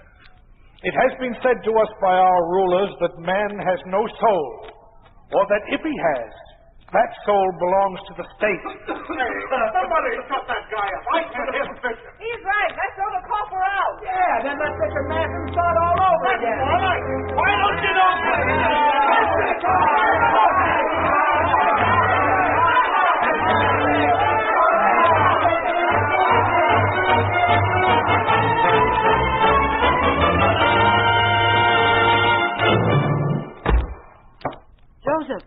Joseph, what happened? It's not even 11:30 yet. They were there again. They?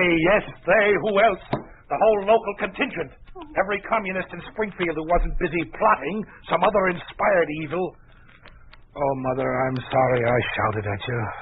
I hope my soul proves to be stronger than my body. What happened? The usual. Nothing direct. Nothing I could throw back at them. Just a mild riot.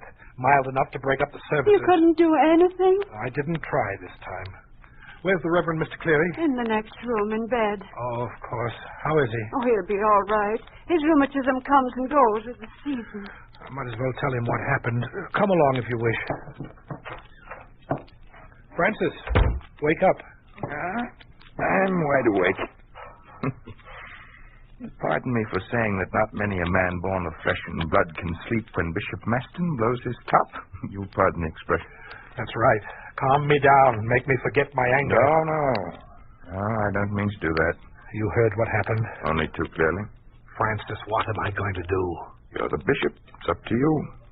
Every churchgoer in Springfield looks to Bishop Maston for guidance. The communists said we'd still have our freedom of religion when they took over America. We didn't know how all-devouring this new Caesar would be. All up and down the state, they're working feverishly to turn as many men as they can away from God. It's a tyranny. Tyranny that tramples on the most sacred human rights. A tyranny that denies, even in theory, that the individual has a right to develop his abilities, his talents, his tastes. The weaker the opposition, the stronger it grows. I have to fight it. I must.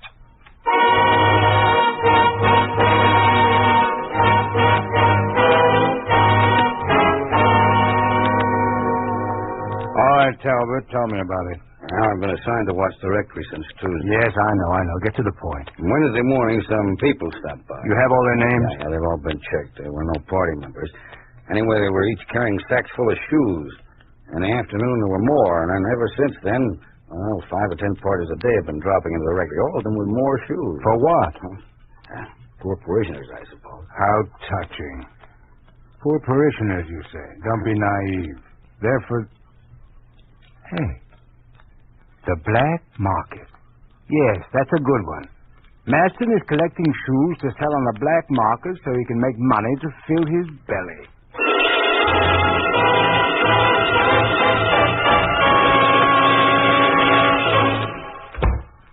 Bishop Maston, come in. Sit down. Thank you. It's good to see you. That's a dangerous statement, Burton, even for a lawyer. Living is dangerous these days, Bishop. That's what I came to see you about. Living? or dying, or something that is neither life nor death. They've threatened you. Of course, but that's of little significance. They threatened our whole democratic way of life when they took America over. They've carried out the threat. So what's one communistic warning to one Midwestern bishop? What happened? Boss Jeffries paid me a visit. About the separation? Yes, seems I'm one of the few bishops in this part of the country still fighting the Comintern's proposal that we liberate the church and have it join the communist fold. What did you say? I told him I'd never change my policy or take back any of the things I said against the communist government. Well, that's as good as hanging yourself. You know that. I know. But it's something I've said to hundreds of people, my friends and my enemies. I've written it down. I want you to have it. To record it or register it or do something so that it won't die with me. Here, read it. Be it known by all men that the principles I have lived by to this day are my own and will never be rejected by me. Be it known that any confession that might appear someday over my signature would only be the result of human frailty or diabolical acts through which I might be tricked or drugged. I will never reject my people or my God. You should be able to take care of that, Burton. You're a lawyer. No. Oh, I'll do what I can with it, but I'm not a lawyer anymore. Burton. Could you go on being a bishop if you had to preach that communism was your God? Could a writer who loved liberty go on writing and exalting the theories of communism? Could a thirsty man enjoy a glass of water when he knew it was poisoned? Nor can I practice law and justice when there's nothing left of it but an unholy version that can be revised every minute to pamper the needs of the state. But you're giving up. You can't do that. People are still fighting. Yes, I'm giving up. I'm waiting to die. Bishop Maston, you've got something to turn to, a faith, a soul, a God, something as tangible to you as admittance to the bar was to me when we were a democracy. But they've made a mockery of everything I hold dear. I'm just a pawn in a courtroom when the communists move the pieces. This statement you gave me, well, ordinarily we could buy an advertisement in the papers and print it. We could send it out over the news wires. We could rent billboards. We could hire an auditorium and have you preach it to thousands of people. But what can I do with this statement now? The state controls the papers and the communists control the state. There's only one news wire, the government news wire. There's no such thing as billboards because advertising is capitalistic and opposed to the theories of communism. Auditoriums may be used only by high-ranking party members. The government owns everything. With a possible exception of your soul, Bishop Maston. Come on, I still have an automobile. Only because they had so many here, they didn't know what to do with them. I'll drive you home.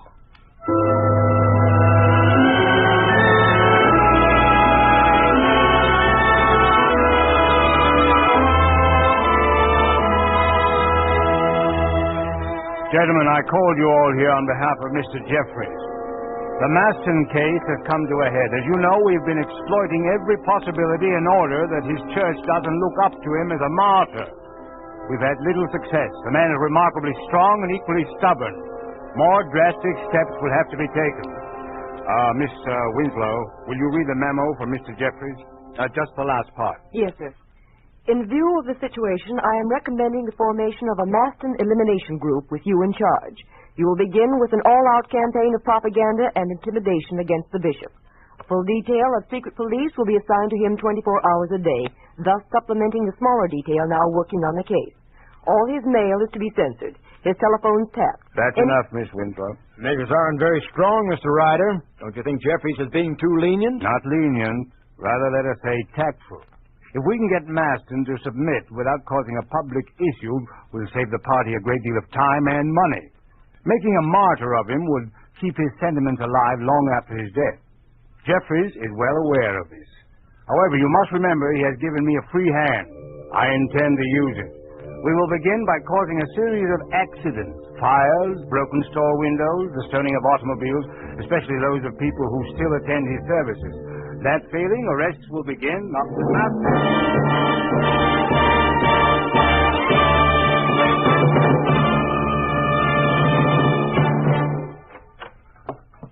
Mrs. Chandler, always nice to see you. Thank you, Bishop. I don't know as how you'll think so after I've had my little say. Nothing you can say will change the Mrs. Chandler I've known for 17 years. We won't be at the services anymore, Bishop. They smashed his store this morning. They threw rocks through the window.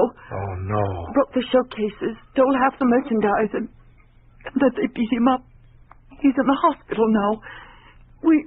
We haven't done anything to aggravate them. Except attend church. Oh, I want to keep attending for the children's sake. To keep the idea of God alive in their mind. But what good is it? They have to attend their school, and since it's been nationalized, any good we try to do is destroyed by the classroom. Bishop, I don't know what to say.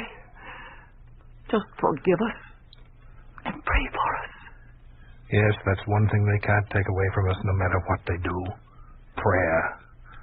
That is, as long as someone keeps the idea of prayer alive. As long as there's someone to keep it alive.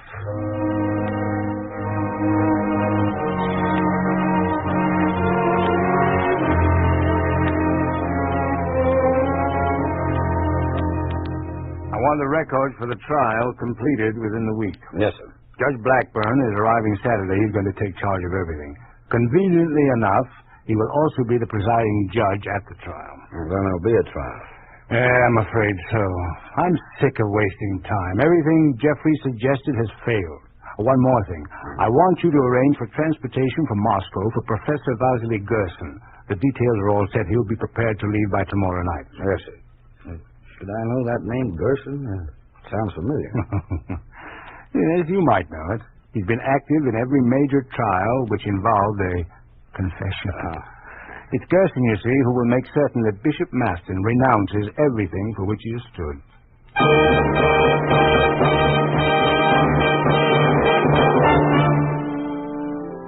This may be the last time we shall all meet together. If the Lord is willing, I shall be wrong. Nonetheless, I will make the same statement next Sunday and every week until it is so. For I am now certain that the time will soon come when I shall be waiting my turn in a hangman's cell. What turn of events will bring me there, what knowledge you will have of it, I have no way of knowing. Therefore, before you and God, I will say this. No matter what their intentions are for me, life, imprisonment, torture, or death, I will never alter my opinions on communism or deny my opposition to it. For us to survive, the church must survive separately. It must never become an organ of the communistic government. I will never condone that union. I ask Almighty God to be my witness. Don't anybody leave.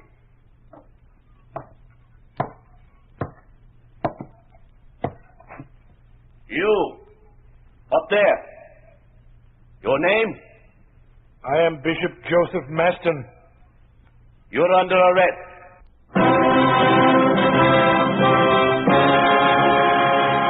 You are listening to The Bishop of Springfield, starring Thomas Gomez. A story of the way things could be if communism took over. A picture of what life would be like under a communist regime in an ordinary American town, a town we call Springfield, USA.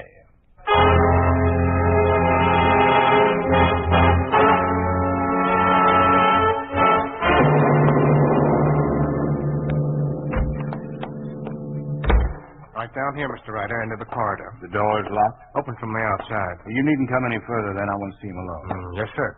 There's a light switch just to the right at the end. No, I know.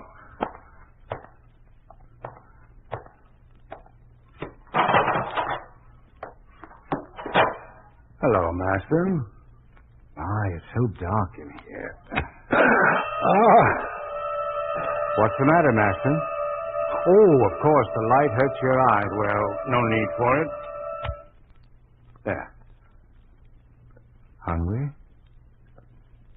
Thirsty, perhaps? Why is it that the strong type is always silent? How long have I been here? About 75 hours. It's raining out. Did you know that? What do you want? So brief, so to the point. I thought you'd like to make a little conversation. You must be awfully... What do you want? Lonely. All right. I'll tell you what I want. I want to bargain with you. Now, that's a fair enough statement. We try to do things justly. I want to make a trade with you. You give me something, I'll give you your freedom. Freedom? Why are you so afraid of me? Oh, come now, Master. We may fool most of the people, the masses, but not your kind. Then I've been right all along. The state is making certain that the church doesn't have a new martyr. Of course. Now, about my offer. And before I make it, let me remind you of the last 75 hours, and of the hours, the days, the weeks to come. All right, then. It's this simple. You can go on holding services as long as you wish. Only there will be no more sermons or any public statements. That's the bargain. That's all there is to it. A bargain with God. That's your offer in return for my liberation from this cell. Mr. Ryder, this room is in darkness. You see nothing here. Not these walls, this floor, not me, not yourself. You may as well be blind. But with me, Mr. Ryder, it's different. I've lived in this darkness now for a long time. Ever since the communists took over this country, I've existed in an ominous black cavern far more oppressive than the darkness of this cell. Yes, Ryder, I'm used to it. I've even learned to see in it, and through it. This very instant, you don't see me, but I see you for what you are and what you're doing to the world. You wish to know what I see? I see a system that's destroying the last vestige of human dignity and integrity. A system that denies man the privilege of his own considered judgment. You're removing from humanity the right to think, to hold an opinion, to look to its own conscience. Your system stamps out the God-given power of love and substitutes the new God-given power of hate and contempt for all that is good and right in this world. You move maliciously and insidiously. You destroy freedom step by subtle step. And now you're trying to press out the one thing we have left to turn to, religion. Today you make an offer to continue services, but no sermon. Tomorrow there will be God, but no services or praise for him. The day after that there will be no God, but the new God. I say again what I've said to all of you before. I will never change my policy toward the communist state. I will never agree to a union between the church and the state.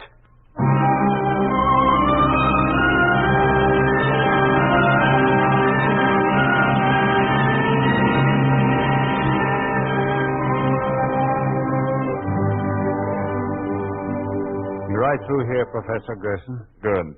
You won't want me then, eh? It will not be necessary. All right, I'll wait upstairs. The equipment is all in place? Just as you ordered it. All right, good day.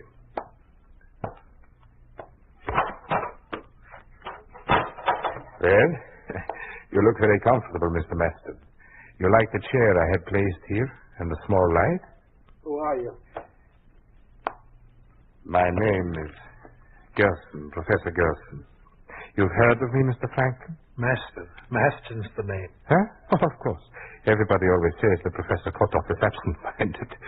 I guess it's true. Thought you said Gerson. Gerson? No, who is he, a friend? No, you just call yourself Kotoff. I thought your name was Gerson. Oh, I see, Mr. Gerson. You thought my name was Maston. Is that right, Franklin? So that's how you work. This is the beginning. Of course. You see what I'm trying to do. You are perfectly normal now, so I am unable to accomplish very much today. Now, drink this, Mr. Gerson. No. It's just lemonade, Franklin. Look, I'll drink it myself. Oh, no, I won't either. Stop it. This hypodermic needle, I'll give you a shot. It will help the pain. I have no pain. Where does it hurt most, Reverend Cleary? I was thinking of the Reverend Francis Cleary all of a sudden. He has rheumatism. You do, Reverend Cleary.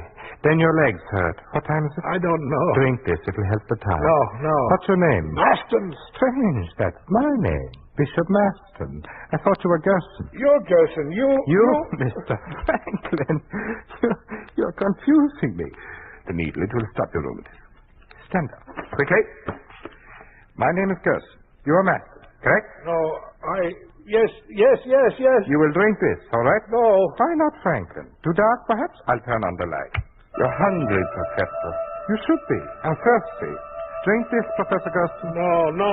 And I will. You see, it's good. Try some, Franklin. Franklin? Oh, no. That's not your name. What is your name? Mass. Sit down. Stand. Stay standing. The needle, the hypodermic needle. No, stop it. Stop it. Father Theory. Why should I stop? What's your name? Master. No. Yes. Sit down. Your arm, Mr. Williamson. Give me your arm. Stop. What time do you think it is? Who are you? I am Bishop Maston. Gerson. I'm Gerson. Bishop Gerson.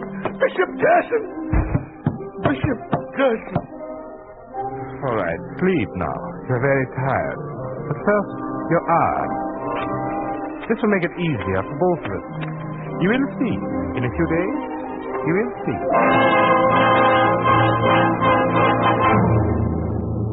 My staff is ready to continue. How's it going? The biodynamic treatment has never failed, Mr. Ryder. You see, there are two drugs, Actagon and mescaline.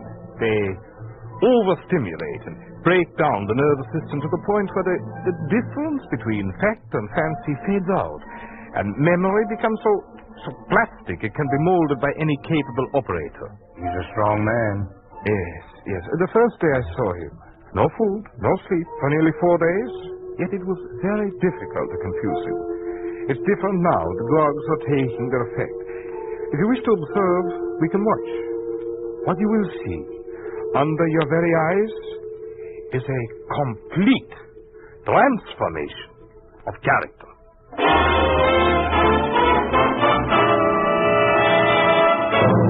You're lying. No. You preached that sermon, not Cleary. What about the 720 pair of shoes? For the poor. Lies. You were going to sell them on the black market. No, I wasn't going to sell them there. Then where were you going to sell them? I don't remember. Lies. But you were going to sell them. Will you sign a confession admitting it? No. Lies. Don't turn around, face the wall. You said the Communist Party denies the right of human integrity. Will you admit that's a lie? These are lies, Maston, all lies. How much did you make on the black market? Nothing. Lies, Maston, lies, all lies. Lies.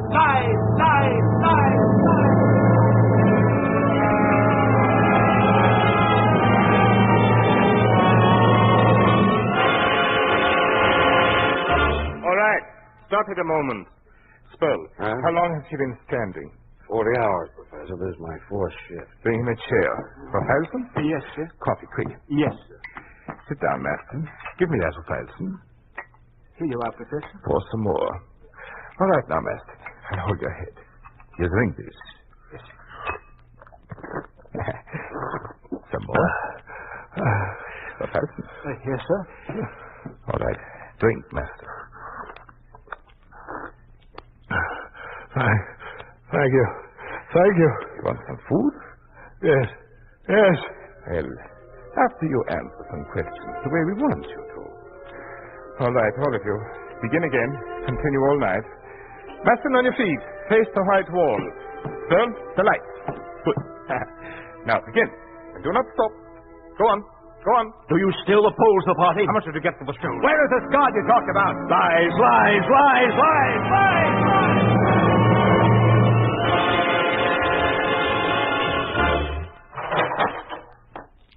Well, what is it? Why so quiet in here? He passed out, Professor. Well, finally. After 66 hours on his feet, it's no wonder. What happened? Oh, he had 27 cups of coffee, but there was no effect. Last night, his feet and legs began swelling. Must have been pain. He fell down several times.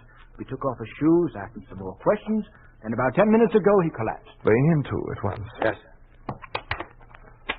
All right, Master. Come on. Wake up. Wake up! Some water. That's enough. You'll be all right. Maston, you're hungry, no? You want something to eat? Food? Eat. What do you want from me? Come, he's broken. He'll do anything I tell him now. Get the letter. It's right here, Professor. Listen to this, Maston. We just want you to sign it, and then we let you rest for a few days. It only says, what you have already admitted in this room. Now listen. I wish to lessen the present tension. Is that true, Maston? Yes. I voluntarily admit that in principle I committed the acts in the indictment. Correct, Maston? After nearly 40 days of constant meditation, I consider that an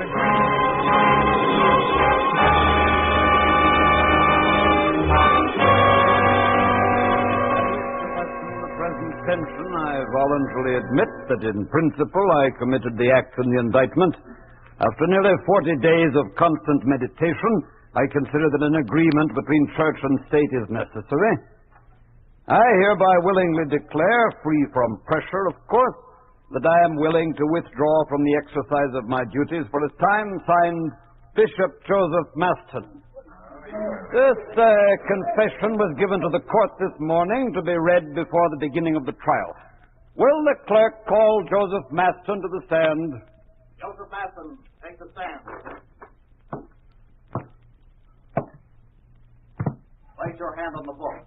Do you, Bishop Joseph Maston, by this manifesto of the people's will, agree to tell the entire truth before the people and the almighty state? I do. Bishop Maston, did anyone force you to make your confession? No. All right, then how do you account for your firm attitude previous to this trial and the letter to the clergy of this state in which you mentioned you would never renounce your opposition to our communist state? I want to say that I see things differently now. I regret my error. I want the letter and all the things I said to be considered null and void. You offer no defense of your past actions, then? None whatsoever. If I collided with the laws of communism, I regret it. I am sure while remaining faithful to basic principles, I would do certain things differently in the same situation today. I have never been the enemy of the American people. I have no quarrel with the workers or with the people to whom my family belongs. I can say no more, except to repeat that I regret my error. This court is satisfied with your confession.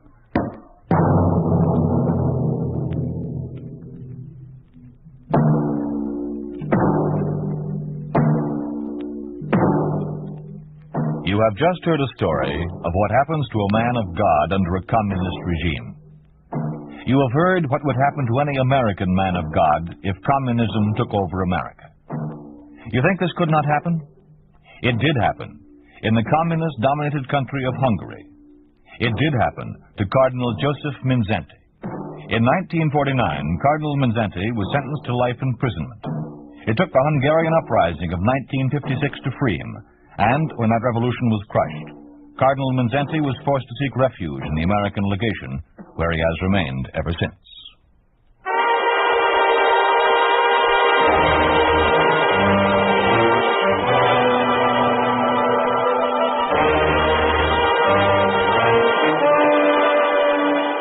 You've been listening to If Freedom Failed, starring Thomas Gomez as the Bishop in The Bishop of Springfield. Sergeant Lloyd Ayers speaking.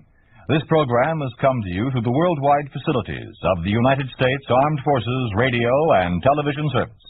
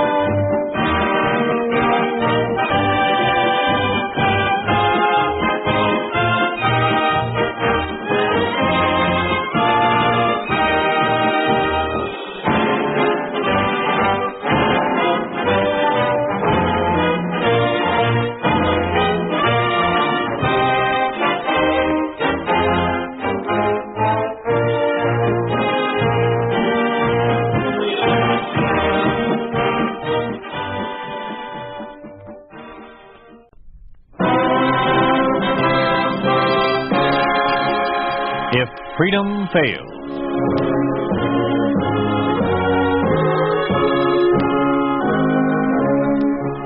We'd like to take you on a visit to a town that doesn't exist. A town we call Springfield, USA. We'd like to show you how things would be in any American town if communism took over. This is a story of what could happen under a communist regime to any one of you who has ever nailed a hoop to a wall and shot a few baskets. With Dana Andrews as Stan, this is the story of The Toss-Up.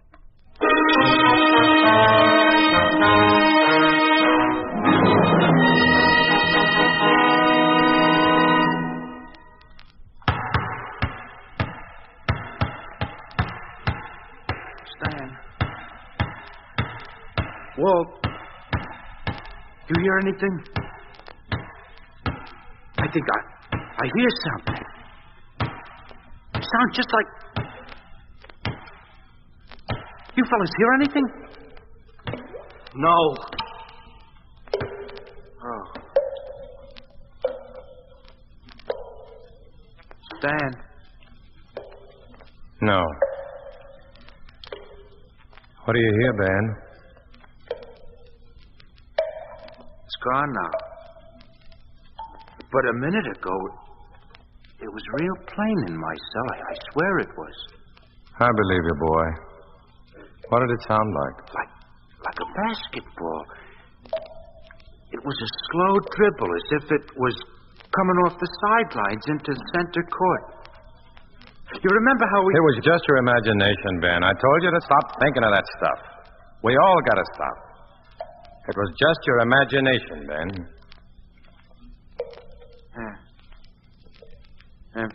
Maybe it was at that. But I could have sworn it. Stan. Yeah, Ben. You've been keeping track of the days. What days? Who knows when it's day and when it's night in this place? No, I haven't. Oh. Walt? Yeah. It's me, Ben. Don't go on repeating my name and yours all the time. All the time repeating names. There's only 3 of us in this cell block. We've known each other a long time now. You don't have to go on repeating the names. I know it's you, so stop repeating, do you hear? Okay, well, if that's the way you want it, sure. Ben. What do you want, Stan? Huh? Don't talk so loud. Come over close to the wall and talk toward me. Only talk low, huh? Sure, Stan, sure. And look, boy, try to remember not to use the name so much. Now try it, will you? Oh, all right, Stan. I mean, all right, sure. How's that, huh? Huh, Stan? That's just fine, boy. Just fine. Walt, are you keeping track of the days? No, I started to when they first put us in jail here. Had my watch, the luminous dial. The one the People's Committee gave the team. But last week I broke it. I guess it was last week or maybe last month, a year or something. Anyhow, I broke it. I smashed it and I stepped on it. What did you do that for? You know you were the only one in here who had a watch. What did you do that for? It was my watch, and what did they do for us, that stinking People's Committee? Where are they now? Why did they leave us in here? Why did they let them put us in here in the first place without a trial or anything? I'm no jailbird. I didn't steal anything or kill anybody. I didn't even say anything against that stinking Communist Party. So why am I here? And why shouldn't I smash their stinking luminous watch? Who cares how many days it is? I do. I've been trying to find out. I don't know how long. I tried to figure it out from the way they fed us, but I don't think they do it regular. Besides, I keep falling asleep. What else is there to do? Can't even do setups in here. It's so cramped. You know, they shouldn't have put 6-footers like us in small cells like these. What are you laughing at, Wolf? You, Ben. You. The three of us, rotting away in here, getting crazier than Ben. Shut up, Walt. Shut up. Now, you, Ben. Relax. Do you hear me? And forget about basketball. Just think about something else. What else is there to think about, Stan? I don't know anything else. Ever since I was a kid, this is all I know. Basketball. First thing I remember, basketball. My pa only ever talked about to me. Basketball. I can't think of anything else, Stan. Only basketball. I'm sorry, Ben. You go right ahead, then. You didn't have to tell him. He would have anyhow. Isn't like we're clerks or something. Used to sit in the desks. Boy, did I call that. We're used to moving around, aren't we, Walt? We're ball players. Yeah, we're ball players, all right. Look at us. A couple of more months in this lousy hole we're locked in, and we won't be able to hold our own at ping pong. Don't talk that way, Walt. They're going to let us out of here. Why should they want to keep us in here? Didn't you say yourself if we played along with them, they'd take care of us? I don't know. Did I? Sure you did. I remember it real clear. You came running in one day saying they wanted to make us master of sport.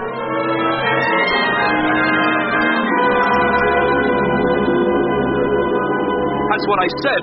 Master of sport. What's that mean? Well, it's going to mean everything. It's going to mean that we I never heard of it. Oh, you will, though. Look, it's hard to explain because we never had anything like it here in this country. This is something they started in Russia. I'm not so sure I want it, then. Not so loud, Stan. You could get in terrible trouble if somebody heard you. Please, Stan. All right. What about this master of sport?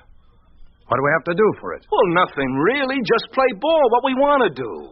Not for them, I don't. Well, if you don't for them, you won't for anybody. Oh, you might as well face it, Stanley, my boy. The communists are running things. You play along with them or you become a laborer or something. Maybe I'd like that better. Ah, you're out of your head. It isn't like they're asking us to be secret police or something. We don't have to kill anybody or even spy. All we have to do is to play basketball. Maybe. What else goes with it? Well, that's all. The rest is gravy. If you're a master of the sport, you're like a high party member. You get an apartment, better rations, and a car. A car, do you hear? I heard you. Well, what do you say? They want me to give them an answer. How about you, Ben? Well, sounds okay. I guess, like you said, we don't have to do nothing wrong. Just play ball. Well, sure, I'll do it. Atta boy. Well, Stan? Not me.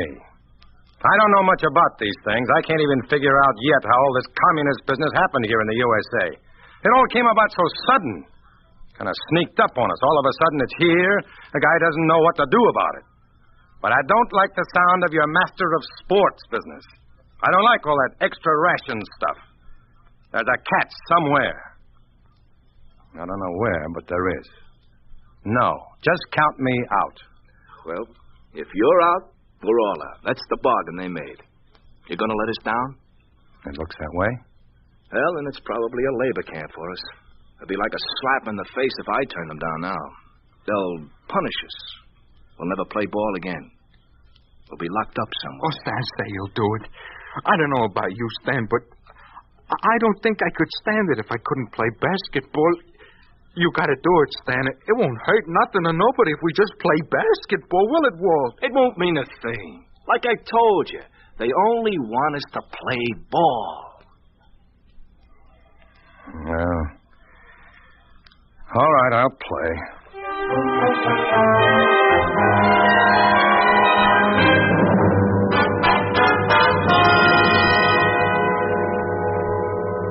So all we have to do is play basketball, huh? Okay. How was I to know we had to come to this training center? Yeah, that's right, Stan. He didn't know. Besides, it'll do us good to get in shape for the World Championship matches. Attention, comrades, attention. May I introduce Comrade Johnson, our Commissar of Sport. Thank you, comrades. It gives me great pleasure to welcome all of you to this National Sports Training Center. Each of you has been chosen and designated a Master of Sports. This is an honor that makes the former decadent All-American titles pale into insignificance. This honor has been bestowed upon each of you because of your superior physical abilities in one sport or another. But ability alone is not enough, comrades. We here in America are far behind in achieving the necessary relation between the state and sports, such as the Soviet Union has achieved through its Fitzcultura. Therefore, we must strive hard at this center to bridge that gap. We must demonstrate that communist American sportsmen are eagerly working toward that goal. Thank you, comrades. And now, to your studies, both political and athletic.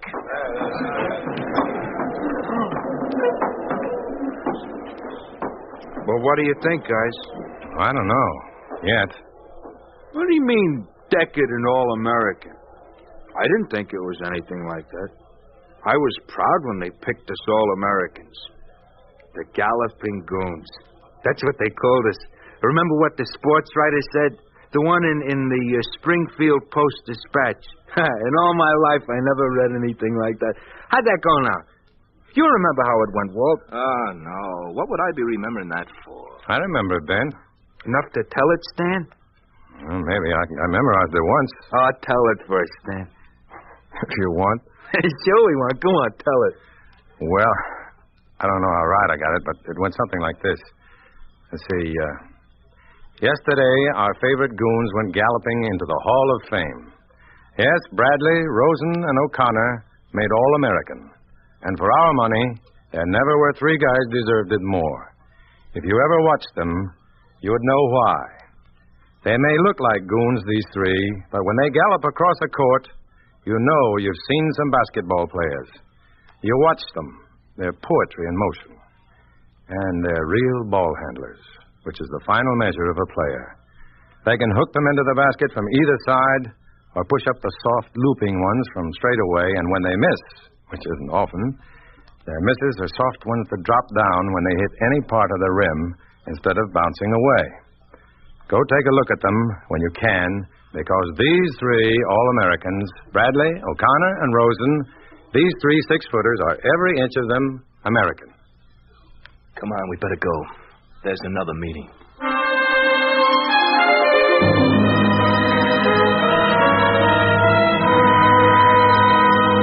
The zone-type defense, comrades, is considered inimical to the people's interest. Therefore, the man-to-man defense is the authorized defense throughout the sports centers of all the... Hey, what's he talking about? You got me. Some point is not clear, Comrade Rosen. Yeah, what do you mean, inimical? Inimical means hostile or harmful, Comrade Rosen. In other words, the zone defense in basketball is forbidden now. To continue... What do you mean, forbidden? Why? Comrade Rosen, a loyal master of the sport never questions decisions from above. Yeah, but the zone defense is our specialty. It's been used in this country for years. How come it's no good here all of a sudden? Who says it's no good? Ben, forget it. The zone defense, Comrade Rosen, has been forbidden by the Central Rules Committee in Moscow. Do you still wish to contest it? Moscow? What do those jokers know about basketball? My dear Comrade Rosen, you seem to forget that basketball is, after all, a Russian game. A Russian? Huh? Hey, now, wait a minute, friend. A guy called Naismith invented it back in 18-something. A good 25 years before you guys invented Soviet Russia. You must be thinking of something else you invented. Crossword puzzles or something. I warn you, Bradley. Well, warn me all you want, but don't go on telling me about basketball. Did you hear that, Stan? Ben, tell him. Go on, set him right. What's the difference who invented it, as long as we get to play it, huh? Isn't that right, Ben? That's right, Walt. Doesn't matter that much. It does matter. I want to play basketball as much as anybody. But when they start telling me some Russian invented the game, that's too much. I say it's a lie. What do you say to that, comrade? What do I say? I say you are under arrest. You are listening to The Toss-Up, starring Dana Andrews. A story of the way things could be if communism took over. A picture of what life would be like under a communist regime in an ordinary American town. A town we call Springfield, USA.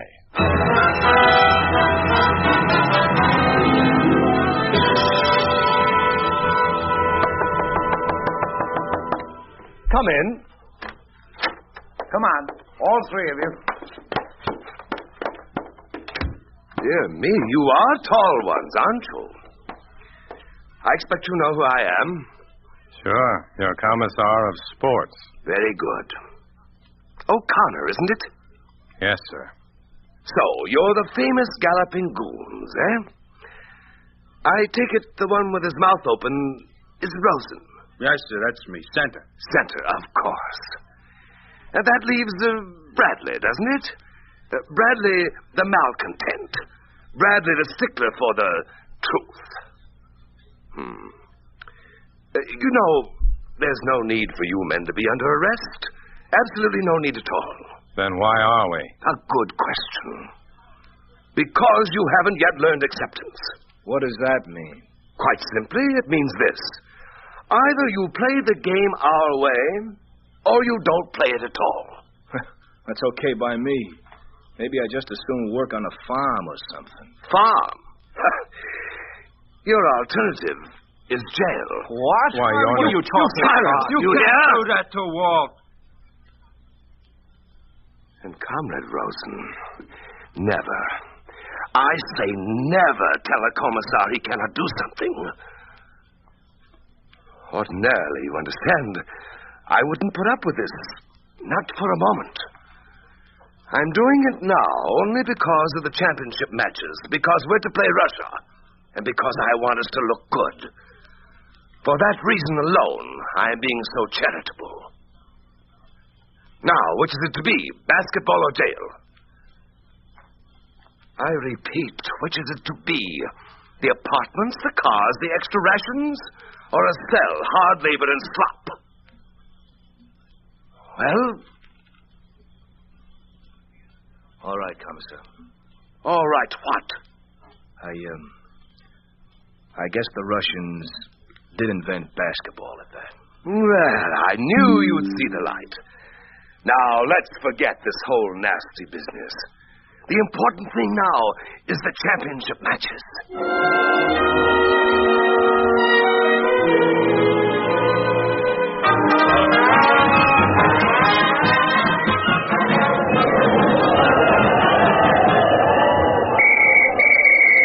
Out of courtesy to the challengers for the World Championship, our esteemed comrades from the Soviet Union, the referees for this game will be the eminent Russian experts, Comrades Rosov and Lysenko. Attention, comrades, attention. Another such outburst and we shall be forced to clear the audience of all but Communist Party workers and Youth Front members. Stan, what do you make of it? I don't know. But even playing man-to-man, these cows can't touch us. What do you say, Walt? You're the boss. Tell the others we play as planned. Well, that's it. Hop to it, Ben. And you hop to it. I'm going to set you up for a score right on the tip-off. This guy looks like a pushover. Here it comes, Ben. Hey, time! Well, O'Connor, what is it? You can't call time like that just as the play begins. I can if I get a ball like this. What's wrong with the ball, may I ask? Well, it isn't regulation. Well, let's see it, Stan. Hey, what is this, a bowling ball? Feel this, Ben. No, it's not a ball for bowling, comrade. It's a regulation ball. Well, maybe in Russia, but not here. Either we have a ball like we always have, or we... What's all about? What's going on? Well, they slipped us an oversized ball, Commissar. Yeah, look for yourself. Is this true, referee? I don't know what they're talking about, Commissar. As you can see, it's printed clearly on the ball itself. Regulation USSR. The real difficulty, I suspect, is that our American comrades are merely seeking excuses for their poor playing ability. What? That's enough of that. You'll play with this ball or not at all? Okay. Come on, fellas. We start again from the toss-up. Don't worry, Stan. I'll still get it to you. Atta boy, we can beat these elephants using a medicine ball. Not so loud. I might bring one into the game. Okay, Ben. Get a point, Ben. O'Connor scoring for America. Good going, Ben. They never knew I'd hit him. What do you say to that, you Ruski?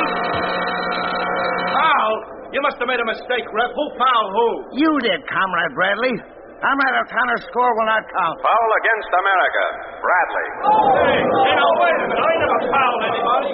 You want to be thrown out of the game, Comrade Bradley? I might as well be if this goes on. Stand. Forget it. Let him have it. The game's just begun. Okay, Rep. Soviet Union 1, America nothing. Well, they're ahead. Not for long. Come on, let's go. All right.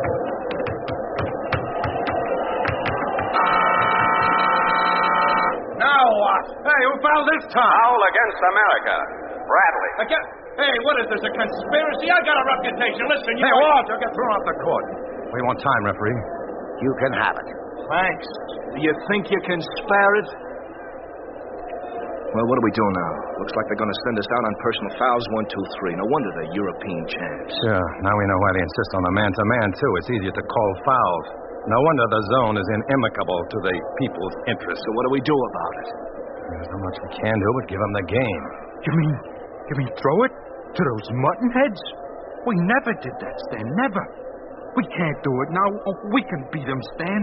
Not with these referees. We're 3 chumps as long as they're out there, so let's forget it. No, wait. Oh, we can whip those guys even with the refs against us. You can figure out something, can't you, Stan? You're the captain. Oh, come on, Stan, please, let's whip them. Let's beat the pants off them. Well, I don't... How about it, Walt? You with me? Oh, I don't know, Ben. You gotta be. You can't just say you don't know. There comes a time when you gotta stop taking their fancy apartments and cars, Walt. There comes a time when you stand up to them and tell them black's not white. That's right, Stan. Doc Naismith invented this game, and we're here to play it, nothing else. And I don't know about you guys, but that's what I'm gonna do. I'm gonna play basketball, play it the way I want, and the way the fans want it. I don't care about the refs or the people's interests or anything. There comes a time, and that's all. Well, all right, Ben? Sure, Ben. Now, listen.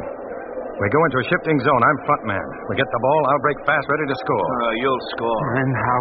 We'll show those dumb commies. They're going to see some bold players. Come on. Okay, Rep. Let's go.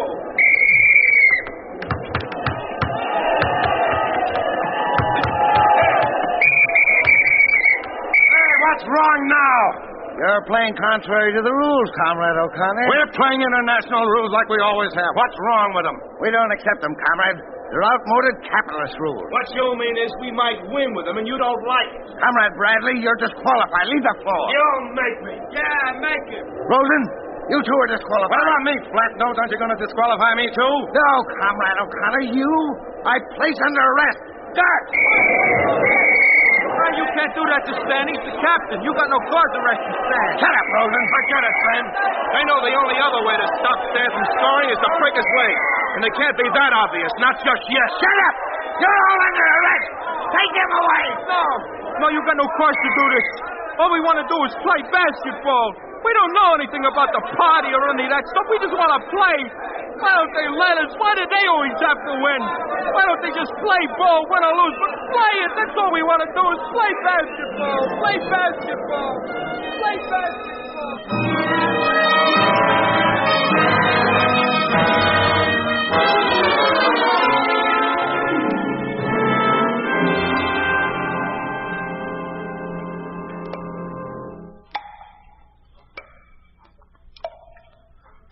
There was no cause for them to throw us in this jail.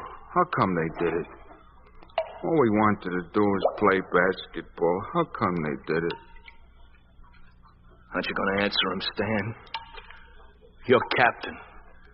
Tell him, Stan. What am I going to tell him? It don't even make sense to me. We made mistakes, you and me, by giving in and selling out to the commies. But I don't know what to tell Ben. Like he said, he only wanted to play basketball. But he still got caught in this thing. Well, you better do something before he gets another in the fruitcake. And while you're at it, see if you can think of something for me. What are we going to do, Stan? I don't know. I guess we'll just sit here and wait. Dan. Yeah, boy. I keep trying that exercise you told me, but it doesn't help. Charlie horse keeps coming back. It does, huh? Yes, Dan. You know any others? No. You know any, Walt? No. No, I don't. And stop calling me by my name. Tell me, What's going to happen to us? Stan, Yeah, boy. What? what'll I do now? I don't know. Maybe lie down. It's not easy. I'm 6'7", you know. Oh, this cell's just too small. I can't stretch out. I'd get my Charlie horse worse. And just sit there. Oh. They shouldn't have put us in here, Stan. Not 6-footers like us. We're gonna get out of shape. Gonna get flabby. How we gonna play basketball again if we're out of shape and flabby, huh, Stan? Stan. Oh, Stan, speak to me, Stan. You all right, Stan? Yeah, I'm all right. Now listen to me, boy. Listen to me good. We're not going to play ball again. Not ever. We're going to get out of shape and flabby, and we're going to have Charlie horses. You got that? Yes, Stan, sure. Anything you say. You were always captain. You're calling the plays. Okay, I'm calling it. Now repeat it after me. We're not ever going to play basketball again. We're not ever going to play basketball again. I got it, Stan. I got it. We're not ever going to play basketball again. This is really rich. To go on saying it now till we rot it. Oh, boy, Stanley, my boy, you really fix things. Oh, boy, you're a real smart captain. Yeah. Real smart.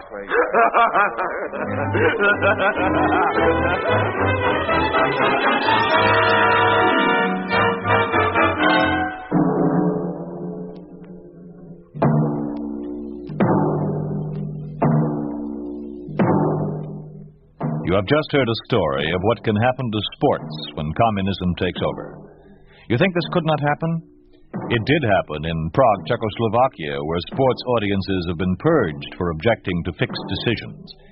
It did happen in Red China, when a visiting Soviet basketball team played 15 friendly matches in Beiping, Tianjin, and Shanghai, defeating crack Chinese teams by such obvious scores as 95-38. 102-21 and 83-35, using, of course, their own referees, a heavier ball, a new backboard, and their own international rules, as opposed to the American rules by which the Chinese had always played. The Chinese, it seems, have learned that the first rule of Soviet sport is to let the USSR win.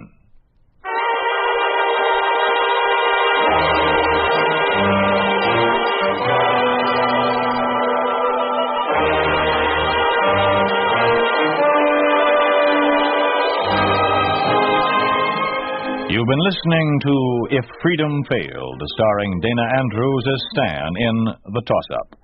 Peter Leeds was Walt, Shep Mencken was Ben, and Carlton Young was the Commissar. Music was composed by John Hicks, with musical direction by Michel Perrier. The Toss-Up was written for If Freedom Failed by John Vlahos, produced and directed by Robert M. Young. Sergeant Lloyd Eyre speaking. This program has come to you through the worldwide facilities of the United States Armed Forces Radio and Television Service.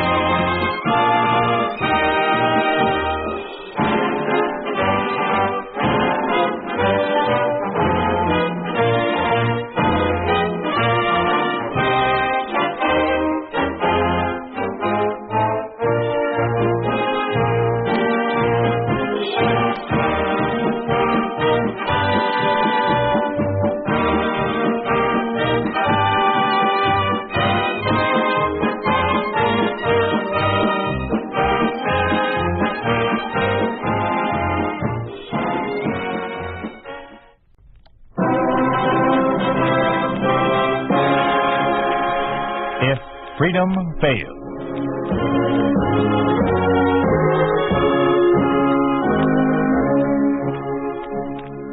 We'd like to take you on a visit to a town that doesn't exist.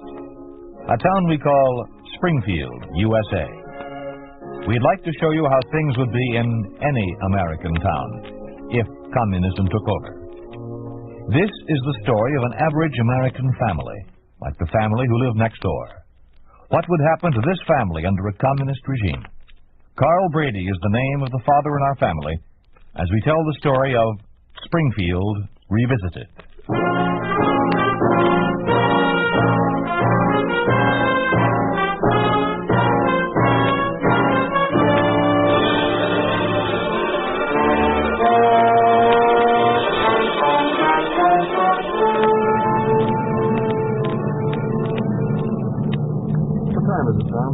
It's 3:15. 45 minutes to go for you. What time do you get to Midland? Oh, about 6. You glad to be getting back? Yeah. It's been over 2 years. Wonder if it's changed much. I suppose it has. Any country been occupied by a foreign power is bound to show some change. What are you going to do when you get in? I'm going to look up some old friends. You've met them, the Bradys. Oh, I remember. Hey, they're a happy family. 2 wonderful kids. I certainly used to envy Carl. Still do, as a matter of fact. They're my idea of a typical American family. How old are the kids? Well, with daughter Mary, she was 10. Used to be 12 or 13 now. Tony, I guess he's in high school. Must be about 16 or 17. Yeah, I guess it's a good life. I don't even know if they still live in Springfield. I'm going to phone Carl as soon as we get in.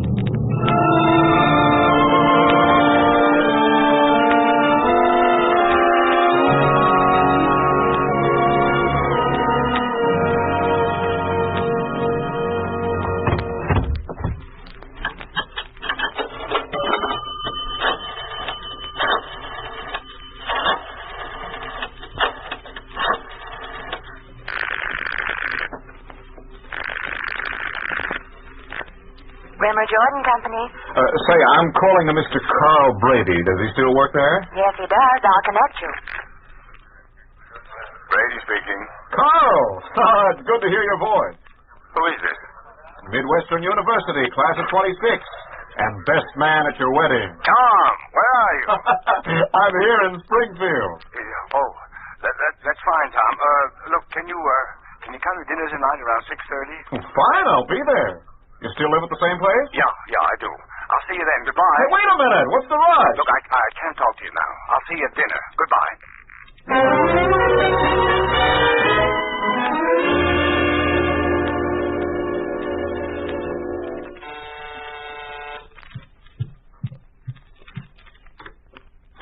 Martha. Hello, Tom. Come in.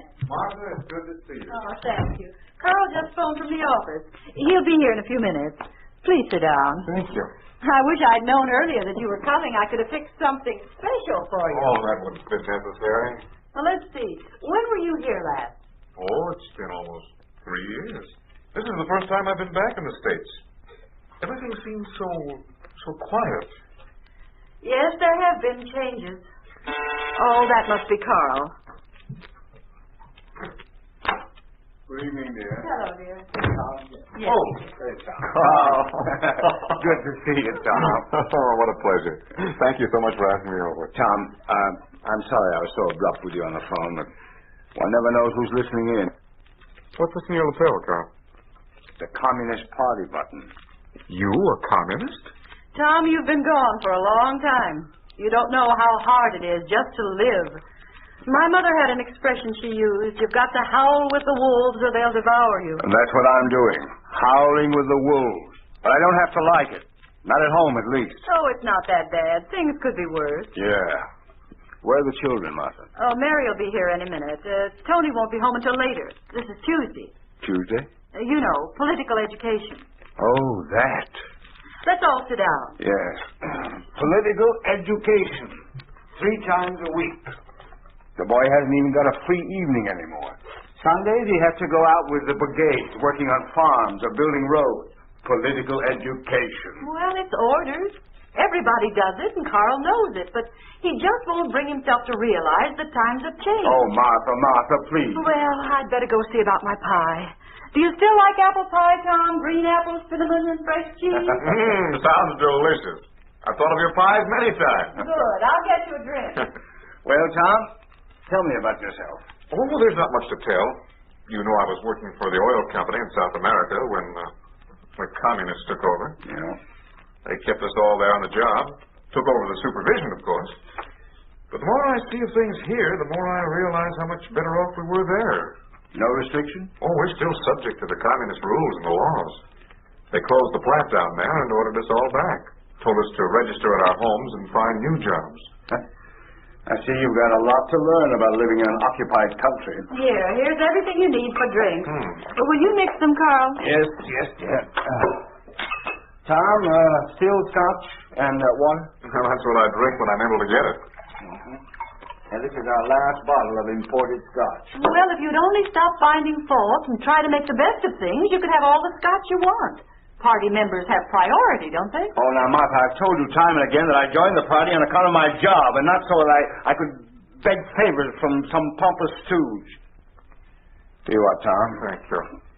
Martha, Thank you you, are. Well, Tom, let's drink to your return into the old days. Very good. Very good. Well, who's this? Good evening, Father. No. Mother? Hello, dear. Mary Brady, how you've grown. Well, don't you remember me? Yes, of course. Good evening. Oh, come now. How about a smile? You've become a very pretty girl. Thank you. Well, what's new in school? We had more trouble with that reactionary history teacher of ours, Miss Garson. She wanted us to hang a picture of George Washington in the classroom under the Ritter and Stalin pictures. Who's Ritter? He's a local commissar, head of the State Action Committee. So what about Miss Garson, Mary? Why, I had to bring it up before the Pupils' Committee, of course. Oh, of course. Forgive my question, but I'm a little behind on these various organizations. This Pupils Committee. Every class has a committee. We elect members of the class to make special studies of political education, sports, newspapers, lectures, economics, and history. That's Miss Garson. Naturally, she was voted down 6-1. What do we need a picture of George Washington for? Mary, you shouldn't say things like that. Mary, we wouldn't have had this democracy without George Washington. That's not true, and I can prove it. The chapter in our history connected with Washington is now closed. Today, the United States is marching toward Russia and socialism. Where'd you pick that up? Mr. Hastings. He says that Washington and Lincoln, all of the so-called American heroes, are nothing but bourgeois swine. I've told you time and again you're to stay away from Mr. Hastings. Now, I'm sure that you can find a more fitting associate than the janitor of an apartment building. Mr. Hastings has very high standing with the Action Committee. He's one of our finest party members. Well, Mary, look, don't you think you're a little too young to understand what George Washington did for this country? Are you in the party? Mary, Tom is our guest. Are you in the party? No, I'm not, but... So, another of Father's reactionary friends. Even now he's being watched and checked. And so will you be when Mr. Hastings finds out. Mary, leave the room. Leave the room! Carl, Mary, please. I'll be happy to leave. Excuse me. Not outside. Go to your room. I'm going to talk to Mr. Hastings. Mary, you'll do as I say. Go to your... 12 years old. What are girls of that age supposed to be interested in? Books, games, dolls? I don't know. She doesn't care for any of them. The walls of her room are covered with pictures of Russian marshals.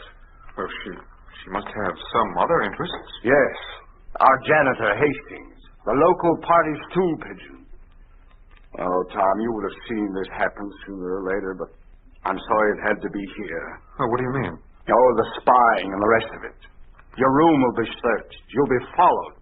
Possibly even arrested, unless you're very careful. Well, this sounds like something out of a 10-cent novel. Yes, I told you have much to learn. I'd better go see to my dinner. Martha, I think I've lost my appetite after listening to my daughter. I wish you wouldn't keep antagonizing the child, Carl. I'm going to thrash that nonsense out of her head. Someday she's going to tell her teacher that Don't be an idiot. Oh. Martha, I'm sorry. I never used to lose my self-control. Well, you lose it often these days. Honey, it's cold in here. Can't we have some heat? Heat's rationed, you know, dear. Why don't you come into the kitchen? It's warmer in there. A good idea. Come on, let's go. Yes, sir.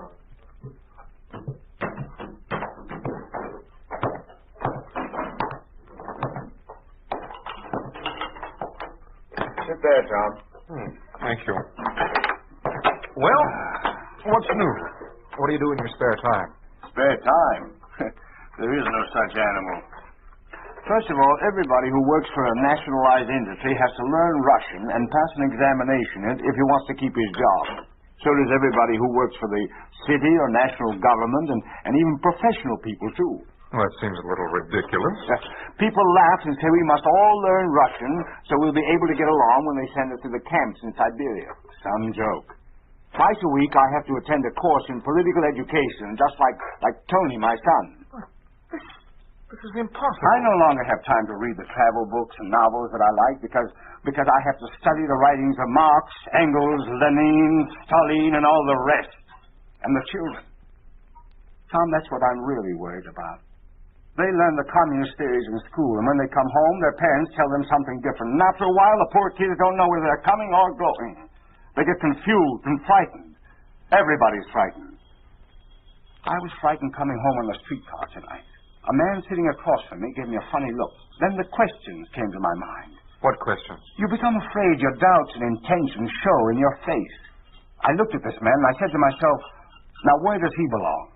He's not wearing a party badge, then he's not a communist. But on the other hand, he may be such an important one that he doesn't have to wear a badge. He may be a member of the Central Committee or the secret police. Or maybe he's a reactionary. Does he know that I'm an opportunist? Why does he keep looking at me? Have I done anything that might get me into trouble? Today, yesterday, last week, last year? Could it be because a stranger called me on the telephone? Oh, see, I'm sorry. No. Don't worry, Tom.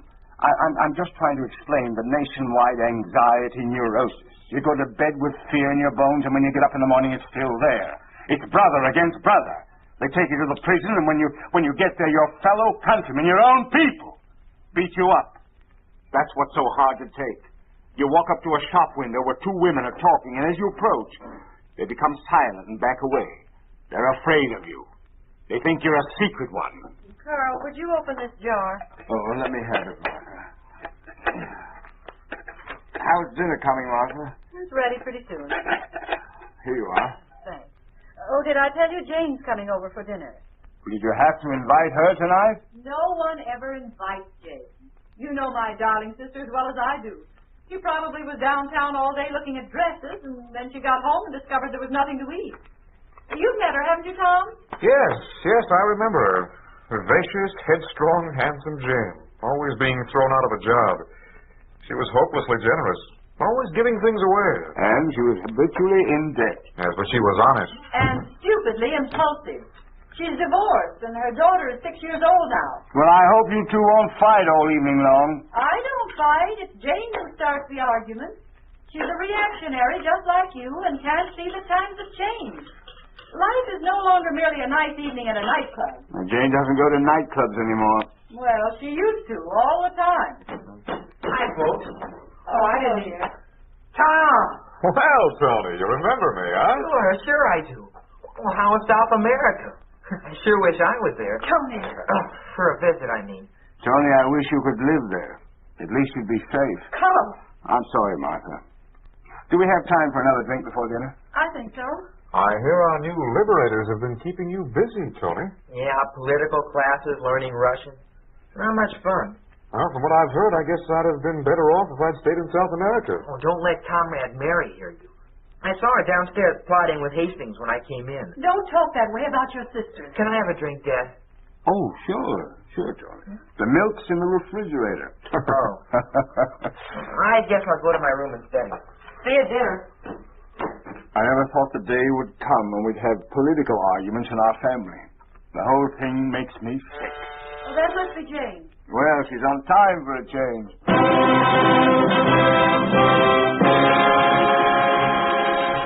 You are listening to Springfield Revisited, A story of the way things could be if communism took over.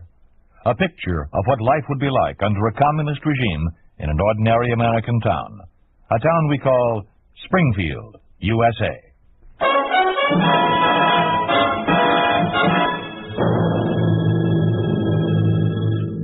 Well, let's go back in the living room. I'll let Jane in. Okay. Mix the drink for her, will you, Carl? All right, dear. Hello, Martha. How are you? God bless America, Tommy. How are you? Good to see you. Jane, you look wonderful. Well, thank you. That dress, you're really dressed to kill. Jane always manages to look beautiful while every other woman looks like a scrub woman. Here you are, Jane. Oh, thanks, Carl. Oh, that's nice. It's good to see you, Tom.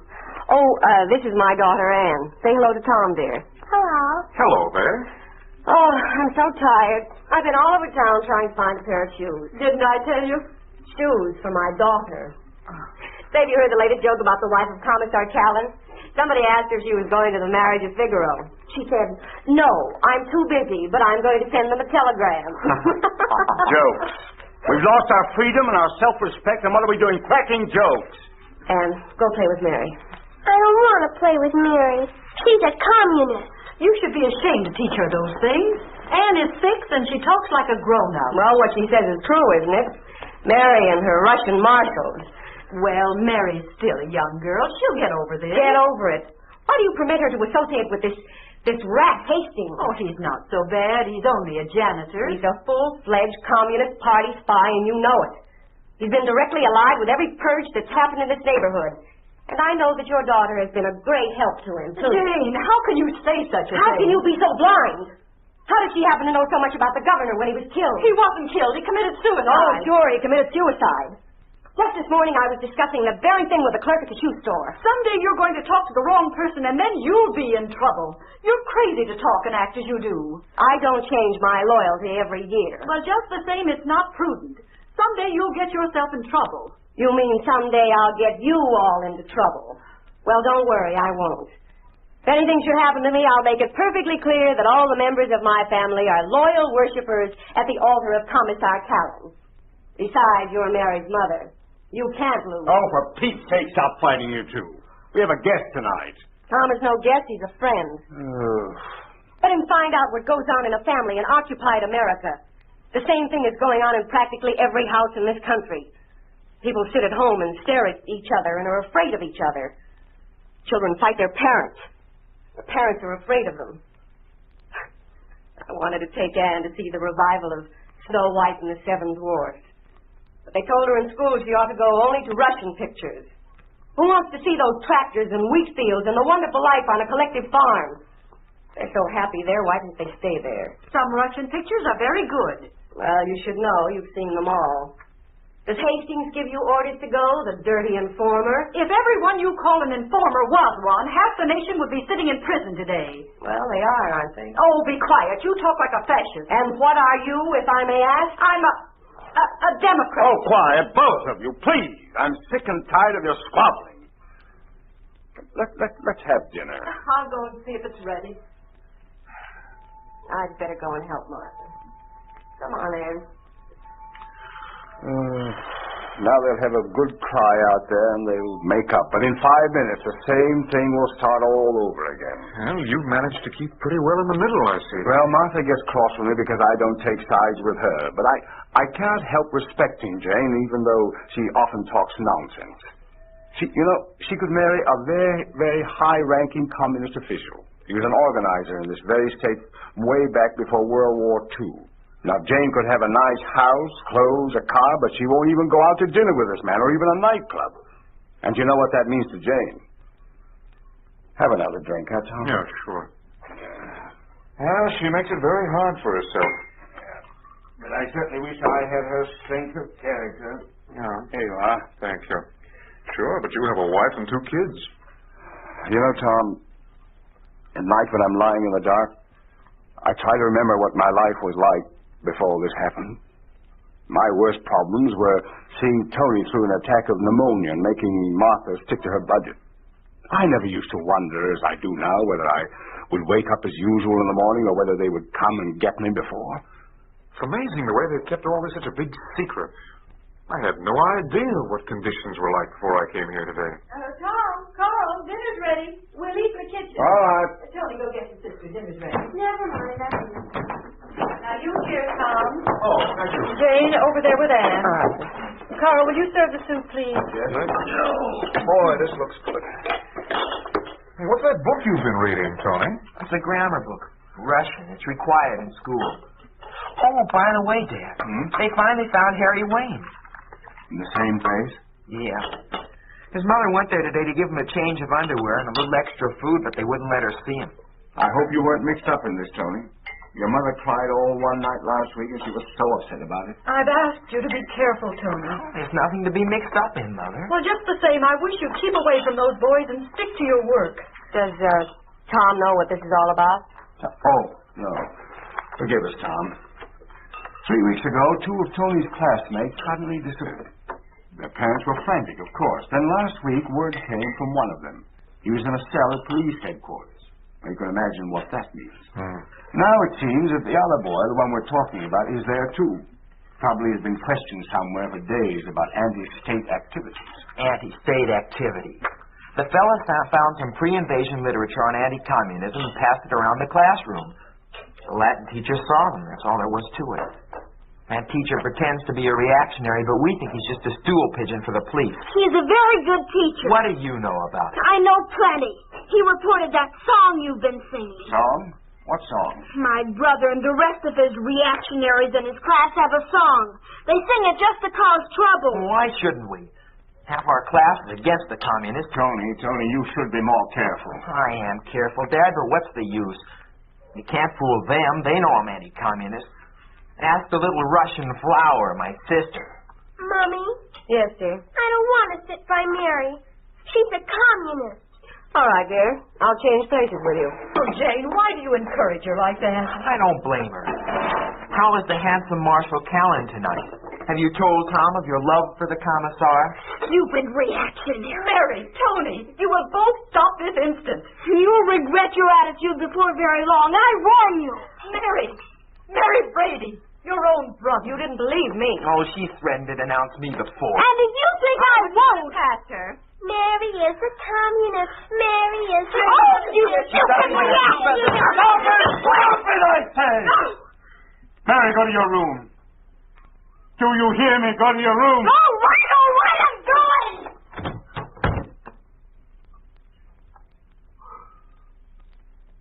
Now, let us all sit back and enjoy our bitter daily bread.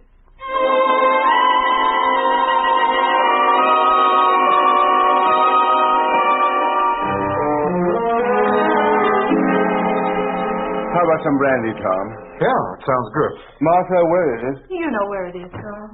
You still make a delicious pie, Martha. Oh, thank you. I'm afraid the meal was rather plain. Well, it's good, healthy food. What there is of it. Carl's pretty upset. Something should be done about that girl. What can be done? I don't know. But I'm going to have a talk with her and find out just what her status is. This thing is getting out of hand. Oh, please, Jane, don't. Oh, here comes Carl. Please, let's change the subject. Well, now I feel better. There. Here's some brandy. Let's all have a drink. Well, from the looks of that bottle, you must have had yours in the kitchen. Who's that? Oh, dear. I'll see. Don't worry, Carl. Hello. Good evening. Mrs. Brady. Mr. Brady, Oh, come on. Speak up, Comrade Hastings. Well, I was just wondering... Wondering? Whether you'll take your guest down when he leaves and lock the door after him. Well, of course I'll take him down. I always escort our guests down, and I always lock the door after them, as you well know, Comrade Hastings. It's regulations, Comrade. They don't want to have to worry about the doors being left open, especially if there are strangers around. But Tom is no stranger. He's been here before. How about a glass of brandy, Comrade Hastings? A good idea. Is Tony at home? Why, yes. He's studying in his room. Did you want to see him? No. Here you are. Thank you. Just wondering if he was in. Let's drink to our new freedom. Well, I'm going to bed. Be sure to lock the door, Comrade Brady. Yeah. He's gone. The dirty informer. Be sure and lock the door. Surely even someone as stupid as he is could have thought up a better excuse. Yeah. Tomorrow, the right people will know that you were here, Tom. For the next few weeks, be very careful what you say, where you go. Why do you ask about Tony? They have very little in common. How about another brandy, Tom? No, thanks. I think I'd better be going. Well, it was nice having you. You must come again. Yes, that would be nice. Goodbye, Tom. Maybe we... Goodbye. I'll see you out, Tom. Thank you, Carl. Good night, Martha, Jane, and many thanks.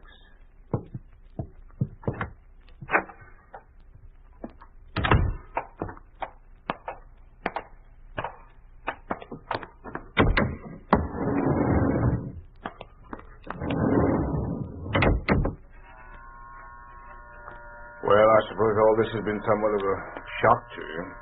Yes, it has. I don't know how long I'll be able to stand this life. Another year, 18 months at the most.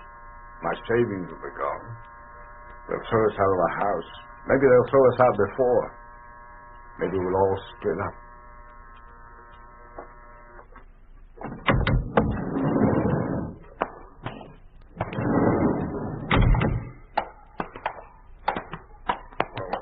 Thanks again, Carl. I'll be seeing you. Yeah. I gotta go up now. Is this the place? Yes, it's on the third floor, number... Oh, Father! Mary, I thought you were in your room. I went for a walk. Well, who are these men? We'll ask the questions. Who are you? I'm Carl Brady. I'm this girl's father. Oh, well, she's a fine girl. We're looking for Tony Brady. Excuse me, please. I must go in. Tony? What do you want with him? He's my son. Oh, I'm sorry. Will you please lead us to your apartment? But why? What's wrong? You ask too many questions. It's been reported that one Tony Brady is guilty of action against the state. We've been sent to pick him up. He's under arrest.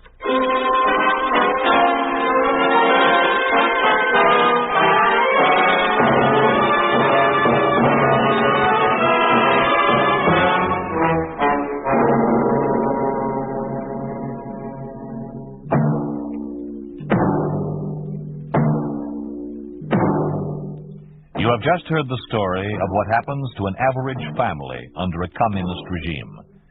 You have just heard what would happen to any American family if communism took over. You think this could not happen? It did happen in the communist-dominated country of Czechoslovakia. It did happen in the family of Mr. Jan Hus, address 722 Kossuth Street, near Liberty Square, Prague, Czechoslovakia.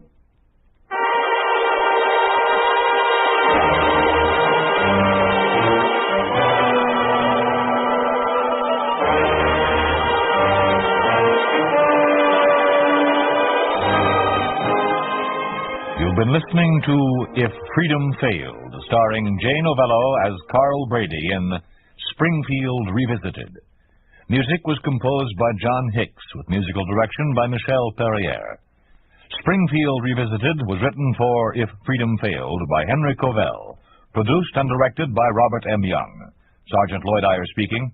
This program has come to you through the worldwide facilities of the United States Armed Forces Radio and Television Service.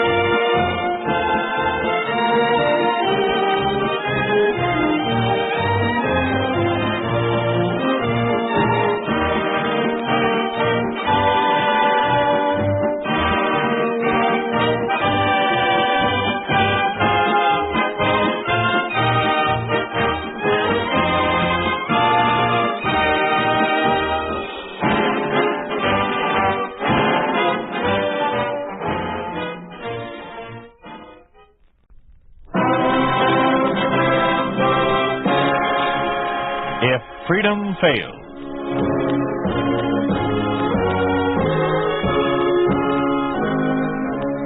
We'd like to take you on a visit to a town that doesn't exist. We'd like to show you how things would be in Hollywood, USA, if communism took over. This is the story of what would happen to the motion picture industry and some of its leading figures under a communist regime. Hans Conried plays the role of Alex Lloyd in The Man Who Died Twice.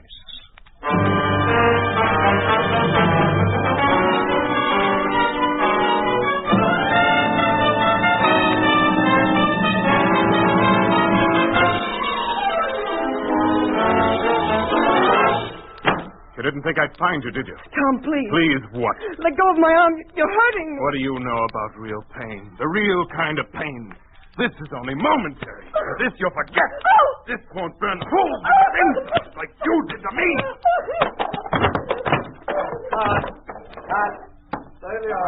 Let's try it again. Hold everything, boys. We're going for another take. Dick, I'm not slapping. Let's get to it right after Kate says you're hurting me. It takes a swift to move. And you, honey, you think you fall on the second slap. All right, Alex. But it won't give me time for the rest of my lines. Oh, let's cut them then. The scene needs visual pace. Tell us about a story that way. Okay, then let's try it again, huh? We ready, Bob? Reloading the camera, sir. Did you know it's 12:30? Okay, break for lunch. We'll pick it up in the same setup right after. Okay, kids, lunch. Hello, Alex. Got a story? Oh, hi, Mark. Who let you in? Front office. They obviously don't know I'm a friend of yours. Have you had lunch? Nope. Let's go. Provided you let me pick up the tab. What'll it cost me? A comment for my paper. For you, yes. For your paper, no. Pays my rent. You tell them to go to blazes. Get me another job. Since when's the public interested in what I say? Since the switch in government and general policy. There's no concern of mine. I make pictures. Oh, let's face it, Alex. You can't stay cooped up on an island in a changing world. Who says I can't? Mark, you know me well enough to know that I don't care what color flag the studio's flying. Yesterday was red, white, and blue. Today it's plain red. Tomorrow it may be yellow for all I care. Well, you can't ignore the party line. My line is entertainment. Weathered greater storms than this. Ever since creation, man has sought escape from daily toil. Dynasties have come and gone. Empires have risen and crumbled. But, well, if you'll pardon the cliche, through it all, the show has always managed to go on. May I quote you? If you like, yes. I wouldn't, for your sake. Oh, you can't direct pictures in Siberia. You're wrong, my friend. I can direct pictures anywhere. You're incorrigible. Oh, I should hope so. But if it's dirt you want, here comes your man right now. Hey, Leon, you got a minute? For you, Alex, anytime. I'd like you to meet a friend of mine, Mark Selden of the Evening Herald. Pleasure. Mark, this is Leon Forbes, my producer and nemesis. I do. I've always wanted to meet the man who could keep Alex in check. Would you care to see my ulcers? All Mark wants from you is a statement on the studio's change of policy, if there is any. Well, you can tell him yourself after the meeting tomorrow night. What meeting? Haven't you been notified? Maybe my wastebasket has. That's where all general notifications go. Oh, but this concerns every one of us. There will be a special address by a representative from the Public Information Bureau. Flew in from the East especially to brief us on the new policies of the entertainment industry. You simply must attend. Oh, I'm sorry. No can do. I'll be screening the first rough cut of Killer's Toy tomorrow night. Oh, it'll have to wait. Are you telling me as my producer, or are you merely repeating what you've been told? I'm repeating. Oh, fine. Then I'm sure you won't mind repeating to me what was said at the meeting after you've attended. Look, Leon, policies or no policies, we've got a picture to get out. There's a deadline for Academy Award contenders.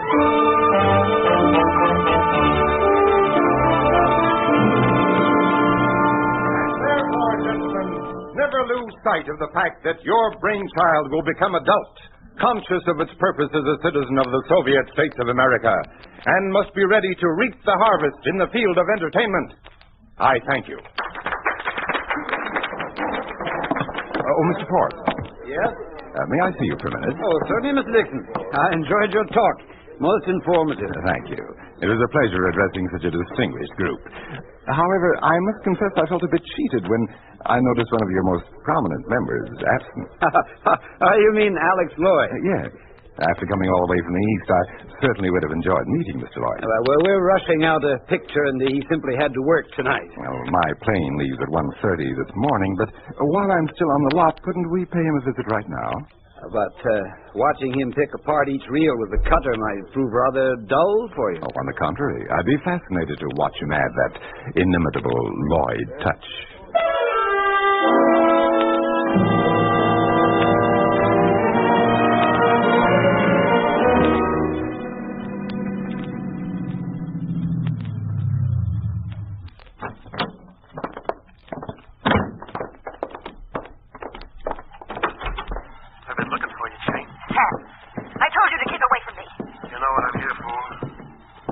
Good evening, George. Oh, good evening, Mr. Forbes. This is Mr. Dixon of the Public Information Bureau. Pleased to meet you, sir. The pleasure's all mine. Alex still in the projection room? No, we ran only a couple of reels. Got through about an hour ago. Oh, well, I guess he's gone to the music department. I doubt it. Said he was going to drive down to the beach for some fresh air. Wasn't he feeling well? Oh, fit as a fiddle. Just needed a change. Oh. You know how it is with these temperamental artists. No, I don't. Well, George, while we're here, you might as well haul the film to a projection room so that Mr. Dixon can see the picture. No, thanks. I've seen enough for one night.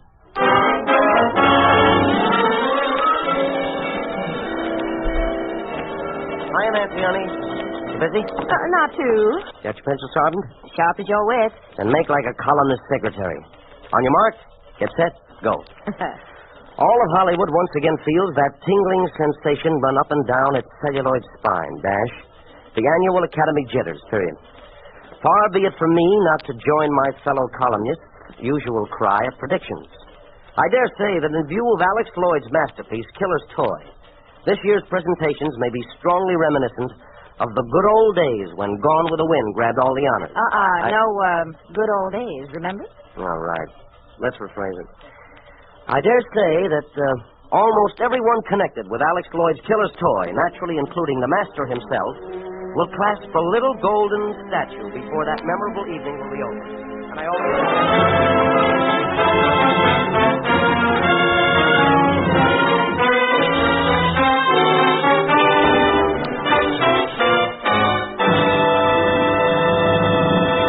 Good evening. The United States Soviet Broadcasting System is proud to present its award presentation by the Academy of Motion Picture Arts and Sciences. The presentation of minor awards has already been in progress for some time, and as the main event of this evening is about to begin, we switch you to the stage of the Shrine Auditorium and tonight's MC, Mr. Fred Astaire. Ladies and gentlemen, there is a reason for my being here. It was quite a while ago when I first got out here.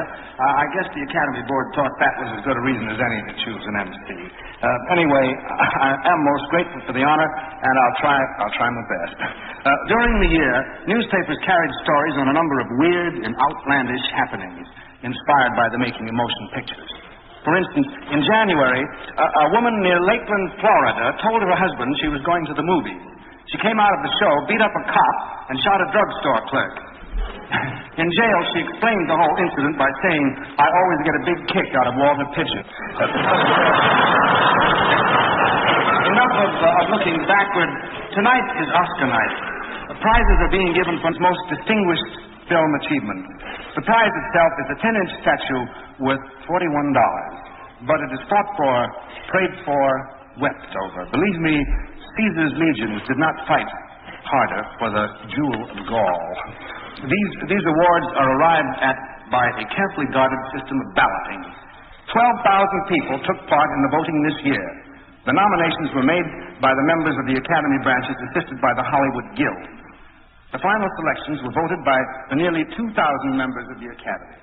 All ballots were mailed to the accounting firm of Price Waterhouse, where they'd been properly accounted. Oh, Alex, I admire your control. I'm all on edge. Nothing to get excited about. Either I get it or I don't. But what if you don't? It'll save me the thank you speech. Now for the Director's Award. Miss Faye Mallon will make the presentation. Miss Mallon. No such luck. Everyone I talked to said they voted for you. That's too bad. And with our Faye doing the honors.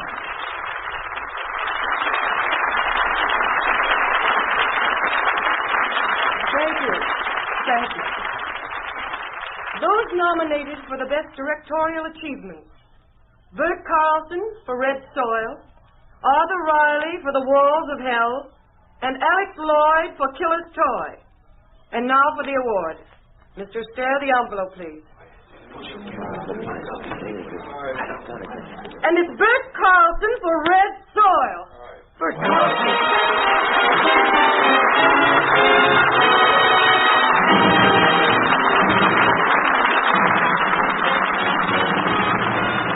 What could have happened?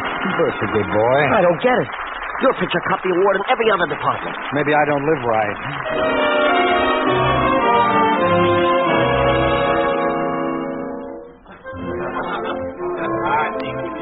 Well, it's been a full evening. And as all such evenings deserve a toast, I'd like to propose one. Not much to celebrate, is there? Oh, come now, Mark. This is not my funeral. I could have died when I opened that envelope. All right, then. Here's to Faye's great performance. Still don't get it. To top it all, Leon walked away with a special Moscow Cinema Arts Award as the most outstanding producer of the year. Well, men like Leon are born to wear laurels. I, for one, look ridiculous with them. Oh, but Leon is just... Here he comes. Who's that man with him? No idea. Hello, everybody. Sorry I'm late. Well, as a celebrity, you can afford to be. Oh, producer's only a bundle of nerves, never a celebrity. Yeah, but you are tonight. Well, now we all know where the credit lies. Your modesty is nauseating, Leon. Pull up a chair and sit down. Oh, I'm so sorry. All this excitement, I didn't even introduce Mr. Dixon. You haven't met anybody yet, have you? No, I haven't had the pleasure. Well, this is Mr. Dixon of the Public Information Bureau, and from left to right, Miss Fay Mallon, Dick Stanton, Mark Sheldon, and, of course, our one and only Alex Lloyd. How do you do? I haven't shaken this many hands since Stalin paid us a visit. If you gentlemen will excuse us, Fay and I will join the sardines on the dance. Well, my excuse isn't quite that feeble. I've got a phone call to make. Your newspaper men never stop working, do you? Not if we can help it. Pardon me? Well. This is indeed a long-awaited opportunity. Mr. Forbes must have told you how long I looked forward to this, shall we say, little tete-a-tete? Well, I can't imagine why. You must have been warned that I'm not a particularly polite conversationalist. But that's your charm, Mr. Lloyd. A down-to-earth quality so prevalent in all your work. Oh, incidentally, my heartfelt regrets about the Academy not bestowing you with the honor you so well deserve. You can't be a winner every time. But you should be. And a talent like yours should give you even greater satisfaction than the mere winning of a gold statue. It should benefit those who wish to follow in your footsteps. There's no greater satisfaction than to have others seek you as their guide. Are you suggesting that I teach? And why not? God forbid. Few men have been honored by the Moscow Art Institute with a request for their services. Have I? That is precisely the good news I'm here to bear. I was confident it would offset tonight's disappointment. It's most considerate of you, but I'm afraid it doesn't. You see, despite all its superficial shenanigans, I love this town. I have no intentions of swapping it for Moscow. Oh, that is a shame. The government had so hoped you'd accept the honor and act as somewhat of an ambassador of goodwill. When it comes to spreading joy, I can do a better job with a camera. Don't be too sure. Now, if you're adverse to leaving this town, why don't you at least give the local movie industry a shot in the arm? Teach right here, in the environment you love. But I won't have time. Ask Leon. He's got a heavy schedule lined up for me. Have you really? Well, there's the picture we're shooting right now. And then I've got another one on the agenda directly after that. Oh, yeah, thicker than water. Well, I'm crazy about the script. Nothing could tear me away from that one. As you wish, Mr. Lloyd. Can't say I didn't try. No, you certainly can. Pardon me, Mr. Lloyd. There's a call for you. Oh, where, please? In the cloakroom. Oh, excuse me, everybody. Probably some more condolences. Call for Lloyd here. Sure have. What are you doing here? Sorry to use such a trite device to get you away from the table. Why? What's the matter? I've been doing some checking. I have an inside track on Price Waterhouse. Well, they've been counting ballots for the Academy for years. What's the matter? Don't you trust them anymore? Well, that's just it. I do. They turned in an honest count, all right, but someone pulled a switcheroo on them after they delivered the results. Wishful thinking. For crying out loud, do you think I'd be sticking my neck out with an explosive setup like this without some proof? Well, whatever it is, you better keep it to yourself. I intend to. I just thought I'd better let you know where you stand. Was my name the only switch? Yeah. You had the Oscar in the bag. And all I can say is somebody wasted a lot of good energy rigging up this thing. Because if I had gotten that gold-plated shrunken Apollo, I probably wouldn't have even used it for a doorstop.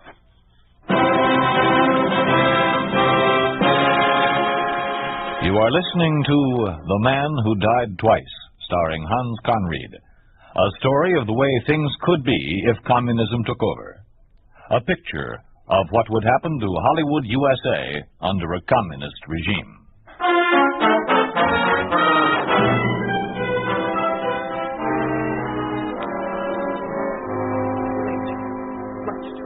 Nothing's ever too late for me.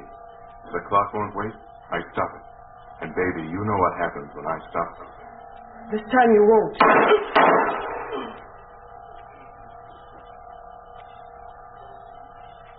You hear the clock? It's midnight, Chuck. a new day without you.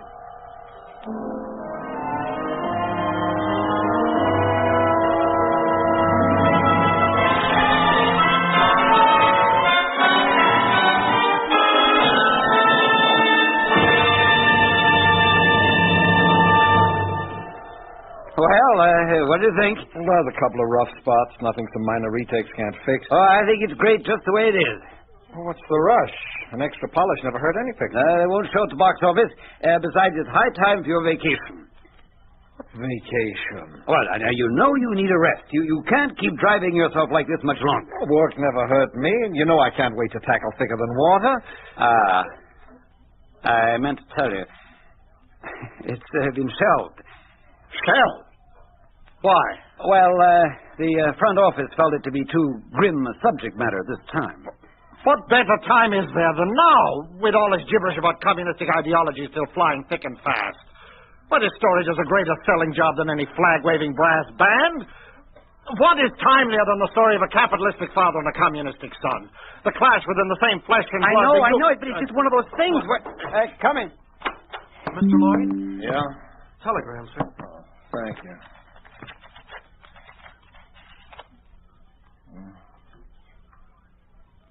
Wow. What timing. You have anything to do with this? With what? Take a look. Why, it's from Dixon. It gives me great pleasure to inform you that you have been granted a professorship of cinematography and will begin to lecture at the Southern California University in Los Angeles on the 1st of next month. Respect for yours, J.P. Dixon. Quite a coincidence, don't you think?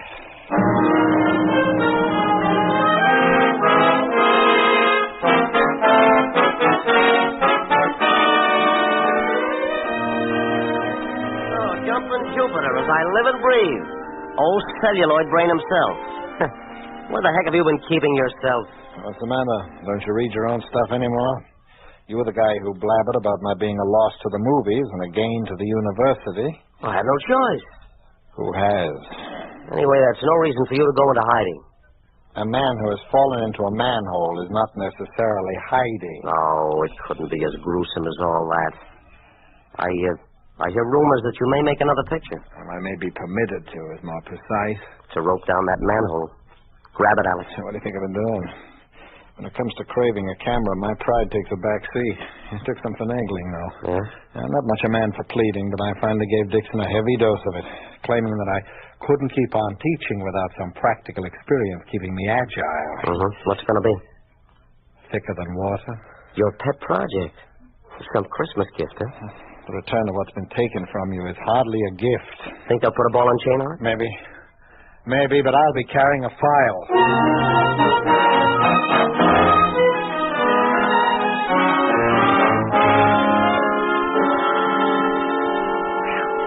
Honey, the air's foul in here. Please open that window and let some spring inside, huh? Sure thing. Thanks, honey. Well, that smells good. Does spring make you think of anything special? Yeah. Yeah, honey, it sure does. We better get this write-up out before summer comes. You stinker. When do you run out of names? When you marry me. I'll buy you a dictionary. In the meantime, make 2 carbons of this. And get it on the boss's desk as soon as possible. I want to make the evening edition. But Alex Lord's picture won't be released for at least another month. I don't care. Got to start reminding this town early. No one forgets its absentees as fast as Hollywood. Oh, want me to take it? No, you better get that out there. Hello, Sheldon speaking. Listen, Egghead. I want you to get your carcass down here at the studio as soon as possible. What's up? I'm going to show you something that should stimulate your corny repertoire of adjectives. Alex, you're not going to run thicker than water. What else?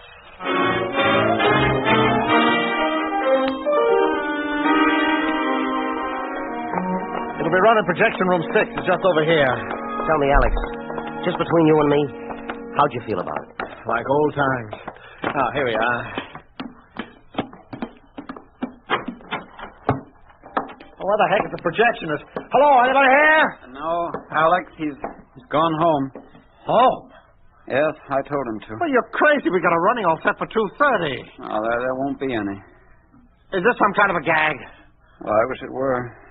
You see, they came by to confiscate all prints, including the negative, just a little while ago. They?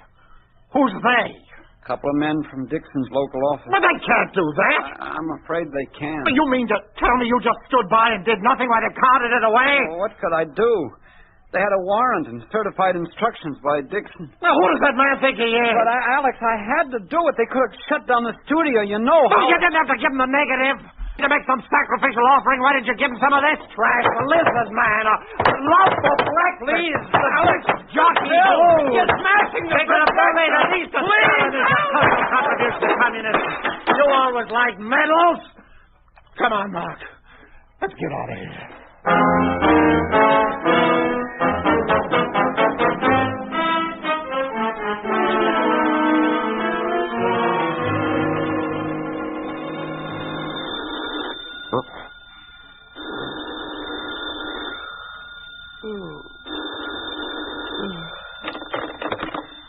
Hello. Hi, you son of a printing press.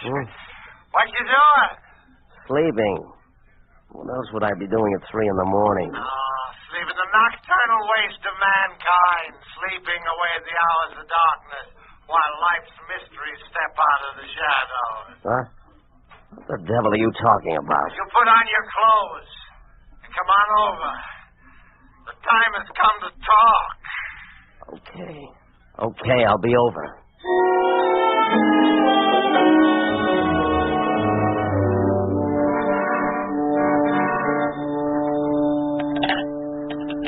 How's about one for you? No, thanks. Too early in the morning. I thought you never touched the stuff.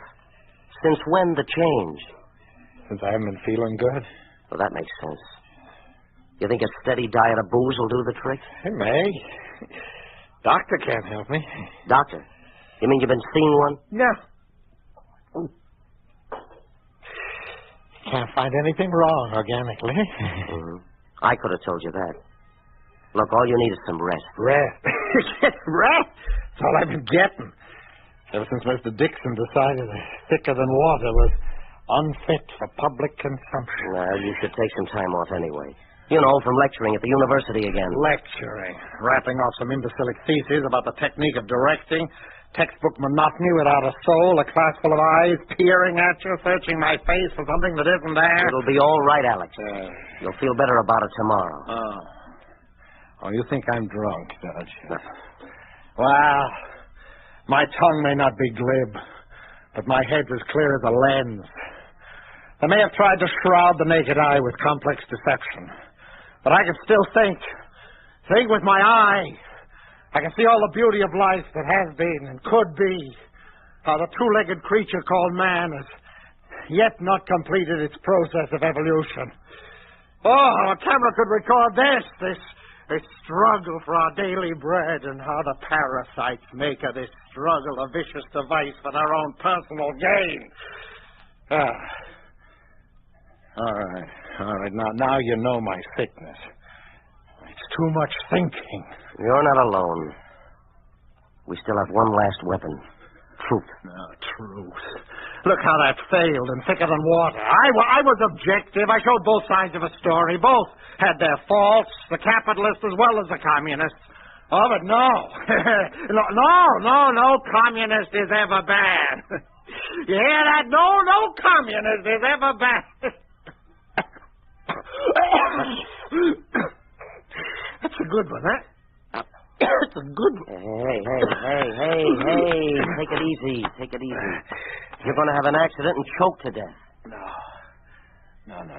No death is accidental. No one dies if he still has something important to accomplish in his life. Physical death comes to an artist only when his spiritual life, his creative power, has run out.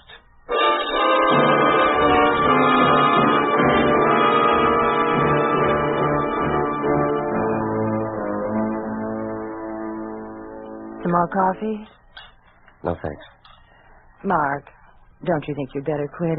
It's 3 in the morning. I'm sorry, honey. You can go. I'll try to finish this by myself. I didn't mean it that way. It's just not fair of them to give you this assignment. Any obituary is bad enough, But Alex's obituary. Yeah. Well, it's more than I bargained for. Well, you must stop brooding. Make it brief. That's the way he would have liked it. It's not the length, honey. It's the punch. The punch his entire being had. The punch that's suddenly gone, leaving a vast emptiness. Yeah. Something that only his own words could describe. Yeah, that's it. That's it, his own words. Let's try it. Ready? Ready. Did Alex Lloyd foresee his own death a month ago when he told me that physical death comes to an artist when his spiritual life, his creative power has run out? They said his heart was made of celluloid. But even unbeknownst to him, he was a romantic. And foremost, he was an artist, and as such, he paid a supreme price for his failings. He died twice. You think it'll get in print? In this red sheet? Not a chance. Tear it up.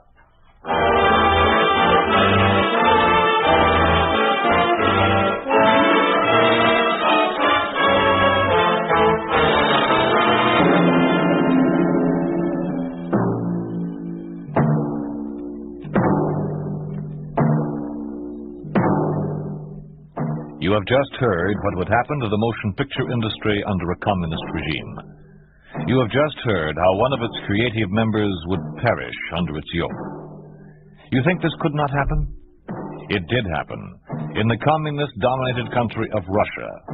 It did happen to Sergei Eisenstein, Russia's renowned motion picture director, who was the first exponent of drama through photography. Eisenstein made a picture called Béchamp-Luc, which Stalin himself suppressed. His Ivan the Terrible was banned as decadent and bourgeois. It was Eisenstein who said that no one dies if he still has something to accomplish. Physical death comes to an artist when his spiritual life, his creative power, has run out. He died soon after.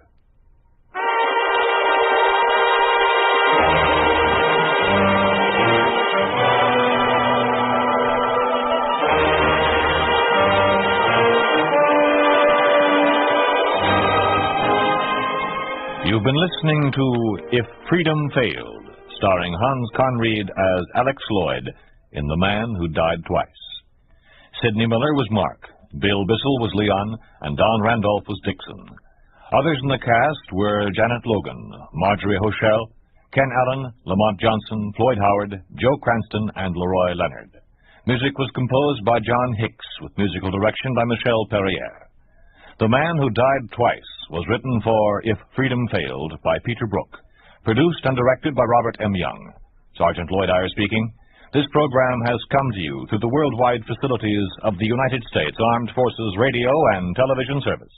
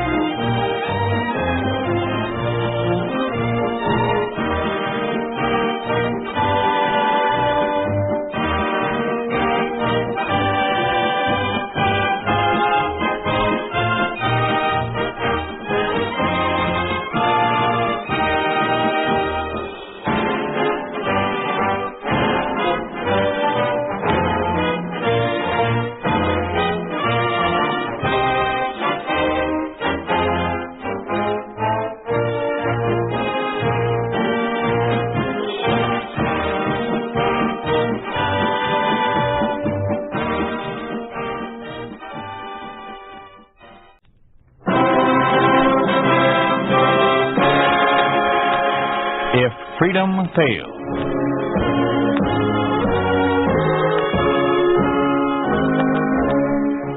We'd like to take you on a visit to a town that doesn't exist, a town we call Springfield, USA. We'd like to show you how things would be in any American town if communism took over. This is the story of a communist America, and what would happen to a man whose job put him in contact with any representative of a foreign democracy. Carlton Young plays the role of Michael Shepard in Delirium.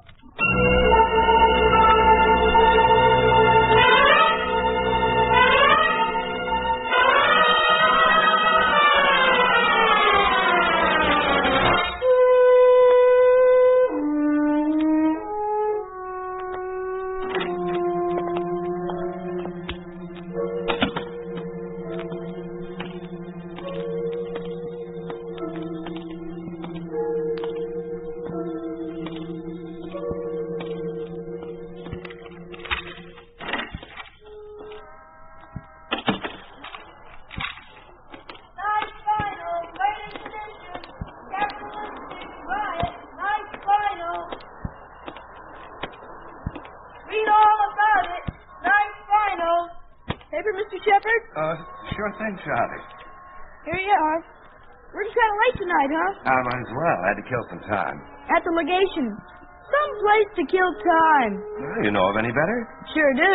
I'm afraid my wife wouldn't approve. I was waiting to pick her up at night school. Oh. Guess that friend of yours over there is waiting to take you over. Now, what friend?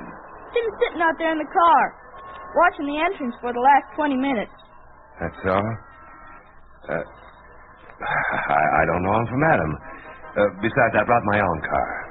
Must be waiting for someone else. Yeah, must be. Night, Charlie. Night, Mr. Shepard. Night, Final. Get your night, Final.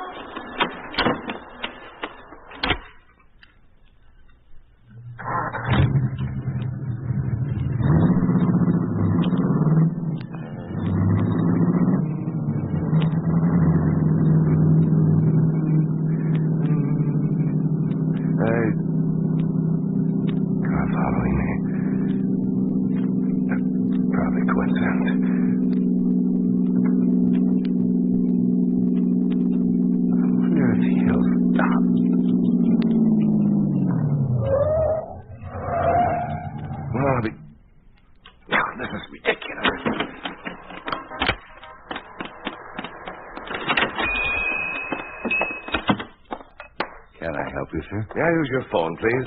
We don't have a booth, sir, but you're welcome to use the one behind the counter. Thanks.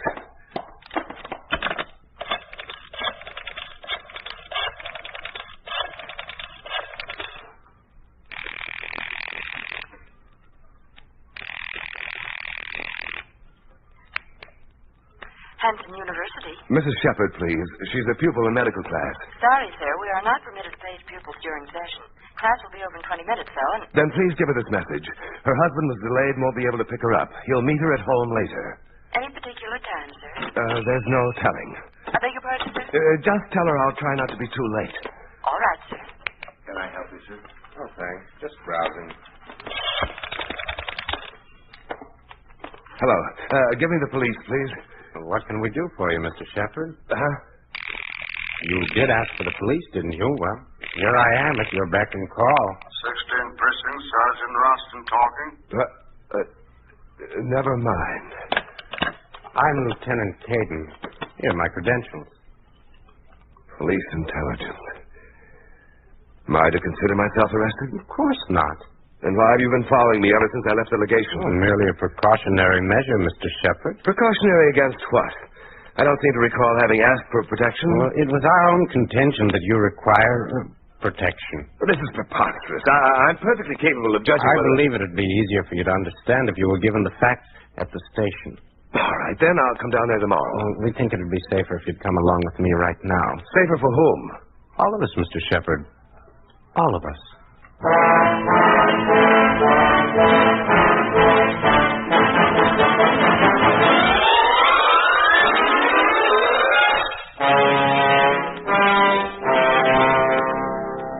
The symptoms are never quite the same.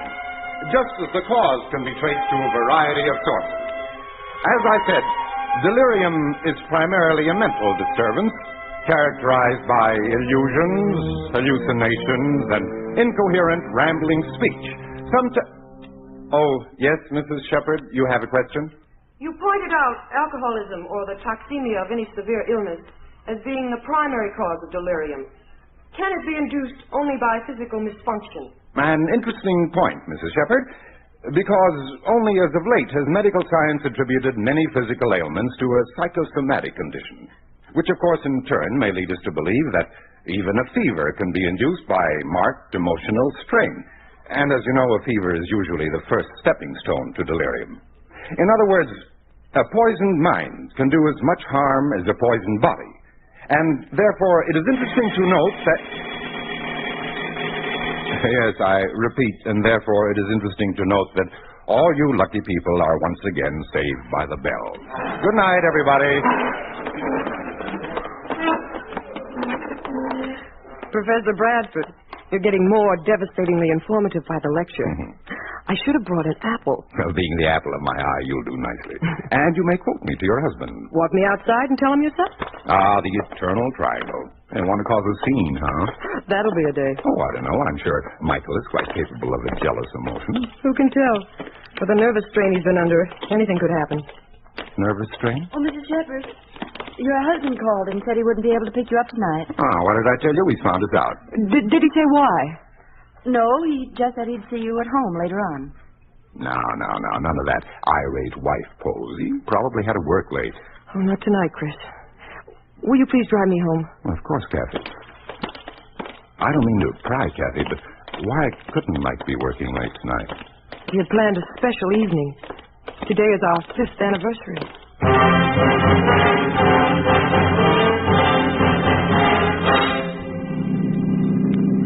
Chris, couldn't you go a little faster? Not if I'm to get you home in one piece.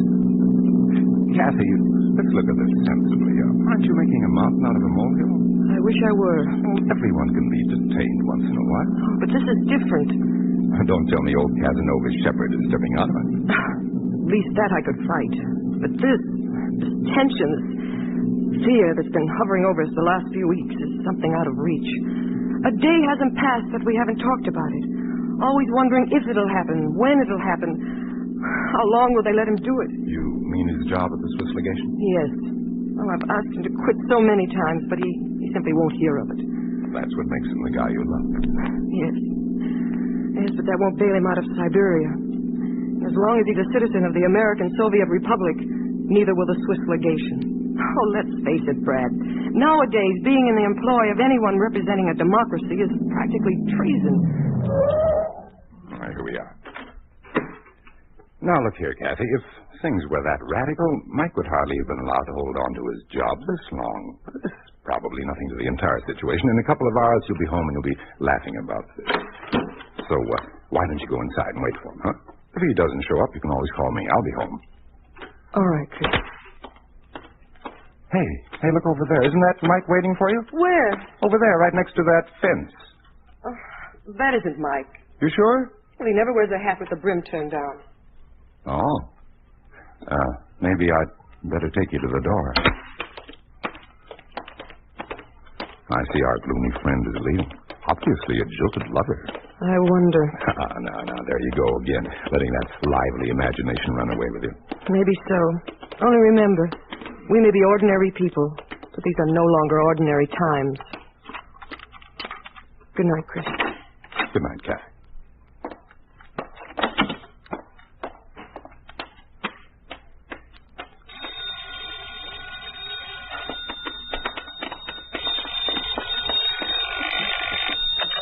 Hello? Is Michael there? No, he isn't. Oh. Well, that's strange. He left here over half an hour ago. Who is this? And may I ask the same of you? You may. I'm his wife. His wife? Oh, I didn't know it. Never mind. Hello. Hello. Hello. Hello.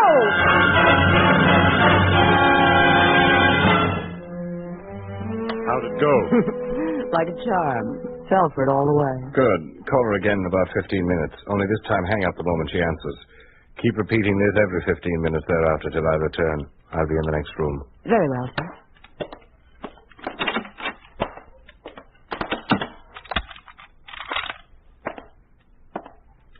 How do you do, Mr. Shepherd? How do you do? I'm Captain Heston. I take it you've already met my aides, Lieutenant Pickman and Lieutenant Caden. Yes, I've had the pleasure. Then the gentlemen must have told you why you are here. No, they haven't. Are you sure? Yes, I'm quite sure. Ever since I've been brought here, all I've been told was to empty my pockets under the desk. Rather reasonable, don't you think? I don't see why. I've never carried any weapons, nor do I have anything to hide. Part of a man's makeup and being is usually reflected by what he carries in his pockets. And we must know all about you if you expect us to give you protection. Protection from what? Foreign influences. You wouldn't like to see your country destroyed by such influences, would you? I'm an American. Better yet, a citizen of the American Soviet Republic. Am I correct? I'm an American. Do you feel that you're acting in the interests of your country by being in the employ of the Swiss legation? Yes, I do. Then how do you explain your activities as a spy for a foreign nation? I am not a spy. Now, look here, my good man. We have proof to the contrary. Surely once you embarked upon those activities, you must have resigned yourself to our eventual discovery of same. It's that very resignation which gives most spies such remarkable courage. I said I am not a spy. Oh, of course you're not. We wouldn't want that expert training of yours to go down the drain so soon, would we now? I like resistance. It's part of the game. Makes my job more interesting. Lieutenant Pickman, get Dr. Grover and stand by with him in the outer office till I call you. Yes, sir.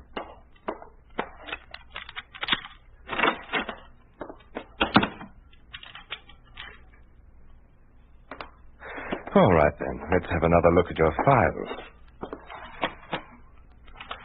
Most illuminating, Mr. Shepherd. Most illuminating. Looking at you, one would never suspect this comic strip dash and daring that goes with your record. Tag? And such an attractive wife, too. Leave her out of this. I can see why. If you cooperate, we may not have to touch upon any phase of this. Any phase of what? We're not in the habit of airing our suspects' dirty linen, unless we're given no choice. But I'm sure with the help of Lieutenant Caden, you'll spare us this embarrassment. Lieutenant, please show Mr. Shepherd how to take up the relaxed position against the wall. Mr. Shepherd, would you kindly step over to this wall? All right. Now, please face the wall. No, just a little closer, so that the tips of your fingers touch the wall with your outstretched arm. No, just your index fingers. There. That's fine. Now, step back. Now, keep your heels to the floor. There, that's it. Now, lean forward with the index finger of each hand against the wall so that you can support your weight and maintain your balance. There. Now, slide your feet back another foot. There. Now, isn't that easy? If you say so. And it'll become even easier as you keep answering some questions. As a matter of fact, the sooner you tell us about your espionage operation, the earlier you'll be relieved of this silly position. I repeat, I am not a spy. Then how come your wife has already admitted that you are? You're bluffing. You trust her? Implicitly. Why? Because I love her. Poor reason. Comfortable? Yes. Good. We don't want you to lose your equilibrium when a wife's honor is at stake. I've never questioned her honor. Then how do you explain her informing on you? I don't believe it. It's a lie. Still comfortable? No. Too bad. Especially since you don't seem to understand that we'll consider the circumstances once you admit your guilt. We know that deep down you're one of us. You merely lost your way. The confusion, your inner conflict should be blamed, not you. I can account for all my actions. They're all clear and above board. I have nothing to hide. Oh, there now, Mr. Shepherd. You can't switch fingers. Just the index fingers, remember? But they're swollen. So painful. They can't hold me in it. Of course they can. You'd be surprised at a brave man's physical endurance. Last week I had a friend of yours here. He stood like this for 2 full hours, naturally with a few interruptions. For the moment he'd regained consciousness, there he be, stretching out his fingers like a good little soldier. To what do you attribute your wife's actions? What actions? How could you have helped but notice? What are you talking about? Say, Caden, do you find it warm in here? Why, no, sir. Strange. Mr. Shepard's shirt seems to be drenched with perspiration. I can't anymore. There's a world. The floor is mine. Caden, the wet towel, quickly. We mustn't have Mr. Shepard faint. Here, give it to me. Just a little cold compress on the neck, Mr. Shepard, and you'll feel better in a jiffy. That's enough, please. That's enough. I'm fine again. Please. Now, where were we? Oh, yes, about that friend of yours.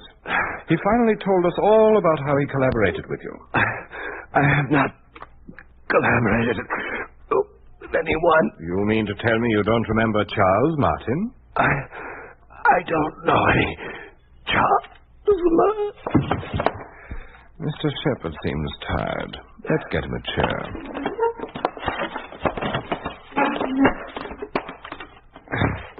There you are, Mr. Shepard. Now, let's wake up. Let's stay lively. Why, what do you want? What do you want? Have a cigarette? Yes, please. Please what? A cigarette. I thought you didn't smoke. Of course I don't. I mean, I do. You just said you didn't. I said I don't, but that was because you made me. How could I make you say something you wouldn't want to say? I don't know. That's just it. You don't know your own mind anymore. You may have done some things which you weren't fully aware of. That cigarette. Could I have it, please? Certainly. Why didn't you say so to begin with? There you are. Match? Yes, thanks. What about your wife? What about her? Really, Mr. Shepard, you're a fool, a blind fool. But you did admit that you were spying for the Swiss legation, didn't you? I said nothing of the kind. Oh, that is peculiar. It seems to me that only a minute ago a certain position against the wall made you think more clearly. Shall we try it again? Oh, please. Please, my fingers. They feel like hot iron. Mr. Shepard, these are civilized times. I wouldn't think of subjecting you to any ordeal without medical attention. Yes, sir. Please have Lieutenant Pickman bring in Dr. Grover. Yes, sir. Nothing like a doctor's care makes you appreciate the neighborly functions of our modern society. Hey, Mr. Shepard? Yes, sir. What did you say? I said yes. Didn't you say something else? I may have said yes, sir. You may have, don't you know? I do. You do what? I know that I know. We have proof to the contrary. You need protection. And such an attractive wife. Now, please face the wall.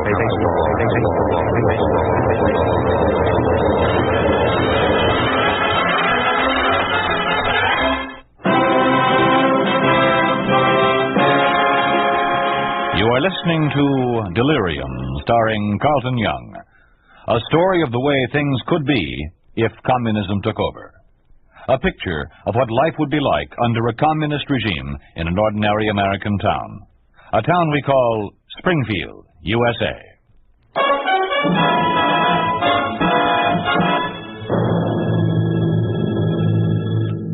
I won't!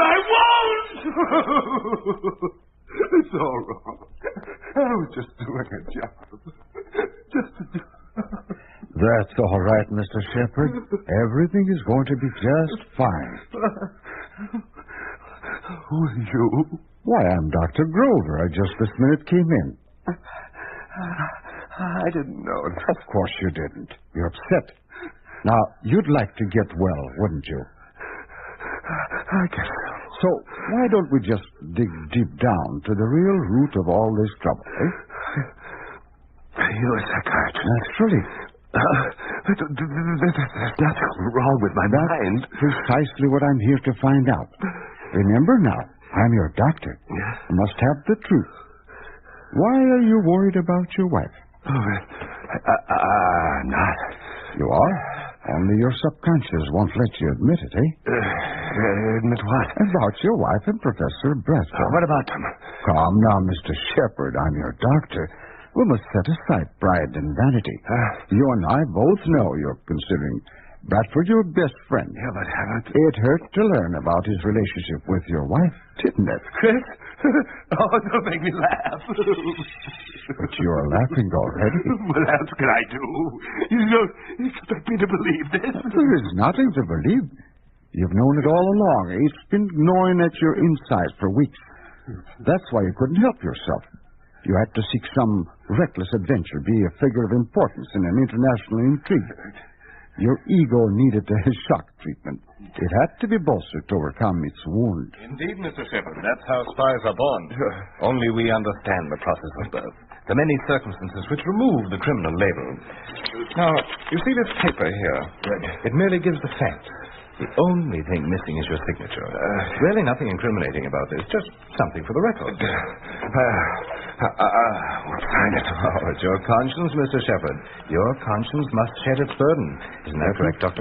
Definitely. This is the kind of confession that shows no malice, just really. And only the Swiss legation assumes responsibility. After all, you had accepted your job in good faith, never suspecting that they were misusing you to their diabolic advantage. Yes, easy. Nothing to it. This is relief. No. Do you feel all right? No. Your face seems flushed. You're not worried about your wife, are you? No, I just feel hot. My head is burning. I don't know. It's my eyes that are heating like coal. Would you like to cool off against the wall? Yeah, Here, let me take you over to it. Remember, there's more strength in your fingers than in your mind. No, please, not. But you could do it now. You're strong enough to protect the legation, all by yourself, single-handed. So what possible harm could a bare wall do you? A strong-willed tower of strength like you? Here, now let's put out those arms. That's right. Now stand back. No, the paper. Give me the paper. Give me the paper.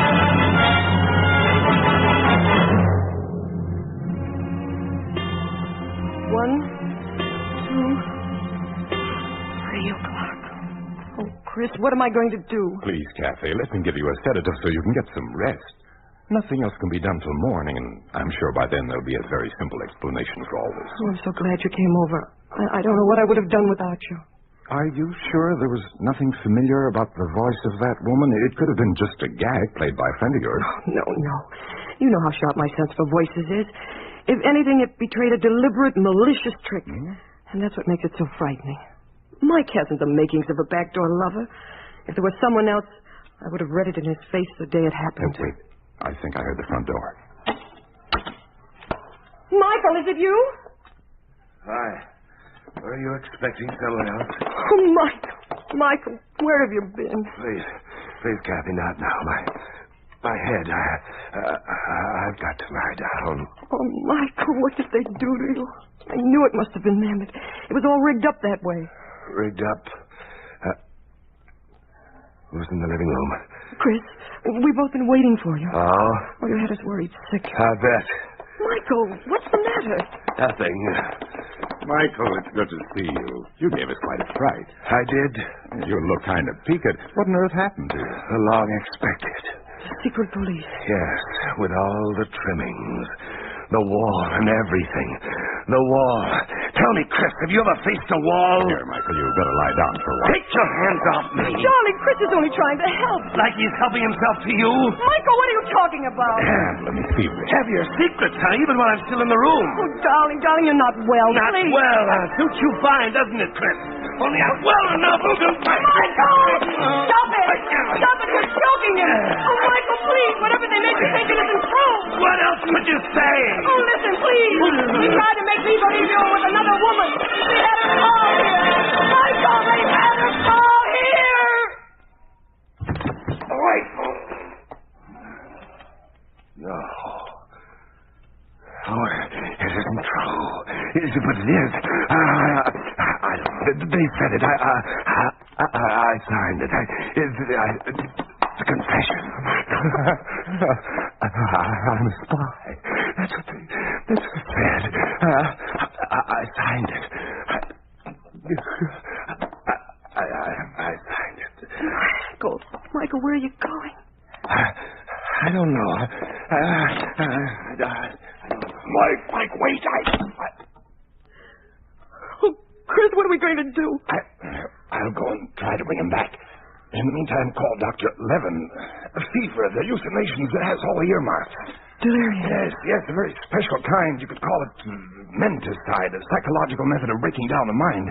You heard him talk about confession, didn't you? Well, Menticide breaks a man's willpower, makes him confess to almost anything. Oh, please, Chris, hurry before he gets away.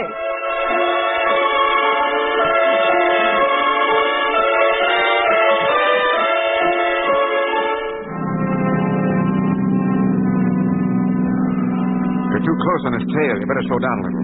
Driving like a madman. Don't want to lose him. Wonder why he left home again. He was just getting settled for the night. Maybe his wife kicked him out. Remember the stunt the chief pulled on her? The dame calling? Right, hold on. Here we go again. He must have spotted us. Yeah. Look, he's no fool. Heading straight for the legation. What do they want to do that for? Kind of a sanctuary, like an island. Foreign territory, right in the midst of everything. Okay. We better get him before he gets in. Yeah. All right. Come on. There he goes. Look. He can't get in the front door. Yeah, it's too bad. Hey, he's cutting over to the window. Oh, I'll be. Went right through it. I gotta hand it to him. That guy wants his freedom in the worst way. Yeah. What now? Oh, nothing much. Let's have a smoke. A smoke? But you... Relax. There's a bench. Let's go over and sit down. Here. Want one? Yeah, thanks.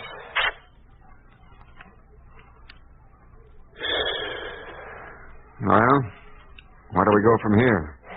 No place. He's got to come out of there sooner or later.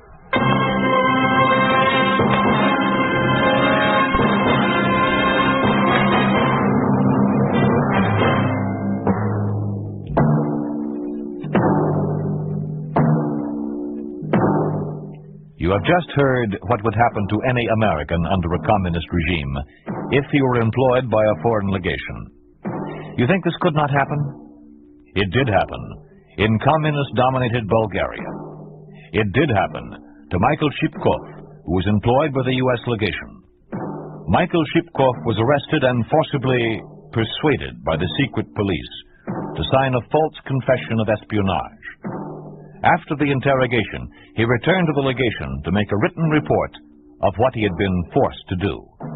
He was later sentenced to 15 years in prison.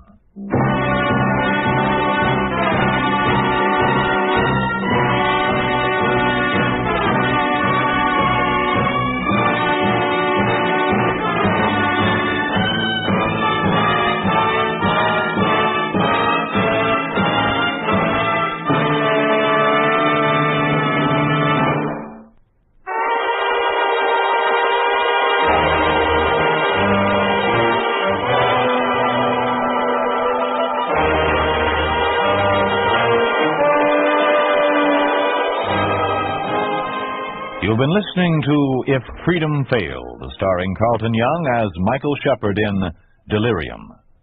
Don Randolph was Bradford, Dan O'Herlihy was Heston, and Marjorie Hochel was Catherine.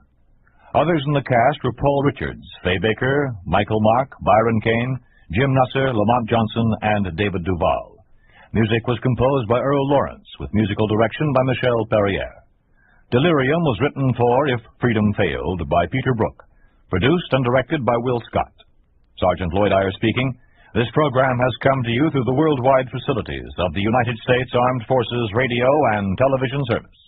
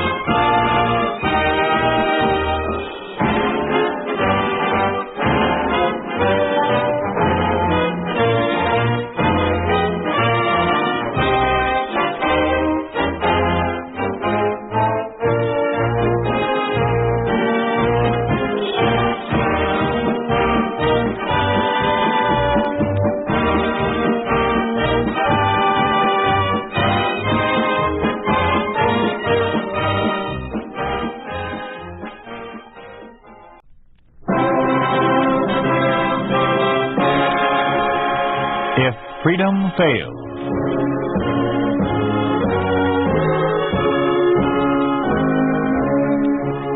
We'd like to take you on a visit to a town that doesn't exist. A town we call Springfield, USA. We'd like to show you how things would be in any American town if communism took over. This is the story of the law getting away with murder. It is entitled Trial and Terror.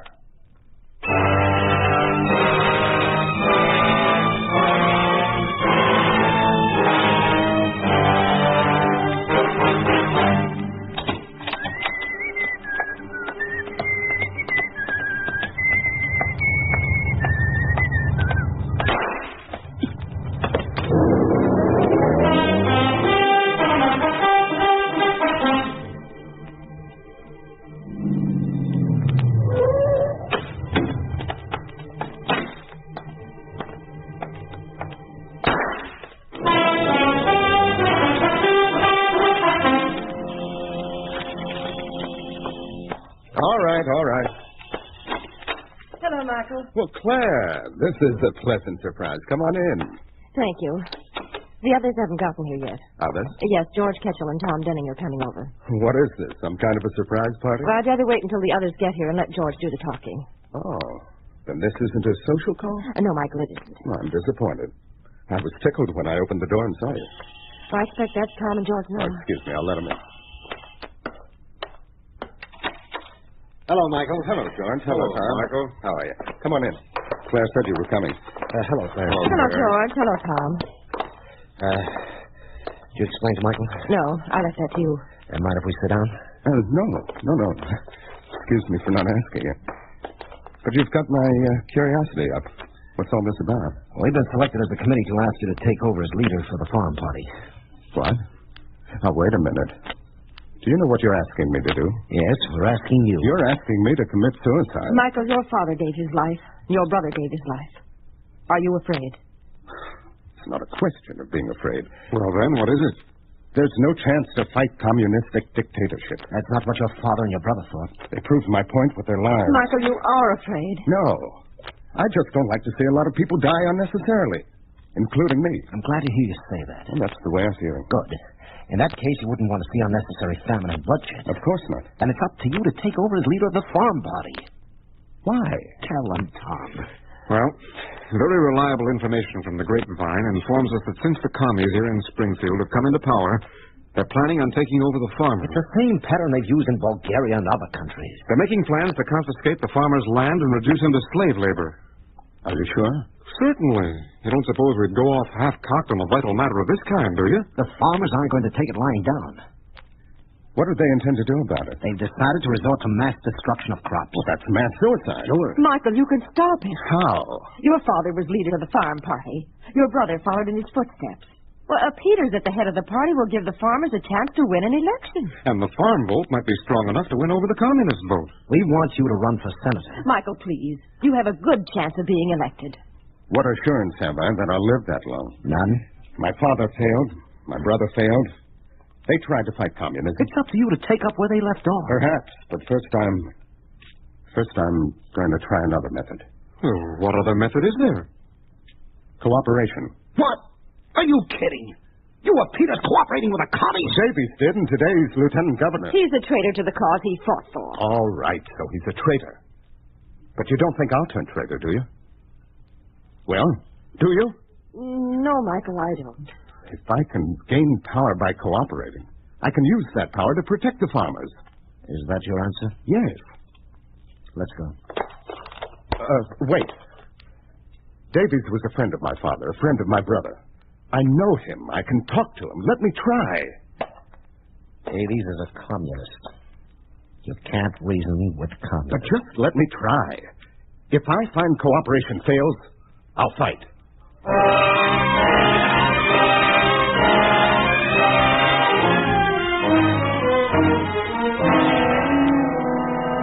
Sit down, Michael. Sit down. Thank you, Mr. Davies. Mr. Davies? Sounds funny coming from a Peters. Your father called me George. Your brother called me George, too. What was good enough for your father and your brother, certainly good enough for you. Including a bullet? Oh, come now, Michael. Certainly you don't think for one moment that I was in any way responsible for the death of your father or your brother. They opposed you. Your father was my friend. We fought for the same things.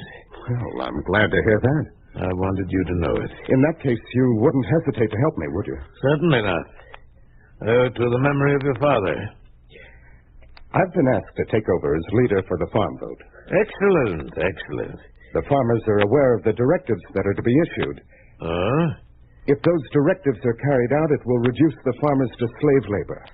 Those are the dictates of the party. Well, it's taxation without representation. The farmers won't go for it. They demand an election, a chance for a voice in the assembly. Frankly, I don't blame them. Then you'll arrange an election? Son, I'm only the lieutenant governor. Well, let's face it, the governor is only a rubber stamp since the communists took over. You run things. I'm afraid the governor wouldn't feel flattered if he heard you say that. Well, it's the truth. That's why it'll be smart for you to listen. If those directives are carried out, your position will be in danger. My position will be in danger? Well, yes, of course, because you have to answer for conditions. Conditions are going to be terrible if those directives are carried out. Why? The farmers have made plans for mass destruction of the crops. That means famine and bloodshed. Really? Michael, my boy, you'll be rewarded for this. Rewarded for what? Warning me. Warning me in time. Giving me a chance to prevent the farmers from sabotaging the country. Well, you can't stop them. Why? They've taken every precaution. The farmers are desperate, I tell you. If you make one move, the entire crop will be wiped out. Oh, that's impossible. Well, that's where you're wrong, all wrong. The plan has been carefully worked out. You don't have the manpower or the facilities to stop it. But what'll I do? Cooperate. How? Arrange a bipartisan election. An election in which the farmers are free to nominate and vote for the candidate they want. Do you know what you're asking? I'm asking you to protect yourself, your position. The farmers are desperate, I tell you. All right. All right, I'll see to it the farmers get the election. It will take an official announcement of the election to appease them. Well, I'll see to it that the official announcement is published. Thank you. Well, I'm anxious to give them the news. Goodbye. Goodbye, son.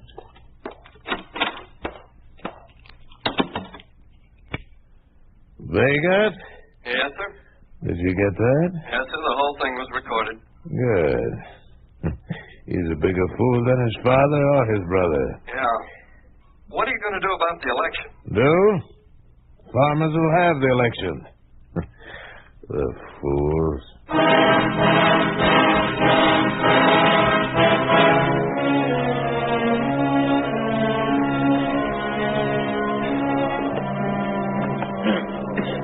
Well, let's get started. I've called this meeting of the campaign committee to make a final check on the arrangements for the election eve rally. Why bother going to the trouble making a lot of elaborate arrangements? Let's face it, the whole thing will be broken up by the police. Yes, George is right. The police have started riots and broken up practically all of our meetings. That's right, Tom. The way things are going, it begins to look like we might run out of candidates. Yeah.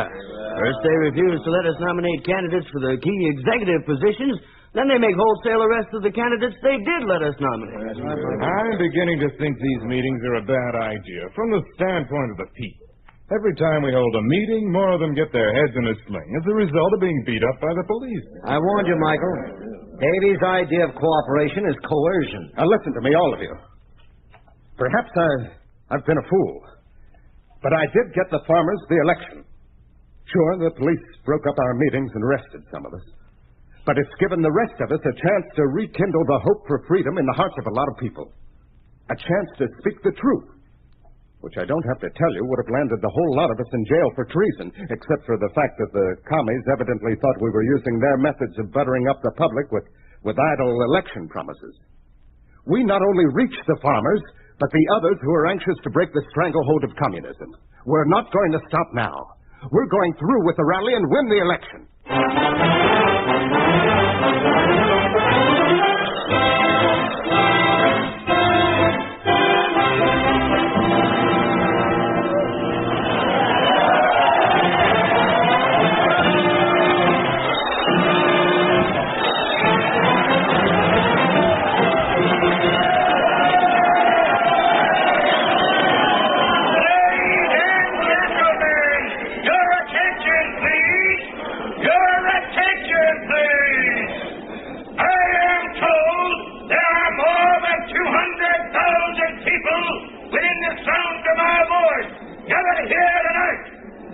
greatest individual rally in the history of politics. That can mean only one thing for the Farm Party. Victory at the polls tomorrow. Yes, victory. You will hear a message from the leader of your party, who has instilled courage in the hearts of every one of us, because he speaks the truth without fear. Your candidate for Senator, Michael Peters. Yes, Senator Michael Peters. But first, a message from another popular candidate. Your choice for the Assembly, Atchison Kansas.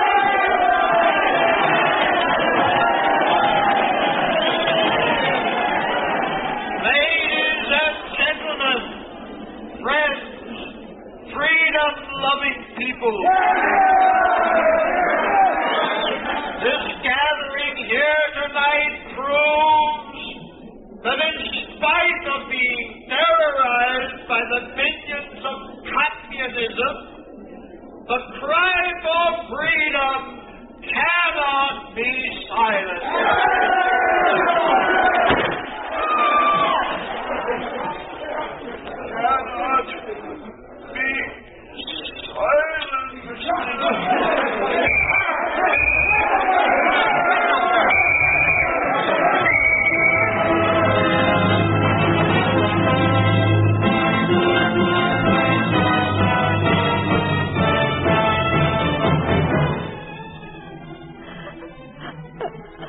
Please, Claire, please stop crying. I can't. Did Stambaugh mean so much to you? No, but you do. Me? Yes, Michael. You're next. Claire, you surprised me. You're frightened. Yes, Michael, I'm horribly frightened. I don't get it. I never saw you lose your nerve before. You were party secretary for my father and my brother. You didn't go to pieces like this when they were killed. Well, that was different. Why? Their deaths were unexpected. But this agony of knowing you're next is awful. I can't stand the thought of seeing you sprawled out at a lift. Violent death is no stranger to you. Why this concern about my life? Because I'm in love with you, Michael. I'm sorry. Very sorry for you. Why?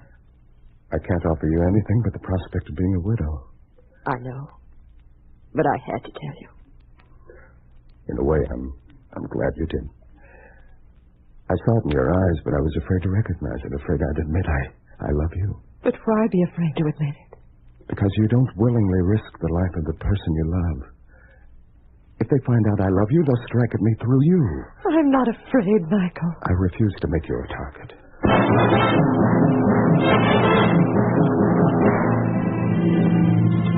Michael, the report indicates a turnout of voters for this election will set a new record.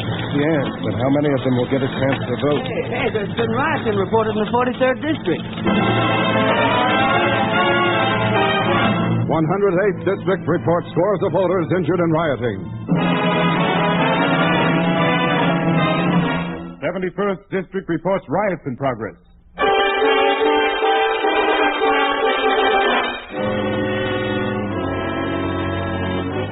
The police are doing everything in their power to keep the people from voting. Yes. Thank God it'll all be over soon. It's almost time for the polls to close. Michael, listen to this.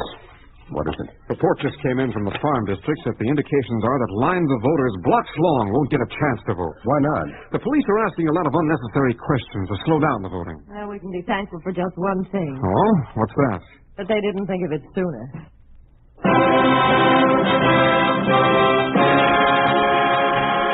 You are listening to Trial and Terror, a story of the way things could be if communism took over. A picture of what life would be like under a communist regime in an ordinary American town. A town we call Springfield, USA. Farm vote carries 11th District. Farm vote carries 63rd District. Farm vote carries 192nd District. The farm vote wins. The farm vote wins in a landslide.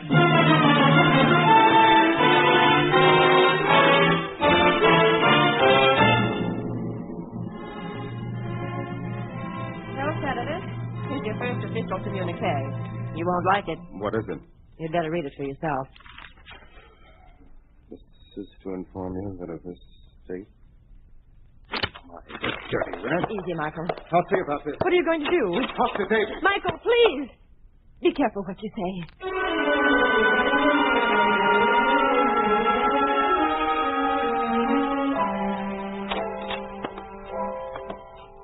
Come in, Michael.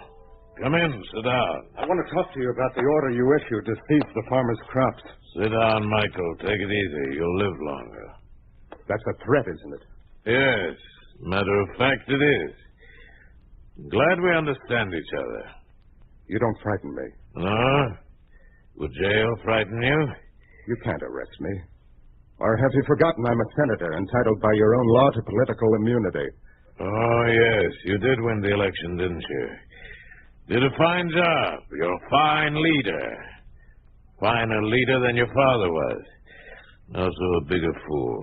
If a fool can beat you and your party in an election, just what does that make you? It was all part of my plan. Sure. If you were satisfied to lose that election, you wouldn't have had the police fill the hospitals with victims of their beatings. Those people just happened to be the victims of my squeeze play to save the crops. I pacified the farmers by letting them have an election. Mm-hmm. Supposedly a free election. Instead, you refused to let us nominate candidates for a lot of key positions. Of course. Never give a sucker an even break. Every one of our candidates who was allowed to run won. And what have you got? 117 votes in the Senate. Communists retained 233. It's a moral victory for the farmers. And we have the power of killing a lot of measures that you could otherwise pass. Granted. But have you considered the price they paid? The election was timed so that the farmers would have the crops harvested, ready for market, and easy to confiscate. Which is now being done. Yeah. And you can't do anything about it, Mr. Senator. Assembly isn't scheduled to convene in time to stop action on those directives. The farmers will be reduced to servants of communism. Slaves, you mean? Oh, no. Servants. The people serve communism. There's still a chance that your plan will backfire. Really? Yes, the election proved one thing. What is that? The desire for freedom isn't dead. It's taken a new lease on life. The people found out that they can fight communism. I'm one of those people. I'll fight communism. I'll use every fair means or foul to weed it out. Tear it out by the roots. And you can't stop me. I'm a senator. I have political immunity. I'll see you in the assembly. Goodbye, Senator.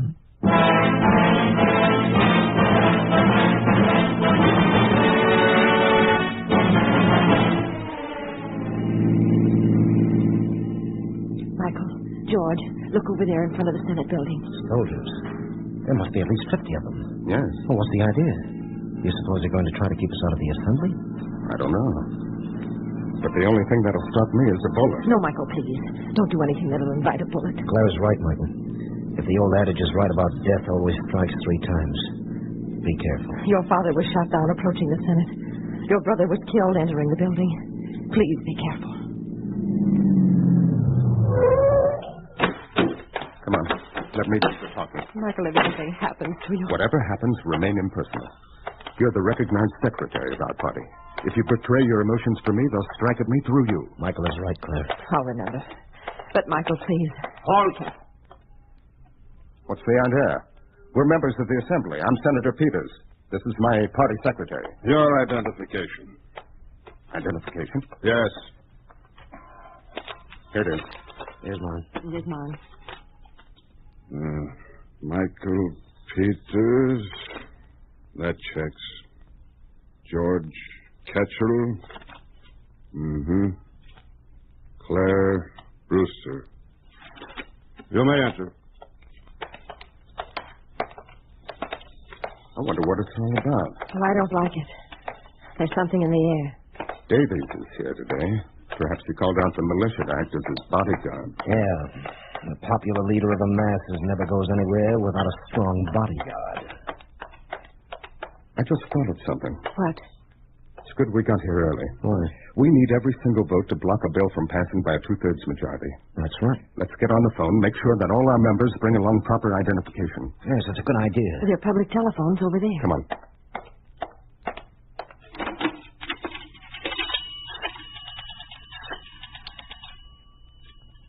What the devil? The phone is dead. The telephones are temporarily disconnected. What? There's no outside telephone service. Claire, you'd better go out and find the telephone. Nobody is allowed to leave the building.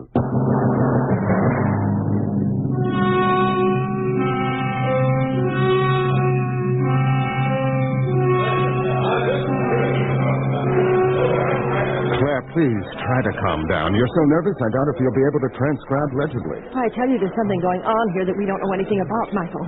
Aren't you nervous? Naturally. The communist members of the Senate are thoroughly schooled in every phase of legislative procedure.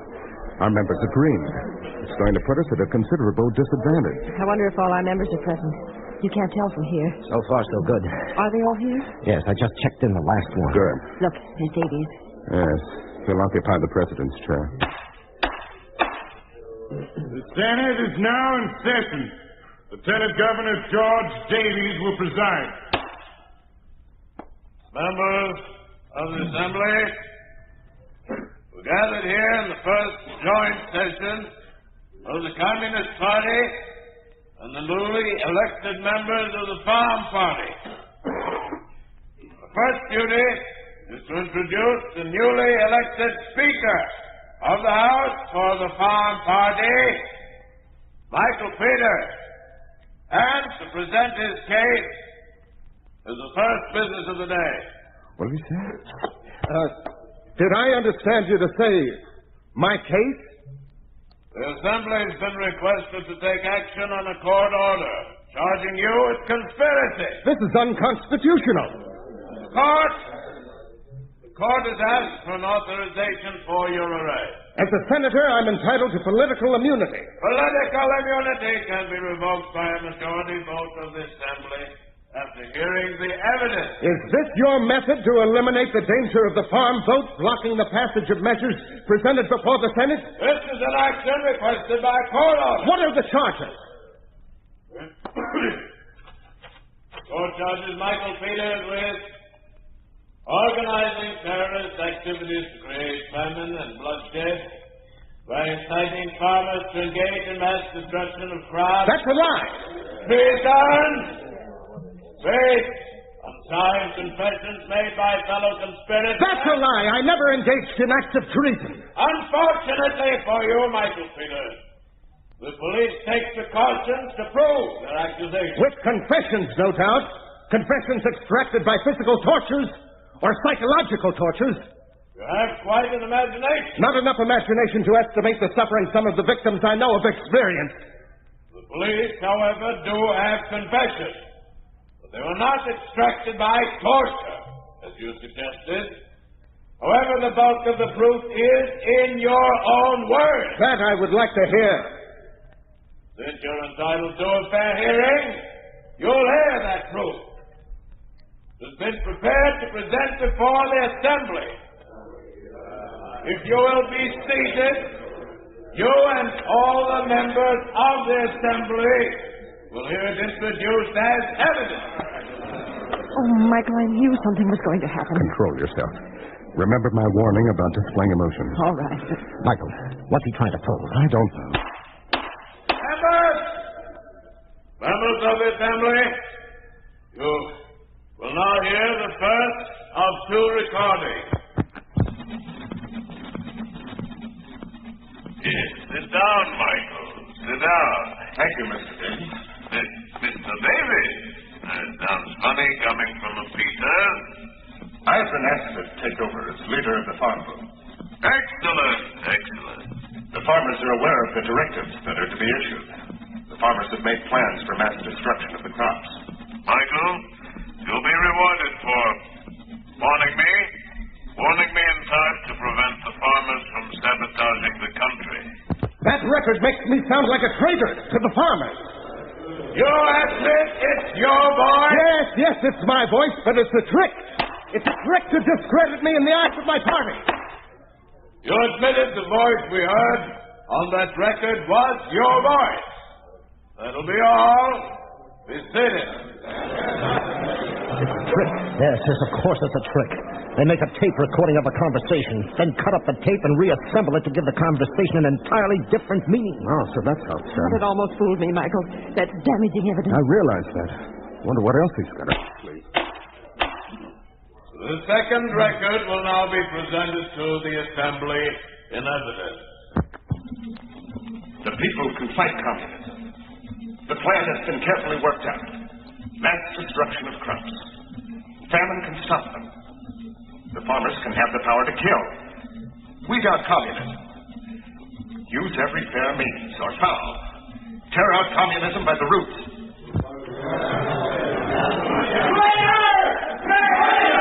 Let's get out of here. No use. The place is surrounded. Michael, No, hold me. don't you understand? Oh, of course I understand. They're going to take you away. I don't want the same thing to happen to you. It doesn't matter. Nothing matters now. Members of the Assembly, those in favor of revoking immunity, say yes!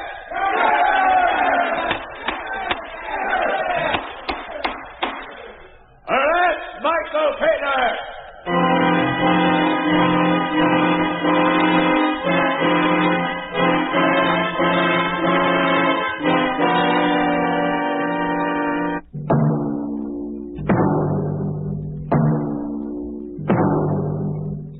You have just heard a story of what can happen to a political leader under a communist regime.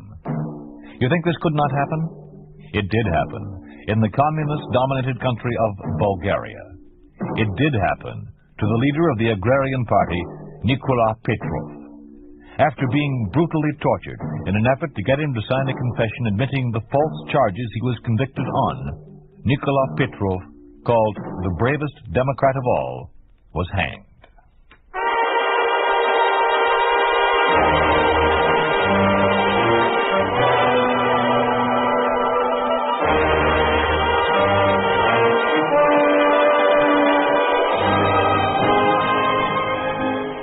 You've been listening to If Freedom Failed, starring Stan Waxman as Michael Peters in Trial and Terror. Paul Frees was Davies, Lou Krugman was George, Byron Kane was Tom, and Janet Logan was Claire.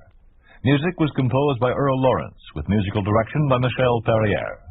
Trial and Terror was written for If Freedom Failed by Bill Tilak, produced and directed by Robert M. Young. Sergeant Lloyd Iyer speaking. This program has come to you through the worldwide facilities of the United States Armed Forces Radio and Television Service.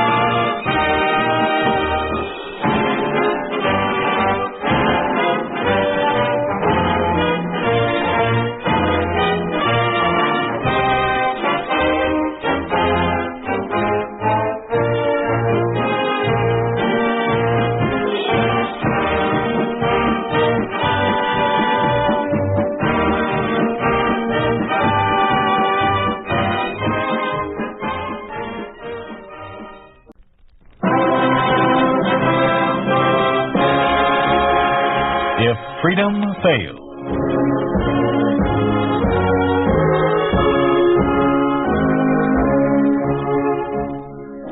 we'd like to take you on a visit to a town that doesn't exist.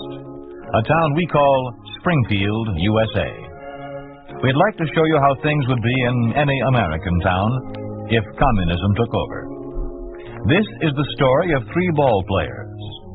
The story of what can happen to any sport under a communist regime. With James Whitmore in the leading role of Rudy Gans, this is the story of the ball players.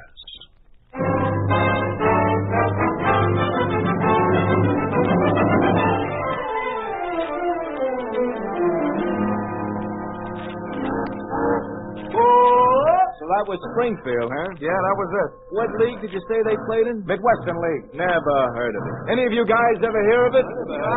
You see, nobody else never heard of it neither. What is it, some kind of a sandlot league? Sandlot? How could it be sandlot? It's where I come from. That's just what I was getting at, Rudy. I don't see what's so funny about that. Come to think of it, Rudy, I once heard of a pitcher in that league. Name of Chillicothe Brown. That sounds like no name to me. I never heard of no one named Chillicothe. Wasn't his name, boy. It was the place he came from. It was a nickname like Casey.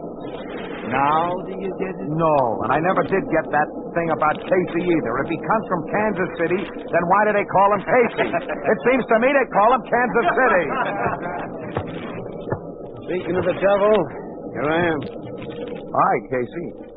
Hi, Rudy.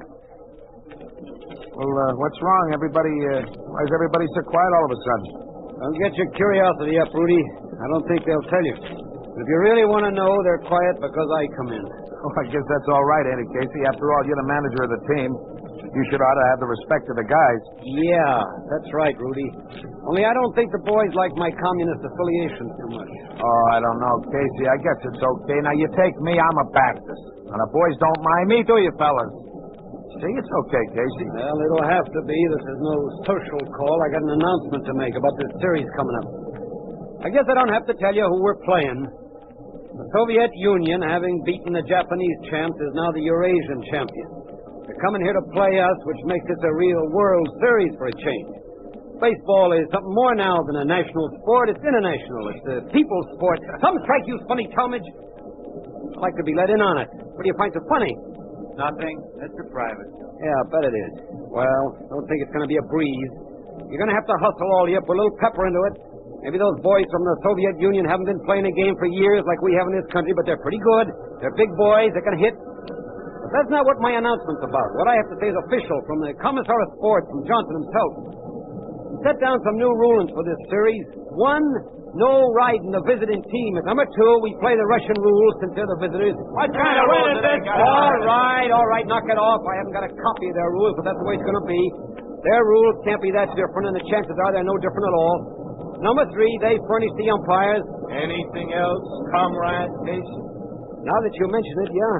In order to set an example for the young people of America, you're expected to address one another as comrade and to uphold at all times the high ideals of the People's Party. Otherwise... What, comrade? Otherwise, you lose all these fancy privileges you get for being big league ball players. You don't get a whole apartment to yourself. And that nice automobile you're driving goes back to the state and so on down the line. Just keep that in mind, comrade. Say, was he being sarcastic? It wouldn't surprise me if he was, Rudy. What do you suppose is eating him, Eddie? Casey wasn't always this way. He used to be real funny, remember? What's eating him? Maybe the same thing as eating us. Maybe he's full up to his craw with communists. I don't know. Maybe that's what it is. Well, look, if he doesn't like him, why does he have to do anything with him? Why don't he tell him to go jump? Same reason we don't, maybe. Baseball's all he knows. Maybe we've been misjudging Casey. What do you think, Mickey? I'll say the same. Judging from some of the signs you give us pitchers, I can believe that. I'll never forget that bunch you called for in the last game of the playoff.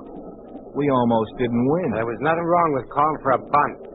If you didn't feel your position like a washerwoman, that man never would have got on. You pitchers are all alike. You got an excuse for everything. If it isn't a sore arm, it's because you didn't get to warm up good.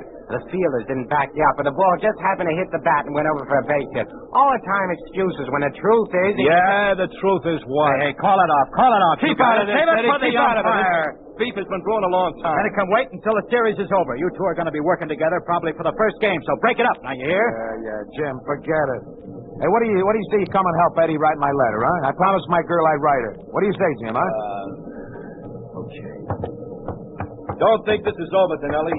We'll still settle this after the series. You know where to find me. Come on, Jim. Now sit down. You getting the pencil and paper ready? Yeah. Rudy, why don't you go to night school, eh? A man your age ought to be able to read and write. Well, I would, Jim, but we play so many night games. Now, what'd be the point of it? Anyway, I only want to write to this gal till she says she'll marry me. After that, it won't matter none. You ready, Eddie? Yeah, sure. Well, dear Effie, well, kid, here we are, heading into New York for the World Series.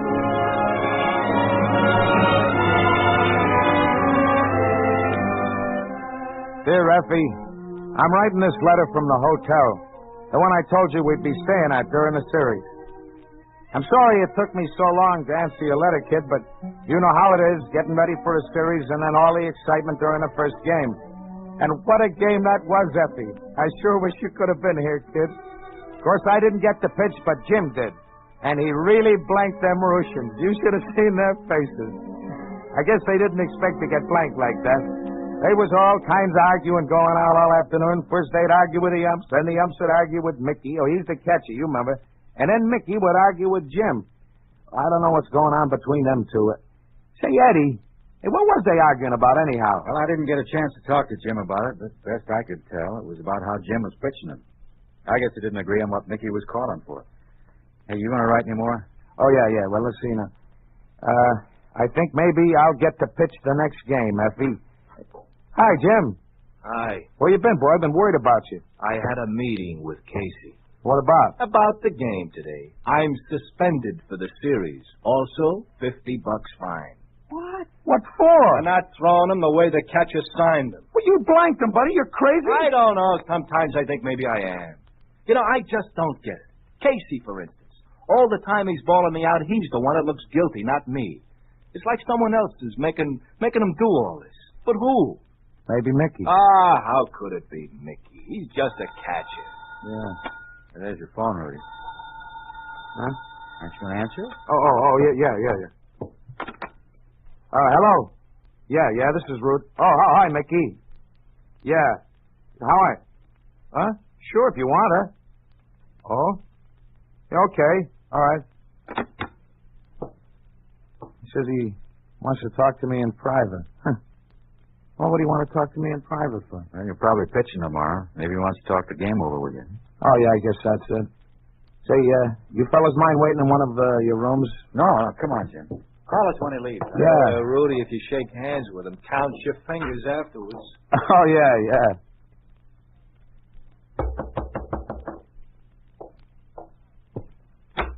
Hi, Mickey. Come on in. Thanks. You're pitching tomorrow, you know. Casey just told me that for sure. Oh, that's good. I guess if Jim can blank him, so can I, huh? Yeah, that's what I came to talk to you about, Rudy. Jim and I had some trouble today, you see. He didn't seem to get my signs at all.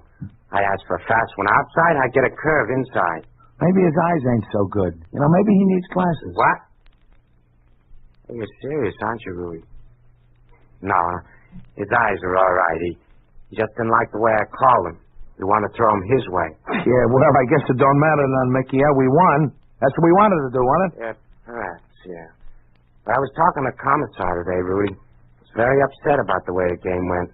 Blamed me at first till I explained to him that I called him different from the way that Thornton pitched him. So when we got that straightened out, he said to me that he hoped I'd have an understanding with you, Rudy. Said he hoped you'd pitch him the way that I called him. Said he was sure you would because he knew you really liked to play ball. Said he thought you had quite a future, even though you're a southpaw, Rudy. Said it wouldn't surprise him if you went a long way. See, that was nice of him. I didn't even think he knew who I was. You know, after all, I just come from the Midwestern League. He knows, Rudy. He's been watching you, see. So I hope you won't disappoint him, Rudy, because he's a funny guy, the Commissar. One day he likes you fine, but you cross him up or disappoint him, and he changes. Just like that. All of a sudden, you're suspended, and the next thing you know, you're working on a labor battalion. Like I said, he's a funny guy, that Commissar. Like a woman. Just don't know how you stand with him. Unless, of course, you do like he wants you to. Yeah. Well, that's all I wanted to talk to you about, Rudy.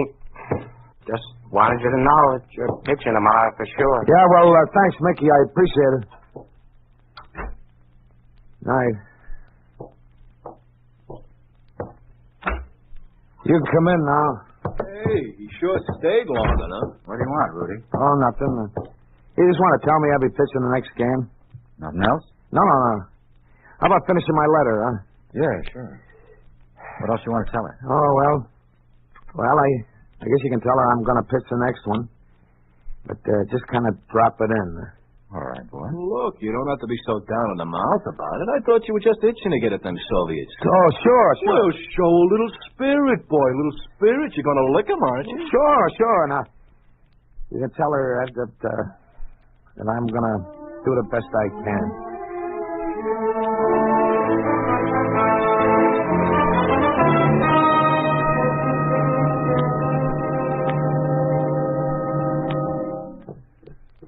I wish they'd hurry up in there. We ain't wrote my letter to Effie yet. Oh, Rudy, is that all you think about? Here's the two of us suspended and waiting to see the commissar. All you can think about is having Eddie write you a letter. All right, leave him be, Jim. He only wants to write her about the game. After all, she's his girl. I don't hear no talking in there. Hey, why do you suppose Casey and Mickey Donnelly went in ahead of us? I guess Mickey's telling him, the commissar, how I didn't pitch him the way he signed for, huh? I was all set to, you understand? But when I got on that mound, I began to wind up. Something come over me, and I throwed him like I seen him. Oh, hi, Casey. Come on in, boys. Shut the door, please. Yes, sir. I believe this is the first time we've met. For your information, my name is Johnson. You may have heard of me. I'm Commissar of Sports. Now, let me see. You there. Well, who, me? Yes, you. You're Talmadge, I suppose. I'll take odds you're Talmadge. You might lose. No, you fit the description too well. I knew before you came in here that if anyone was to shake his head disapprovingly, it would be you. Yeah? How'd you know that, Commissar? Because I'm Commissar of Sports and have to know these things. You're all alike, you big strapping athletes that have just a smidgen of mentality. The Thorntons and the Rudy Ganses don't much trouble me. But you semi-intelligent brutes, you do. I don't get this. What's he talking about? It isn't important, Rudy. And don't let that other thing bother you. What other thing? The fact that you want to haul off and sock me. How did you know? Because, as I said before, I'm Commissar of Sports and have to know these things. That's why I'm not worried about you three lads, in spite of what's happened. You mean the games? The games? Yeah. Us not pitching them the way Donnelly signed for. Well, I wasn't particularly pleased with your behavior, but that wasn't what I was referring to. Now, I mean this. These charges and allegations concerning you three. We can't see them from here, Commissar. What are they? Well, I won't bore you with reading them in toto, but they mostly concern some very nasty business about a payoff. What kind of payoff? Who pays off to who? That's right, Talmadge. I knew I could count on you to get us right down to the core of the matter. I like you better all the time. According to these charges, certain gambling elements have paid off you three lads to throw the series. That's a lie. Of course it is. There, Casey, you see? What did I tell you? It's a lie. Of course it is. You're darn tootin' it's a lie. If we was going to throw the series, would we have won 2 games like we did? No, I expect not. But then, according to these charges, you wouldn't have begun to throw the series until the 3rd game. That would be your game, Talmadge. And you must admit that would be the clever way to do it. Wouldn't it, Talmadge? I don't know what you're talking about. What are you driving at? All this shilly-shallying and sweet talk makes me nervous. Now, what's it all about? You do get excited, don't you, Talmadge? I've told you all there is. The details are here with proof. It's another black stock scandal. Statements of witnesses, canceled checks, confessions from the gamblers involved. Even a note written by Rudy implicating the 3 of you. It was a big mistake, Talmadge. You're not watching Rudy closer. Here, look for yourself. I am, Commissar. Only I think somebody else made the mistake. This note isn't in my handwriting. But naturally not. It's Rudy's. It isn't funny, Rudy. It is from where we're standing, Commissar. Rudy here, he can't even write X's backwards. Eddie writes all his letters for him. Everybody knows that. What? I'm sorry, Commissar. I would have told you, only I never figured... Shut up, Donnelly! What are you smirking at, Casey? Get out, both of you! Get out! Get out!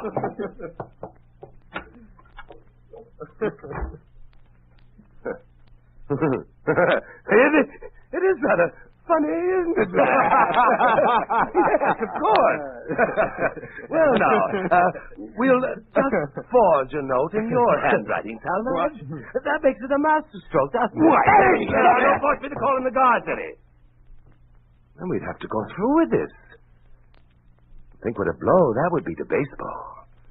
Oh, the game survived the Black Sox scandal. But do you really think it could survive another one? Think of all those kids playing in school diamonds all over the country. Kids that have your pictures pasted up in locker rooms. What are they going to think when they discover that their little tin gods are no more than cheap little tin horns?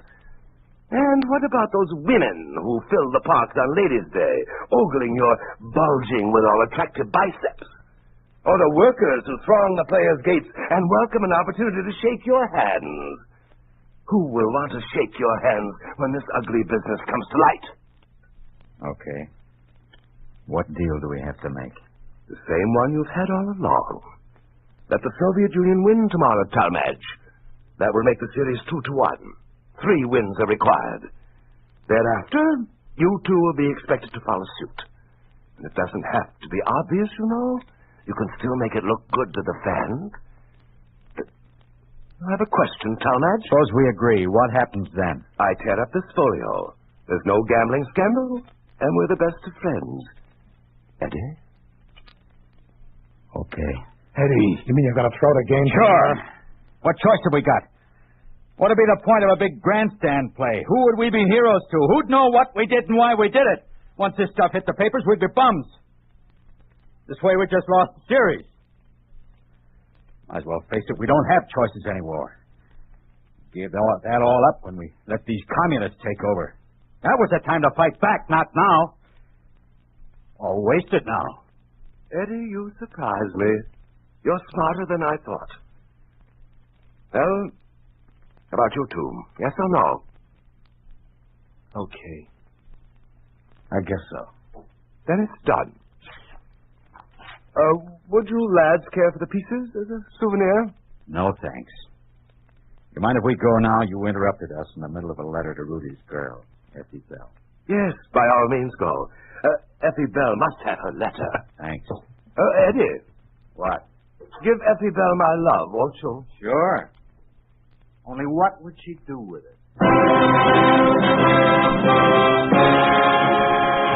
You are listening to The Ball Players, starring James Whitmore. A story of the way things could be if communism took over. A picture of what life would be like under a communist regime in an ordinary American town.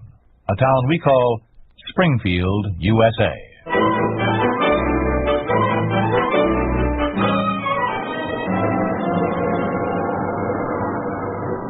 Hey, Jim. Yeah, Rudy, what do you want? Just wondering if maybe you'd write my letter to Effie. What? Oh, you don't have to. I was only thinking... jumping catfish, Rudy. Is this any kind of time to be writing letters? No, I guess not. I just thought it might do something to kind of get our minds off the game, maybe. Oh, sure. First to the 8th. The score 2-0 in their favor. And you expect a lousy letter to make us happy. Well, son, at least Rudy's trying. That's more you can say for Talmadge. Yeah, well, you shut up. You ought to say those things about Eddie. You know that fella. It ain't his fault. It's the way that Danelli's signing. Look at he's always signing for curves when Eddie's best ball is a slider. Get under it, Ralphie boy. Hey, I don't want to look. What did he do? Great bagger. Casey, do we have to have Talmadge in there? He's held him to 3 runs. He's doing all right. Play ball, you guys. Hey, Casey, Danelli and Talmadge are getting into it again. Yeah, Casey, don't you think you ought to go out and brief him on the Queensberry rules? Shut up, O'Hanlon. Benny, start warming up. I'm going up there. Hey, Casey, tell that butcher Talmadge has some scouts in the Midwestern League looking him over. I don't care what the agreement was. I'm not going to make myself look that bad. 3 runs is all I'm giving him. Yeah, we'll see about that. You notice Benny's warming up, don't you? All right, what's going on here? You two want to get thrown out of the game? What's up, Danelli? Every time I give him a sign out, he shakes his head no. Who's supposed to know about these batters, him or me? Look, Casey, he wants me to walk this one. There's one man in and a man on first. I get another man on, who knows what'll happen. Why should I get myself in a tight spot? What's the difference? So maybe they scored, yeah. Not so loud, you fool. There's lots of difference. They got 3 runs and just 1 more inning to go. That's enough for them. Why should we look worse than we do, huh, Casey? Answer me that. Well, All right. What do you mean, all right? Look, then, I'm still manager. Eddie's right. Why should we make ourselves look like punks? Go on, Eddie. Pop him out. Thanks, Casey. I didn't see him kiss and make up, Casey. For the last time I handed, shut up.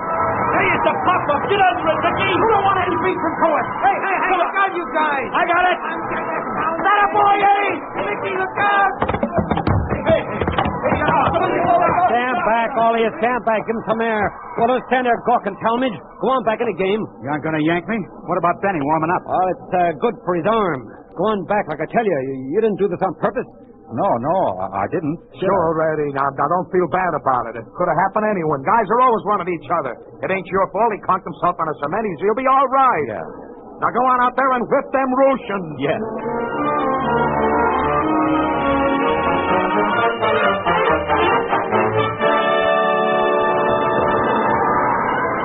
Hey, we're really rolling now, huh, guys? That's 3 men on. Boy, I wish I could get in that lineup. I got that dumb Russian's number. When that curveball of him begins to break before it leaves his hand. It's so slow I could probably write my name and address on it while it's coming up to me. If I could write. Rudy. Yeah, Casey. I want you to go in and pinch hit. Me pinch hit? With my batting average? You're not yanking Eddie, are you? No, you're going in for the third baseman just to pinch hit. Come on, let's get out there. Well, okay, but I can't promise you I'll land base it. I don't want you to, Rudy. All I want is a bunt, a nice bunt. What? But it don't make no sense, Casey, to go in and bunt when the bases is loaded. When did they appoint you manager of this team, Rudy? You just go in and bunt, like I tell you. Okay, Casey. Dance for Brubaker. Jan, batting for Brubaker. Okay, Uncle Joe. Better stand back, comrade catcher. I swing pretty wide.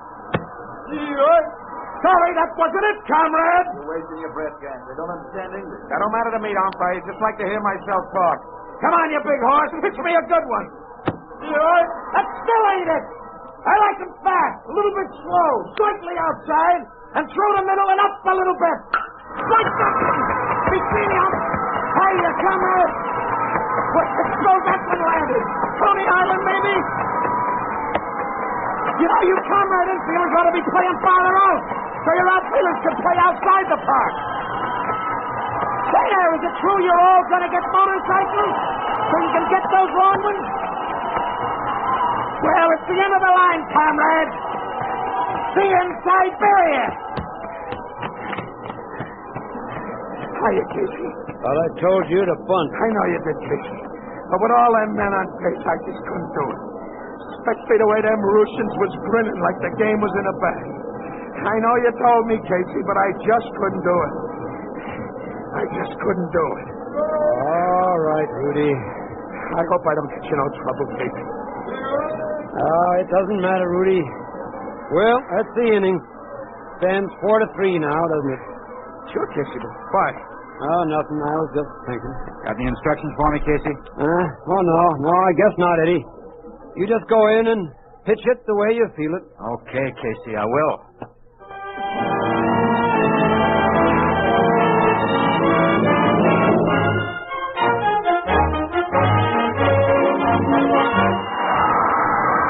Strikeout! That a boy, Eddie! That's whipping him! Just 2 more like that and it's our game, huh, Jim? What's wrong, Jim? Look behind you. We got company. Cops? Yeah. Hiya, Commissar. You brought quite a gang with you, huh? They all selling tickets to the policeman's ball? Shut up, Thornton. Sergeant, postmen at all the entrances. Yes, sir.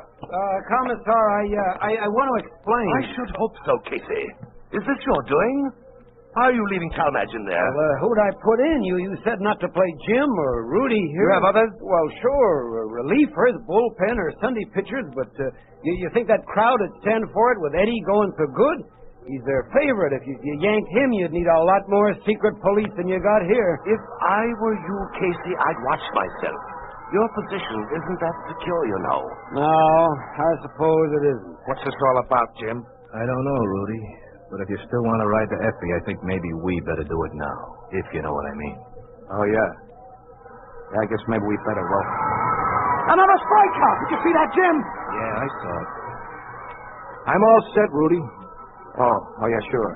Well, dear Effie, this is going to be a short one. But I wanted you to know something. I don't know how to write, Effie. Or read, even. Rudy, Rudy, you sure you want to tell her that? Yeah. Now just put it down, please, Jim, like I say. Okay, Rudy. Someone else been writing these letters for me. But I didn't mean nothing by it, kid, honest. I was just doing it so as I could lead up to asking you a certain question. But, well, who knows, kid, what's going to happen. Rudy, he did it! We win, boy! It's our series! Yeah, it's our series. It's our series, all right, Effie. But I guess you'll read all about it in the papers.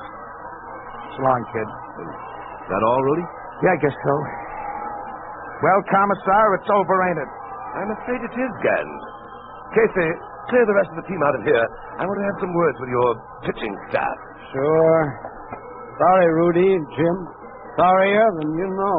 That's okay, Casey. Forget it. A very touching scene, gentlemen. Oh, here comes the conquering hero. Eddie, boy, you did it, didn't you? Yep, I did it. Hello, Commissar. Glad you could make the game. Hope you weren't disappointed. Frankly, Talmadge, I was. I had great many plans for you. I was beginning to like you, Eddie. I don't understand. What did you hope to gain by this? Not a thing. Then why did you do it? I just wanted to see what it was like to make a choice again. Well, I hope it was worth it, because you leave me no choice at all. The three of you are far too unreliable politically. I expect you've all heard of Leavenworth, the penitentiary? No, Commissar. They got a ball team there? Always the joker, eh, Thornton?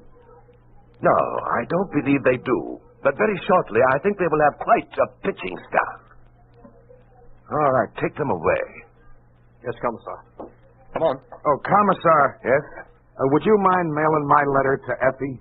Why, no, Rudy. Not at all. Not at all.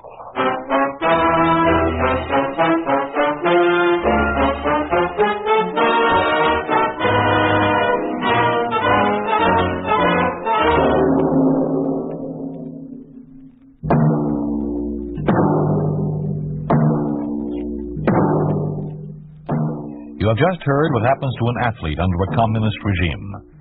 You have just heard what would happen to any American athlete if communism took over. You think this could not happen? It did happen to the forward line of a world champion amateur hockey team. It did happen to three Czechoslovak athletes, Vladimir Zabrodsky, Stanislav Konopashek, Václav Rosinak. These three athletes were arrested and thrown into prison for being politically unreliable.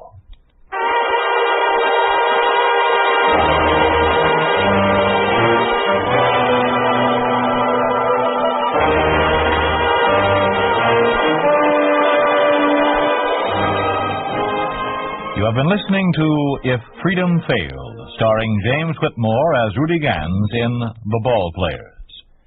The Ball Players was written for If Freedom Failed by John Blehos, produced and directed by Robert M. Young. Sergeant Lloyd Iyer speaking.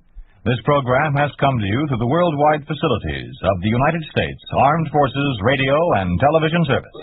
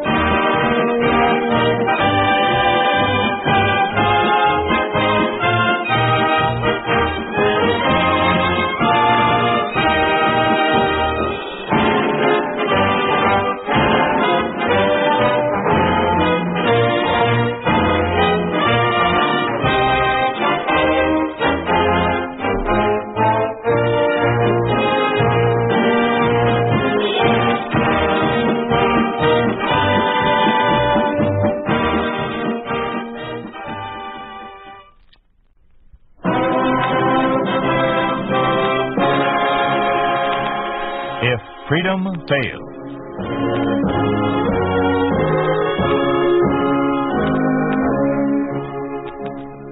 We'd like to take you on a visit to a town that doesn't exist. A town we call Springfield, USA.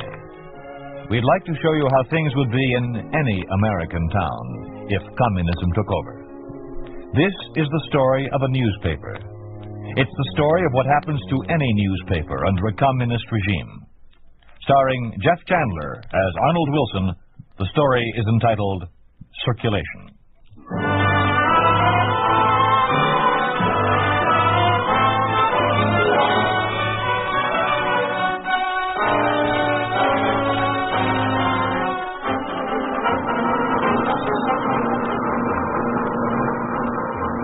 Wonderful plant, Mr. Wilson. Wonderful plant. The most modern in the country, Mr. Gordon. We turn out over 100,000 newspapers daily. Twice that on Sunday, in color. Very impressive. Very impressive. Springfield's only a medium-sized town, but we cover the entire Midwest Farm Belt. Would you like to visit the composing room? Thank you, no. I don't have too much time. You were going to let me meet the heads of the department. Oh, yes, they're waiting in the conference room. This door. It's one flight up. The elevator's right up. Let's walk, Mr. Wilson. I see the stairway right here. I enjoy walking. Good. Climbing steps is about the only exercise I get these days. Oh? I was under the impression you went around digging with a shovel or a trowel or something of the sort. Someone told me you were quite the archaeologist. I'm just a summer archaeologist of very amateur dimensions. Publisher doesn't have too much time for his hobbies. His ambitions get in his way, I suppose. Oh? What are your ambitions, Mr. Wilson? To have the biggest newspaper circulation in the world? Not too profound an ambition, is it? Oh, I don't know. A plant like this deserves it. If we of the Press Directions Bureau can help you, feel free to call on us, please. Feel free to call on us. Thank you, I will. Here we are. Gentlemen and Miss Hunter, this is Mr. Edward Gordon of the Press Directions Bureau. How do you do? I regret that only now have I found time to visit your fine newspaper. As I was telling Mr. Wilson, I have just completed a tour of the press of the country, and nowhere have I found an establishment that surpasses yours. That's about all. I just wanted to say that the Press Directions Bureau is at your service at all times, day or night. At all times.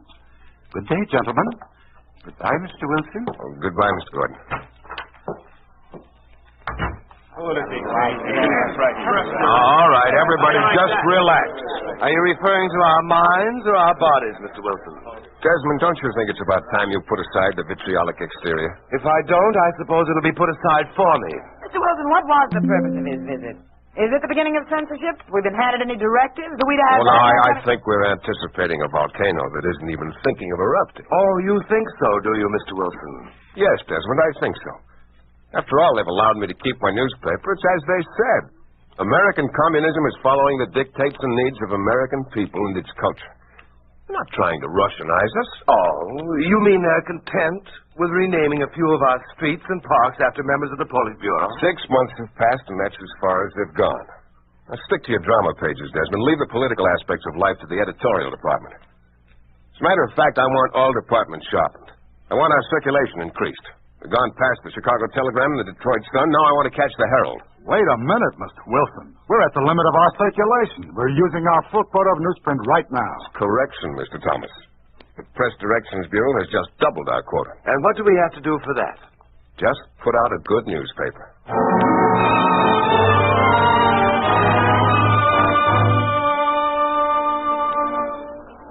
Copy, boy. Take this, please. Yes, sir, Mr. Desmond. The boss wants to see you. Right. He wants you to bring a copy of your latest review. Right.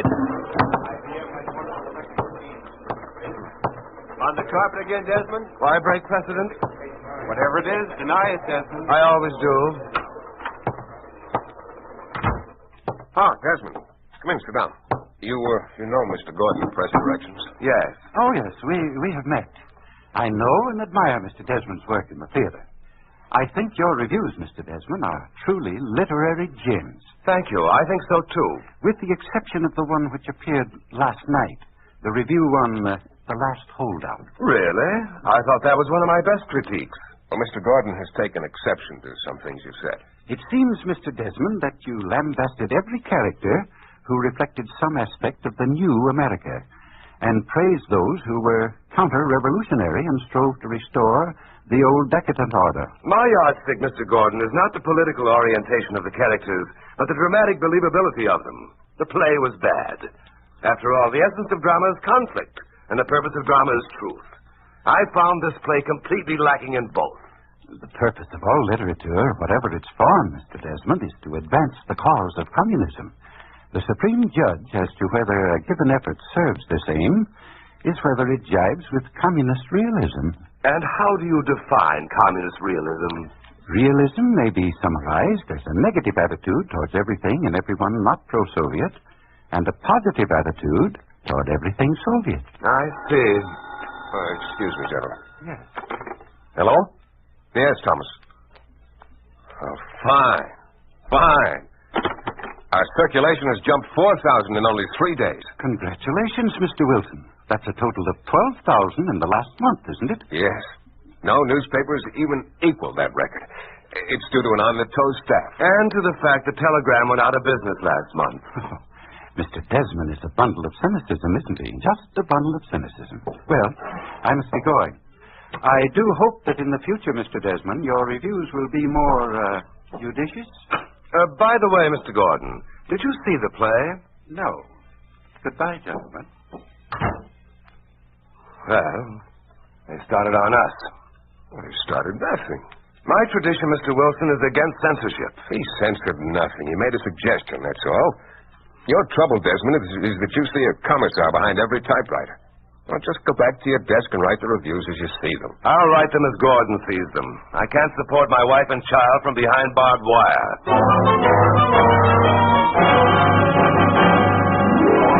Look, Mr. Wilson, I've been advertising manager of this sheet for 25 years. What am I supposed to do? And what are the other people in my department supposed to do? Well, they still have jobs with this paper, Jameson. But not in advertising. Well, now, get it through your head. The state has decreed no more advertising. Might be a good thing, too. Too often the advertisers have tried to interfere with our policy.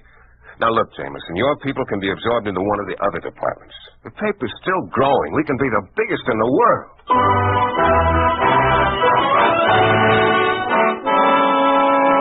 Mr. Wilson, how are we going to keep the interest of the woman subscriber? Frankly, I don't know, Miss Hunter. That's your department, your problem. But no rotogravure section. What kind of an excuse is that? Rotogravure is a bourgeoisie hangover, a decadent reminder of a dead age. Well, I don't like the way they phrase it. And the directive about eliminating fashion reports. Beauty aid society doing. Well, after all, Miss Hunter, is that so important? Well, to a woman it is. A woman's life is drudgery enough, taking care of a home, a husband, a family. One of the ways she used to get out of it, for a short time at least, was through the pages of this newspaper. She doesn't want to constantly read about the hard lot of the female in Azerbaijan, the collective life of the collective woman in Bulgaria, or the number of acres tilled by the woman of Tibet. One of the functions of a newspaper is to educate the people, to keep them informed. Right. But do we have to keep them informed about only one aspect of life? Can't they be educated and have enjoyment at the same time? I thought the idea was to bring everybody up to our standards, not to bring us down to the lowest common denominator of women. You've got a point. I'll check with press directions and see what can be done about that directive. But the rotogravure is definitely out. It's a question of circulation. We can't spare the newsprint. Why not? Because our new quota carries the stipulation that the newsprint is to be used to report only upon those things connected with communist realism.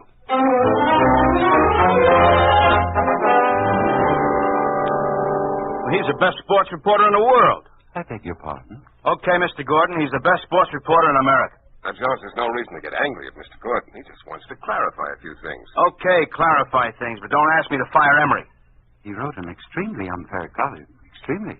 He wrote that the Illinois basketball team was far superior to the Soviet Union champs. He wrote that the game was a farce. He wrote that we had to use their rules, their referee, their different type ball. He wrote that Illinois so outclassed the Soviet Union that it was ridiculous. He wrote that the final score was Soviet Union 102, Illinois 44. He wrote that this state of affairs prevails in every sport in this country when a Soviet Union team visits the United States. He wrote that it's a must that American teams lose to Soviet teams. An extremely derogatory and a discourteous way to write about a brother country. That's why he's to stop writing. That's why he's to be discharged. Or at least that's my suggestion, Mr. Wilson. Emery should be discharged. Best sports reporter in the world. In America. I hope my suggestion meets with your approval, Mr. Wilson. It would please my office considerably if you discharged Mr. Emery. Considerably. Well, I'll tell him. Oh, wait a minute, Jones. Have Emery report to Desmond in drama. Let him work there for a while.